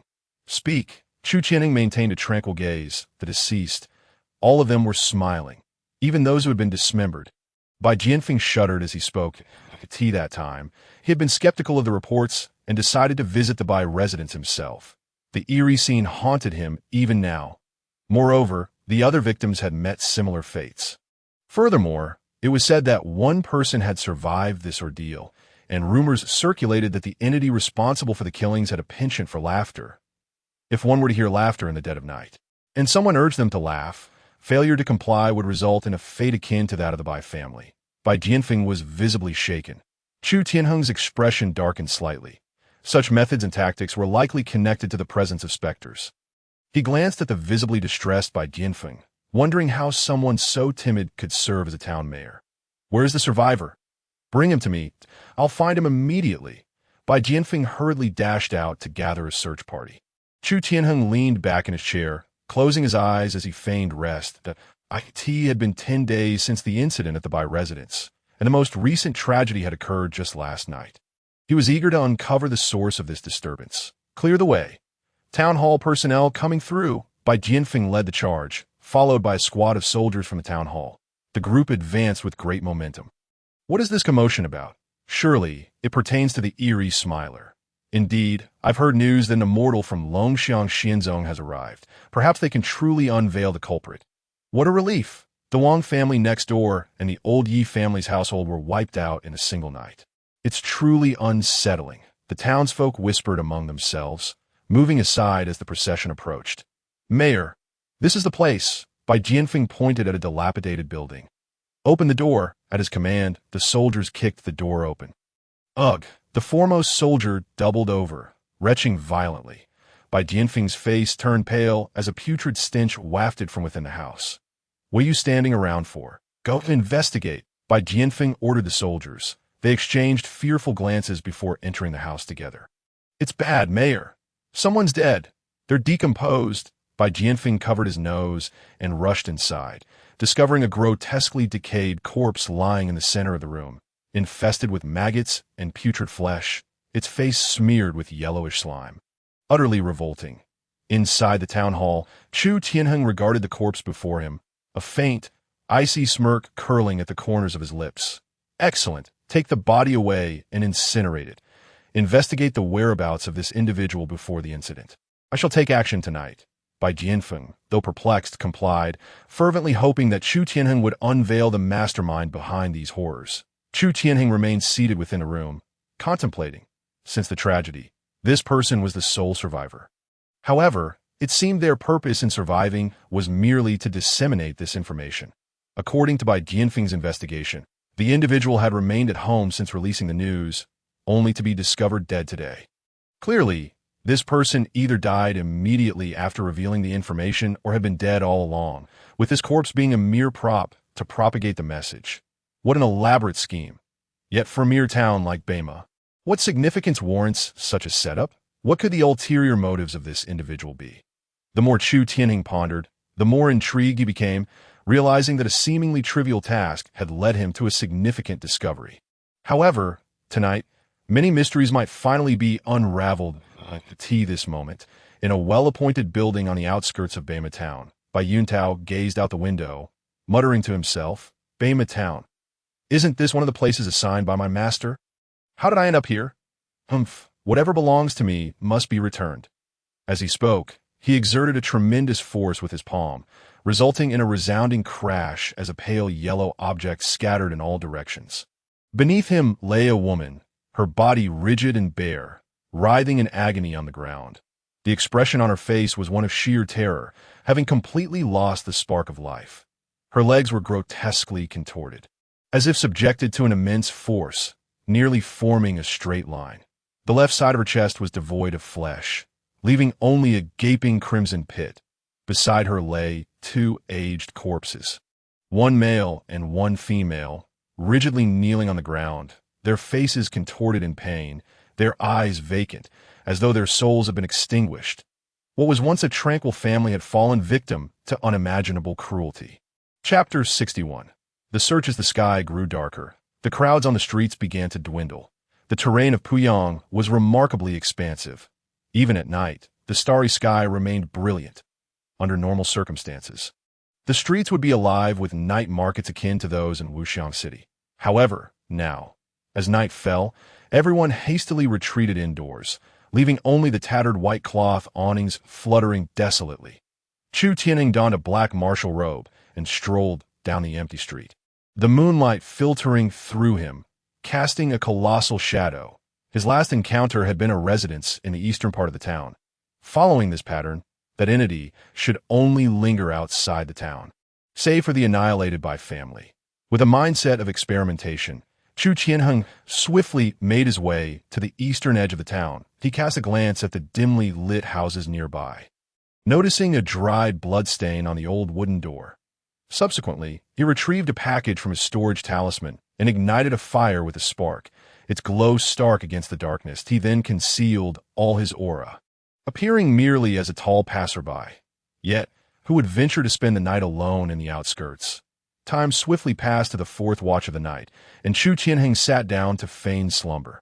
Since the family had met with tragedy, the surrounding residents had vacated the area, leaving him as the sole living soul within a 100-meter radius. After a considerable interval, he opened his eyes, a hint of perplexity in his gaze. Glancing at the sky, he noticed the horizon was beginning to blush with dawn. Could it be that I miscalculated? Furrowing his brow, Chu Tianheng stood up. Suddenly, a white shadow darted past his line of sight. There! He narrowed his eyes, realizing that the direction was unmistakably towards the town's interior. To his astonishment, this entity had made such a wide detour. Stay right there, he bellowed, his footsteps gaining momentum as he propelled himself forward with a forceful thud. Akin to a cannonball being fired, the earth beneath him erupted, sending mud soaring 10 meters high, leaving behind a massive crater. If sensing Chu Tianheng's approach, the white shadow flickered rapidly before dissipating into a wisp of smoke. Bang! A wall exploded violently, leaving the occupants within trembling and curled up in a corner. Paralyzed with fear, they fled. Chu Tianheng emerged from the dust cloud, his eyes glowing an unsettling crimson, the ferocity within them reminiscent of a malevolent spirit. He pursued for several streets, but still found no trace, as if the figure had vanished into thin air. Soon after, another murder occurred, promptly surrounded by a multitude of soldiers. Chu Tianheng entered the scene with a somber expression. This latest crime had taken place alarmingly close to the mayor's residence. This was a blatant provocation. It remained unclear whether it was aimed at him or the mayor's office. Upon entering the courtyard, he was met with the sight of 7 or 8 corpses laid out before him. Aside from the homeowner and his 2 wives, the others were servants. Strikingly, each face bore an eerie smile, their eyes devoid of any spirit, as if their very essence had been siphoned away. Senior Xian, this is, Bai Jianfeng exclaimed in horror, realizing that this family lived scarcely 100 meters from the mayor's residence. The ability to annihilate an entire household without notice suggested a capacity to eliminate the mayor's office as well. The thought sent a chill down Bai Jianfeng's spine. Having navigated his way into the mayor's position through connections and bribes, he was not keen on meeting a gruesome end in this wretched place. Chu Tianheng's countenance darkened, a cold glint flashing in his eyes. And oh, hurry! I shall see just how swiftly that thing can flee. He then retrieved a talisman from his pocket. Under the influence of spiritual energy, the talisman ignited, transforming into a radiant orb of white light. Wisps of faint black vapor ascended from the corpses, swiftly merging into the luminescent sphere. Moments later, the white light coalesced back into a talisman, drifting into his palm. Even in broad daylight, it was nearly impossible to discern the remnants of the black energy without scrutiny. This was a special talisman bestowed upon him by his second elder brother, Yu Feng. Though not of the highest rank, its effects were profound, capable of capturing the lingering essence of the uncanny. Should the entity reappear within a kilometer, the talisman would automatically track it. After stowing the talisman, Chu Tianheng returned to the mayor's office. As for the incident in the courtyard, the mayor's office suppressed the news fiercely. After all, if incidents continued to unfold around the mayor's residence, it was feared that many would hastily pack their belongings and flee by dawn. A day swiftly elapsed, and the night once again enveloped Bema town. Tonight, the clouds were particularly dense, and even in the open terrain, the moonlight was conspicuously absent. From an outsider's perspective, the entire Bema town seemed shrouded in a heavy gloom, as if it were on the brink of being consumed by some terrifying entity. Chu Tianheng sat within the mayor's courtyard, a table laden with food before him. Without hesitation, he seized a massive leg of lamb and began to eat. However, his mind was not solely occupied with feasting. He remained vigilant, constantly monitoring the status of the talisman. Before long, the banquet, which could easily satisfy a dozen guests, was reduced to less than half. Since his breakthrough to the celestial origin stage, his appetite had become insatiable. Fortunately, having entered the path of the immortals, the spiritual energy supplemented his needs, allowing him to go without food without adverse effects. Otherwise, relying solely on ordinary sustenance, he feared he could eat all day without replenishing his energy. Suddenly, a sky-piercing cannon soared into the heavens, exploding with a resounding bang, illuminating the night with a burst of red light. There, with a violent tremor, the ground shook, and Chu Tianheng instantly vanished from his spot, darting towards the direction from which the cannon had been fired. This was a trap meticulously orchestrated by Chu Tianheng and set up by Bai Jianfeng. Soldiers from the mayor's office disguised themselves throughout the town, each equipped with a sky-piercing cannon. Upon detecting any abnormalities, they would immediately unleash their firepower. While this approach might incur casualties, it proved to be the most effective strategy. That a fierce wind howled as Chu Tianheng charged forth like a rampaging giant, swiftly reaching the site of the cannon's launch. Humph! Let us see where you think you can hide this time. The station soldiers had all met a gruesome fate, their faces adorned with the same eerie smile. Chu Tianheng cast a glance before propelling himself forward like a tea that moment. The talisman in his pocket flared with brilliant white light. Almost instantly, a faint white orb surged forth from him, speeding away into the distance. Chu Tianheng smirked coldly, following closely behind the glowing sphere. Just then, another sky-piercing cannon ignited nearby, aligning perfectly with the orb's trajectory. Unaware of your impending doom, are you? Then you shall be left behind. Chu Tianheng grasped the glowing orb, channeling his spiritual energy to accelerate its movement, vanishing in an instant. Chapter 62. Let you laugh at me. On the other side, several soldiers gazed ahead in terror. However, the space before them was devoid of anything tangible. Yet, a strange laughter echoed in their ears. and an unsettling image began to materialize in their minds. In the depths of darkness loomed a figure, its face rigid like a mask, grinning maliciously at them, sending shivers down their spines. Suddenly, they felt a weight on their shoulders, a rustling sensation akin to hair brushing against them. Cold sweat poured down their brows. Despite wearing hats, how could so much hair be cascading down? One soldier, unable to contain his curiosity, turned to look behind him, but the moment he did, it felt as though something had seized him tightly, rendering his struggles futile. Through his peripheral vision, he could faintly discern a white figure looming behind them. "Smile for me! Smile for me! Smile for me!" The haunting whispers echoed in their ears, causing their faces to drain of color, terror flooding their hearts.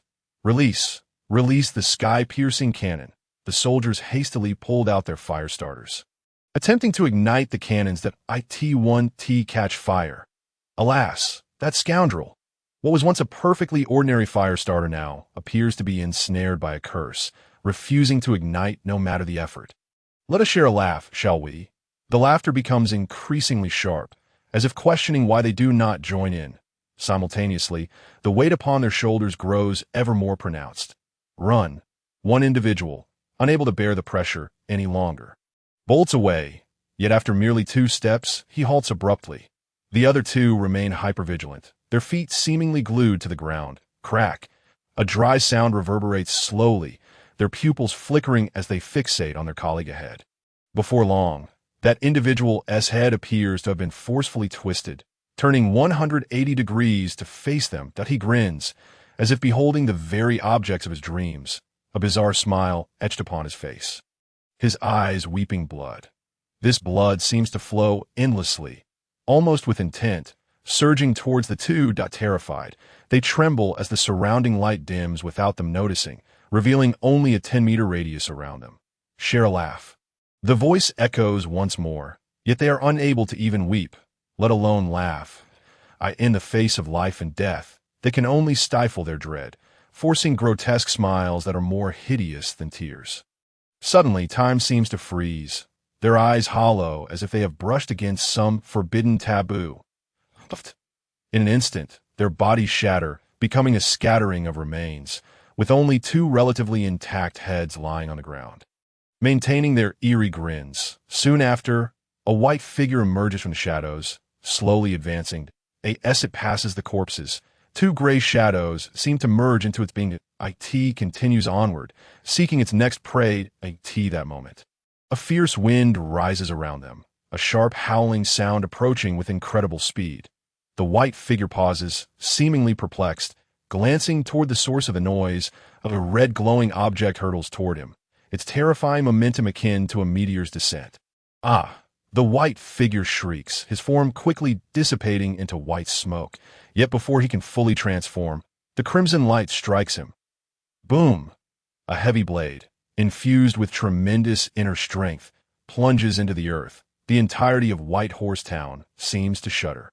And a massive pit, 3 meters deep, rises with steam. Within the pit, the white figure is cleaved in 2. Yet it is too late. Chu Tianheng arrives swiftly, casting a glance at the 2 severed heads at his feet, unleashing a surge of inner strength that obliterates them into dust. You are doomed. Chu Tianheng's gaze is icy as the white figure within the pit gradually rises, its grotesque wound healed without a trace of blood left behind. Share a laugh. Chu Tianheng stares at the eerie, smiling man before him, his murderous intent palpable. The man is clad like a scholar, yet he exudes no vitality, only a chilling aura of death. Moreover, he maintains a rigid smile, as if forcibly molded into place. Share a laugh. Observing Chu Tianheng's frigid demeanor, the man's smile seems to widen, his eyes glinting with an unsettling light. He vaguely senses a heavy pressure upon his shoulders. And then, in the blink of an eye, the man who had just been there vanishes. Share a laugh. Share a laugh. Chu Tianheng's brow twitches, a fierce glimmer flickering in his eyes. Laugh for me. Will you? Rumble. Inner strength surges within Chu Tianheng, fiery energy flooding his being. A wretched scream echoes from behind him. Subsequently, a tremendous force surges from his back, causing him to stumble forward a few paces. A large hand reaches back to grasp him, Get out here! Chu Tianheng's arm muscles bulge, resembling intertwined steel rods. Behind him, something akin to human skin is gradually being pulled away from his body. Fiery flames rage, scorching him relentlessly to last. A thin, paper-like object is torn free. Immediately, what had been ripped away morphs back into the smiling Oh, not smile. Do not smile. Witnessing Chu Tianheng's impassive face. The smile on the man's visage begins to twist grotesquely. He then flickers and lunges toward Chu Tianheng's chest. Bang! In a critical moment, Chu Tianheng throws a punch, blocking the smiling man's attack. What a bizarre force. Chu Tianheng stumbles back 2 steps. The smiling man's power is on par with his own pre-breakthrough strength, and it even harbors a unique energy capable of bewildering one's spirit. It matters not if he is a master at the 3rd condensation stage or at the celestial level. Even an ordinary 6th or 7th condensation stage practitioner would find themselves outmatched by this smiling man. Whoosh! The smiling man vanishes again, and the air fills with a whistling wind. Share a laugh, share a laugh. The sounds grow louder, as if a shroud of gloom envelopes the atmosphere. Chu Tianheng stands resolutely, his gaze sharp. More, suddenly, the air before him stirs, as if something is about to burst forth. Chu Tianheng grins wickedly. Then let us play, shall we? Bang! The smiling man charges again, yet this time his fist is firmly locked by a massive hand. Standing there is Chu Tianheng, towering at 3 meters, his form brimming with iron-like muscles, gazing coldly at him. The smiling man appears bewildered, his grin fading slightly. Laugh for me. Do you not enjoy laughing? A beastly voice reverberates throughout. As Chu Tianheng, at this moment, resembles a monster more than the smiling man does. Yet, this is merely Chu Tianheng's most comfortable and normal state. Chapter 63. The Hidden Hunter? Go to hell. Chu Tianheng applies gentle pressure with his fingers, and the smiling man's fist crumbles as if crushed by gravity. The smiling man struggles desperately to break free, yet Chu Tianheng's grip is like resilient steel bars, immovable no matter how hard he tries. Chu Tianheng gazes at the smiling man's eerie countenance, his fingers grasping forward, wrapping around the man's entire head. Die. The flames of inner strength surrounding him burn fiercely, repelling any malevolent energy that attempts to invade. With a swift motion, he hurls the smiling man into the air and delivers a powerful punch. Bang! The smiling man transforms into a meteor, crashing violently into an abandoned building. Immediately, the structure trembles violently, its walls collapsing. Then, Chu Tianheng lunges, covering several meters in an instant, and plants his foot upon the smiling man, who is attempting to rise. The smile on the man's face twists further, his form distorting grotesquely. Die! Chu Tianheng channels his inner strength, the flames on his fist igniting further, enveloping him like a thin membrane. His fist, akin to a pile driver, relentlessly descends upon the smiling man's head. The colossal impact resonates like thunder. Once Chu Tianheng is serious, the previously rampaging figure resembles nothing more than a chick grasped by the neck, utterly powerless to resist. Bang! With one final punch, the smiling man's head is utterly obliterated, flesh and blood scattering. Chu Tianheng withdraws his fist, rising slowly. The smiling man's corpse hangs limply in his grasp, akin to tattered cloth. Alive, not bizarre, his power is suffused with positive inner strength, if he were indeed a bizarre entity. Its energy would combust upon death, leaving no trace. Yet now, the smiling man's body remains intact, with no malevolent energy escaping. Chu Tianheng's expression remains impassive as a wave of scorching energy flows from him, engulfing the smiling man's corpse in searing flames, emitting a foul odor. Before long, the entire body is reduced to ash in Chu Tianheng's hands. Thud. Suddenly, a dart of the size of a dragon eye slips from his grasp. Chu Tianheng raises an eyebrow, surprised to discover something hidden within the smiling man's body, impervious even to his inner flames. Could this be what the mastermind sought to cultivate? Chu Tianheng was just about to pick it up when a fierce gale suddenly swept through, sending dust and debris flying across the street. Startled, Chu Tianheng instinctively lunged for the ORB. In a puff of dust, a robust figure emerged. It was none other than Chu Tianheng himself. He spread his fingers, allowing the grayish-yellow dust to slip through the gaps. Something had been stolen. The slight throb pulsed at his temples as he faced the end of the street, his gaze fixed intently ahead. "Ah, how well you hide, but you should never have touched what belongs to me." A hoarse, shadowy voice echoed from not far away. "ITSU." Chu Tianheng's expression hardened. Approaching him was an elderly man clad in a grayish-blue robe. The old man's face was lined with wrinkles, and a prominent dark mark marred his forehead, giving him an ominous and sinister appearance. Chu Tianheng recognized him immediately. This was the man he had encountered 2 days prior on the ascending dragon steps. But why had this man pursued him? And what was his purpose? Could he be the mastermind behind it all? "You seem to have misunderstood something. I am merely a disciple, descending the mountain to fulfill a sect mission and have done nothing else." Chu Tianheng replied calmly. The old man shot him a fierce glare. "At this point, you still choose to disguise yourself.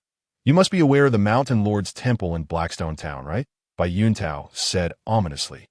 He had not anticipated that Chu Tianheng had concealed such formidable power, capable even of slaying the smiling man. Even he had not foreseen this, failing to intervene in time. Hearing his words, Chu Tianheng paused, his gaze suddenly darkening. "Dare to touch what belongs to me, regardless of who you are? Whatever your intentions within the Dragon Elephant Immortal Sect, you shall meet your demise." As Bai Yuntao spoke, a heavy spiritual pressure erupted from him. The ground within a 90-meter radius abruptly sank, forming a shallow imprint that "I am a disciple of Elder Nye from the inner sect. If you kill me, are you not afraid of repercussions from the sect?" Bai Yuntao's expression faltered momentarily before he burst into laughter. "You are merely at the 3rd level of condensation. Is it surprising to be killed by someone comparable to the 6th or even 7th level? Moreover, even if I do not kill you, your master will take action. You have touched his belongings, and you will die sooner or later. You might as well return what is mine before your end, and let me gain a great merit." He cackled. "Ah, being a disciple of Elder Nye. With this identity, how could I not achieve great things?" As he spoke, Bai Yuntao waved his sleeve, and shadowy figures surged forth, hurtling toward Chu Tianheng. That's how it is. Chu Tianheng realized. This man was not truly an elder of the Dragon Elephant Immortal Sect, but rather a member of an unknown force, one that had evidently set its sights on the sect. However, none of this concerned Chu Tianheng. All he knew was that this old man intended to kill him. The Mountain Lord who had nearly slain him before had been unleashed by this old man. 9th level of condensation. "You might as well perish." With a rumble, fierce flames erupted from Chu Tianheng, scorching the approaching shadowy figures before they could even reach him, leaving behind only anguished cries. In the midst of it all, he glimpsed a familiar face, Pang Guang, the mayor of Blackstone Town, twisted in agony, as if eternally tormented. The Mountain Lord of Blackstone Town. Chu Tianheng narrowed his eyes, realizing that perhaps Blackstone Town had already been destroyed by this man. Among the shadowy figures were not only Pang Guang's visage, but also those of former members of the Black Axe Gang. Clearly, they had not only been annihilated, but their souls had also been ensnared by this foe, reduced to mere puppets. Moments later, a multitude of figures was reduced to ashes by the searing flames. In their final moments, some of these figures cast a grateful glance toward him. So you were concealing your strength all along," Bai Yuntao remarked venomously. "But no matter how much power you have hidden, you shall all die." Upon finishing his words, the number of wraiths and shadowy figures pouring from his sleeve surged dramatically, overwhelming the surrounding space that a sea of these spectral beings threatened to engulf everything. Chu Tianheng surveyed the scene. The flames around him began to recede under the relentless onslaught, despite his exceptional stamina and recovery. Even he could not withstand this ceaseless barrage. You truly wish to die?" Chu Tianheng fixed his gaze on Bai Yuntao, a predatory grin spreading across his face, revealing sharp white fangs, reminiscent of a beast surveying its prey. Chapter 64. The Ultimate Martial Path. Bai Yuntao's expression stiffened, feeling unnerved under Chu Tianheng's gaze. He chuckled self-deprecatingly. Tianheng's formidable ninth level of condensation and a recipient of his master's teachings and special powers. He believed that even if Chu Tianheng harbored hidden strength at the 8th level of condensation, he was no match for him. Nonetheless, he did not underestimate his opponent, having navigated the immortal path for many years. He understood the principle of using full force even against a rabbit. He then raised his other hand, continuously forming incantations, rapidly gathering spiritual energy and ominous chi. Meanwhile, he commanded the vengeful spirits to charge at Chu Tianheng. Observing this, Chu Tianheng's body jolted. The flames around him surged, dispersing the vengeful souls in all directions. Then, with a sinister grin, he tensed his leg muscles, bulging like a grasshopper. Boom! The ground shook violently, dust swirling into the air. Oof! Block this! Bai Yuntao's face contorted with rage as he glared at the audacious youth attempting to resist. He would ensure the boy's demise. The surrounding spirits accelerated, spiraling toward Chu Tianheng, their claws slashing and gnashing at him. Get lost! Chu Tianheng roared, clenching his right fist tightly. The air around him exploded as he unleashed his punch, a visible shockwave emanating outward, accompanied by a searing inner force. Boom! The force of his punch spread forth. And wherever Chu Tianheng's gaze fell, all apparitions were reduced to nothingness. Seizing the opportunity, he charged forward, but just as he closed the distance, a dark beam flashed perilously close to his nose, carving a deep trench into the ground. Chu Tianheng staggered back, energy surging to his eyes as he peered ahead. A monstrous creature, towering 5 meters tall, loomed before him. Its body was adorned with shadowy figures bearing expressions of torment, its grotesque face marred by dozens of decaying eyeballs and numerous gaping maws. Several ears sprouted from its head, as if haphazardly stitched together. The very body seemed a chaotic amalgamation of corpses that in its grasp, it wielded a massive scythe, emanating an air of terrifying malevolence in comparison. The 3-meter-tall Chu Tianheng appeared almost frail. The creature's myriad eyes fixated on Chu Tianheng, filled with a thirst for destruction and bloodshed. I'll chop you up. The mouths of the creature slowly opened toward Chu Tianheng. A cacophony of distorted voices swirling around him like a haunting bass echo, tinged with a hint of eerie resentment. Chu Tianheng maintained a stoic expression, unable to articulate the sensation of being scrutinized by so many eyes, especially from such a grotesque beast. All he desired was to crush those eyes one by one and bring this monster to its end, despite its aura rivaling that of the 8th level of condensation. As the creature swung its enormous scythe, it resembled the grim Reaper's blade, sweeping toward Chu Tianheng. Whoosh! The air split with the sound of tearing. Yet once the scythe passed, the creature realized that there was nothing before it. Gore! The monster roared, its multitude of eyes frantically searching for Chu Tianheng's whereabouts. Yet it was as if Chu Tianheng had vanished into thin air, completely eluding its sight. Boom! Suddenly, a dull thud reverberated, and the intense impact radiating from the back of his knee compelled him to kneel. The monster let out a thunderous roar, its upper body twisting in an eerie manner as it swiftly swung the scythe in its grasp. Yet there was still no sign of Chu Tianheng behind it. Just as he prepared to rise, the knee of his other leg erupted, sending shards of bone and flesh flying in a gruesome display. The monster staggered, collapsing onto its back. In that instant, the previously vanished Chu Tianheng reappeared before the creature. However, what followed was a torrential barrage akin to falling rain. Legs, fists, palms, fingers, knees, and elbows that ate tea that moment.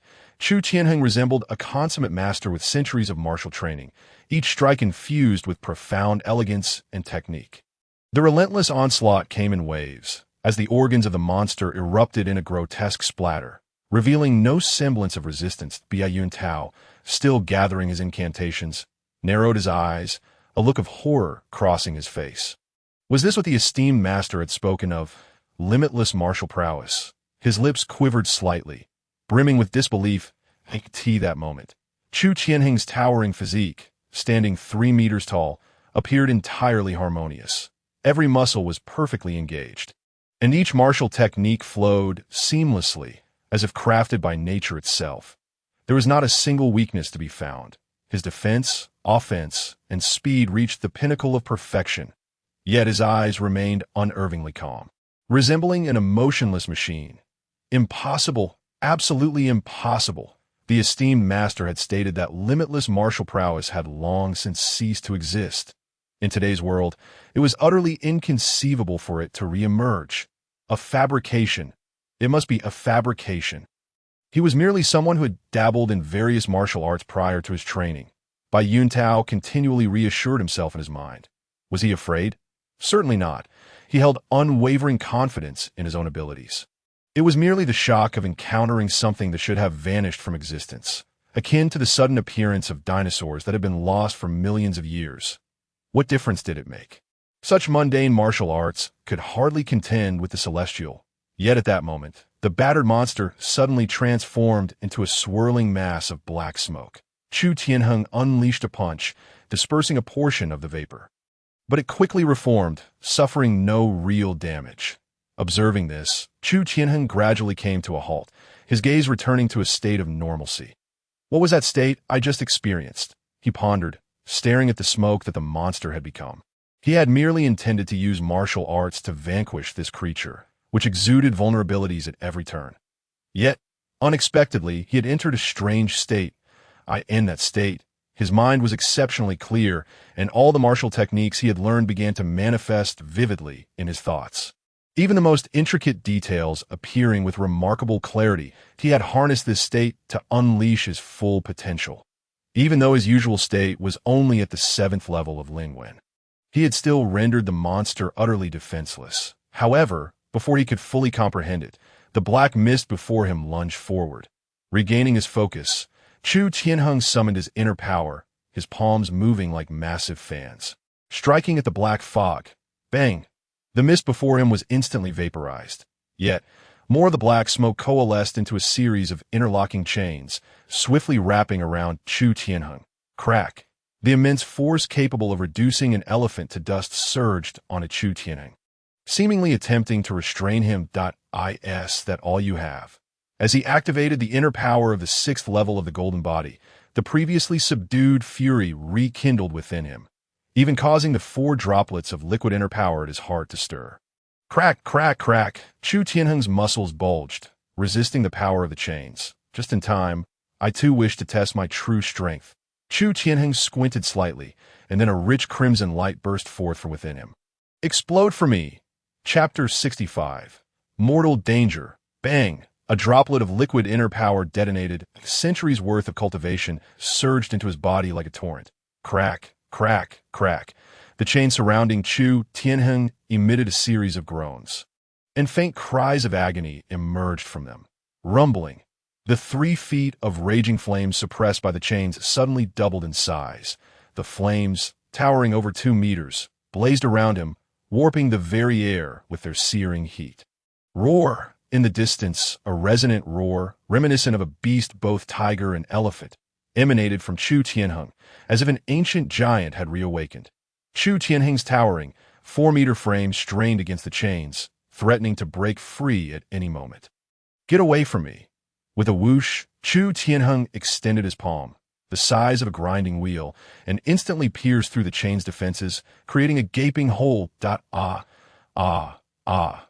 chilling cries of horror spread around him, as the chains capable of slaughtering an elephant could not withstand Chu Tianheng's overwhelming strength and shattered immediately in a moment. The monster reformed before Chu Tianheng, but after enduring such torment, its once 5-meter stature had diminished to about 4 meters. Its eyes and mouth lay shattered, as if brutally crushed. Compared to the 4-meter tall Chu Tianheng, who radiated the brilliance of the sun, it appeared exceedingly frail in the distance. Bai Yuntao's brows twitched uncontrollably. This power! He inhaled deeply, his mind now fully convinced. This was undoubtedly the legendary limitless martial prowess. The glimmer of greed flickered in his eyes. If he could capture this young man and present him to the esteemed master. Then, as he envisioned the grand scheme of the master, a shiver ran down his spine. Yet he was aware of his own limitations. Even with the enhancement of special methods, he could only cultivate to the 9th level of Lingwen at best. Perhaps with him, I could evade this calamity. Yun Tao's gaze shifted, his expression becoming inscrutable as he looked at Chu Tianheng. The incantation in his hand became increasingly distinct, a peculiar black dagger coalescing into visibility.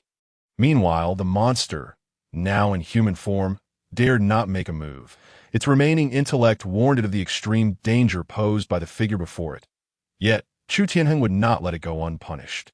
Die! Two beams of solid flame shot from Chu Tianheng's eyes. The surge of inner power ignited a tempest of destruction within him, rendering him intolerant of this grotesque being lingering before him for even a moment longer. Thud! The ground trembled, cracks spread wildly. The stones beneath Chu Tianheng's feet were pulverized into dust by his immense force. As for him, he transformed into a streak of rapidly moving crimson light, akin to a meteor hurtling toward the monster. Roar! The monster let out a cry, desperately wielding its scythe in defense. Bang! A thunderous sound reverberated throughout the vast expanse of Bema town. Almost the entire population of the town was roused from their slumber. Yet, no one dared to venture outside to investigate, cowering beneath their blankets, trembling in fear, praying that calamity would not befall them. Thud! The scythe in the monster's hand shattered like dry straw. The unleashed inner power of Chu Tianheng was simply beyond its capacity to withstand. The terrifying force coursed through the scythe and struck the monster's body. Instantly, its entire upper half exploded into a gruesome mess. In a critical moment, the monster transformed once more into a swirling mass of black mist, barely saving itself. Chu Tianheng remained silent, yet the murderous intent in his eyes was chilling. He employed the same tactic again, swinging his massive palm as if it were two colossal trunks. Slap! The surrounding air exploded outward like water. This time, the monster was not so fortunate. The mist was directly flattened in a fine vapor by the overwhelming force. As it was scorched by flames, it disintegrated into ash. Chu Tianheng moved with remarkable speed. Despite his massive size, he struck dozens of times within a single second, but in no time, the vast expanse of smoke was reduced to ash, and the monster did not reappear. Having dispatched the creature, Chu Tianheng abruptly turned his gaze toward Yun Tao. However, Yun Tao had been waiting for this moment, but a small, swift dagger shot forth in an instant. By the time Chu Tianheng reacted, the dagger had already reached his chest. The flames formed from inner power offered no resistance, being effortlessly pierced through. The dagger surged directly toward his heart. Thud! Chu Tianheng's complexion suddenly darkened, and he couldn't help but take 2 steps back. The defense he took pride in was effortlessly torn apart, leaving a wound the size of a bowl on his chest. Surrounding the wound was a sinister black aura, as if it possessed a mesmerizing ability to captivate the soul. Faintly, countless discordant voices seemed to complain in his ears, akin to the wailing of wronged spirits, questioning their fate. In an instant, Chu Tianheng's mind became shrouded in darkness, his eyes gradually closing, and the flames around him diminished by half. After all, his cultivation in the celestial path was merely at the 3rd level of condensation, and his divine aspect was relatively weak, making it difficult to resist. Humph! With my 100 grievances blade, not to mention a mere mortal warrior. Even a newly established master could obliterate his soul. Although Yun Tao continued to shout, his actions did not cease. Giving the enemy time to breathe was akin to inviting trouble for oneself. Soon, a menacing black long knife materialized in his hand, that he then advanced step by step toward Chu Tianheng, his other hand still performing incantations. Surrender your body to me. Arriving at Chu Tianheng's side, Yun Tao swiftly raised the knife and aimed to sever Chu Tianheng's meridians. After all, Chu Tianheng's body still held value. If he were to kill him outright, where would he find the next limit-breaking martial artist? Just then, the weakened Chu Tianheng suddenly opened his eyes wide. Yun Tao was momentarily taken aback, locking eyes with Chu Tianheng. Yet within those eyes, there was no trace of weakness or drowsiness, only an icy indifference. Impossible! You are not. Puff! Before he could finish his sentence, Chu Tianheng delivered a powerful strike to Yun Tao's abdomen. In a panic, he could only release the seal in his hand, gathering his strength to form a defensive barrier. However, it appeared somewhat feeble. Bang! The barrier surrounding Yun Tao shattered instantly, sending him crashing backward. Ding! Character subjected to a special soul attack. In the soul and physical strength assessment, the physical strength assessment succeeded while the soul assessment failed, resulting in character's divine attributes dropping to 0. Ding. Due to character's three-dimensional attributes being locked, character's health points decreased by 50. Chu Tianheng's expression turned grim.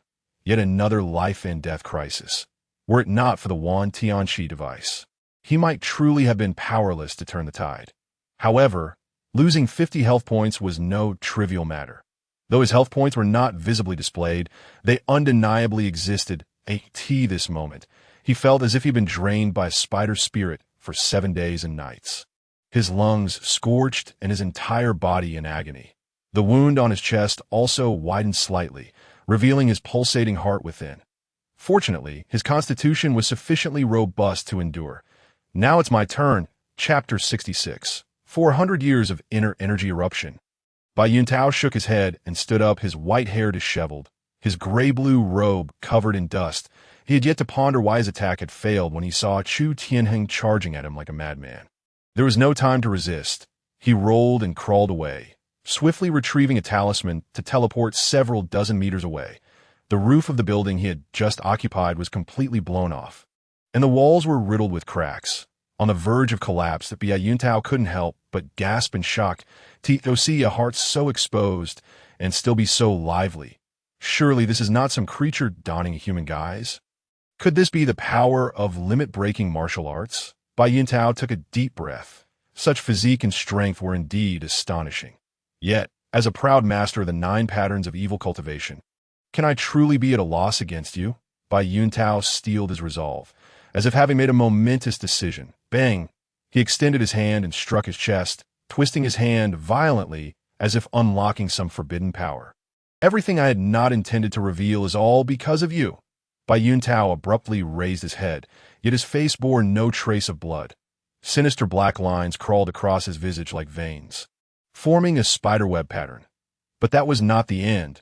His upper garments exploded, and a dark substance akin to ink spread across his chest, enveloping his entire body.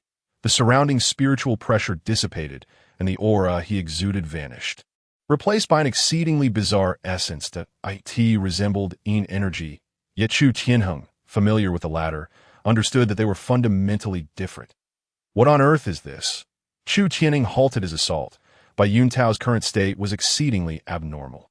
Although the spiritual energy had vanished without a trace, his aura had increased tenfold. This power, Chu Tianheng carefully sensed it, but the spiritual energy within him erupted violently upon contact with this mysterious force, as if encountering a bitter enemy. Yet the level of this enigmatic power was not inferior to that of spiritual energy. In fact, compared to spiritual energy, it exuded an additional air of dominance and vitality. Presenting an entirely different sensation, it seemed as though this power was the true essence. However, before Chu Tianheng could contemplate further, Bai Yuntao had already lunged forward. Allow me to show you what true greatness is. Bai Yuntao's expression was somewhat frenzied, yet his speed was astonishingly quick.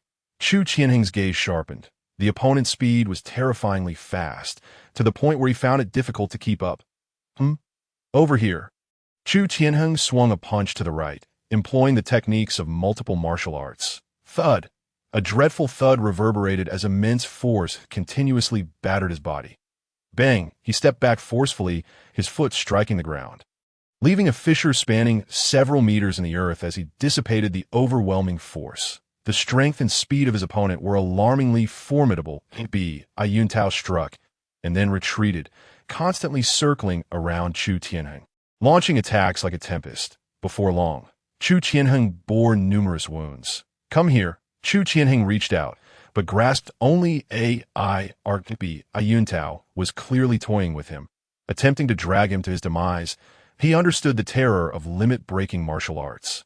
If engaged in close combat, given his martial arts level, if the opponent adapted to his rhythm, the situation would instantaneously reverse.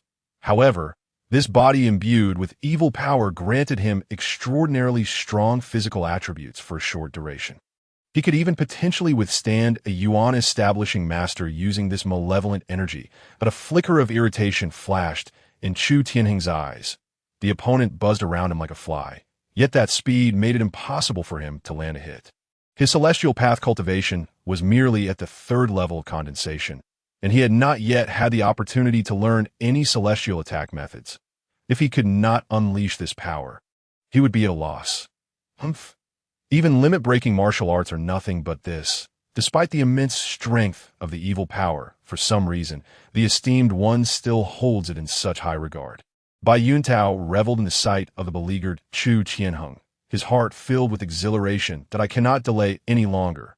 Otherwise, it will become troublesome if those people discover me. Bai Yuntao's movements quickened, and in an instant he struck Chu Tianheng with relentless force. The wound on his chest continued to expand, and even his physical constitution began strain. Damn it! Chu Tianheng turned to block a side kick, only to be sent flying several meters into the air. Fortunately, his martial arts mastery was quite high, and his control over his body was sufficiently strong. He twisted mid-air and landed steadily. Have you seen? This is the mightiest power. Martial arts, celestial path, merely trifles. Bai Yuntao laughed maniacally, seemingly losing his sanity under the impact of this power. Chu Tianheng took a deep breath. The liquid inner energy within him was on the verge of depletion, and the wound on his chest seemed to harbor a special power that even the Xianqi unbreakable body struggled to heal. It appeared he had to exert every ounce of his strength. Chu Tianheng gazed at the arrogant Bai Yuntao, his eyes remarkably calm. In that moment, his understanding of the treasure bottle seal began to ascend rapidly. The treasure bottle seal, a dance of yin and yang, a convergence of energy and intent. And at this moment, Chu Tianheng was on the brink of grasping this threshold. Then let us test just how strong I truly am with your so-called great power. Chu Tianheng's thoughts quieted, his spirit concentrating on the remaining 3 drops of inner energy. The reason he had delayed using them was that the recovery of each drop required considerable time. However, now, there was no need for such concerns. Not far away, Bai Yuntao felt a jolt in his heart. Vaguely sensing something amiss, he then activated the evil energy and lunged toward Chu Tianheng. Boom! Chu Tianheng's heart stirred, and the remaining 3 drops of inner energy erupted forth. Rumble! Nestled beneath the covers, the inhabitants of White Horse Town furtively gazed at the light streaming through their windows. How could it be that just moments ago the world was shrouded in darkness, and now dawn had arrived so swiftly? As for those observing from the mayor's residence in the shadows, they trembled in fear, their eyes glazed with disbelief. What had they witnessed? A scorching sun seemed to erupt from within Chu Tianheng's very being. The blinding radiance felt akin to the arrival of the apocalypse. Was this the culmination of 4 centuries of cultivation? It appeared that inner strength and martial prowess could indeed reach such terrifying heights. Chu Tianheng, no, he could no longer be referred to by that name, was no longer human. His form had transformed into a fearsome figure towering at 5 meters, muscles coiling around his physique like serpents. The densely packed muscle cells created a thick layer of keratin on his surface, reminiscent of a resilient armor. His hands were the size of wheels, with sinewy veins resembling great dragons coursing from his knuckles up through his arms. The fascia on his back continued to grow, forming 2 formidable wings at his sides. His face was encased in a hard shell of muscle and skin, with only his eyes gleaming with an eerie crimson light. In that moment, he embodied the very essence of a demonic deity. Chapter 67.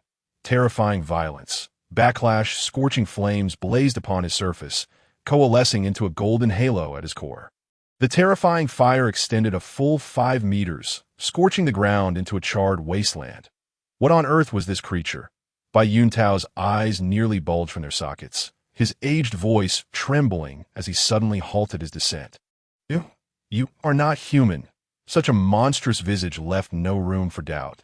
That overwhelming aura almost made him believe he was facing an ancient, hidden monster. Without a moment's hesitation, Bai Yuntao turned to flee.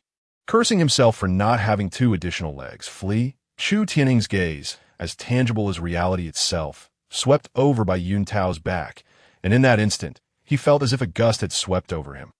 However, given the immense expenditure of energy Chu Tianheng had just exerted, there was no way he would allow him to escape. Boom! The ground beneath White Horse Town trembled violently, fissures radiating outward from Chu Tianheng's epicenter. Spreading for dozens of meters, buildings shuddered, and tiles fell like rain. Chu Tianheng's fiery form shot skyward, covering over 100 meters in an instant. Yuntao, still fleeing for his life, felt the oppressive air closing in around him. Turning to glance back, he was nearly struck dead with fear. Chu Tianheng was unhurriedly tracking him from his side, his demonic eyes fixated on him, a monstrous hand reaching out to seize him. "Ah!" Bai Yuntao shrieked, his entire body enveloped in a web of dark patterns that glimmered with a ghostly light, as if animated by some life force. Simultaneously, his body began to wither at a visible pace. Yet his speed surged dramatically. What remarkable ability! Who are you truly? Just as he thought he had eluded Chu Tianheng, a familiar voice mercilessly echoed in his ears. To his shock, Chu Tianheng remained by his side. The distance between them hardly altered. Impossible! This cannot be. Bai Yuntao's eyes widened in disbelief. Despite employing every tactic at his disposal, he still could not shake off the monster. Noticing Bai Yuntao's continued flight, Chu Tianheng lost interest. "Fine then, I shall capture you first." With that, he swiftly reached out with his fingers towards Bai Yuntao. "You are pushing me too far, should you wish to take my life. You must pay the price." Realizing that fleeing would only lead to his demise, Bai Yuntao chose instead to fight back with all his might. Evil! Bai Yuntao's eyes rolled back in rage, the dark energy within him surging violently. "Kill! Kill! Kill!" Completely devoid of reason, Bai Yuntao disregarded the strength of his opponent, his arms morphing into sharp daggers aimed at Chu Tianheng's outstretched hand. Chu Tianheng merely observed, knowing that with the simultaneous eruption of his inner power, the outcome was already decided. The daggers pierced through the searing flames, successfully embedding themselves in Chu Tianheng's hand. Yet before they could delve deeper, the sheer force emanating from his palm shattered the blades. "Ah! Ah!" One hand severed, Bai Yuntao roared, his mouth splitting open grotesquely, extending nearly 180 degrees. Jagged fangs shot forth like a multitude of resilient daggers. Chu Tianheng merely shuddered, causing the remaining daggers to disintegrate into dust. "Is this what you call orthodox? Neither human nor ghost." His voice thundered like a storm as he unleashed a kick, the sheer force shattering the air around him. Bang! Bai Yuntao's eyes widened in horror. And before he could retaliate, Chu Tianheng's kick struck him like a battering ram. The violent force rampaged through his body, wreaking havoc upon his internal organs. The bizarre dark energy attempting to impede him was swept aside by this overwhelming might. Boom! Bai Yuntao was sent careening through the air like a cannonball, crashing through walls and ultimately out of White Horse Town. Surely, that did not kill him. Chu Tianheng swiftly followed in pursuit. Moments later, a lengthy crater appeared before him. With white smoke rising from within, at the end of the pit lay Bai Yuntao, now resembling a broken shrimp.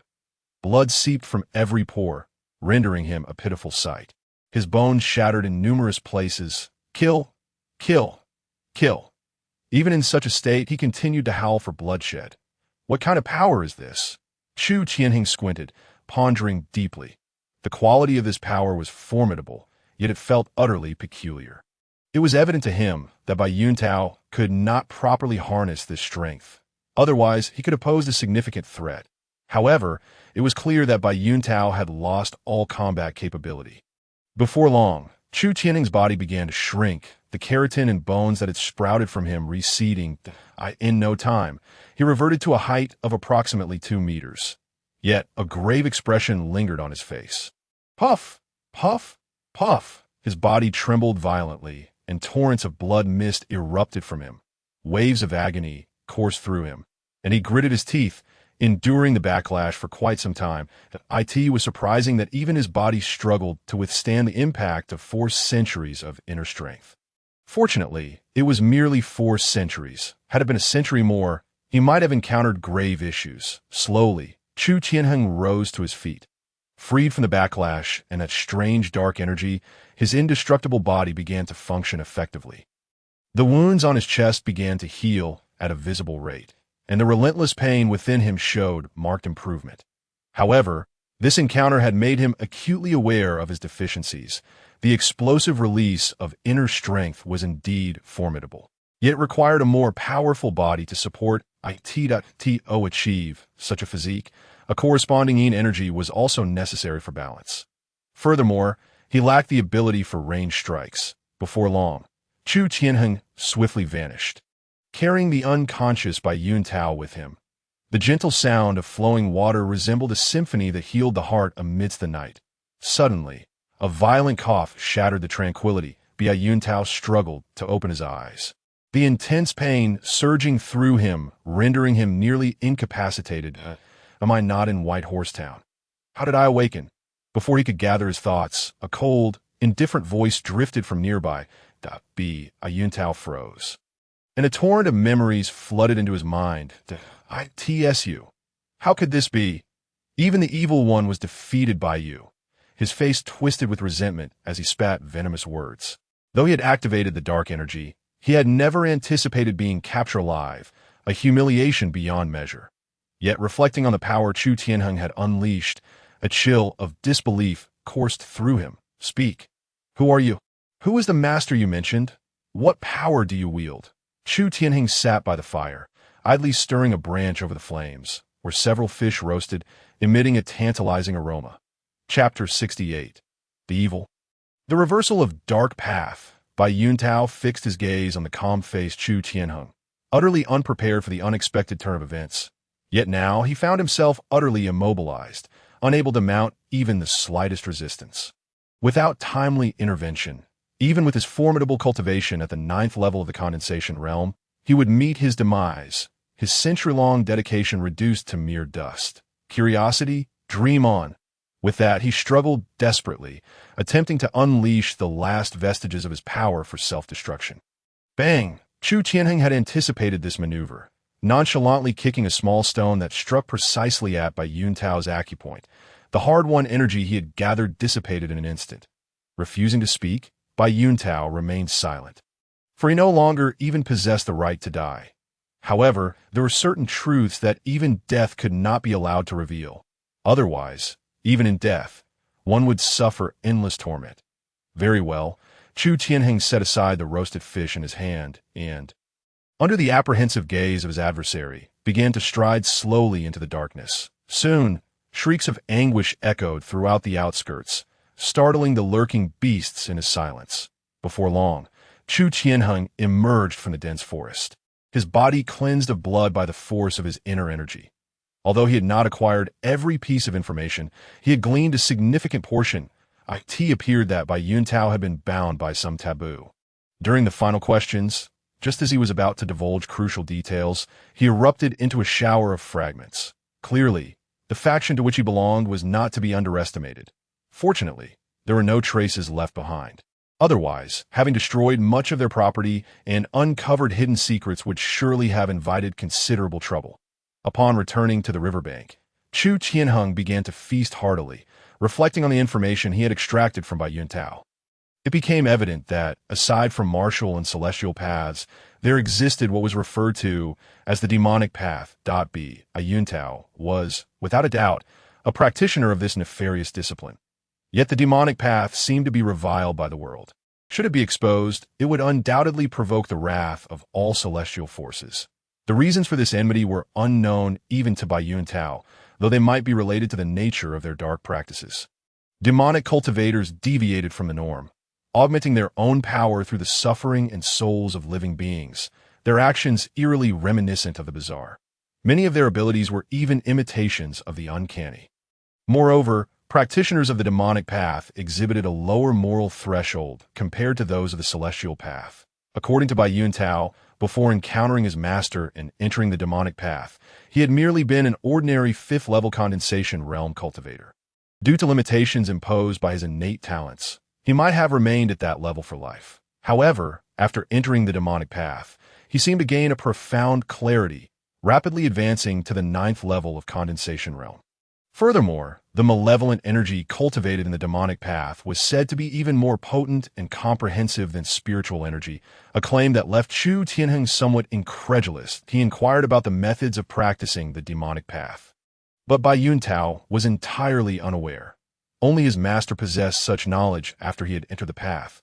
Not only that, but the initiation into the demonic path was extraordinarily peculiar, with a notably high mortality rate. Of the 100 individuals who began with him, only 3 had survived. This revelation astonished Chu Tianheng. It was important to note that these 100 individuals were the cream of the crop, gifted cultivators. And such a high starting point with a mere 3% survival rate was indeed terrifying.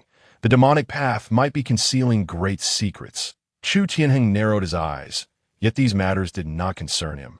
He merely hoped to avoid any entanglements. He harbored no further ambitions, only a desire to cultivate in peace and one day ascend to the heavens. However, he had continually been beset by various troubles, forcing him to resist. If tranquility were possible, who would willingly invite hardship upon themselves?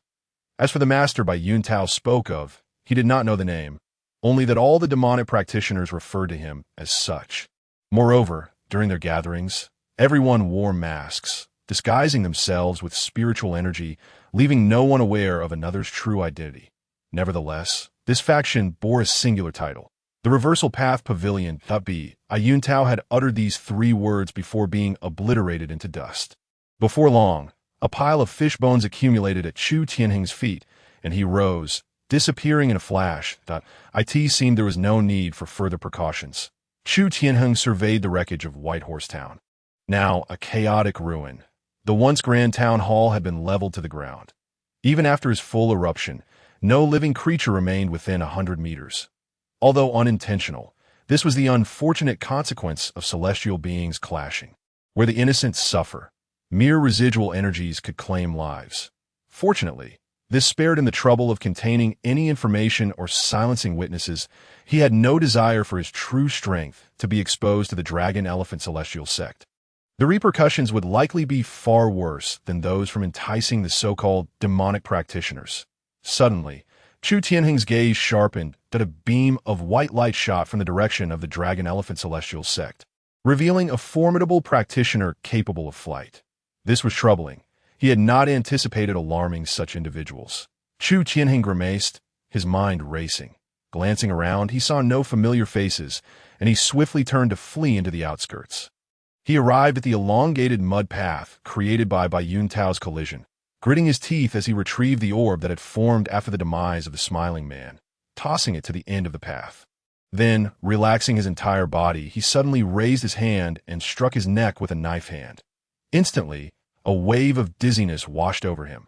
Yet he did not collapse. With his current physique, losing consciousness was no easy feat.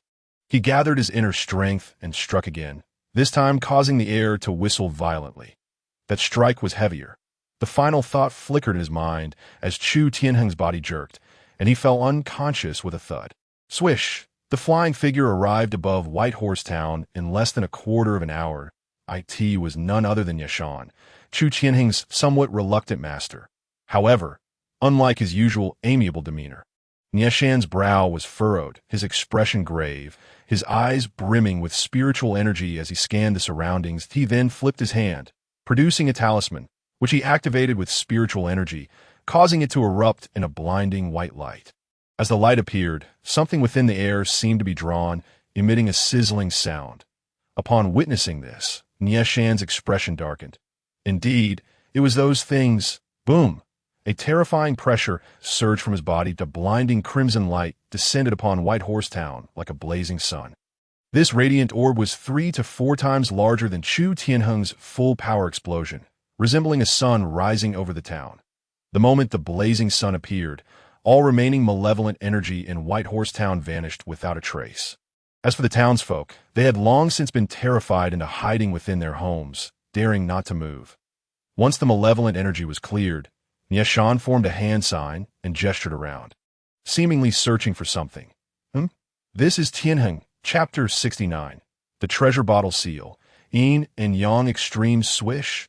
Chu Tianheng abruptly opened his eyes, his pupils constricting, still imbued with lingering ferocity. He had experienced a long dream, in which he reverted to a defenseless child. Moreover, many sinister beings had swirled around him, intent on devouring him. Yet within the dream, he felt no fear. Despite being an ordinary person, the aura of menace he exuded surpassed that of the malevolent entities. Awake! What kind of dream was that? to evoke such rage. A familiar voice pulled him back to reality. He sat up abruptly, a faint pain radiating from the back of his head. Upon inspection, it was swollen like a steamed bun. Master, beside him stood Nieshan, wearing a perplexed expression. You lucky brat. It seems you've escaped with your wits intact, still recognizing your master. Nieshan remarked tersely that I never imagined that a simple sect task could lead you into such dire straits. Chu Tianheng scratched his head, sitting on the bed in silence. The blow had indeed been severe, and he finally understood why, despite not exerting much force, his opponent had suffered so greatly. Taking a deep breath, he noticed the room was thick with the aroma of medicinal soup. Tianheng. Chu Tianheng was taken aback, turning to Nieshan, who looked at him with a grave expression. Do you know how you fell unconscious? Tell me everything about this mission. Nieshan's tone was calm, yet it carried an undercurrent of authority. Without hesitation, Chu Tianheng recounted the events leading up to his fainting, having already prepared his story before losing consciousness.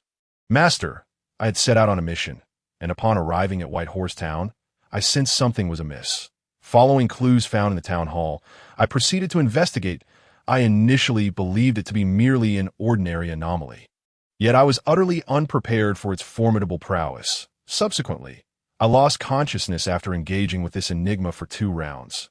However, before succumbing to darkness, I seemed to glimpse something rushing towards me, leaving the other disciples in a state of ignorance. Chu Tianheng wore a dazed expression, his voice tinged with astonishment at the might of the smiling man. Upon hearing this, Nieshan furrowed his brow. While the statement did not seem inherently flawed, it exuded an unsettling aura. Afterward, he not only conducted his own investigation, but also dispatched personnel for further inquiry. Strangely, all those who might have been privy to the truth perished in the aftermath of the battle, as if everything had been meticulously orchestrated. They were only aware that the individual responsible for vanquishing that malevolent cultivator was a master who had awakened a masculine talent, with no knowledge of anything beyond that.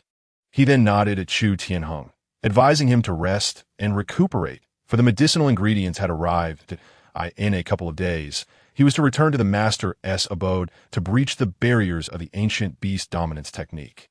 Upon hearing this, Chu Tianheng inclined his hands in a gesture of respect towards Nieshan before taking his leave. Having regained consciousness, he was determined to return to his own courtyard. Observing Chu Tianheng's departing figure, Nieshan's brow tightened slightly, and he muttered to himself. There was no trace of malevolent energy within him. Aside from the essence of the white elephant technique, he was left with only the martial cultivation approaching the celestial origin. Unbeknownst to Chu Tianheng, although he had exhausted 4 drops of liquid inner strength, he had inadvertently saved his own life. Chu Tianheng first reported his task at the mission pavilion, and then proceeded directly back to his courtyard. Seated within the secluded chamber, he lowered his gaze that he ought to harbor some skepticism, yet he revealed nothing, and thus could not be entirely certain.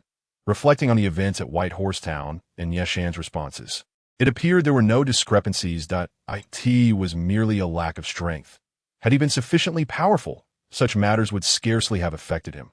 Chu Tianheng mused inwardly, subsequently settling into a meditative posture upon the mat.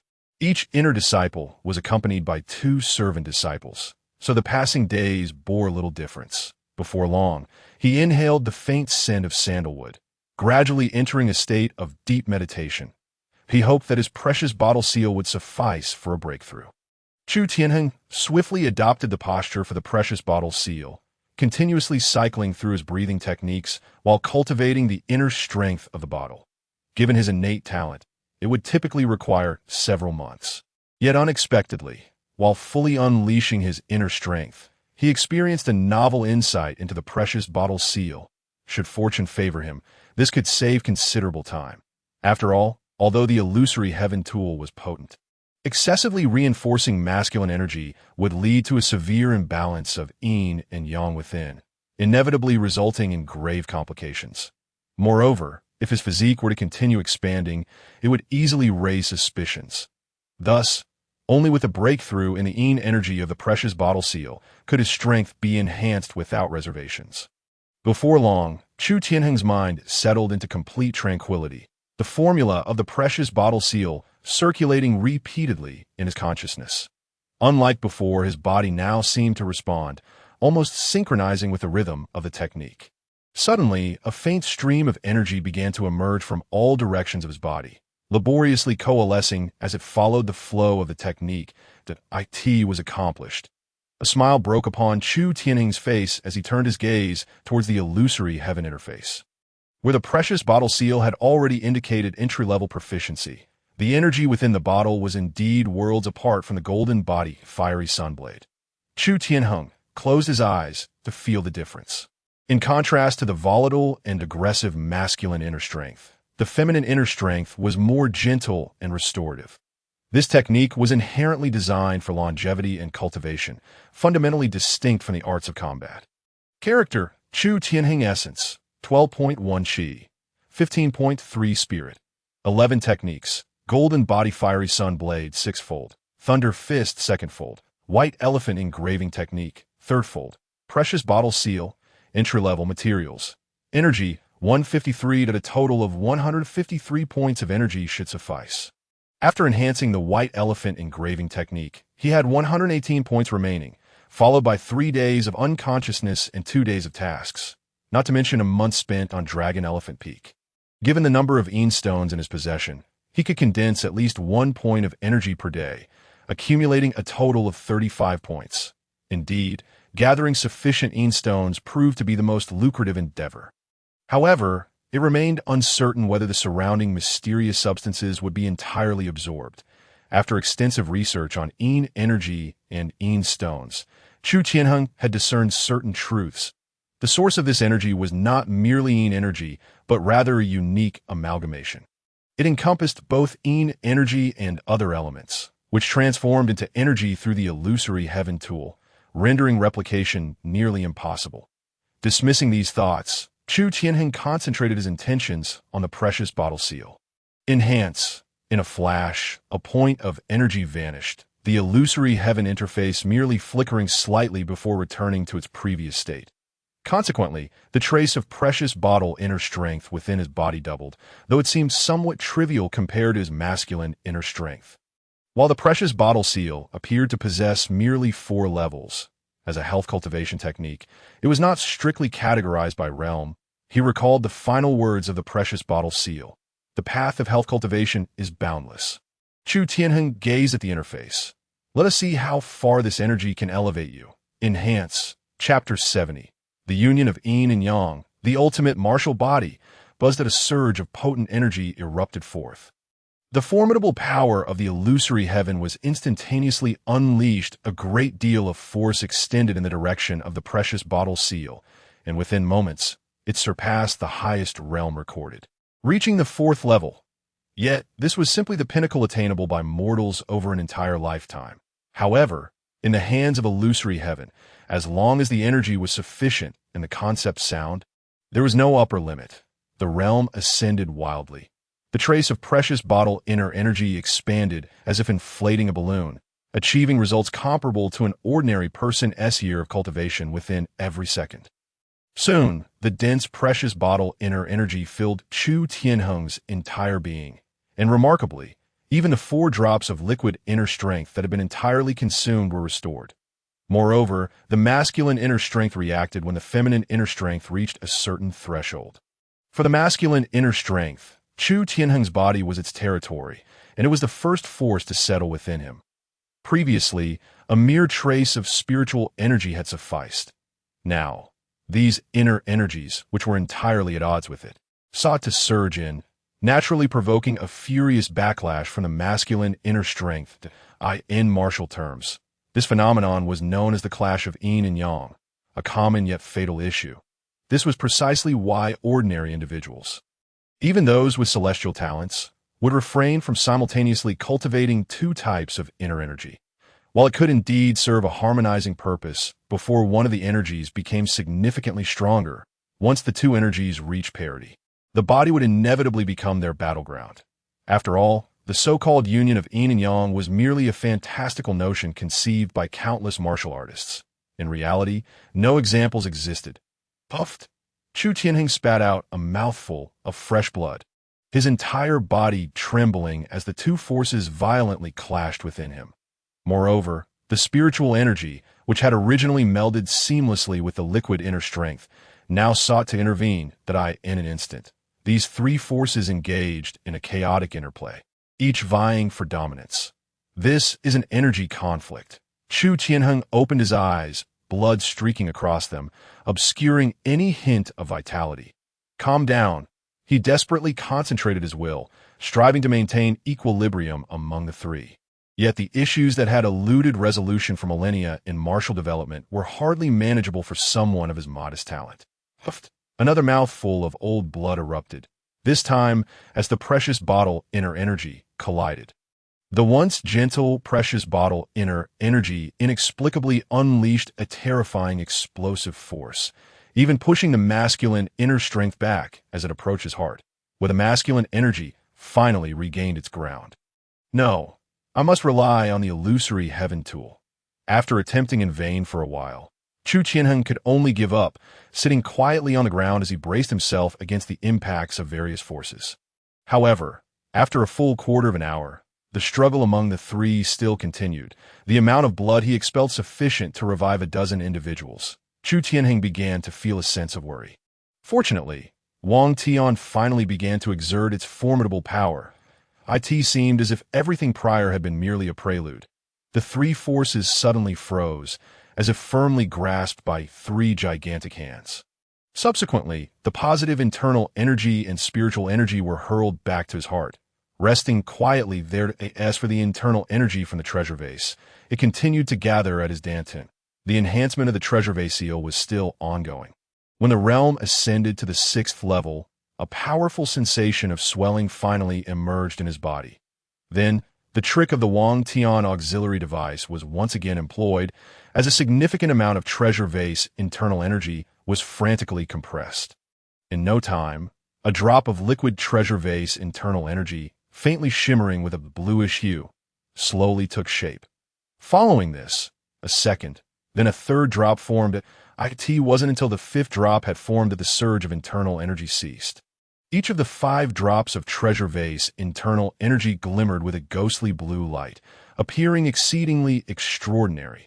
However, this was not the end. After circulating within his body, these 5 drops ultimately settled in the vicinity of his heart. At this point, the positive internal energy was unwilling to yield. Yet under the pressure of Wangtian, it had no choice but to concede half of its space. Ultimately, these 5 drops of treasure vase internal energy settled to the left of the heart, while 4 drops of positive internal energy and spiritual energy occupied the right side. Thus, the enhancement of the treasure vase seal finally concluded. With a sigh of relief, Chu Tianheng stood up, releasing a powerful surge of internal energy that dispersed the bloodstains on his body. Finally, it was done that a mysterious light flickered in his eyes. He then focused his will slightly, and to his astonishment, his towering figure began to visibly shrink. Before long, he had transformed from over 2 meters tall to approximately 175 centimeters. The prominent muscles had vanished without a trace, and his skin appeared as delicate as that of a young maiden who had been meticulously cared for daily. His rugged face had also transformed, becoming refined and elegant. If dressed in simple robes, he would undoubtedly resemble a scholarly gentleman. Was this the state of extremity? A clear, magnetic voice emerged, exuding an air of cultured refinement. Chu Tianheng closed his eyes to sense the condition within his body. At this moment, the positive internal energy seemed exceedingly dim, as if concealed deep within, replaced instead by the flickering treasure vase internal energy. He then began to circulate the energies within him once more, restoring his form to that of a normal person, albeit slightly more delicate. In no time, he expanded back to a height of 2 meters, and the growth continued, ultimately reaching over 3 meters before coming to a halt. Chu Tianheng raised his head slightly.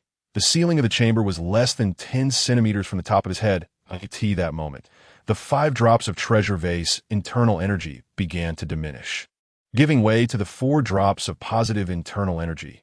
Thus, I can now switch between these 2 states. That a glimmer of brilliance shone in Chu Tianheng's eyes. With this capability, he effectively possessed 2 identities, making it considerably easier to undertake various tasks. Should a situation akin to that of White Horse Town arise, the ability to switch among three states would render it nearly impossible to leave behind any trace. He then reverted to the in extremity state, swiftly waving his hands, creating numerous afterimages in midair. Following that, his figure flickered as he moved rapidly within the confines of the narrow chamber, astonishingly avoiding any collisions.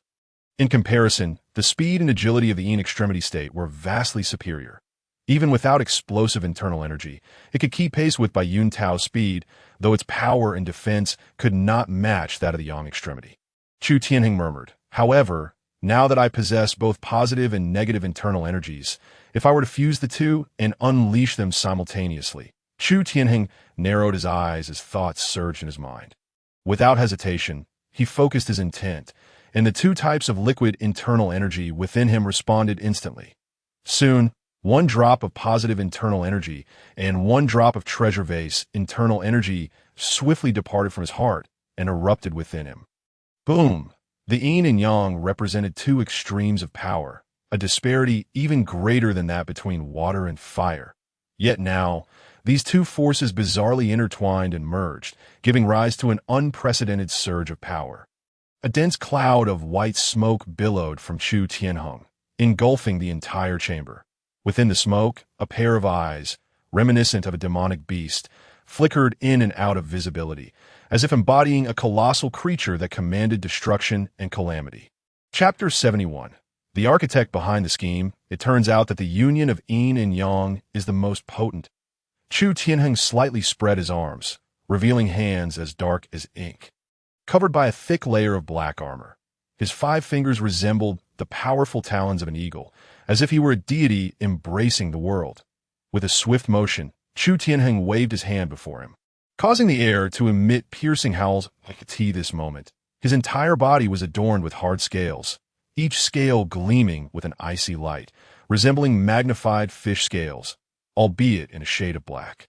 Not only that, but his head was encased in a layer of exoskeleton that had grown, making him appear far from human, but rather resembling an unknown ferocious beast.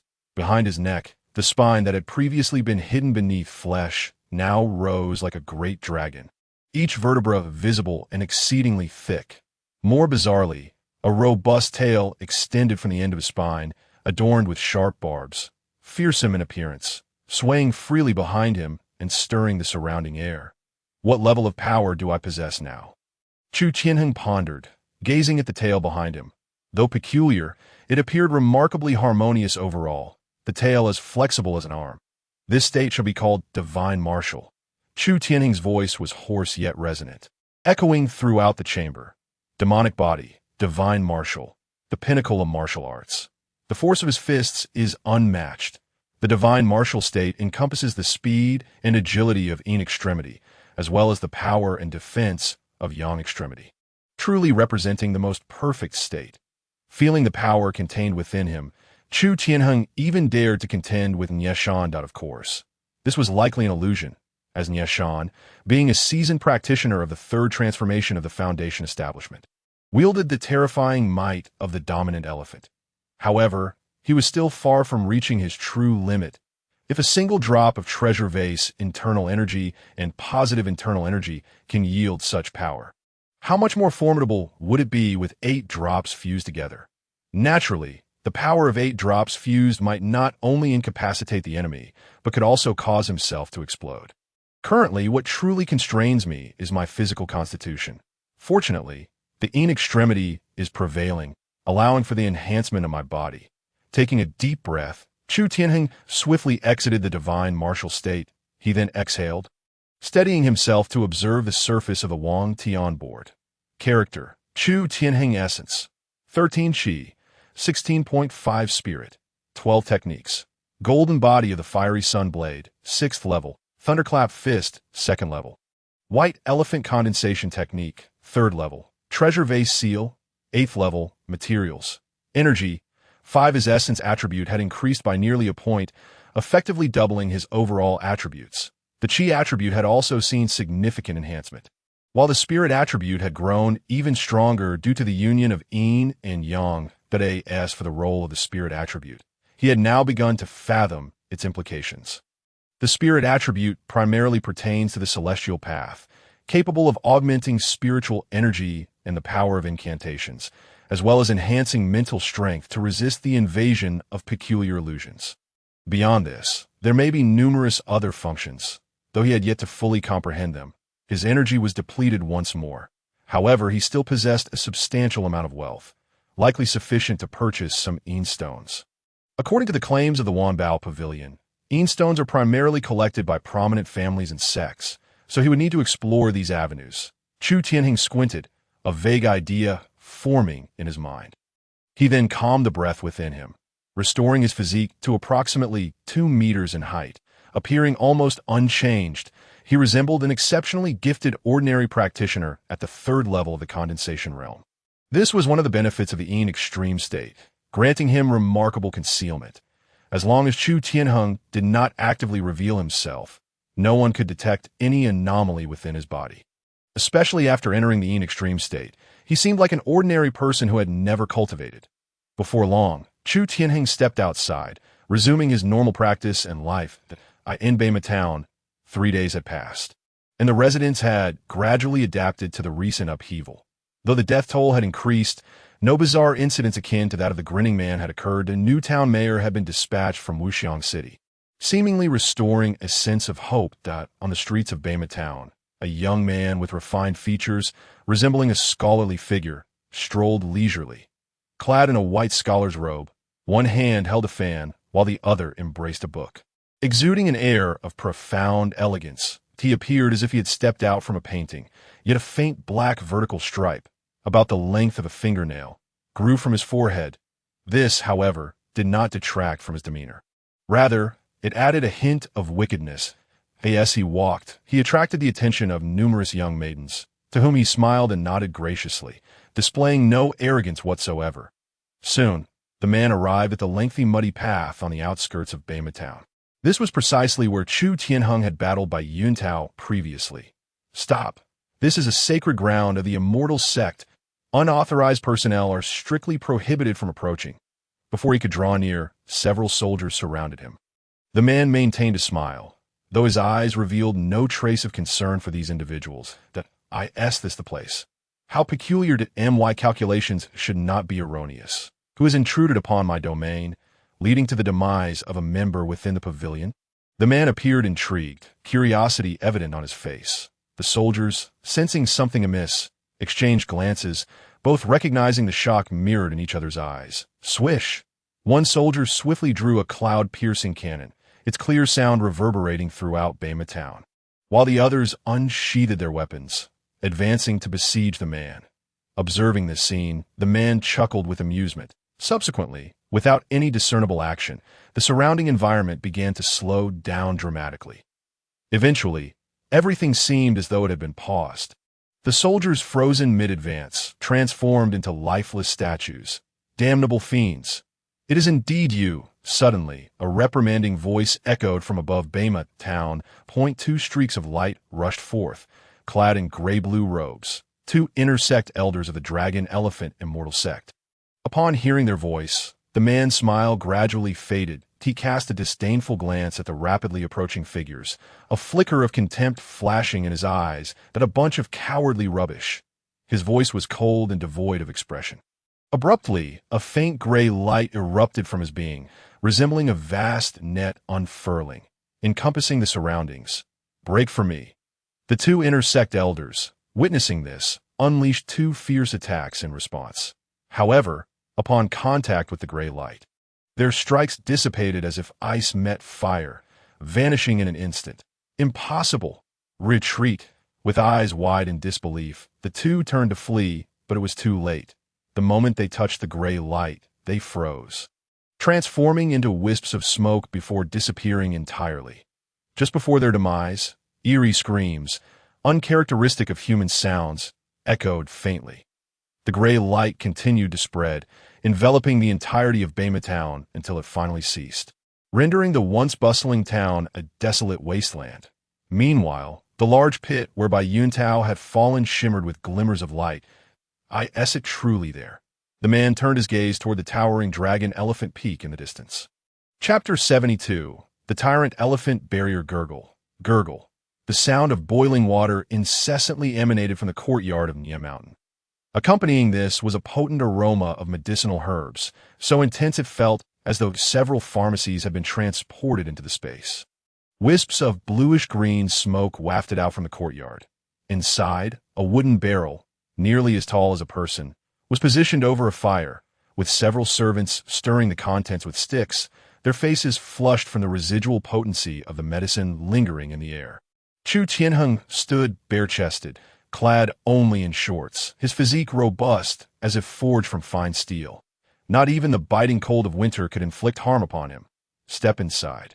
Remember what I have instructed you. Guard your mind. Harmonize with the tyrant elephant and break through the barrier. Nia Mountain sat cross-legged in the courtyard, imparting his final counsel. Chu Tianheng inclined his head respectfully towards Nia Mountain, executing a slight bow before grasping the items in his hands and stepping into the wooden barrel. Instantly, a series of sizzling sounds erupted. Nia Mountain's gaze sharpened. Add more fire. Maximize it. The servants hastily gathered firewood, piling it beneath the barrel. The flames roared, leaping higher than before, engulfing the entire barrel. Thankfully, this barrel was no ordinary wood, but rather a spirit plant nurtured by spiritual energy that in all of Wuxiang City. Only Dragon Elephant Peak possessed sufficient spiritual energy for such cultivation. Plants of this nature were among the materials many used for refining inscriptions. Chu Tianheng stood within the barrel, the deep green medicinal liquid rising to his neck, the scalding liquid steadily eroding his skin. However, he did not resist. Instead, he relaxed his skin and muscles, allowing the medicine to permeate his body more effectively. Otherwise, with his physical constitution, even if the temperature of the liquid were doubled, it would pose no threat to him. Before long, his thoughts settled, his feet gripping the bottom of the barrel as he consciously controlled every muscle within. Gradually forming a peculiar posture to half-squatting, his arms twisted unnaturally, his chest puffed out, and his back arched, resembling an imposing tyrant elephant. This posture was something that those below the Tianyuan level of martial arts could not achieve. This was one of the reasons why practitioners of the ancient tyrant elephant technique were few. While gifted individuals could advance rapidly in martial arts, the ancient tyrant elephant technique required not only Tianyuan level martial arts, but also a type of horizontal training. This criteria eliminated a significant portion of potential practitioners. Even if they dedicated decades to cultivation, achieving Tianyuan level in horizontal training would yield meager returns compared to the wealth of methods available within the Dragon Elephant Immortal sect. Missing the optimal period for cultivation would indeed be a regrettable loss. As Chu Tianheng assumed the tyrant elephant posture, his body began to radiate heat. The surrounding medicinal liquid surged into him, stimulating every part of his being. Truly worthy of being the exclusive medicinal liquid for breaking through barriers, its effects were astonishing, even affecting me. The liquid he was submerged in was a treasure collection of Nia Mountain. Composed of rare herbs that had become nearly extinct, he only utilized it when disciples were attempting to break through barriers. Even with the countless wealth he had amassed throughout his life, he felt a pang of heartache. However, what was truly precious was the chunk of flesh he held in his hand. Chu Tianheng's body grew increasingly warm, wisps of white smoke beginning to rise from his head. Almost there, Chu Tianheng sensed the changes within his body, then activated the heart method of the ancient tyrant elephant technique, attempting to draw upon the spiritual energy of heaven and earth. However, throughout a month of cultivation, he had reached this state multiple times, yet each time ended in failure. This was precisely why he required medicinal catalysts to break through barriers. He then raised the bloody chunk of flesh in his hand. The piece was the size of a human head, with fresh blood still staining its surface. Upon closer inspection, the flesh resembled a heart, entirely crimson, exuding a strong metallic scent. Ding! Detected special bronze-level material. Heart of the tyrant elephant. Would you like to extract it? Chu Tianheng resisted the urge to extract it.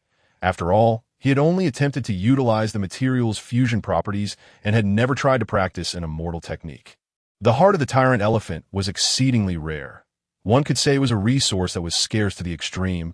Without absolute certainty, he dared not act recklessly. Subsequently, he opened his mouth wide, his pearly white teeth gradually sharpening, gleaming with a blinding silver light. He then took the heart of the tyrant elephant and stuffed it into his mouth, the resilient flesh torn apart in moments. In no time, he swallowed the enormous heart of the tyrant elephant whole. It seems there is no immediate reaction. Chu Tianheng was momentarily taken aback, yet he steadfastly maintained the imposing stance of the barbaric elephant while executing his technique. However, the flesh and blood he had just consumed seemed to have vanished into thin air, leaving him utterly unaware of its presence. Suddenly, an intense wave of searing heat surged from his abdomen. Here it comes, Chu Tianheng thought to himself, redirecting his focus with heightened concentration. Yet he found himself completely overwhelmed by the unyielding might of the barbaric elephant's heart. The heat within him intensified further, resembling a blazing inferno that had been unleashed in his stomach, becoming almost unbearable. Before long, this overwhelming heat transformed into a torrent of surging vitality, rushing through his entire being like a vast ocean of energy. How could this vitality be so potent? Chu Tianheng furrowed his brow. The force surging from his abdomen was formidable, rivaling his own strength, as if a true barbaric elephant had indeed charged into his very essence. Thud, thud, thud. A muffled sound resonated from within him, a cacophony of the vitality recklessly colliding against his internal barriers. Damn it! Be still! Chu Tianheng felt a surge of frustration. This vitality was rampaging within him. A reckless act that could lead to self-destruction. He immediately directed his thoughts toward his heart, and a divine aura gradually emerged within him. Instantly, the previously tumultuous vitality calmed, as if it had encountered an even more tyrannical sovereign. He resumed the practice of the ancient barbaric elephant technique, and this time, the once frenzied vitality flowed gently within him like a docile lamb, adhering to a predetermined rhythm. From his abdomen, it coursed down to his lower limbs, gradually rising to his upper body, and finally streaming toward his brain. With each location it reached, a faint mist of crimson energy arose. However, Chu Tianheng's focus was entirely absorbed in the celestial techniques, leaving him no time to examine these phenomena. The smoke of vitality. Outside, Niashan gazed in astonishment at the dense crimson mist enveloping Chu Tianheng. Such rich vitality smoke is truly a rare boon from the heavens. He mused, a wave of profound emotion swelling within him as his gaze toward Chu Tianheng became increasingly approving. Others may not understand, but he recognized the significance of the vitality smoke, especially when breaking through the barriers of the barbaric elephant. The higher the vitality smoke, the stronger the resonance with celestial techniques, and the greater the innate potential of the physical body. This young man, he could bear the banner of my celestial sect. Niashan stroked his long beard, unable to contain his laughter toward the heavens. Chapter 73. The Ancient World, Barbaric Elephant. The vitality coursed through his body, while the medicinal liquid in the wooden barrel began to vanish at an observable rate. This vitality is peculiar. Chu Tianheng suddenly paused, his brow furrowing slightly. The vitality appeared merely to be refining his physical form, continuously opening his spiritual pathways through the barbaric elephant technique. However, Chu Tianheng faintly sensed that there were strange elements within this vitality that were integrating into his body. It was not so much an integration as it was a forceful transformation. Fortunately, his hidden physical form was extraordinarily formidable, allowing the peculiarities within the vitality to merge quietly without resistance. His master had once mentioned that after breaking through the barriers of the barbaric elephant, with vigorous stimulation, one's body would become as robust as that of a barbaric elephant, every motion carrying its might, even exhibiting characteristics unique to the barbaric elephant, such as skin and voice. Chu Tianheng pondered for a moment, and then a glimmer of insight flashed in his eyes. Wouldn't this mean that he was effectively merging the power and traits of the barbaric elephant into his own body? A sudden question struck him.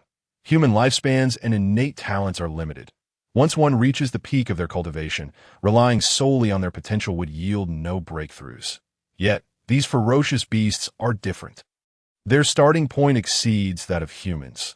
This may resemble the concepts of genetic enhancement or modification proposed in his previous life, that if human capacity is insufficient, then one must integrate the genes of the powerful.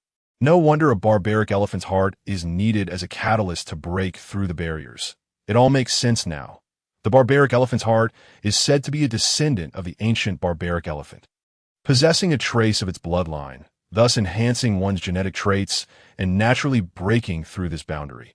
Chu Tianheng suddenly froze. Could it be that my divine martial state is similar, with scales covering his body and a massive tail behind him?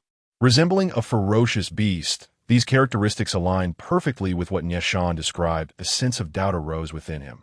He had not integrated any strange creatures, but rather, these forms manifested naturally as his vitality and body reached a certain threshold. His intuition told him that the two were not the same. Soon, Chu Tianheng redirected his focus back to the vitality. In a short while, 90% of the vitality completely merged with his body. And he began to feel unusual sensations at his forehead, as the surrounding spiritual energy seemed to consciously converge around him. Success or failure hinged on this moment. Outside, Nieshan's expression grew tense. Only 2 barbaric elephants remained, and if he were to fail, unbeknownst to him, his fists had clenched tightly. These last few barbaric elephants had been discovered in a hidden cave hundreds of years ago. It was precisely because of these elephants that the ancient barbaric elephant technique reemerged in the world. Otherwise, such a difficult technique requiring special catalysts would have been disregarded, though these barbaric elephants had survived for some unknown reason. They had lost their ability to reproduce, dwindling in number, and now faced extinction. Soon, only a fraction of the vitality surged violently toward his brain. Chu Tianheng remained vigilant, ready to intercept with his internal strength at any moment. Fortunately, this vitality showed no signs of disturbance, spreading out once it entered his brain. Suddenly, a dazzling light flashed before Chu Tianheng's eyes, accompanied by a resonant roar in his ears. Maintain the barbaric elephant stance. Guard your mind, distinctly, he perceived Nieshan's voice. Chu Tianheng steadied himself as a scene gradually unfolded before him. The blazing sun hung high, and the ground was covered in yellow sand on this vast expanse of land. Countless beings thrived. Chu Tianheng's perspective shifted to a robust wild horse. The wild horse's hooves were adorned with white fur, its body a deep black, towering at nearly 5 meters tall, with sleek fur revealing each muscle. Undoubtedly, it was the royal lineage among horses. The black-brown horse galloped across the terrain with unrestrained speed, leaving only a blur in its wake. Suddenly, the ground trembled, and the earth beneath the black-brown horse split open. A massive shadow roared forth. The horse neighed and attempted to flee, but it appeared too slender in the presence of the colossal beast emerging from the ground. In an instant, a fearsome maw clamped onto its neck, and blood splattered as the black-brown horse succumbed to its fate. Only then did Chu Tianheng catch a glimpse of the true visage of the beast beneath. It resembled an enlarged version of a giant lizard, measuring a terrifying 10 meters in length, with sharp spines growing from its back and a mouth that occupied a third of its body. A sight to behold. The giant lizard chewed and, in mere moments, devoured the black-brown horse whole. Yet, even this magnificent steed did not satiate its hunger, as it shifted its gaze to other prey. Were these images a glimpse into the world where barbaric elephants once roamed? Chu Tianheng's perspective shifted again to the giant lizard. This immense world was vast and boundless, devoid of any signs of civilization, teeming with colossal beasts. He even spotted many creatures that had long been extinct. Suddenly, the earth shook violently. This an earthquake. The tremors intensified, and the creatures on the ground displayed fear, hastily fleeing in all directions. The once dominant giant lizard seemed to sense something terrifying, its sturdy limbs frantically digging into the earth as if trying to bury itself. Before long, half of the giant lizard's body was submerged in the soil when suddenly, the sky darkened. The giant lizard lifted its head, its eyes nearly shrinking to pinpricks. Following its gaze, Chu Tianheng beheld an unprecedented sight. Above the giant lizard, a colossal elephant stood, towering at 100 meters, moving with heavy steps that resonated like thunder in the hearts of all beings. Its legs, as thick as buildings, could stir the air into nothingness with its trunk, while its tusks pierced the heavens, and its resilient skin instilled despair. With a bellow, the giant elephant's roar echoed like rolling thunder, scattering the clouds above like rippling water. Thud! The immense weight of its foot descended, and the giant lizard was crushed into a bloody pulp before it could even utter a cry. Chu Tianheng's gaze remained locked on the giant elephant, as the two characters' barbaric elephants slowly materialized in his mind. Thus stands the sovereign of this vast land, the origin of the ancient tyrant elephant technique. Baxiang. Instantly, a myriad of wondrous insights surged into his heart. It was revealed that this was indeed the key to breaking through barriers, utilizing the remnants of memory within the bloodline of the ancient elephant to invoke spiritual patterns and delineate the of Baxiang. Fortunately, his form of the Baxiang remained steadfast, effortlessly entering a state of cultivation. Suddenly, a terrifying shockwave inundated his mind. Chu Tianheng's head throbbed painfully. The state he had scarcely entered was shattered once more. But that was not the end. The imagery within his mind began to oscillate violently. Akin to boiling water, roar.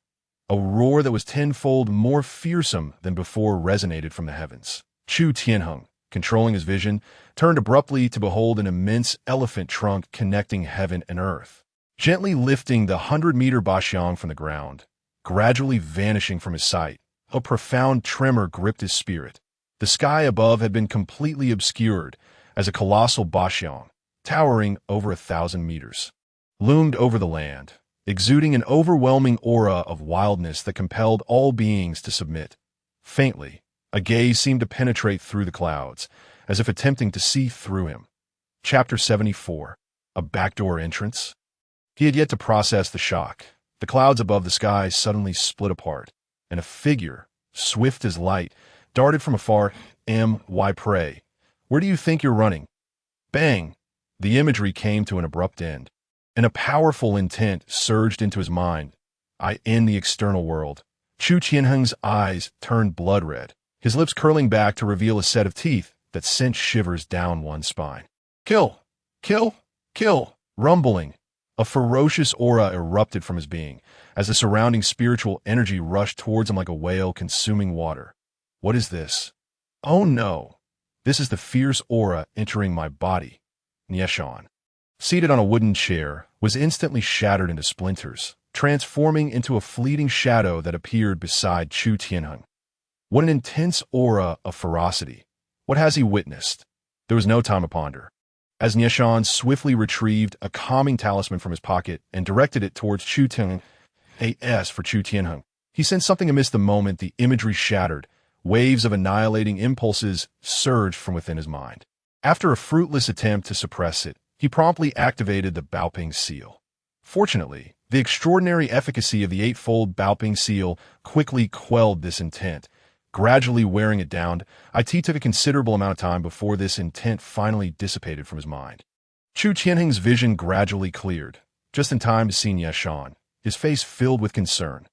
Tianheng, are you unscathed? Upon witnessing the crimson hue in Chu Tianheng's eyes fade, Nieshan let out a sigh of relief. He had sensed the spiritual energy fluctuations that had just transpired, which were even more formidable than those he had encountered during his own awakening. If anything were to happen to such a talent, it would spell disaster for the entire Longxiang Xianzong. It has succeeded. Chu Tianheng smiled faintly, a heavy weight lifting from his heart. Witnessing his demeanor, Nieshan froze for a moment, then threw his head back in laughter. Ha ha! My disciple Nieshan finally has a worthy successor from this day forth, who would dare to underestimate me. Nieshan. Emerging from the wooden barrel, Chu Tianheng donned a garment from his storage talisman, standing silently beside Nieshan. Though he appeared calm, a tempest of emotions roiled within him. The moment of memory shattering, he had glimpsed a scene that would forever be etched in his mind. A grotesque form. Muscular armor akin to a suit of armor, eyes brimming with wild dominance, and an explosive martial will that moment. Nieshan's voice interrupted his thoughts. Tianheng, you have now grasped the fundamentals of the ancient tyrant elephant technique. Moving forward, there is little more I can teach you. The ancient tyrant elephant technique is a direct path to the golden body, one of the foremost techniques within the entire sect. However, it is fraught with difficulty. Each step requires manifold effort compared to ordinary individuals. Yet if you persevere, your future accomplishments shall undoubtedly rival mine. Nieshan spoke to Chu Tianheng with a look of satisfaction. Although Chu Tianheng had only begun his training a little over a month ago, he was the most reassuring disciple he had. Chu Tianheng returned to his senses, responding attentively. By the way, Master, do you know where I might acquire stones for trade? Just as Nieshan was about to continue speaking, he paused, then regarded him with a knowing glance. Your time in the inner sect is still short, and there is much you do not yet comprehend, though I rarely concern myself with the matters of younger disciples. I have heard whispers that it is said that at the beginning of each month, a market is held for trading various items. You should be able to find what you seek there, upon finishing. Nieshan reached into his pocket and produced 4 dark blue stones, appearing of exceptionally high quality.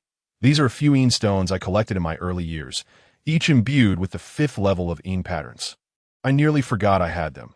Chu Tianheng's expression shifted, a glimmer of subtle excitement flashing in his eyes as he swiftly took the stones. Thank you, Master. The 5th level patterns were indeed superior to any he had previously acquired. Upon entering the sect, sever any mundane ties you must. Weigh your choices carefully. Chu Tianheng maintained a placid demeanor, bowing deeply to Nieshan, who mistakenly assumed he sought the stones for the Liang sect. Yet, this was fortuitous. It provided him a plausible excuse as a shield. If you require anything further, you may seek out your senior sister and Yushan. Their statuses are not ordinary, and they will grant assistance on my behalf. However, they are currently on a mission. Upon their return, I will speak with them. With that, Nieshan produced a golden talisman. It is time for you to upgrade your storage talisman. Go forth and cultivate earnestly. Should you have any uncertainties, feel free to consult me. Just as Chu Tianheng received the talisman, a sudden, crisp knock echoed at the door. Master, disciple Ling Xiao requests an audience. Nieshan's expression darkened instantly, and with a wave of his sleeve, the courtyard door swung open violently. Chu Tianheng turned to see a young man clad in a white scholar's robe, handsome and refined, standing at the entrance. A dark birthmark adorned his forehead. Humph. Address me as Elder Nya. Do not forget, I only allowed you entry out of respect for your father, Nieshan said impatiently. However, although you have entered my sect, do not mention it outside. Nieshan's words were devoid of warmth as he spoke coldly. The young man, however, displayed no signs of anger, maintaining a cordial demeanor as he slightly bowed to Nieshan. Ling Xiao understands. He then turned his gaze to Chu Tianheng, offering a slight smile. Greetings, senior brother. Chu Tianheng, unbothered by formalities, nodded in response. Without a doubt, this was yet another privileged offspring who had gained entrance through backdoor means. However, given Yashan's temperament, he was certain there would be no warm reception. Especially with Ling Xiao presenting himself like a scholar, it was unlikely that Yashan, who specialized in the ancient tyrant elephant technique, would regard him favorably. Any disciple of Longxiang Xianzong would likely feel the same. After all, this was Longxiang Xianzong, a sect that, while still a celestial order, placed immense importance on physical prowess that a privileged young master like Ling Xiao would undoubtedly draw scorn. Before long, Ling Xiao took his leave to find his own quarters. Chu Tianheng also did not linger. Quickly returning to his own residence, in the secret chamber, Chu Tianheng fully activated the ancient tyrant elephant technique, and 3 faint red glows illuminated his forehead. Subsequently, a stream of aggressively potent spiritual energy began to emanate from the spiritual patterns. This was the spiritual energy cultivated through the ancient tyrant elephant technique. Its inherent power surpassing that of ordinary spiritual energy by an immeasurable degree. This was the foundation of Nieshan's position as second in the inner sect, if paired with some offensive celestial techniques. The resultant power would be even more formidable. Fortuitously, the 3 spiritual patterns had completely transformed into Baxiang spiritual patterns during the process of breaking through the Baxiang barrier, saving him considerable effort. He then retrieved the 4 stones gifted by Nieshan from his storage talisman, and with a thought, Wu Tian began to fervently absorb the capabilities contained within. Energy 165. Chapter 75. The Celestial Sect Market. Truly, these stones, imbued with 5 levels of patterns, were extraordinary, not the naturally occurring anomalies. Chu Tianheng tossed the dimly glowing stones in his hand, elated. With these 4, he could harvest a full one. 5 units of energy in a single day. Character: Chu Tianheng Vitality, 13.1 Qi, 16.5 Spirit, 13 Techniques. Golden Body Yang Blade, 6th level. Thunderclap Fist, 2nd level. Ancient Tyrant Elephant Technique, 3rd level of pattern. Baoping Seal, 8th level. Materials: Energy, 165. The White Elephant Technique has been entirely replaced by the Ancient Tyrant Elephant Technique. However, my current combat prowess is still dominated by the golden body of the Fiery Sun Blade and the Treasure Seal. Although I have cultivated the Ancient Overlord Elephant Technique, my attributes have seen little change aside from the Divine Attribute. This is quite normal, as his true power has already reached a level comparable to that of an old monster at the Foundation Establishment stage. The energy remains insufficient. 8T present. It is not only the golden body of the Fiery Sun Blade and the Treasure Seal that require enhancement, but I also need to focus on the Ancient Overlord Elephant Technique.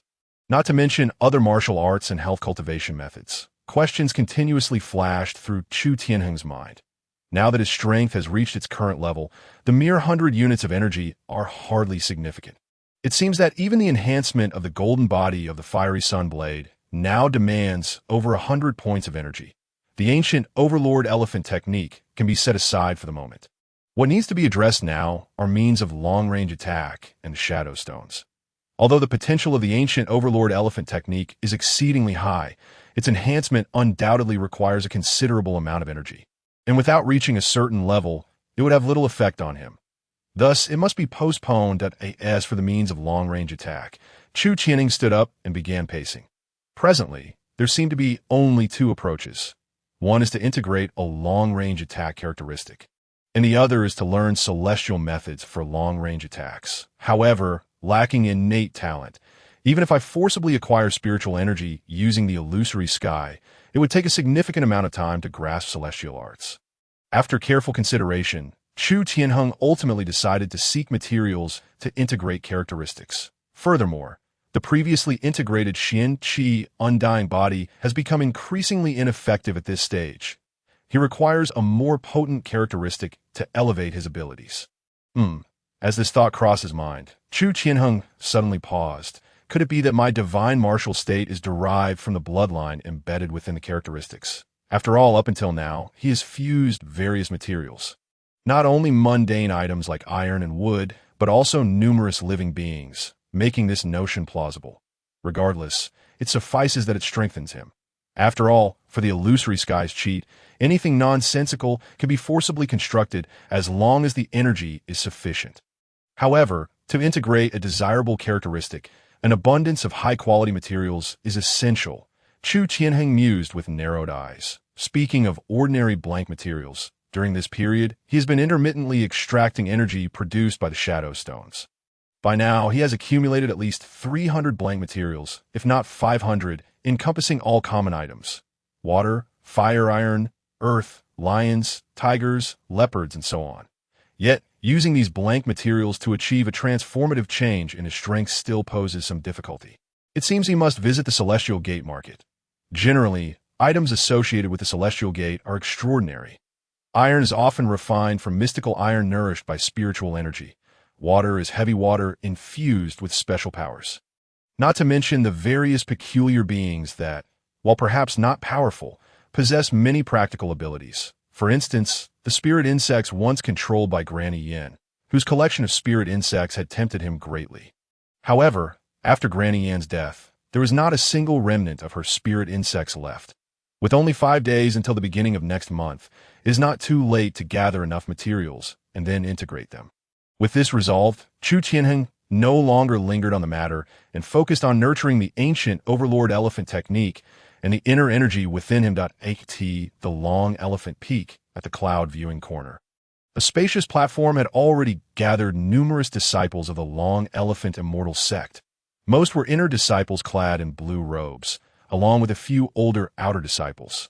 Numerous stalls have been set up on the ground, resembling vendors selling goods in the mortal realm.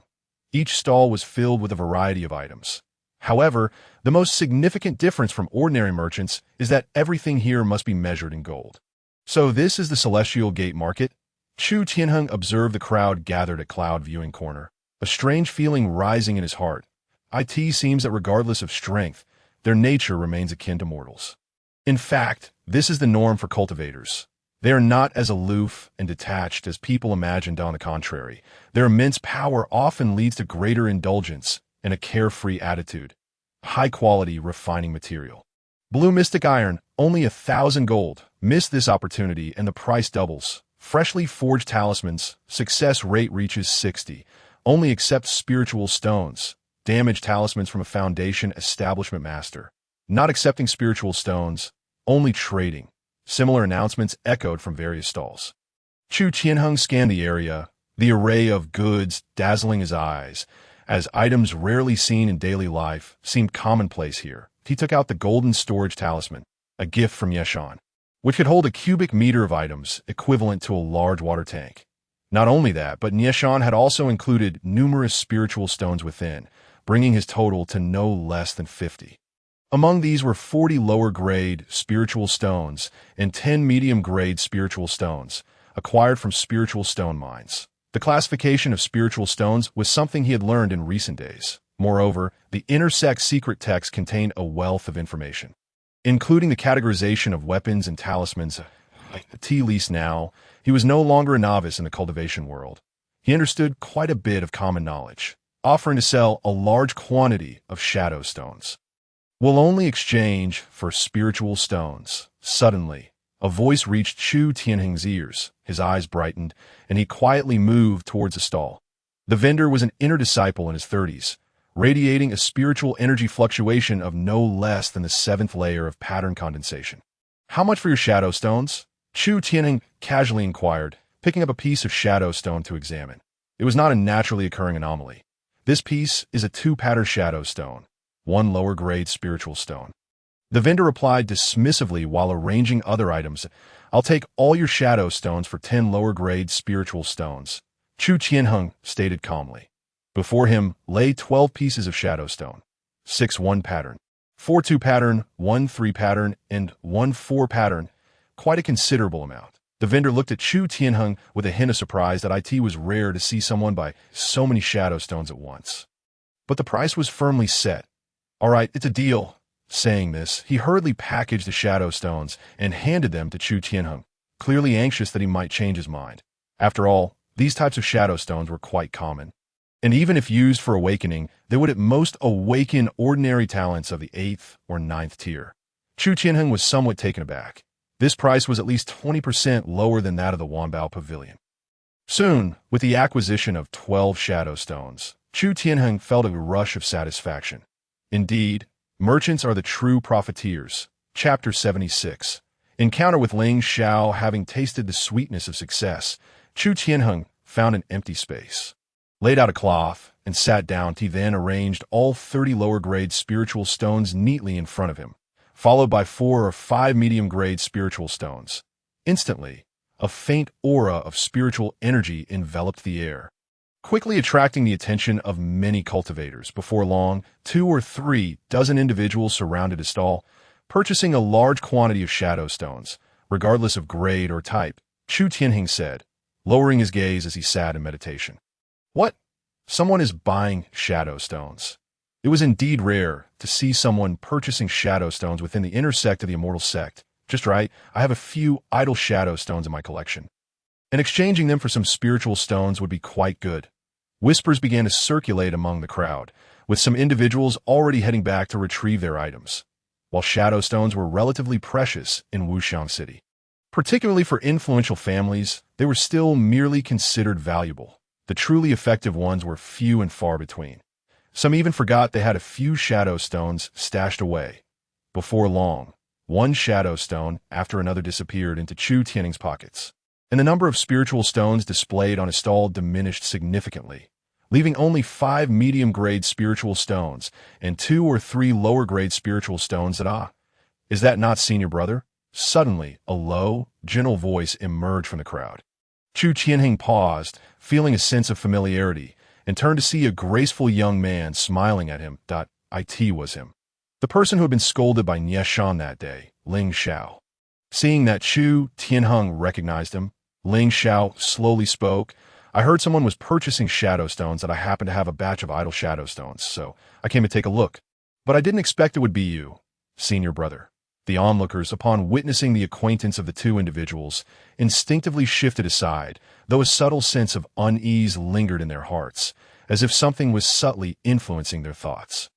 Indeed, I have recently acquired some useful stones, Chu Tianheng remarked with a smile, nodding at him casually. However, there was an unsettling aura about him. After all, who wouldn't feel a shiver when greeted by a towering figure over 2 meters tall, with muscles as solid as iron? This batch of stones has proven to be quite effective. Lin Xiao chuckled in response, subsequently retrieving a cloth bag from the talisman. Upon opening it, he revealed a veritable bounty of densely packed stones, easily numbering over 20. Chu Tianheng was taken aback. After all, he had only managed to collect a little more than 20 cents setting up his stall. Moreover, most of his collection consisted merely of first pattern stones. As Chu Tianheng examined the bag, he noticed that only a fraction contained first pattern stones, while the majority comprised second pattern, with a notable number of third and fourth pattern stones. Who is this person capable of producing such a wealth of high-quality stones? He mused, recognizing that within the inner sanctum of the Xian sect, many individuals held considerable influence. The 20-odd stones he possessed seemed to rival the output of half a month in Wuxiang City, suggesting a status of no small significance. Many in the crowd began to speculate. Chu Tianheng, however, did not dwell on it. As long as the other party did not pose a threat, he had no qualms. With this newfound collection of stones, his strength would surely experience a remarkable surge that I cannot possibly absorb so many stones, he remarked, gracefully waving his hand, causing all the spiritual stones on his stall to fly towards Lin Xiao. Along with 7 or 8 additional stones, Chu Tianheng preferred not to take advantage of others or owe favors. Brother, please do not stand on ceremony. These stones serve little purpose for me. If I can alleviate some of your burdens, it is merely my goodwill, he added as Lin Xiao returned the stones to the stall. After a moment of contemplation, Chu Tianheng regarded him deeply, but chose not to delay further. In that case, I shall deliver the remaining spiritual stones to you after some time. It is entirely up to you, brother, he concluded. Lin Xiao clasped his hands in a gesture of respect, exuding an air of humility, yet maintaining a posture of quiet confidence. The two bid farewell. And as Chu Tianheng found that he had nearly exhausted his spiritual stones, he decided against continuing his stall, observing Lin Xiao's retreating figure. He furrowed his brow slightly. There was something peculiar about this individual. Though he could not pinpoint what it was, he soon dismissed the matter from his mind, with 5 medium-grade spiritual stones remaining. He should have enough to procure some decent materials. He had not forgotten the second objective of his journey. Before long, the sky began to darken, and the assembly of cultivators at Guanyin Corner gradually dispersed. Their next gathering would not occur for another month. However, for them, a month was but a fleeting moment. Having embarked on the path of immortality, their lifespans far exceeded those of ordinary mortals. Even those at the 5th level of pattern condensation enjoyed a longevity significantly greater than those at the Tianyuan level. With proper care, they could easily live for over 200 years. As for those at the 9th level of pattern condensation, their lifespan could extend to 300 years, once one broke through to the foundation establishment stage. Having undergone a refinement of body and mind, their lifespan could reach 500 years, a veritable ancient being. Chu Tianheng rose from the last stall, gazing at the distant crimson clouds. Guanyin Corner was situated on a prominent peak of Longxiang Mountain, with a sheer cliff below that plunged into unfathomable depths. From here, one could behold 1,000 miles of clouds, hence the name Guanyin Corner. Yet this scene was one that an ordinary person would never witness in their lifetime. Chu Tianheng averted his gaze. It was time to return. All his spiritual stones had been expended, yet the storage talisman was now completely filled. Once he digested the spoils of this venture, his strength would surely experience a rapid increase. He thought, a smile creeping onto his face at the thought of the dozens of stones contained within the talisman. His white teeth gleamed ominously in the sunset's glow. Without further delay, Chu Tianheng set off in the direction of home. Perhaps the market-goers had already departed. He encountered little to no one on his way, but a slight chill swept through the air, tugging at his garments. Suddenly, Chu Tianheng halted abruptly, his expression devoid of emotion. He realized that he was now surrounded by an unsettling silence. With only the sound of his footsteps echoing in the stillness, that he observed the once broad path now reduced to a narrow gravel trail. This was Longxiang Mountain. Could those sinister entities truly encroach upon this place? Chu Tianheng felt no fear. If even Longxiang Mountain could be invaded, then no place in this world would be safe. However, with the spiritual energy's ability to detect energy, any true abnormalities should have been revealed long ago. A creaking sound echoed from a nearby wooden chair. Chu Tianheng narrowed his eyes and glanced toward the side. Unbeknownst to him, a wooden chair had appeared along the roadside. Empty yet rocking as if someone had recently vacated it. It seemed that something was indeed amiss. Steeling himself, Chu Tianheng gathered his internal energy and cautiously scanned the surroundings. What is happening? How did I become ensnared? I too. Who is so audacious as to plot against us on Longxiang Mountain? Chapter 77. The Assault of Malevolence. It appears I am not alone. Chu Tianheng felt a slight relief in his heart. As long as there were enough people, the threat he faced would be diffused. However, he looked around and saw no one. But what kind of entity possesses the power to ensnare me within a phantasm? Moreover, this sensation bore a stark contrast to the illusions spawned from energy. Chu Tianheng gently activated the Baoping seal. Compared to other forces, the Baoping seal was more attuned to environmental detection. Just as he began to ascertain the situation, a loud thud resounded. Chu Tianheng's body was suddenly propelled several meters to the left, scattering gravel in his wake. He quickly looked up. An unknown figure had appeared in the previously empty wooden chair. An old man, clad in a black patterned cotton robe, his face lined with deep creases, stared vacantly at him. What sorcery is this? Chu Tianheng exclaimed, kicking up a fragment of stone and flicking his fingers. The stone shattered into a burst of sparks, hurtling toward the old man. Ah! The old man shrieked as the stone approached, vanishing in an instant, while the stone struck the chair, causing it to splinter into pieces. Silence enveloped the surroundings, previously filled with faint sounds, now utterly devoid of noise. Yet after such a ruckus, it was implausible that no one had noticed. What could be the motive behind such a commotion? Chu Tianheng remained vigilant, surveying his surroundings, until he was certain whether the powerful beings of Longxiang Xianzong could perceive the situation within. He did not wish to reveal his true capabilities. After all, on the surface, he was merely a minor figure at the third level of pattern condensation. Despite practicing the ancient, overbearing elephant technique, with a higher intensity of spiritual energy, he could only be deemed full of potential. Yet only those who had truly grown into their talents could be considered formidable. Suddenly, a faint sound floated from the distance. That the sound of a Suona? Chu Tianheng frowned. What could such a place possibly have to do with a Suona? Before long, the sound grew clearer. To his astonishment, he discovered that the surroundings had become overgrown with weeds. The ground beneath his feet had transformed into a flagstone path, seemingly untouched for ages, with yellowed paper scraps wedged between the cracks. Chu Tianheng's eyes narrowed slightly as he focused on the yellow paper on the ground. It was joss paper, used as offerings for the deceased. The sky had darkened completely, as if ensnared by a massive black net. Suffocating all breath, they have arrived. Chu Tianheng gazed toward the end of the flagstone path, where a horrifyingly red bridal sedan chair slowly materialized before him. The chair was borne aloft by 8 burly men clad in black, dressed in white garments, moving steadily along the path. Surrounding the chair were a group of painted faces playing various instruments, while several slender figures danced in an eerie manner ahead. The sounds of trumpets, suonas, gongs, and drums filled the air, melodies soft, yet resonant, the clamor echoing like a woman's unending wail for justice. The earlier suona sound had indeed originated from here. Is this a ghost bride? Chu Tianheng's expression shifted, yet he felt no fear. The vivid crimson silk billowed through the air, and the glaring red candles flickered in the wind, creating an eerie atmosphere under the pitch-black night. That a group of individuals carrying a palanquin approached him increasingly close. Chu Tianheng took 2 steps back, feeling a solid sensation against his back.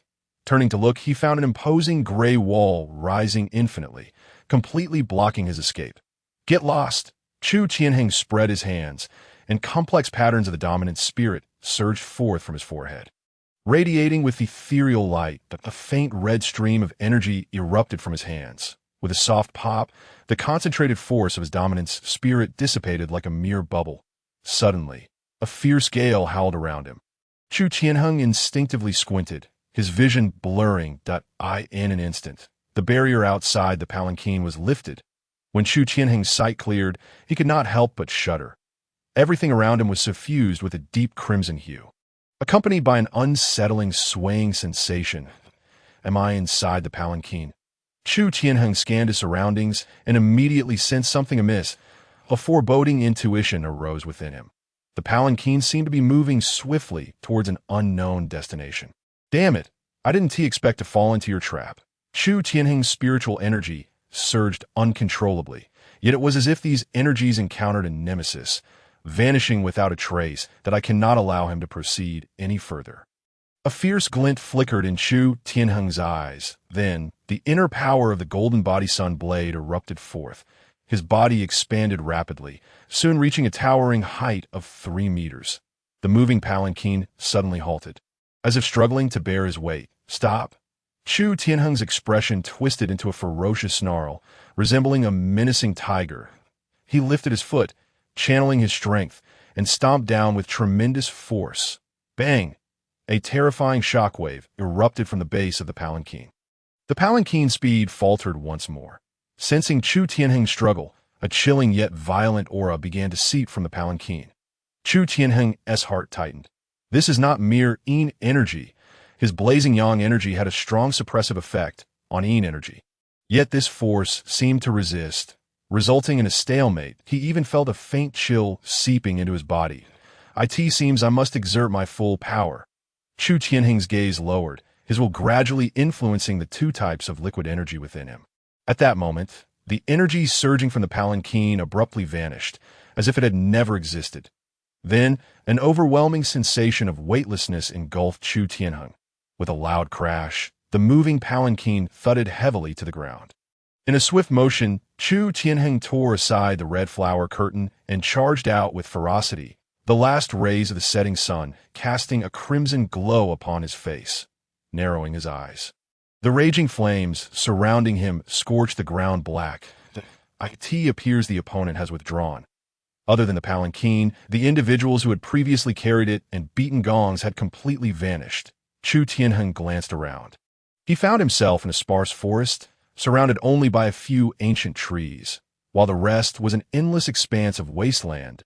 It seems I have traveled far beyond Longxiang Peak. He could not see the towering mountain. Clearly, the opponent possessed remarkable skills. Managing to traverse such a distance in such a short time, he wondered about the connection between this force and the so-called reverse path pavilion. However, that power indeed felt more like malevolence. Rather than Yin energy, a sense of unease gripped Chu Tianheng's heart. This attack was undoubtedly premeditated. Otherwise, it would not have been so easily executed, breaching the defenses of the Longxiang immortal sect. Yet the true intentions of the assailants and the mastermind behind it all remained a mystery. Chu Tianheng turned his gaze back to the palanquin, its dark red fabric exuding a faint metallic scent of blood. This thing could be a calamity if left intact. With a swift motion, Chu Tianheng struck the palanquin with a palm. The palanquin trembled violently before collapsing. He then produced a talisman, channeling his spiritual energy into it, transforming it into a glowing orb that soared into the distance. Seeing this, Chu Tianheng immediately pursued. Chapter 78. The Wrath of Longxiang at Longxiang Immortal Sect. Atop Longxiang Peak, a gathering of intersect elders clad in gray-blue robes convened in the sect's council chamber. Among them were not only the usual intersect elders, but also the reclusive members of the Elder Council. This moment, anger was etched upon their faces, and an overwhelming aura of murderous intent pervaded the hall. Any cultivator with weaker cultivation would likely be driven mad by this palpable hostility. Fortunately, although these elders were furious, they maintained a degree of restraint, quietly awaiting the arrival of their leader. Boom. After a while, several figures soared from the sky and landed steadily within the chamber. Among them was Nie Shan, the second elder of Yang Immortal Sect, accompanied by several other formidable elders. In front of them stood a tall man clad in black armor.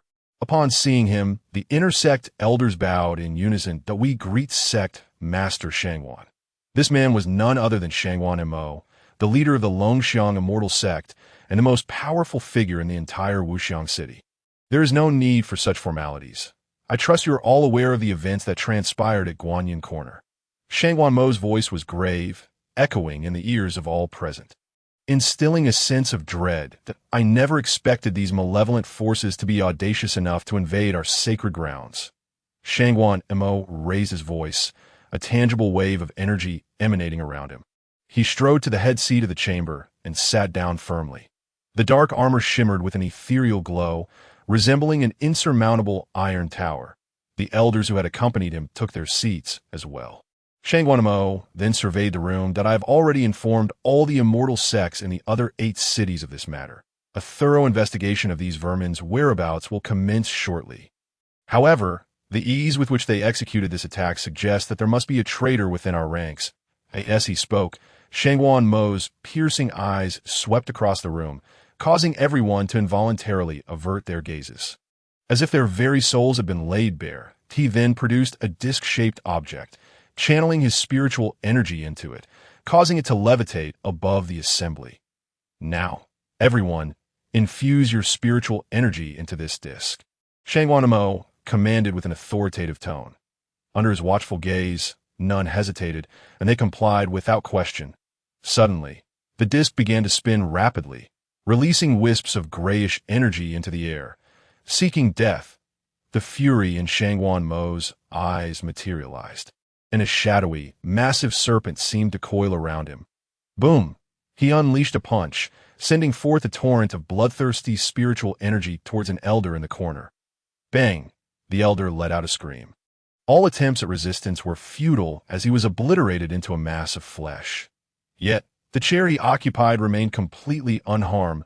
As the elder perished, visible strands of gray energy drifted into the air, eliciting expressions of disgust from everyone present, especially Nieshan, whose dominance spirit raged within him. Only recently had White Horse Town encountered trouble, followed by the demise of 2 elders at the hands of these vile creatures. Now, these sewer rats had the audacity to conspire against Longxiang Peak while they were away, and the very Chu Tianheng he had high hopes for had vanished without a trace. How could he contain his fury? Furthermore, it was shocking to discover that there was indeed a spy among them. This was intolerable. Currently, there are nearly 100 disciples missing. Everyone is ordered to search for the disciples with Longxiang Peak as the starting point. If any suspicious individuals are encountered, use the evil detection talismans to probe them, that if they are indeed the scum we suspect, show them no mercy. Chu Tianheng activated his extreme state and soared through the air. In this state, his speed was unparalleled, traversing 100 meters in the blink of an eye. With the enhancement of the Baoping inner energy, he maintained this velocity with minimal sound, akin to a specter in the night. After an hour of relentless pursuit, he finally spotted the faint silhouette of a towering peak. Had it not been for the continuous spiritual nourishment that Longxiang Peak received, causing it to emit some spiritual light at night, he might have been lost in the darkness for much longer. Knowing the direction, Chu Tianheng retracted the glowing talisman and unleashed the full speed of his extreme state, the scenery around him rapidly receding behind him. Suddenly, a flash of spiritual light streaked towards him that a Foundation establishment expert. Chu Tianheng immediately reduced his speed, returning to a height of 2 meters, and continued forward at normal pace. Who goes there? But I am a disciple of the Immortal Sect. Even before my arrival, my voice has already reached you. I, Chu Tianheng, am a disciple under Elder Nia, and have come to pay my respects to this esteemed elder.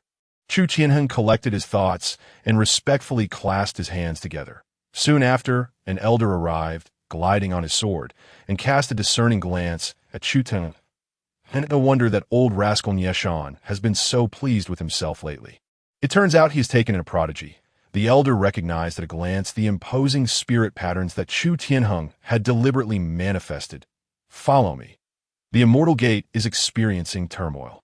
Once we return, remain within the confines of the courtyard and refrain from wandering about recklessly. As he spoke, the elder waved his hand, and the sword beneath him expanded dramatically.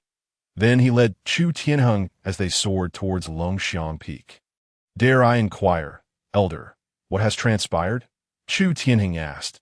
"After attending the sex market, I sensed something amiss, and subsequently found myself confined within a sedan chair. After much effort, I escaped only to discover that I had already left the Immortal Gate." The elder did not withhold the truth, for once one becomes an inner sect disciple, they are essentially fully integrated into the Immortal Gate. Your cultivation is still nascent. You likely did not perceive it. However, do not inquire further. This turmoil has endangered more than just you. At least 100 disciples are missing, and the entire Immortal Gate is on high alert. I need not elaborate. Upon your return, Nieshan will inform you as well. Chu Tianheng pondered this, but refrained from asking further questions. Before long, the pair returned to Longxiang Peak. Upon landing, a disciple approached to register him, while the elder once again took his leave. Vanishing from sight, Chu Tianheng hurried to Nieshan's quarters, only to find that Nieshan was not in the courtyard, based on the rumors he had heard along the way and the occasional elder returning from the outside. Chu Tianheng realized that nearly all the foundational masters of Longxiang Immortal Sect had departed. He gazed up at the sky, in the dim heavens. It seemed as though a pair of eyes were vigilantly watching over Longxiang Peak. The slightest disturbance would invite catastrophic repercussions. Is this the power of sect leader? Chu Tianheng's expression remained stoic as he gazed at the towering assembly hall of the sect. He could distinctly feel that even if he unleashed his full potential, escaping from this overwhelming force would be exceedingly difficult. It appears my strength is still insufficient. I must seize the time to grow stronger. Not lingering any longer, Chu Tianheng swiftly returned to his own courtyard. Sitting cross-legged in the secret chamber, a slight turbulence stirred within him. First, there were the rampaging calamities in the Yinshe region, and now, there are rumors of the so-called evil path. The seemingly formidable Song dynasty harbors calamities that are not to be trifled with. Chu Tianheng felt a sense of urgency. Lacking strength, even a mere coincidence could lead to one's demise. He took a deep breath, continuously circulating the Baoping seal, swiftly dispelling these distracting thoughts. Chapter 79. An unprecedented surge of energy. The eye of the heart's image before long. The sounds around him gradually faded from his ears. His body had returned to a state of utter tranquility. Then, Chu Tianheng opened his eyes, a spark of excitement flashing within. With a flourish of his hand, he summoned all the Een stones from his storage talisman, creating a considerable pile before him, a total of 45 pieces. Although some of the Een stones contained lesser energy, this was nonetheless the largest quantity he had ever amassed. As Chu Tianheng lightly brushed his fingers over the pile of Een stones, a chaotic power danced at his fingertips. Each stone possessed a unique type, exuding varying energies. If an ordinary cultivator were to sit before this collection of Een stones, they would be overwhelmed by spiritual energy in just a few days, suffering a detriment to their talents. Including the previous Een stones, even left to their own devices to gather energy, they would yield 6 energy points in a single day. This is the terrifying advantage of a steady stream of resources. Those 6 points may seem insignificant. If Chu Tianheng were to do nothing from this moment on, he would still accumulate over 2,000 energy points in a year. Ding! Special materials detected. 21 energy points available for extraction. Would you like to extract? Ding! In an instant, the notifications from the Wangtian Cheat flooded the screen. Chu Tianheng steadied his mind and waved his hand. Extract! Buzz! Instantly, the entire Wangtian board radiated a faint, verdant hue. An overwhelming surge of power poured forth uncontrollably. The energy value on the Wangtian board began to soar visibly, with immense leaps occurring almost every second. After a considerable time, the energy absorption gradually came to a halt. Chu Tianheng's gaze remained fixed on the numbers on the board, and he felt a grin stretching from ear to ear. He let out a soft murmur, and before him, a dazzling string of numbers emerged. Energy, 884. Such a terrifying energy value surpassed the sum of all energy he had previously obtained. Indeed, only with immense strength does the acquisition of resources become easier. For him, the lack of innate talent means that he must rely on countless resources. With sufficient resources, his progress will be limitless. This is a virtuous cycle belonging to him. It seems I've been too timid in the past. Chu Tianheng extended his hand, which was adorned with dark green veins resembling a fan. Crack, crack, crack, that. As he clenched his fingers, a crisp sound echoed, as if he could grasp the very world itself. I am not suited for subtlety. If that is the case, then being bold and ostentatious is equally acceptable. He was no longer the Chu Tianheng of his past life, a mere ordinary person bound by societal constraints. This world, while fraught with danger, affords one freedom as long as they possess strength. Unrestrained and rampant, with this thought, a deep crimson light gradually welled up in Chu Tianheng's eyes, resembling a ferocious beast poised for release. Wait! Chu Tianheng's expression shifted as he abruptly activated the Baoping seal. A cool internal energy surged into his mind, and his eyes instantly cleared. The ancient overbearing elephant truly is extraordinary, that I never expected that even after so long, a trace of its intent would linger. Chu Tianheng continuously circulated the Baoping seal several times before that frenzied sensation slowly subsided. Is this what it means to be possessed by one's heart demon? He recalled the books he had read before.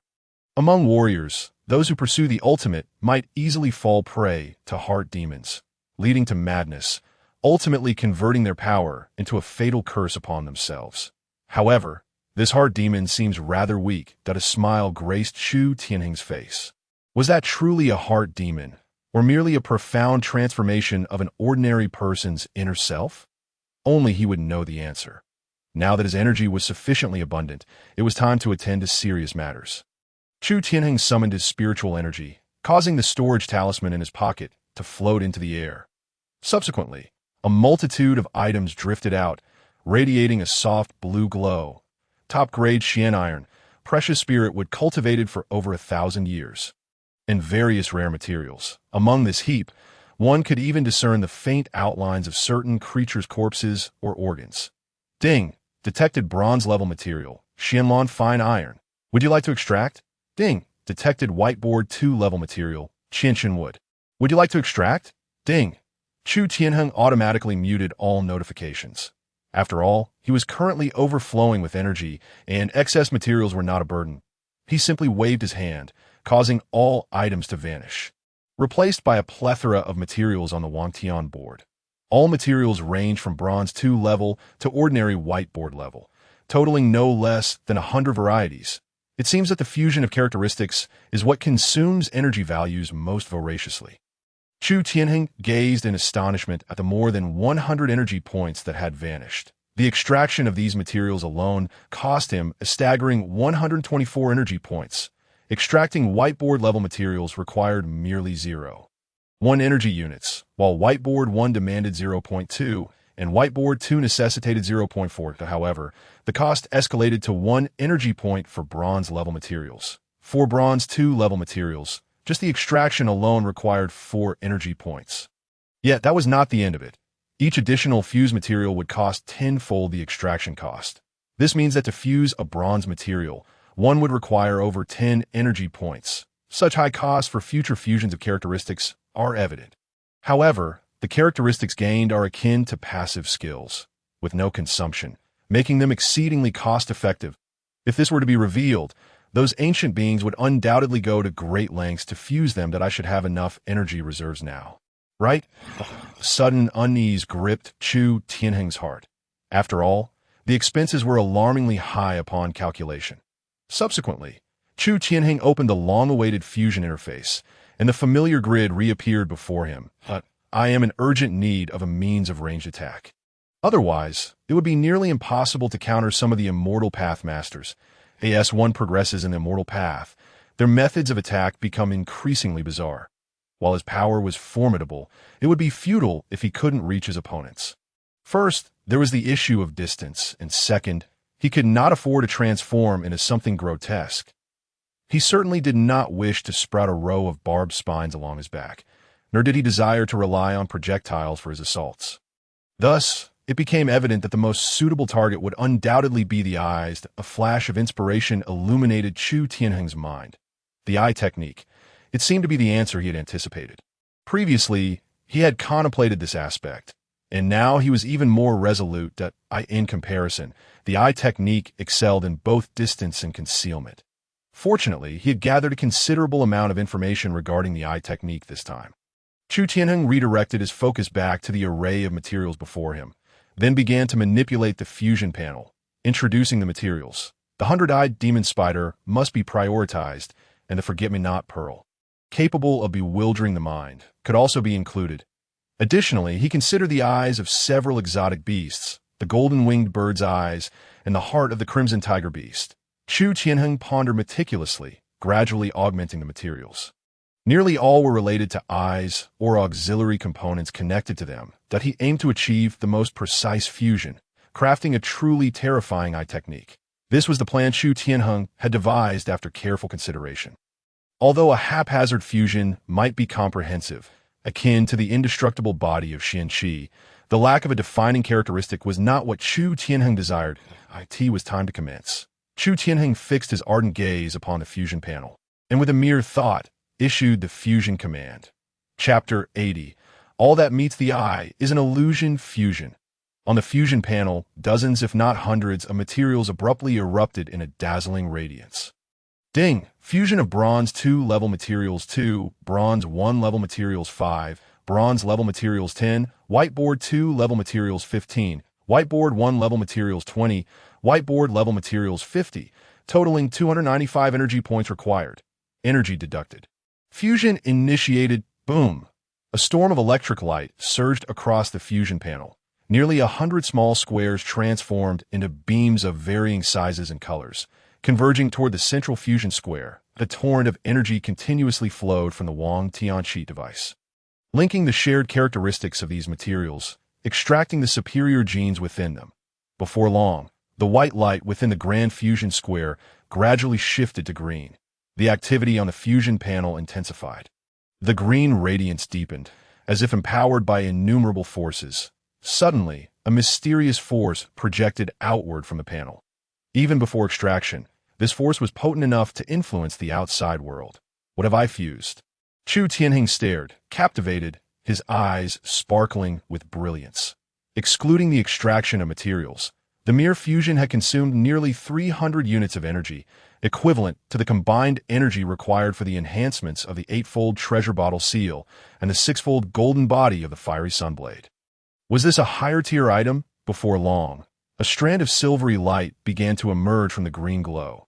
This silver light expanded as if inflated, and within mere moments, it completely enveloped all the green light. Ding! Silver, 1 level characteristic. Heart image eye. Those who meet the gaze shall feel as if struck. Those who meet the gaze shall encounter inner demons. Those who meet the gaze shall feel as if standing on red earth. Those who meet the gaze shall face nightmarish visions. All that meets the eye is an illusion. Chu Tianheng inhaled deeply. Extract. With a command, the heart image eye transformed into a sphere of silvery light. Swiftly merging into his eye, Chu Tianheng let out a muffled groan. The instant the heart image eye integrated, it felt as if countless ants were writhing and gnawing within his eye. A peculiar sensation, both itchy and painful, flooded his eyeball. Steady yourself. Chu Tianheng clenched his jaw, blood seeping from his gums. Vaguely, it seemed something was extending from his eye, akin to roots, continually burrowing into his body.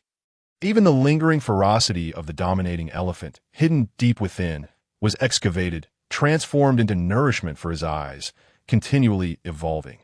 Finally, the overwhelming sensation gradually subsided, and his eyes returned to normal. "It is finally over," Chu Tianheng murmured. Gently wiping his forehead, his palm instantly drenched in sweat, a testament to the severity of his earlier torment. Clang. Chu Tianheng opened his eyes, a strand of residual silver light radiating forth, illuminating the entire chamber in a silvery hue. "Is this the heart image eye?" A slight smile graced Chu Tianheng's lips as he retrieved a mirrored, first glance. His eyes appeared unchanged.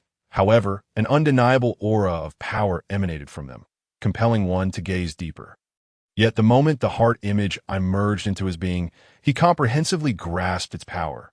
True to the description of the heart image eye, it encompassed physical strikes, embodied positive energy, and possessed a unique ability to ensnare the mind.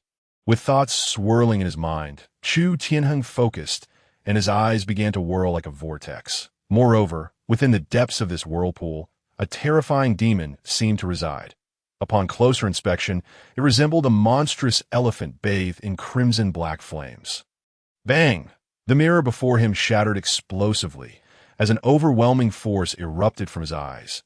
This power instantly shattered the ordinary mirror, ultimately impacting the walls of the chamber. Crack! The steel-forged walls appeared to be under immense pressure, continuously caving inward. Upon closer examination, a mark resembling an elephant's footprint gradually formed upon the wall, as if a colossal elephant were trampling relentlessly. Furthermore, the temperature of the surrounding air surged dramatically, and the wall, under his gaze, darkened with visible speed, as if it would turn to ash in the next moment. Observing this, Chu Tianheng promptly withdrew his gaze, deactivating the heart image eye ability. This 300 energy expenditure was indeed worth it. Chu Tianheng nodded in satisfaction. The power of the heart image eye was enough to instill trepidation even within him, let alone among his adversaries. Character: Chu Tianheng Essence, 13.1 Qi, 16.5 Spirit, 13 Techniques. Golden Body of the Fiery Sun Blade, 6-fold. Thunderclap Fist, 2-fold. Ancient Dominating Elephant Technique, 3-fold Condensation. Treasure Bottle Seal, 8-fold. Characteristics: Indestructible Body of Xian Qi, Heart Image Eye Materials. Energy: 465. Half of the energy remains, sufficient for my body to undergo a metamorphosis anew. As long as my physique is robust enough, my martial prowess can continually ascend, and the progress of the ancient dominating elephant technique can be expedited. The integration of the heart image I did not enhance any of his attributes, which could be deemed a shortcoming of specialized fusion. Although its capabilities were immensely powerful, it resembled an independent, extraordinary organ. Nonetheless, it was not without its advantages. The activation of the heart image I required only a minuscule amount of physical strength, as effortless as merely opening one's eyes. Even in a state of extreme weakness, it sufficed for self-defense. Moreover, the power of the heart image I was correlated with his body's strength. The stronger his physique, the more potent the eye's power became. This correlation extended to his divine martial state. Though his current physical strength ranked among the top tiers within the Dragon Elephant Immortal sect, transitioning into the divine martial state remained exceedingly challenging. Only with sufficient physical strength could he unleash a higher tier of explosive power.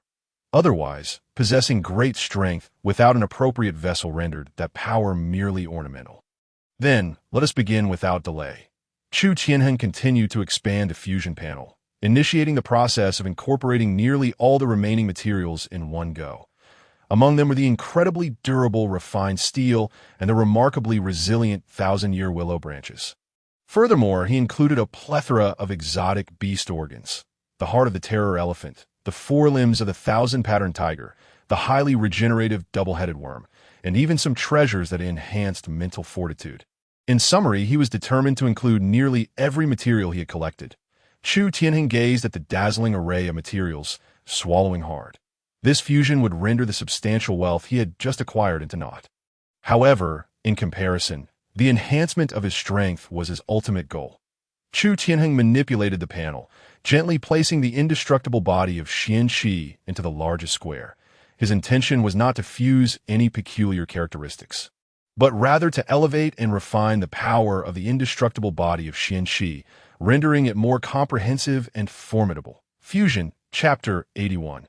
In the realm of dragons and elephants, I stand supreme. Ding! Fusion of bronze 2-level materials 4, requiring 380 energy. Would you like to proceed? Without a moment's hesitation, Chu Tianheng confirmed. This figure was entirely within his expectations. Confirmed. Buzz. All the squares began to tremble wildly. And at the very center, the Xian Qi indestructible body transformed into a swirling mass of chaotic white light. The materials within the surrounding small squares surged forth, one after another, into the luminous expanse. At this moment, the Xian Qi indestructible body appeared to have morphed into a colossal blender, pulverizing all disparate materials, extracting their essence while discarding the dross. The IT incessantly refined the most formidable and purest of powers. As anticipated, when the materials had merged to a considerable extent, a glimmer of silvery light began to emanate from within the white radiance. The concentration of this silver luminescence was already on par with that of the eye of the heart. Yet, the materials within the squares had not fully amalgamated.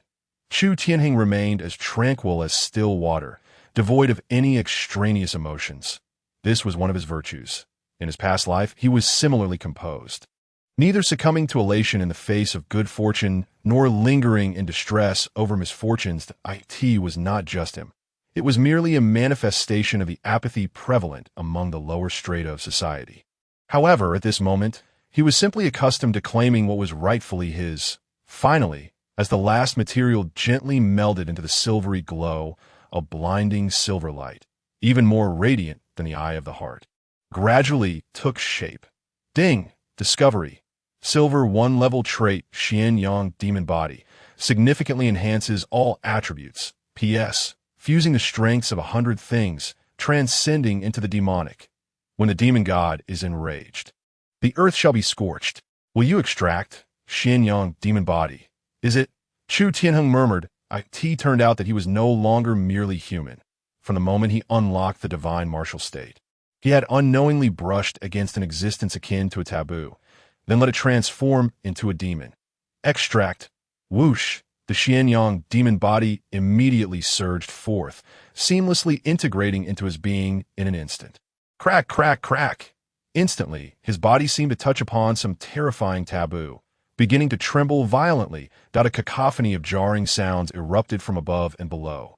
The power of the Xianyang demon body was frantically reshaping his original form. Roar!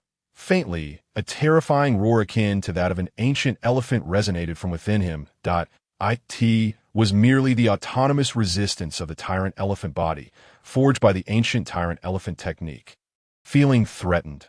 Alas, this force was like an ant easily crushed before the might of the demon body. Nevertheless, certain changes brought about by the tyrant elephant technique remained unscathed, gradually merging under the formidable assimilative power of the demon body. Before long, the Xianyang demon body was intertwined throughout his entire being. Deep within him resided a terrifying entity, the divine martial, although the divine martial only manifested when yin and yang converged. This power had already appeared in his body once his yin and yang internal force broke into a liquid state. However, it required the convergence of yin and yang to form a special power capable of driving its manifestation. At this moment, the two forces collided, a demon body at the pinnacle of martial arts and the ultimate embodiment of all things. The clash of these two great demons was about to unfold. Intensifying with each passing moment, the battleground, Chu Tianheng would undoubtedly suffer tremendous harm. Ding! Trade extraction obstructed, forced fusion in progress. Just as he found himself in a quandary, the voice of the Wangtian cheater softly resonated. The two formidable demons, poised for conflict, abruptly ceased, as if confronted with a mortal threat, and began to gradually merge. Under the might of Wangtian, even the impossible became feasible. It was as brazen as asserting that 1 + 1 = 2. Yet should Chu Tianheng declare it to equal 3, Wangtian would forcibly alter the equation, compelling it to be 3. Finally, the two forces were completely harmonized, and Chu Tianheng's transformation slowly descended. Whoosh! The expansive chamber was enveloped in a thick haze of white smoke, which, though seemingly ordinary, caused the walls to warp slightly. Crack, crack, crack! From within the white smoke, a chilling sound echoed, as if some horrifying demon was excavating a secret passageway to the mortal realm. Boom! Suddenly, a blackish-green hand burst forth from the smoke. Upon closer inspection, grotesque veins snaked across the back of the hand like elongated serpents. The skin and fascia, densely woven to an extreme degree, rapidly sculpted a powerful, intricate keratin layer over the hand. Beneath this layer lay muscles honed to perfection. What is a demon? Endless endurance, terrifying strength, speed that surpasses the wind, and defenses tempered through countless trials. Whoosh! A sound reminiscent of a high-powered bellows emanated from the center of the white smoke.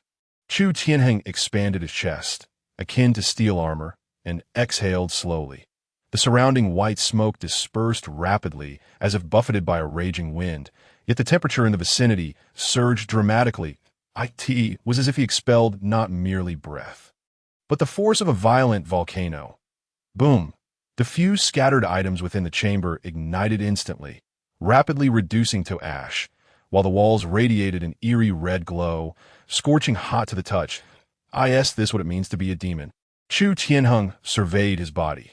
His specially tailored long robe had been reduced to ashes, revealing a fearsome physique. Standing 3 meters tall, his muscles, reinforced to their limits, shimmered with a silver-black hue, exuding an aura of malevolence. Yet his skin was remarkably smooth, so flawless that it seemed no trace could mar its surface, with defenses reverting to their primal state. Moreover, every inch of his body appeared meticulously polished, embodying an almost perfect structure, a visage that spoke of destructive power. He resembled a formidable battle mech, crafted only through the most sophisticated machinery.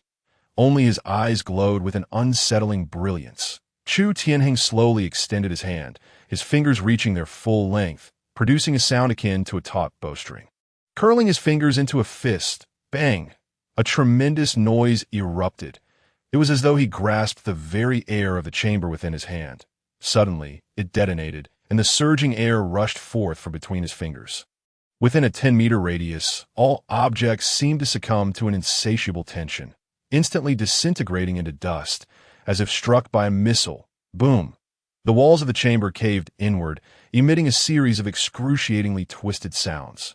A mere punch, harboring the terrifying power of a missile, represented the true essence of pure physical strength, devoid of any external energy augmentation. The sensation of power. At this moment, he indeed could not be regarded as human. He was akin to a singular demon king that existed in this world. When a person becomes powerful to an extreme in his realm, he could truly be dubbed a demon. Chu Tianheng inhaled deeply, the surging power within him intoxicating. Perhaps now, even against Shangwanimo, he would not be at a disadvantage. Sensing the faint presence of the outside world, his enhanced strength rendered him increasingly sensitive to external stimuli. In the grand tapestry of dragons and elephants, I reign supreme.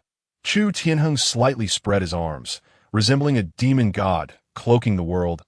This moment, within the council hall of the Xian sect.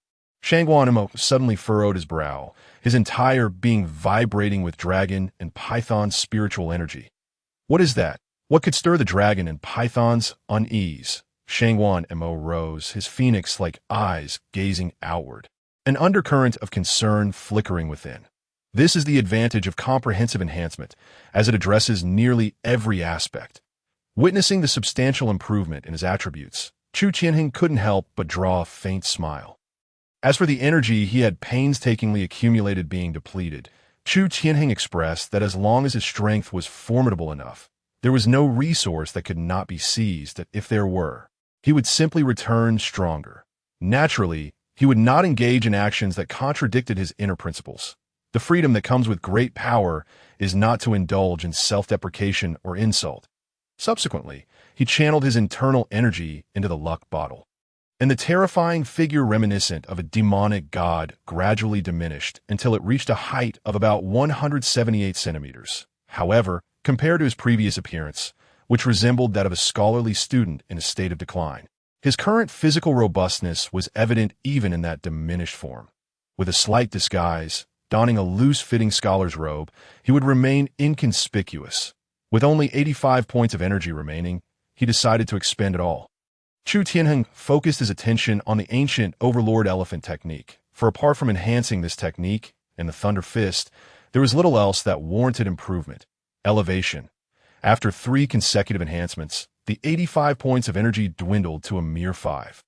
Nevertheless, the ancient Overlord Elephant technique experienced a rapid ascension, akin to riding a train, swiftly advancing to the 6th level of pattern condensation. 2 additional Overlord spirit patterns appeared on his forehead, and the internal spiritual energy surged abundantly.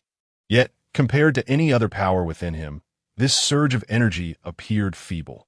Even though the sixth level of pattern condensation was worlds apart from the third and would be regarded as a rare master in the outside realm, it now seemed merely a fade for Chu Tianheng. The white elephant condensation method contained the essence of the white elephant martial arts, and it was unexpected that the ancient overlord elephant technique also encompassed a martial art related to the overlord elephant.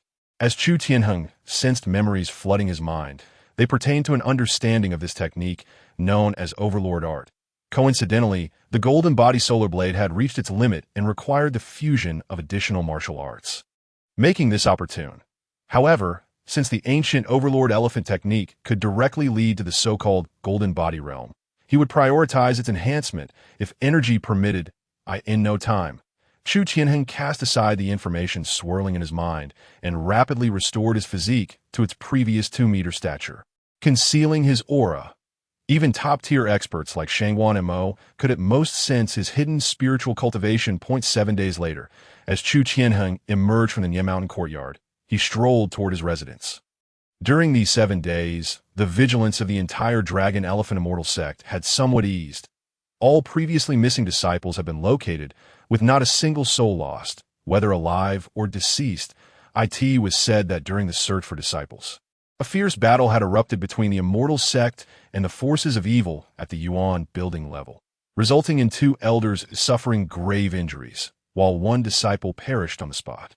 Fortunately, in a desperate counterattack, the evil expert also met their demise. In total, 4 disciples had lost their lives, but in comparison, the losses were not catastrophic. However, for the Dragon Elephant Immortal sect, a dominant force in the 5-elephant city for centuries, it was an utter disgrace. Over the course of 7 days, almost the entirety of the Dragon Elephant Immortal sect's power was mobilized to eliminate any potential lurking evil forces from the information just obtained in Nye Mountain. It became evident that this attack was not solely aimed at the Dragon Elephant Immortal sect. Several surrounding immortal sects had faced similar assaults. Strangely, these attacks had not resulted in any substantial harm, appearing more like a search for something, merely testing the waters before concluding. Nonetheless, several immortal sects remained undeterred. From what he learned in Nye Mountain, the entire 5-elephant city had descended into a state of vigilance, with even the monthly sect tasks being cancelled. Recruitment of disciples had also ceased. After all, practitioners of evil arts not only practiced sinister techniques, but also had celestial arts as a disguise, making them exceedingly difficult to detect. Once infiltrated within the sect, a similar incident could easily recur. It remained uncertain whether this so-called evil force was related to the reverse path that Bai Yuntao belonged to. If so, then the strength of this reverse path should not be underestimated, Chu Tianheng pondered. While the measures taken by various immortal sects seemed aimed at preventing a sneak attack from the evil forces, it was apparent that they were at a disadvantage in the confrontation between the immortal sects and the reverse path. Otherwise, such desperate measures would not have been employed. He hoped the Dragon Elephant Immortal sect could endure a little longer. Chu Tianheng shook his head. With this incident unfolding, the entire Dragon Elephant Peak felt as though it had pressed the pause button. Not only was trading in the Shadow Stones impossible, but even the sight of people was scarce, save for a few elders darting through the skies, accentuating the tense atmosphere of Dragon Elephant Peak. Yet, as long as the situation remained stable for a year or 2, he would still be able to grow stronger. He had no desire to get embroiled in this murky affair. After all, no one knew how formidable the entities involved truly were. If they were akin to his master, Li Qinshan, he too could find himself threatened. Before long, Chu Tianheng returned to his courtyard. Upon entering, several servant disciples rushed forward. "Greetings, immortal elder. A letter has arrived for you. The sender claims to be from the Liang sect at the foot of the mountain." Chu Tianheng's expression darkened as he extended his hand to receive the letter and quickly tore it open. The messenger from the foot of the mountain sought to convey some information, and there was only one way to do so, by ascending the Rising Dragon Path. After all, the Rising Dragon Path was perilously close to a cliff. Apart from flying, the only way to traverse it was to ascend this path, which deterred the evil forces from attempting clandestine approaches, as it would only lead them to their own demise. However, those from the Liang sect were generally merely martial artists of the Unity realm, making the ascent to the Rising Dragon Path quite challenging. Soon, a few lines of text appeared before his eyes that he recognized at once that the handwriting belonged to his first mentor, Pei San. As Chu Tianheng read, his countenance grew increasingly grim. Boom! A searing flame erupted from his hand, instantly reducing the letter to ashes. Daring to provoke my Liang sect is tantamount to seeking death. Chapter 83. Vow of Life and Death. The contents of the letter were straightforward. In the inner city of the Five Elephants, a family bearing the surname, you had set its sights on all the gangs and martial arts schools in the West Street. The reason being that a secret treasure had been stolen, which was tracked via a symbol and ultimately vanished in West Street. Subsequently, the entire Yu family mobilized its forces to wreak havoc upon West Street. The first to bear the brunt were several large gangs and martial arts schools on West Street. However, the Yu family seemed to have gone mad, showing no regard for anyone's face. They not only conducted extensive searches, but also demanded the capture and interrogation of everyone associated with schools. Such actions were met with resistance, but the sole outcome of defiance was being trampled into the ground. As one of the top families in the entire Five-Elephant City, how could the Yu family's strength be something these gangs and schools could contend with? Some martial arts schools, relying on their connections with the authorities, sought redress, but were met only with closed doors, as if the entire bureaucracy had tacitly approved of the situation. Even some martial arts schools, on par with the Yu family, could not escape unscathed. The entire Yu family seemed to have gone insane, disregarding everyone's face. Liang Chao of the Black Dragon Gang was also caught in this turmoil. But how could he possibly contend with the Yu family? Within half a day, the entire Black Dragon Gang was reduced to ruins, with only Liang Chao and a few trusted followers escaping to the Liang sect. However, it was still in vain. The Yu family had already issued a proclamation that in 3 days, every faction, large and small, in West Street would be subject to a search by the Yu family, with those responsible facing execution without mercy. Pei San had also revealed Chu Tianheng's identity as an inner disciple of the Dragon Elephant Immortal sect, yet all was futile. Very well, Yu family, I shall witness your grandiosity. Chu Tianheng narrowed his eyes, a seething murderous intent glimmering within. The letter reached him precisely on the 3rd day. Whoosh! Chu Tianheng's figure vanished abruptly. Charging towards the rising dragon path, he barreled forward, wherever there were patrols. He maintained a normal speed, but when unobserved, he unleashed his full velocity. In no time, the rising dragon path, which seemed like a heavenly road to ordinary people, was traversed by him in mere moments. Now was not the time to reveal himself, yet a cruel smile curved his lips. His entire body began to rapidly shrink, transforming from a height of over 2 meters to a more normal 178 centimeters. He then took out the prepared white scholar's robe from his symbol, channeling energy from the luck bottle. A dark and oppressive aura gradually emanated from him, akin to a venomous serpent lurking in the grass. In the state of utmost concealment, even Ye Mountain would not discern his true identity as Chu Tianheng. From now on, I shall be known as Jingjiu. Chu Tianheng gazed at his drastically transformed visage in the mirror and casually adopted a name for himself. Subsequently, he unleashed a surge of internal energy, morphing into a white phantom as he soared into the distance, his speed surpassing that of even the most seasoned veterans of the foundation-building stage. Meanwhile, at the west street of Wuxiang City, at the entrance of the Liang sect, Pei San anxiously inquired, "How is it? Has the letter reached the hands of the sect master?" Within the courtyard of the Liang sect, a youthful disciple responded with urgency, reporting to the elder master. When I ascended, the sect master was not present in the courtyard. My time was limited, and I could only deliver the letter to a few servants. The response came from a youth, his features youthful and urgent. No older than 15, yet the aura emanating from him was even more formidable than that of Pei San. Elder Master need not worry. With Brother Chu's character, upon seeing the letter, he will undoubtedly rush over. The Yu family will not dare to lay a hand on us then. Liang Chao interjected, his voice resonating with a heavy tone. Though his eyes were aflame with resentment towards the Yu family, that he believed he had not provoked them, let alone stolen any treasures. Their accusations were entirely unfounded. Yet his decades of hard-earned influence had been ruthlessly shattered by the Yu family's bandit-like actions, fueling his hatred. Nevertheless, contemplating the Yu family's might, He could only hope that Chu Tianheng would be formidable enough to compel them to spare the Liang sect as for annihilating the Yu family's enforcers. Such thoughts were far beyond his imagination. Brother Chu possesses strength at least at the 7th level of the condensation stage, and with his status as an inner disciple, there should be no mistakes. Yet, he pondered, why did Brother Chu instruct him to claim he was only at the 3rd level of the condensation stage? Liang Chao was perplexed, reflecting on Chu Tianheng's previous words, unable to comprehend the rationale. After all, when the celestial sect's members came to investigate, the stronger one was the better. Yet Chu Tianheng had chosen the opposite course. He chose not to expose Chu Tianheng, adhering to his instructions. This is bad. Elder Master, the enforcers sent by the Yu family have already arrived at the Heavy Fist sect. Pei San's heart sank as he abruptly rose from his seat. How could they arrive so swiftly?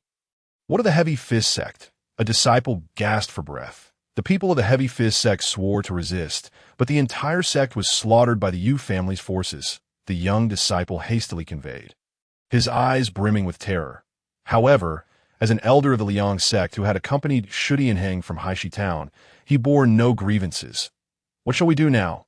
Pei San's face was etched with urgency. The Yu family was drawing ever closer to the Liang sect, and Chu Tianheng had yet to make an appearance. The once formidable tiger of Haishi town now found himself engulfed in helplessness. Elder Master, we can fight them to the bitter end. Though my strength is modest, I am not one to cower in fear. Liang Chao's face twisted with determination. Brother Chu has saved my life. Even if I perish, I will defend the lineage of the Liang sect with my last breath. A fierce glint flashed across Liang Chao's eyes. As a practitioner at the 6th level of the condensation stage, even in death, he would take a piece of his adversary with him. Pei San's body trembled, and he scanned the room, finding hundreds of disciples silently observing him, their gazes unwavering. Among them were former members of the Black Axe gang, as well as others who had joined the Liang sect for various reasons. Yet, without exception, their eyes radiated a willingness to face death. As for those who feared for their lives or felt no allegiance to the Liang sect, they had already fled without a trace. Witnessing such resolve stirred a sense of tragic nobility within Pei, so he glanced at the woman beside him, who looked at him with dependence, gripping his hand tightly. The unspoken bond between them was palpable. Very well. The people of the Liang sect shall not be cowards. We will fight to the death. Pei San's eyes narrowed, and the previously subdued atmosphere ignited with fervor. The spirit that had been wounded by the mysterious events and the experts of Wuxiang City fully restored. Kill! Kill! Kill! The hundreds of disciples roared in unison, their voices filled with sorrow, yet brimming with the indomitable spirit of ordinary people. Just then, the gates of the Liang sect exploded, splintered with flying in all directions, the characters representing the Liang sect scattering across the ground. Mere ants dared to pose as tyrants. Who granted you the audacity to resist? A voice dripped with sarcasm, accompanied by a cacophony of approaching footsteps. Liang Chao's expression shifted dramatically upon hearing the voice that ITS him. His gaze was filled with intense hatred. The one responsible for the destruction of the Black Dragon Gang was the owner of that voice. Following this, a multitude of figures surged into the courtyard of the Liang sect, forcing its disciples to retreat as best they could. Furthermore, the walls surrounding the Liang sect were lined with well-equipped enforcers. Bows and crossbows aimed directly at them. I was wondering who dared to speak so brazenly.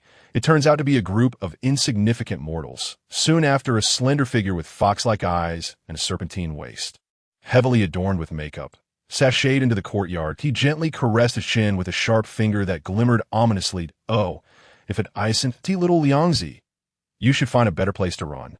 A mere mortal gang is too feeble for you to linger in. The man spoke with a chilling tone, his narrow eyes surveying the scene with disdain. Huayaoshi. Liang Chao tightened his grip on his large blade. Despite the revulsion the man's face invoked, he was undeniably a formidable practitioner at the 7th level of the condensation stage. Little Liangzi finally deigns to call my name? Ha ha ha. Huayaoshi laughed with unrestrained delight. In that case, brother offers you a chance. Come stand beside me, and I shall grant you your life. Hua Yaoxi's gaze was filled with lewd intent, his eyes shamelessly roaming over Liang Chao's chest and thighs. Enough, Hua Yaoxi. If you utter another word of nonsense, I shall silence you. Suddenly, a cold voice emerged from outside. A middle-aged man clad in black, his face as frigid as ice, slowly stepped inside. The moment he crossed the threshold, a bone-chilling wind swept through, making everyone shiver involuntarily. Upon hearing the voice, Hua Yaoxi rolled his eyes in silent defeat, wisely choosing to remain silent. The man bore a long sword wrapped in gray cloth on his back, its hilt protruding nearly half a meter from his shoulder, a testament to its terrifying nature. Who is in charge here? Upon hearing the man's inquiry, Pei San patted the back of the woman's hand and stepped forward. I am. The man glanced at Pei San, but his pupils were void of emotion, as if a mere mortal like him was beneath his notice. The choices have been made clear. You have 10 breaths to decide. As he spoke, a heavy pressure descended upon Pei San. Pei San felt the weight bearing down on him, his knees and waist creaking under the strain, nearly unbearable. Elder Master, the disciples looked at him with concern, some impulsive individuals nearly drawing their weapons in a rush to his aid. Pei San took a deep breath, fixing his gaze on the imposing figure before him. This is the sect of Chu Tianheng, an inner disciple of the Longxiang celestial sect. No one is permitted to search. Straining against the pressure, Pei San forced the words through clenched teeth. Very well. The man did not appear angered. After all, should an ant provoke your ire, one could simply crush it without a second thought. With a thunderous roar, the air seemed to solidify, and a wave of immense pressure crashed down. The disciples of the Liang sect trembled, their bodies bending involuntarily. Soon after, an icy chill permeated the air, flooding into their beings. Pei San gritted his teeth, fixing his unwavering stare on the man. The Liang sect can be killed but not insulted.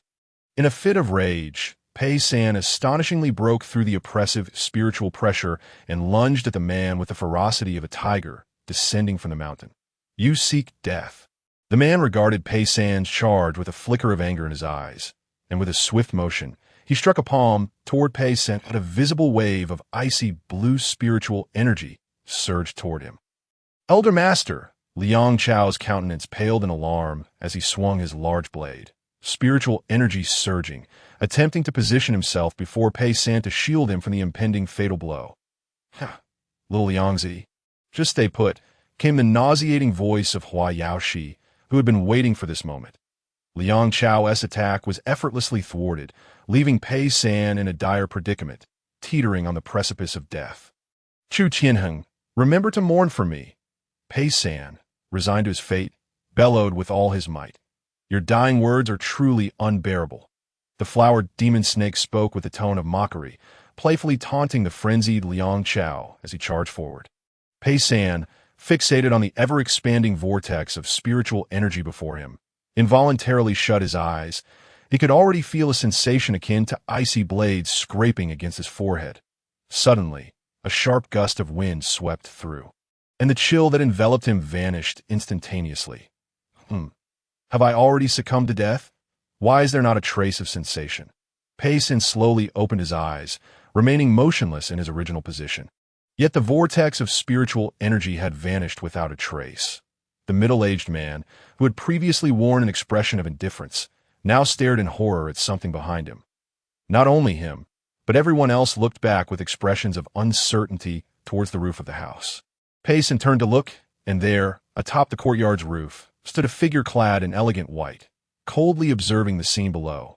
Pei San's gaze narrowed slightly. Who might this be, observing the handsome and refined visage of the noble young man? A strange feeling arose within Pei San. Tianheng, however, recalling Chu Tianheng's towering stature, Pei San shuddered and quickly dismissed the thought.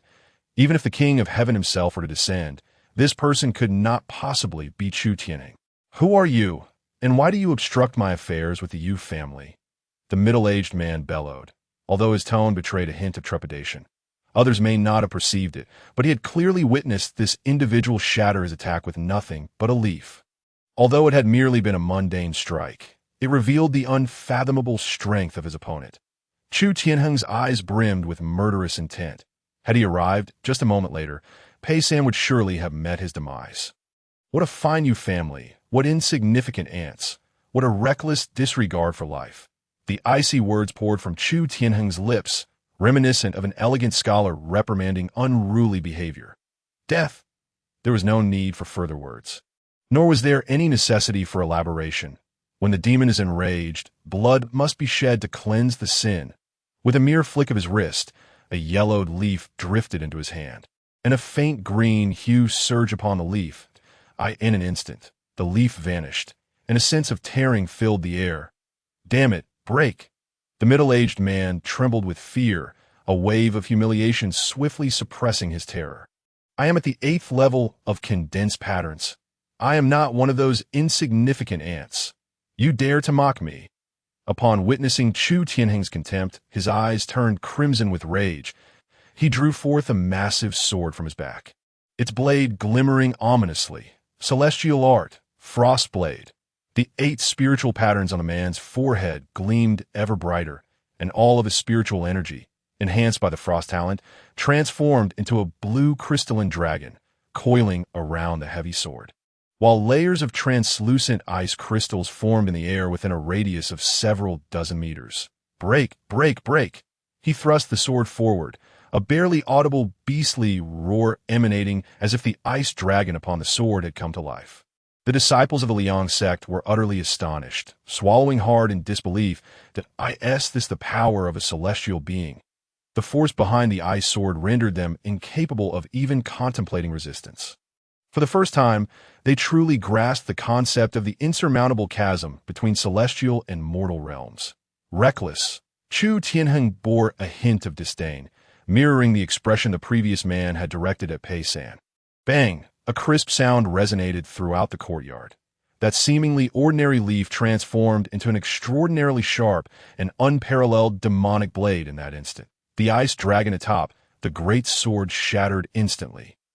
Ice shards scattered, while the leaf, unhurried and unperturbed, surged towards the man.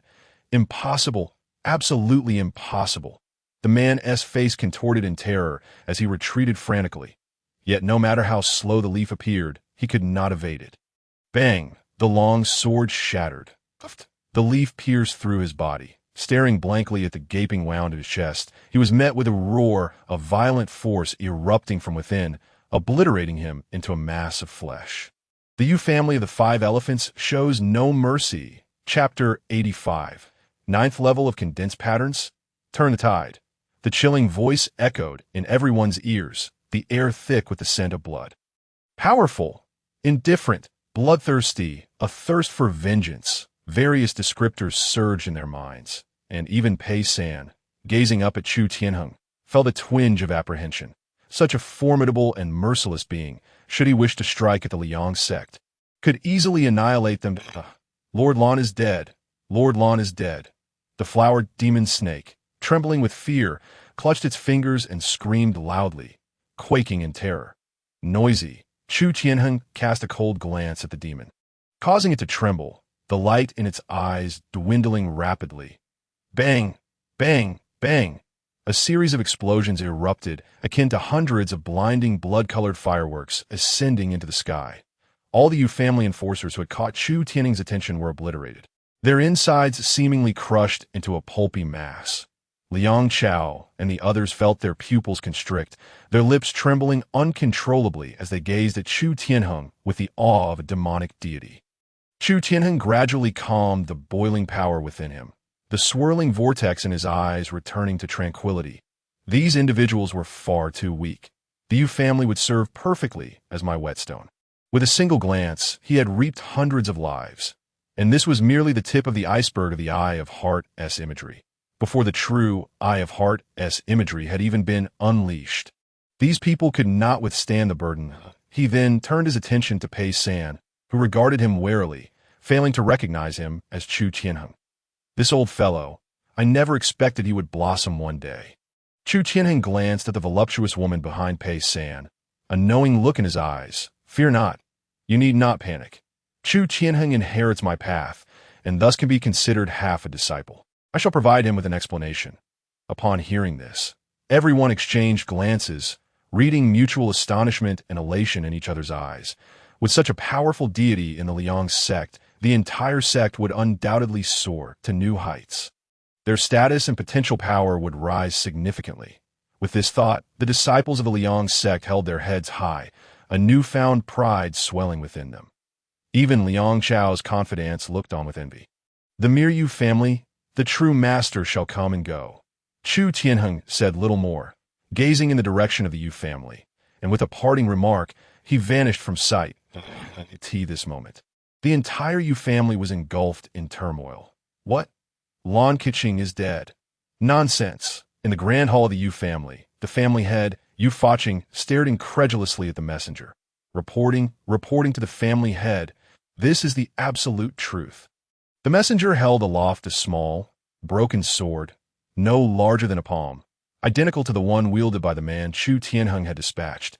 Yu Faqing sprang to his feet, his eyes not filled with concern, but with seething rage. The Yu family had already declared that anyone who obstructed them would be considered an enemy of the Yu family. Such a reckless act. Even the other prominent families had shown them enough face. Not intervening at all. Not even the authorities had inquired.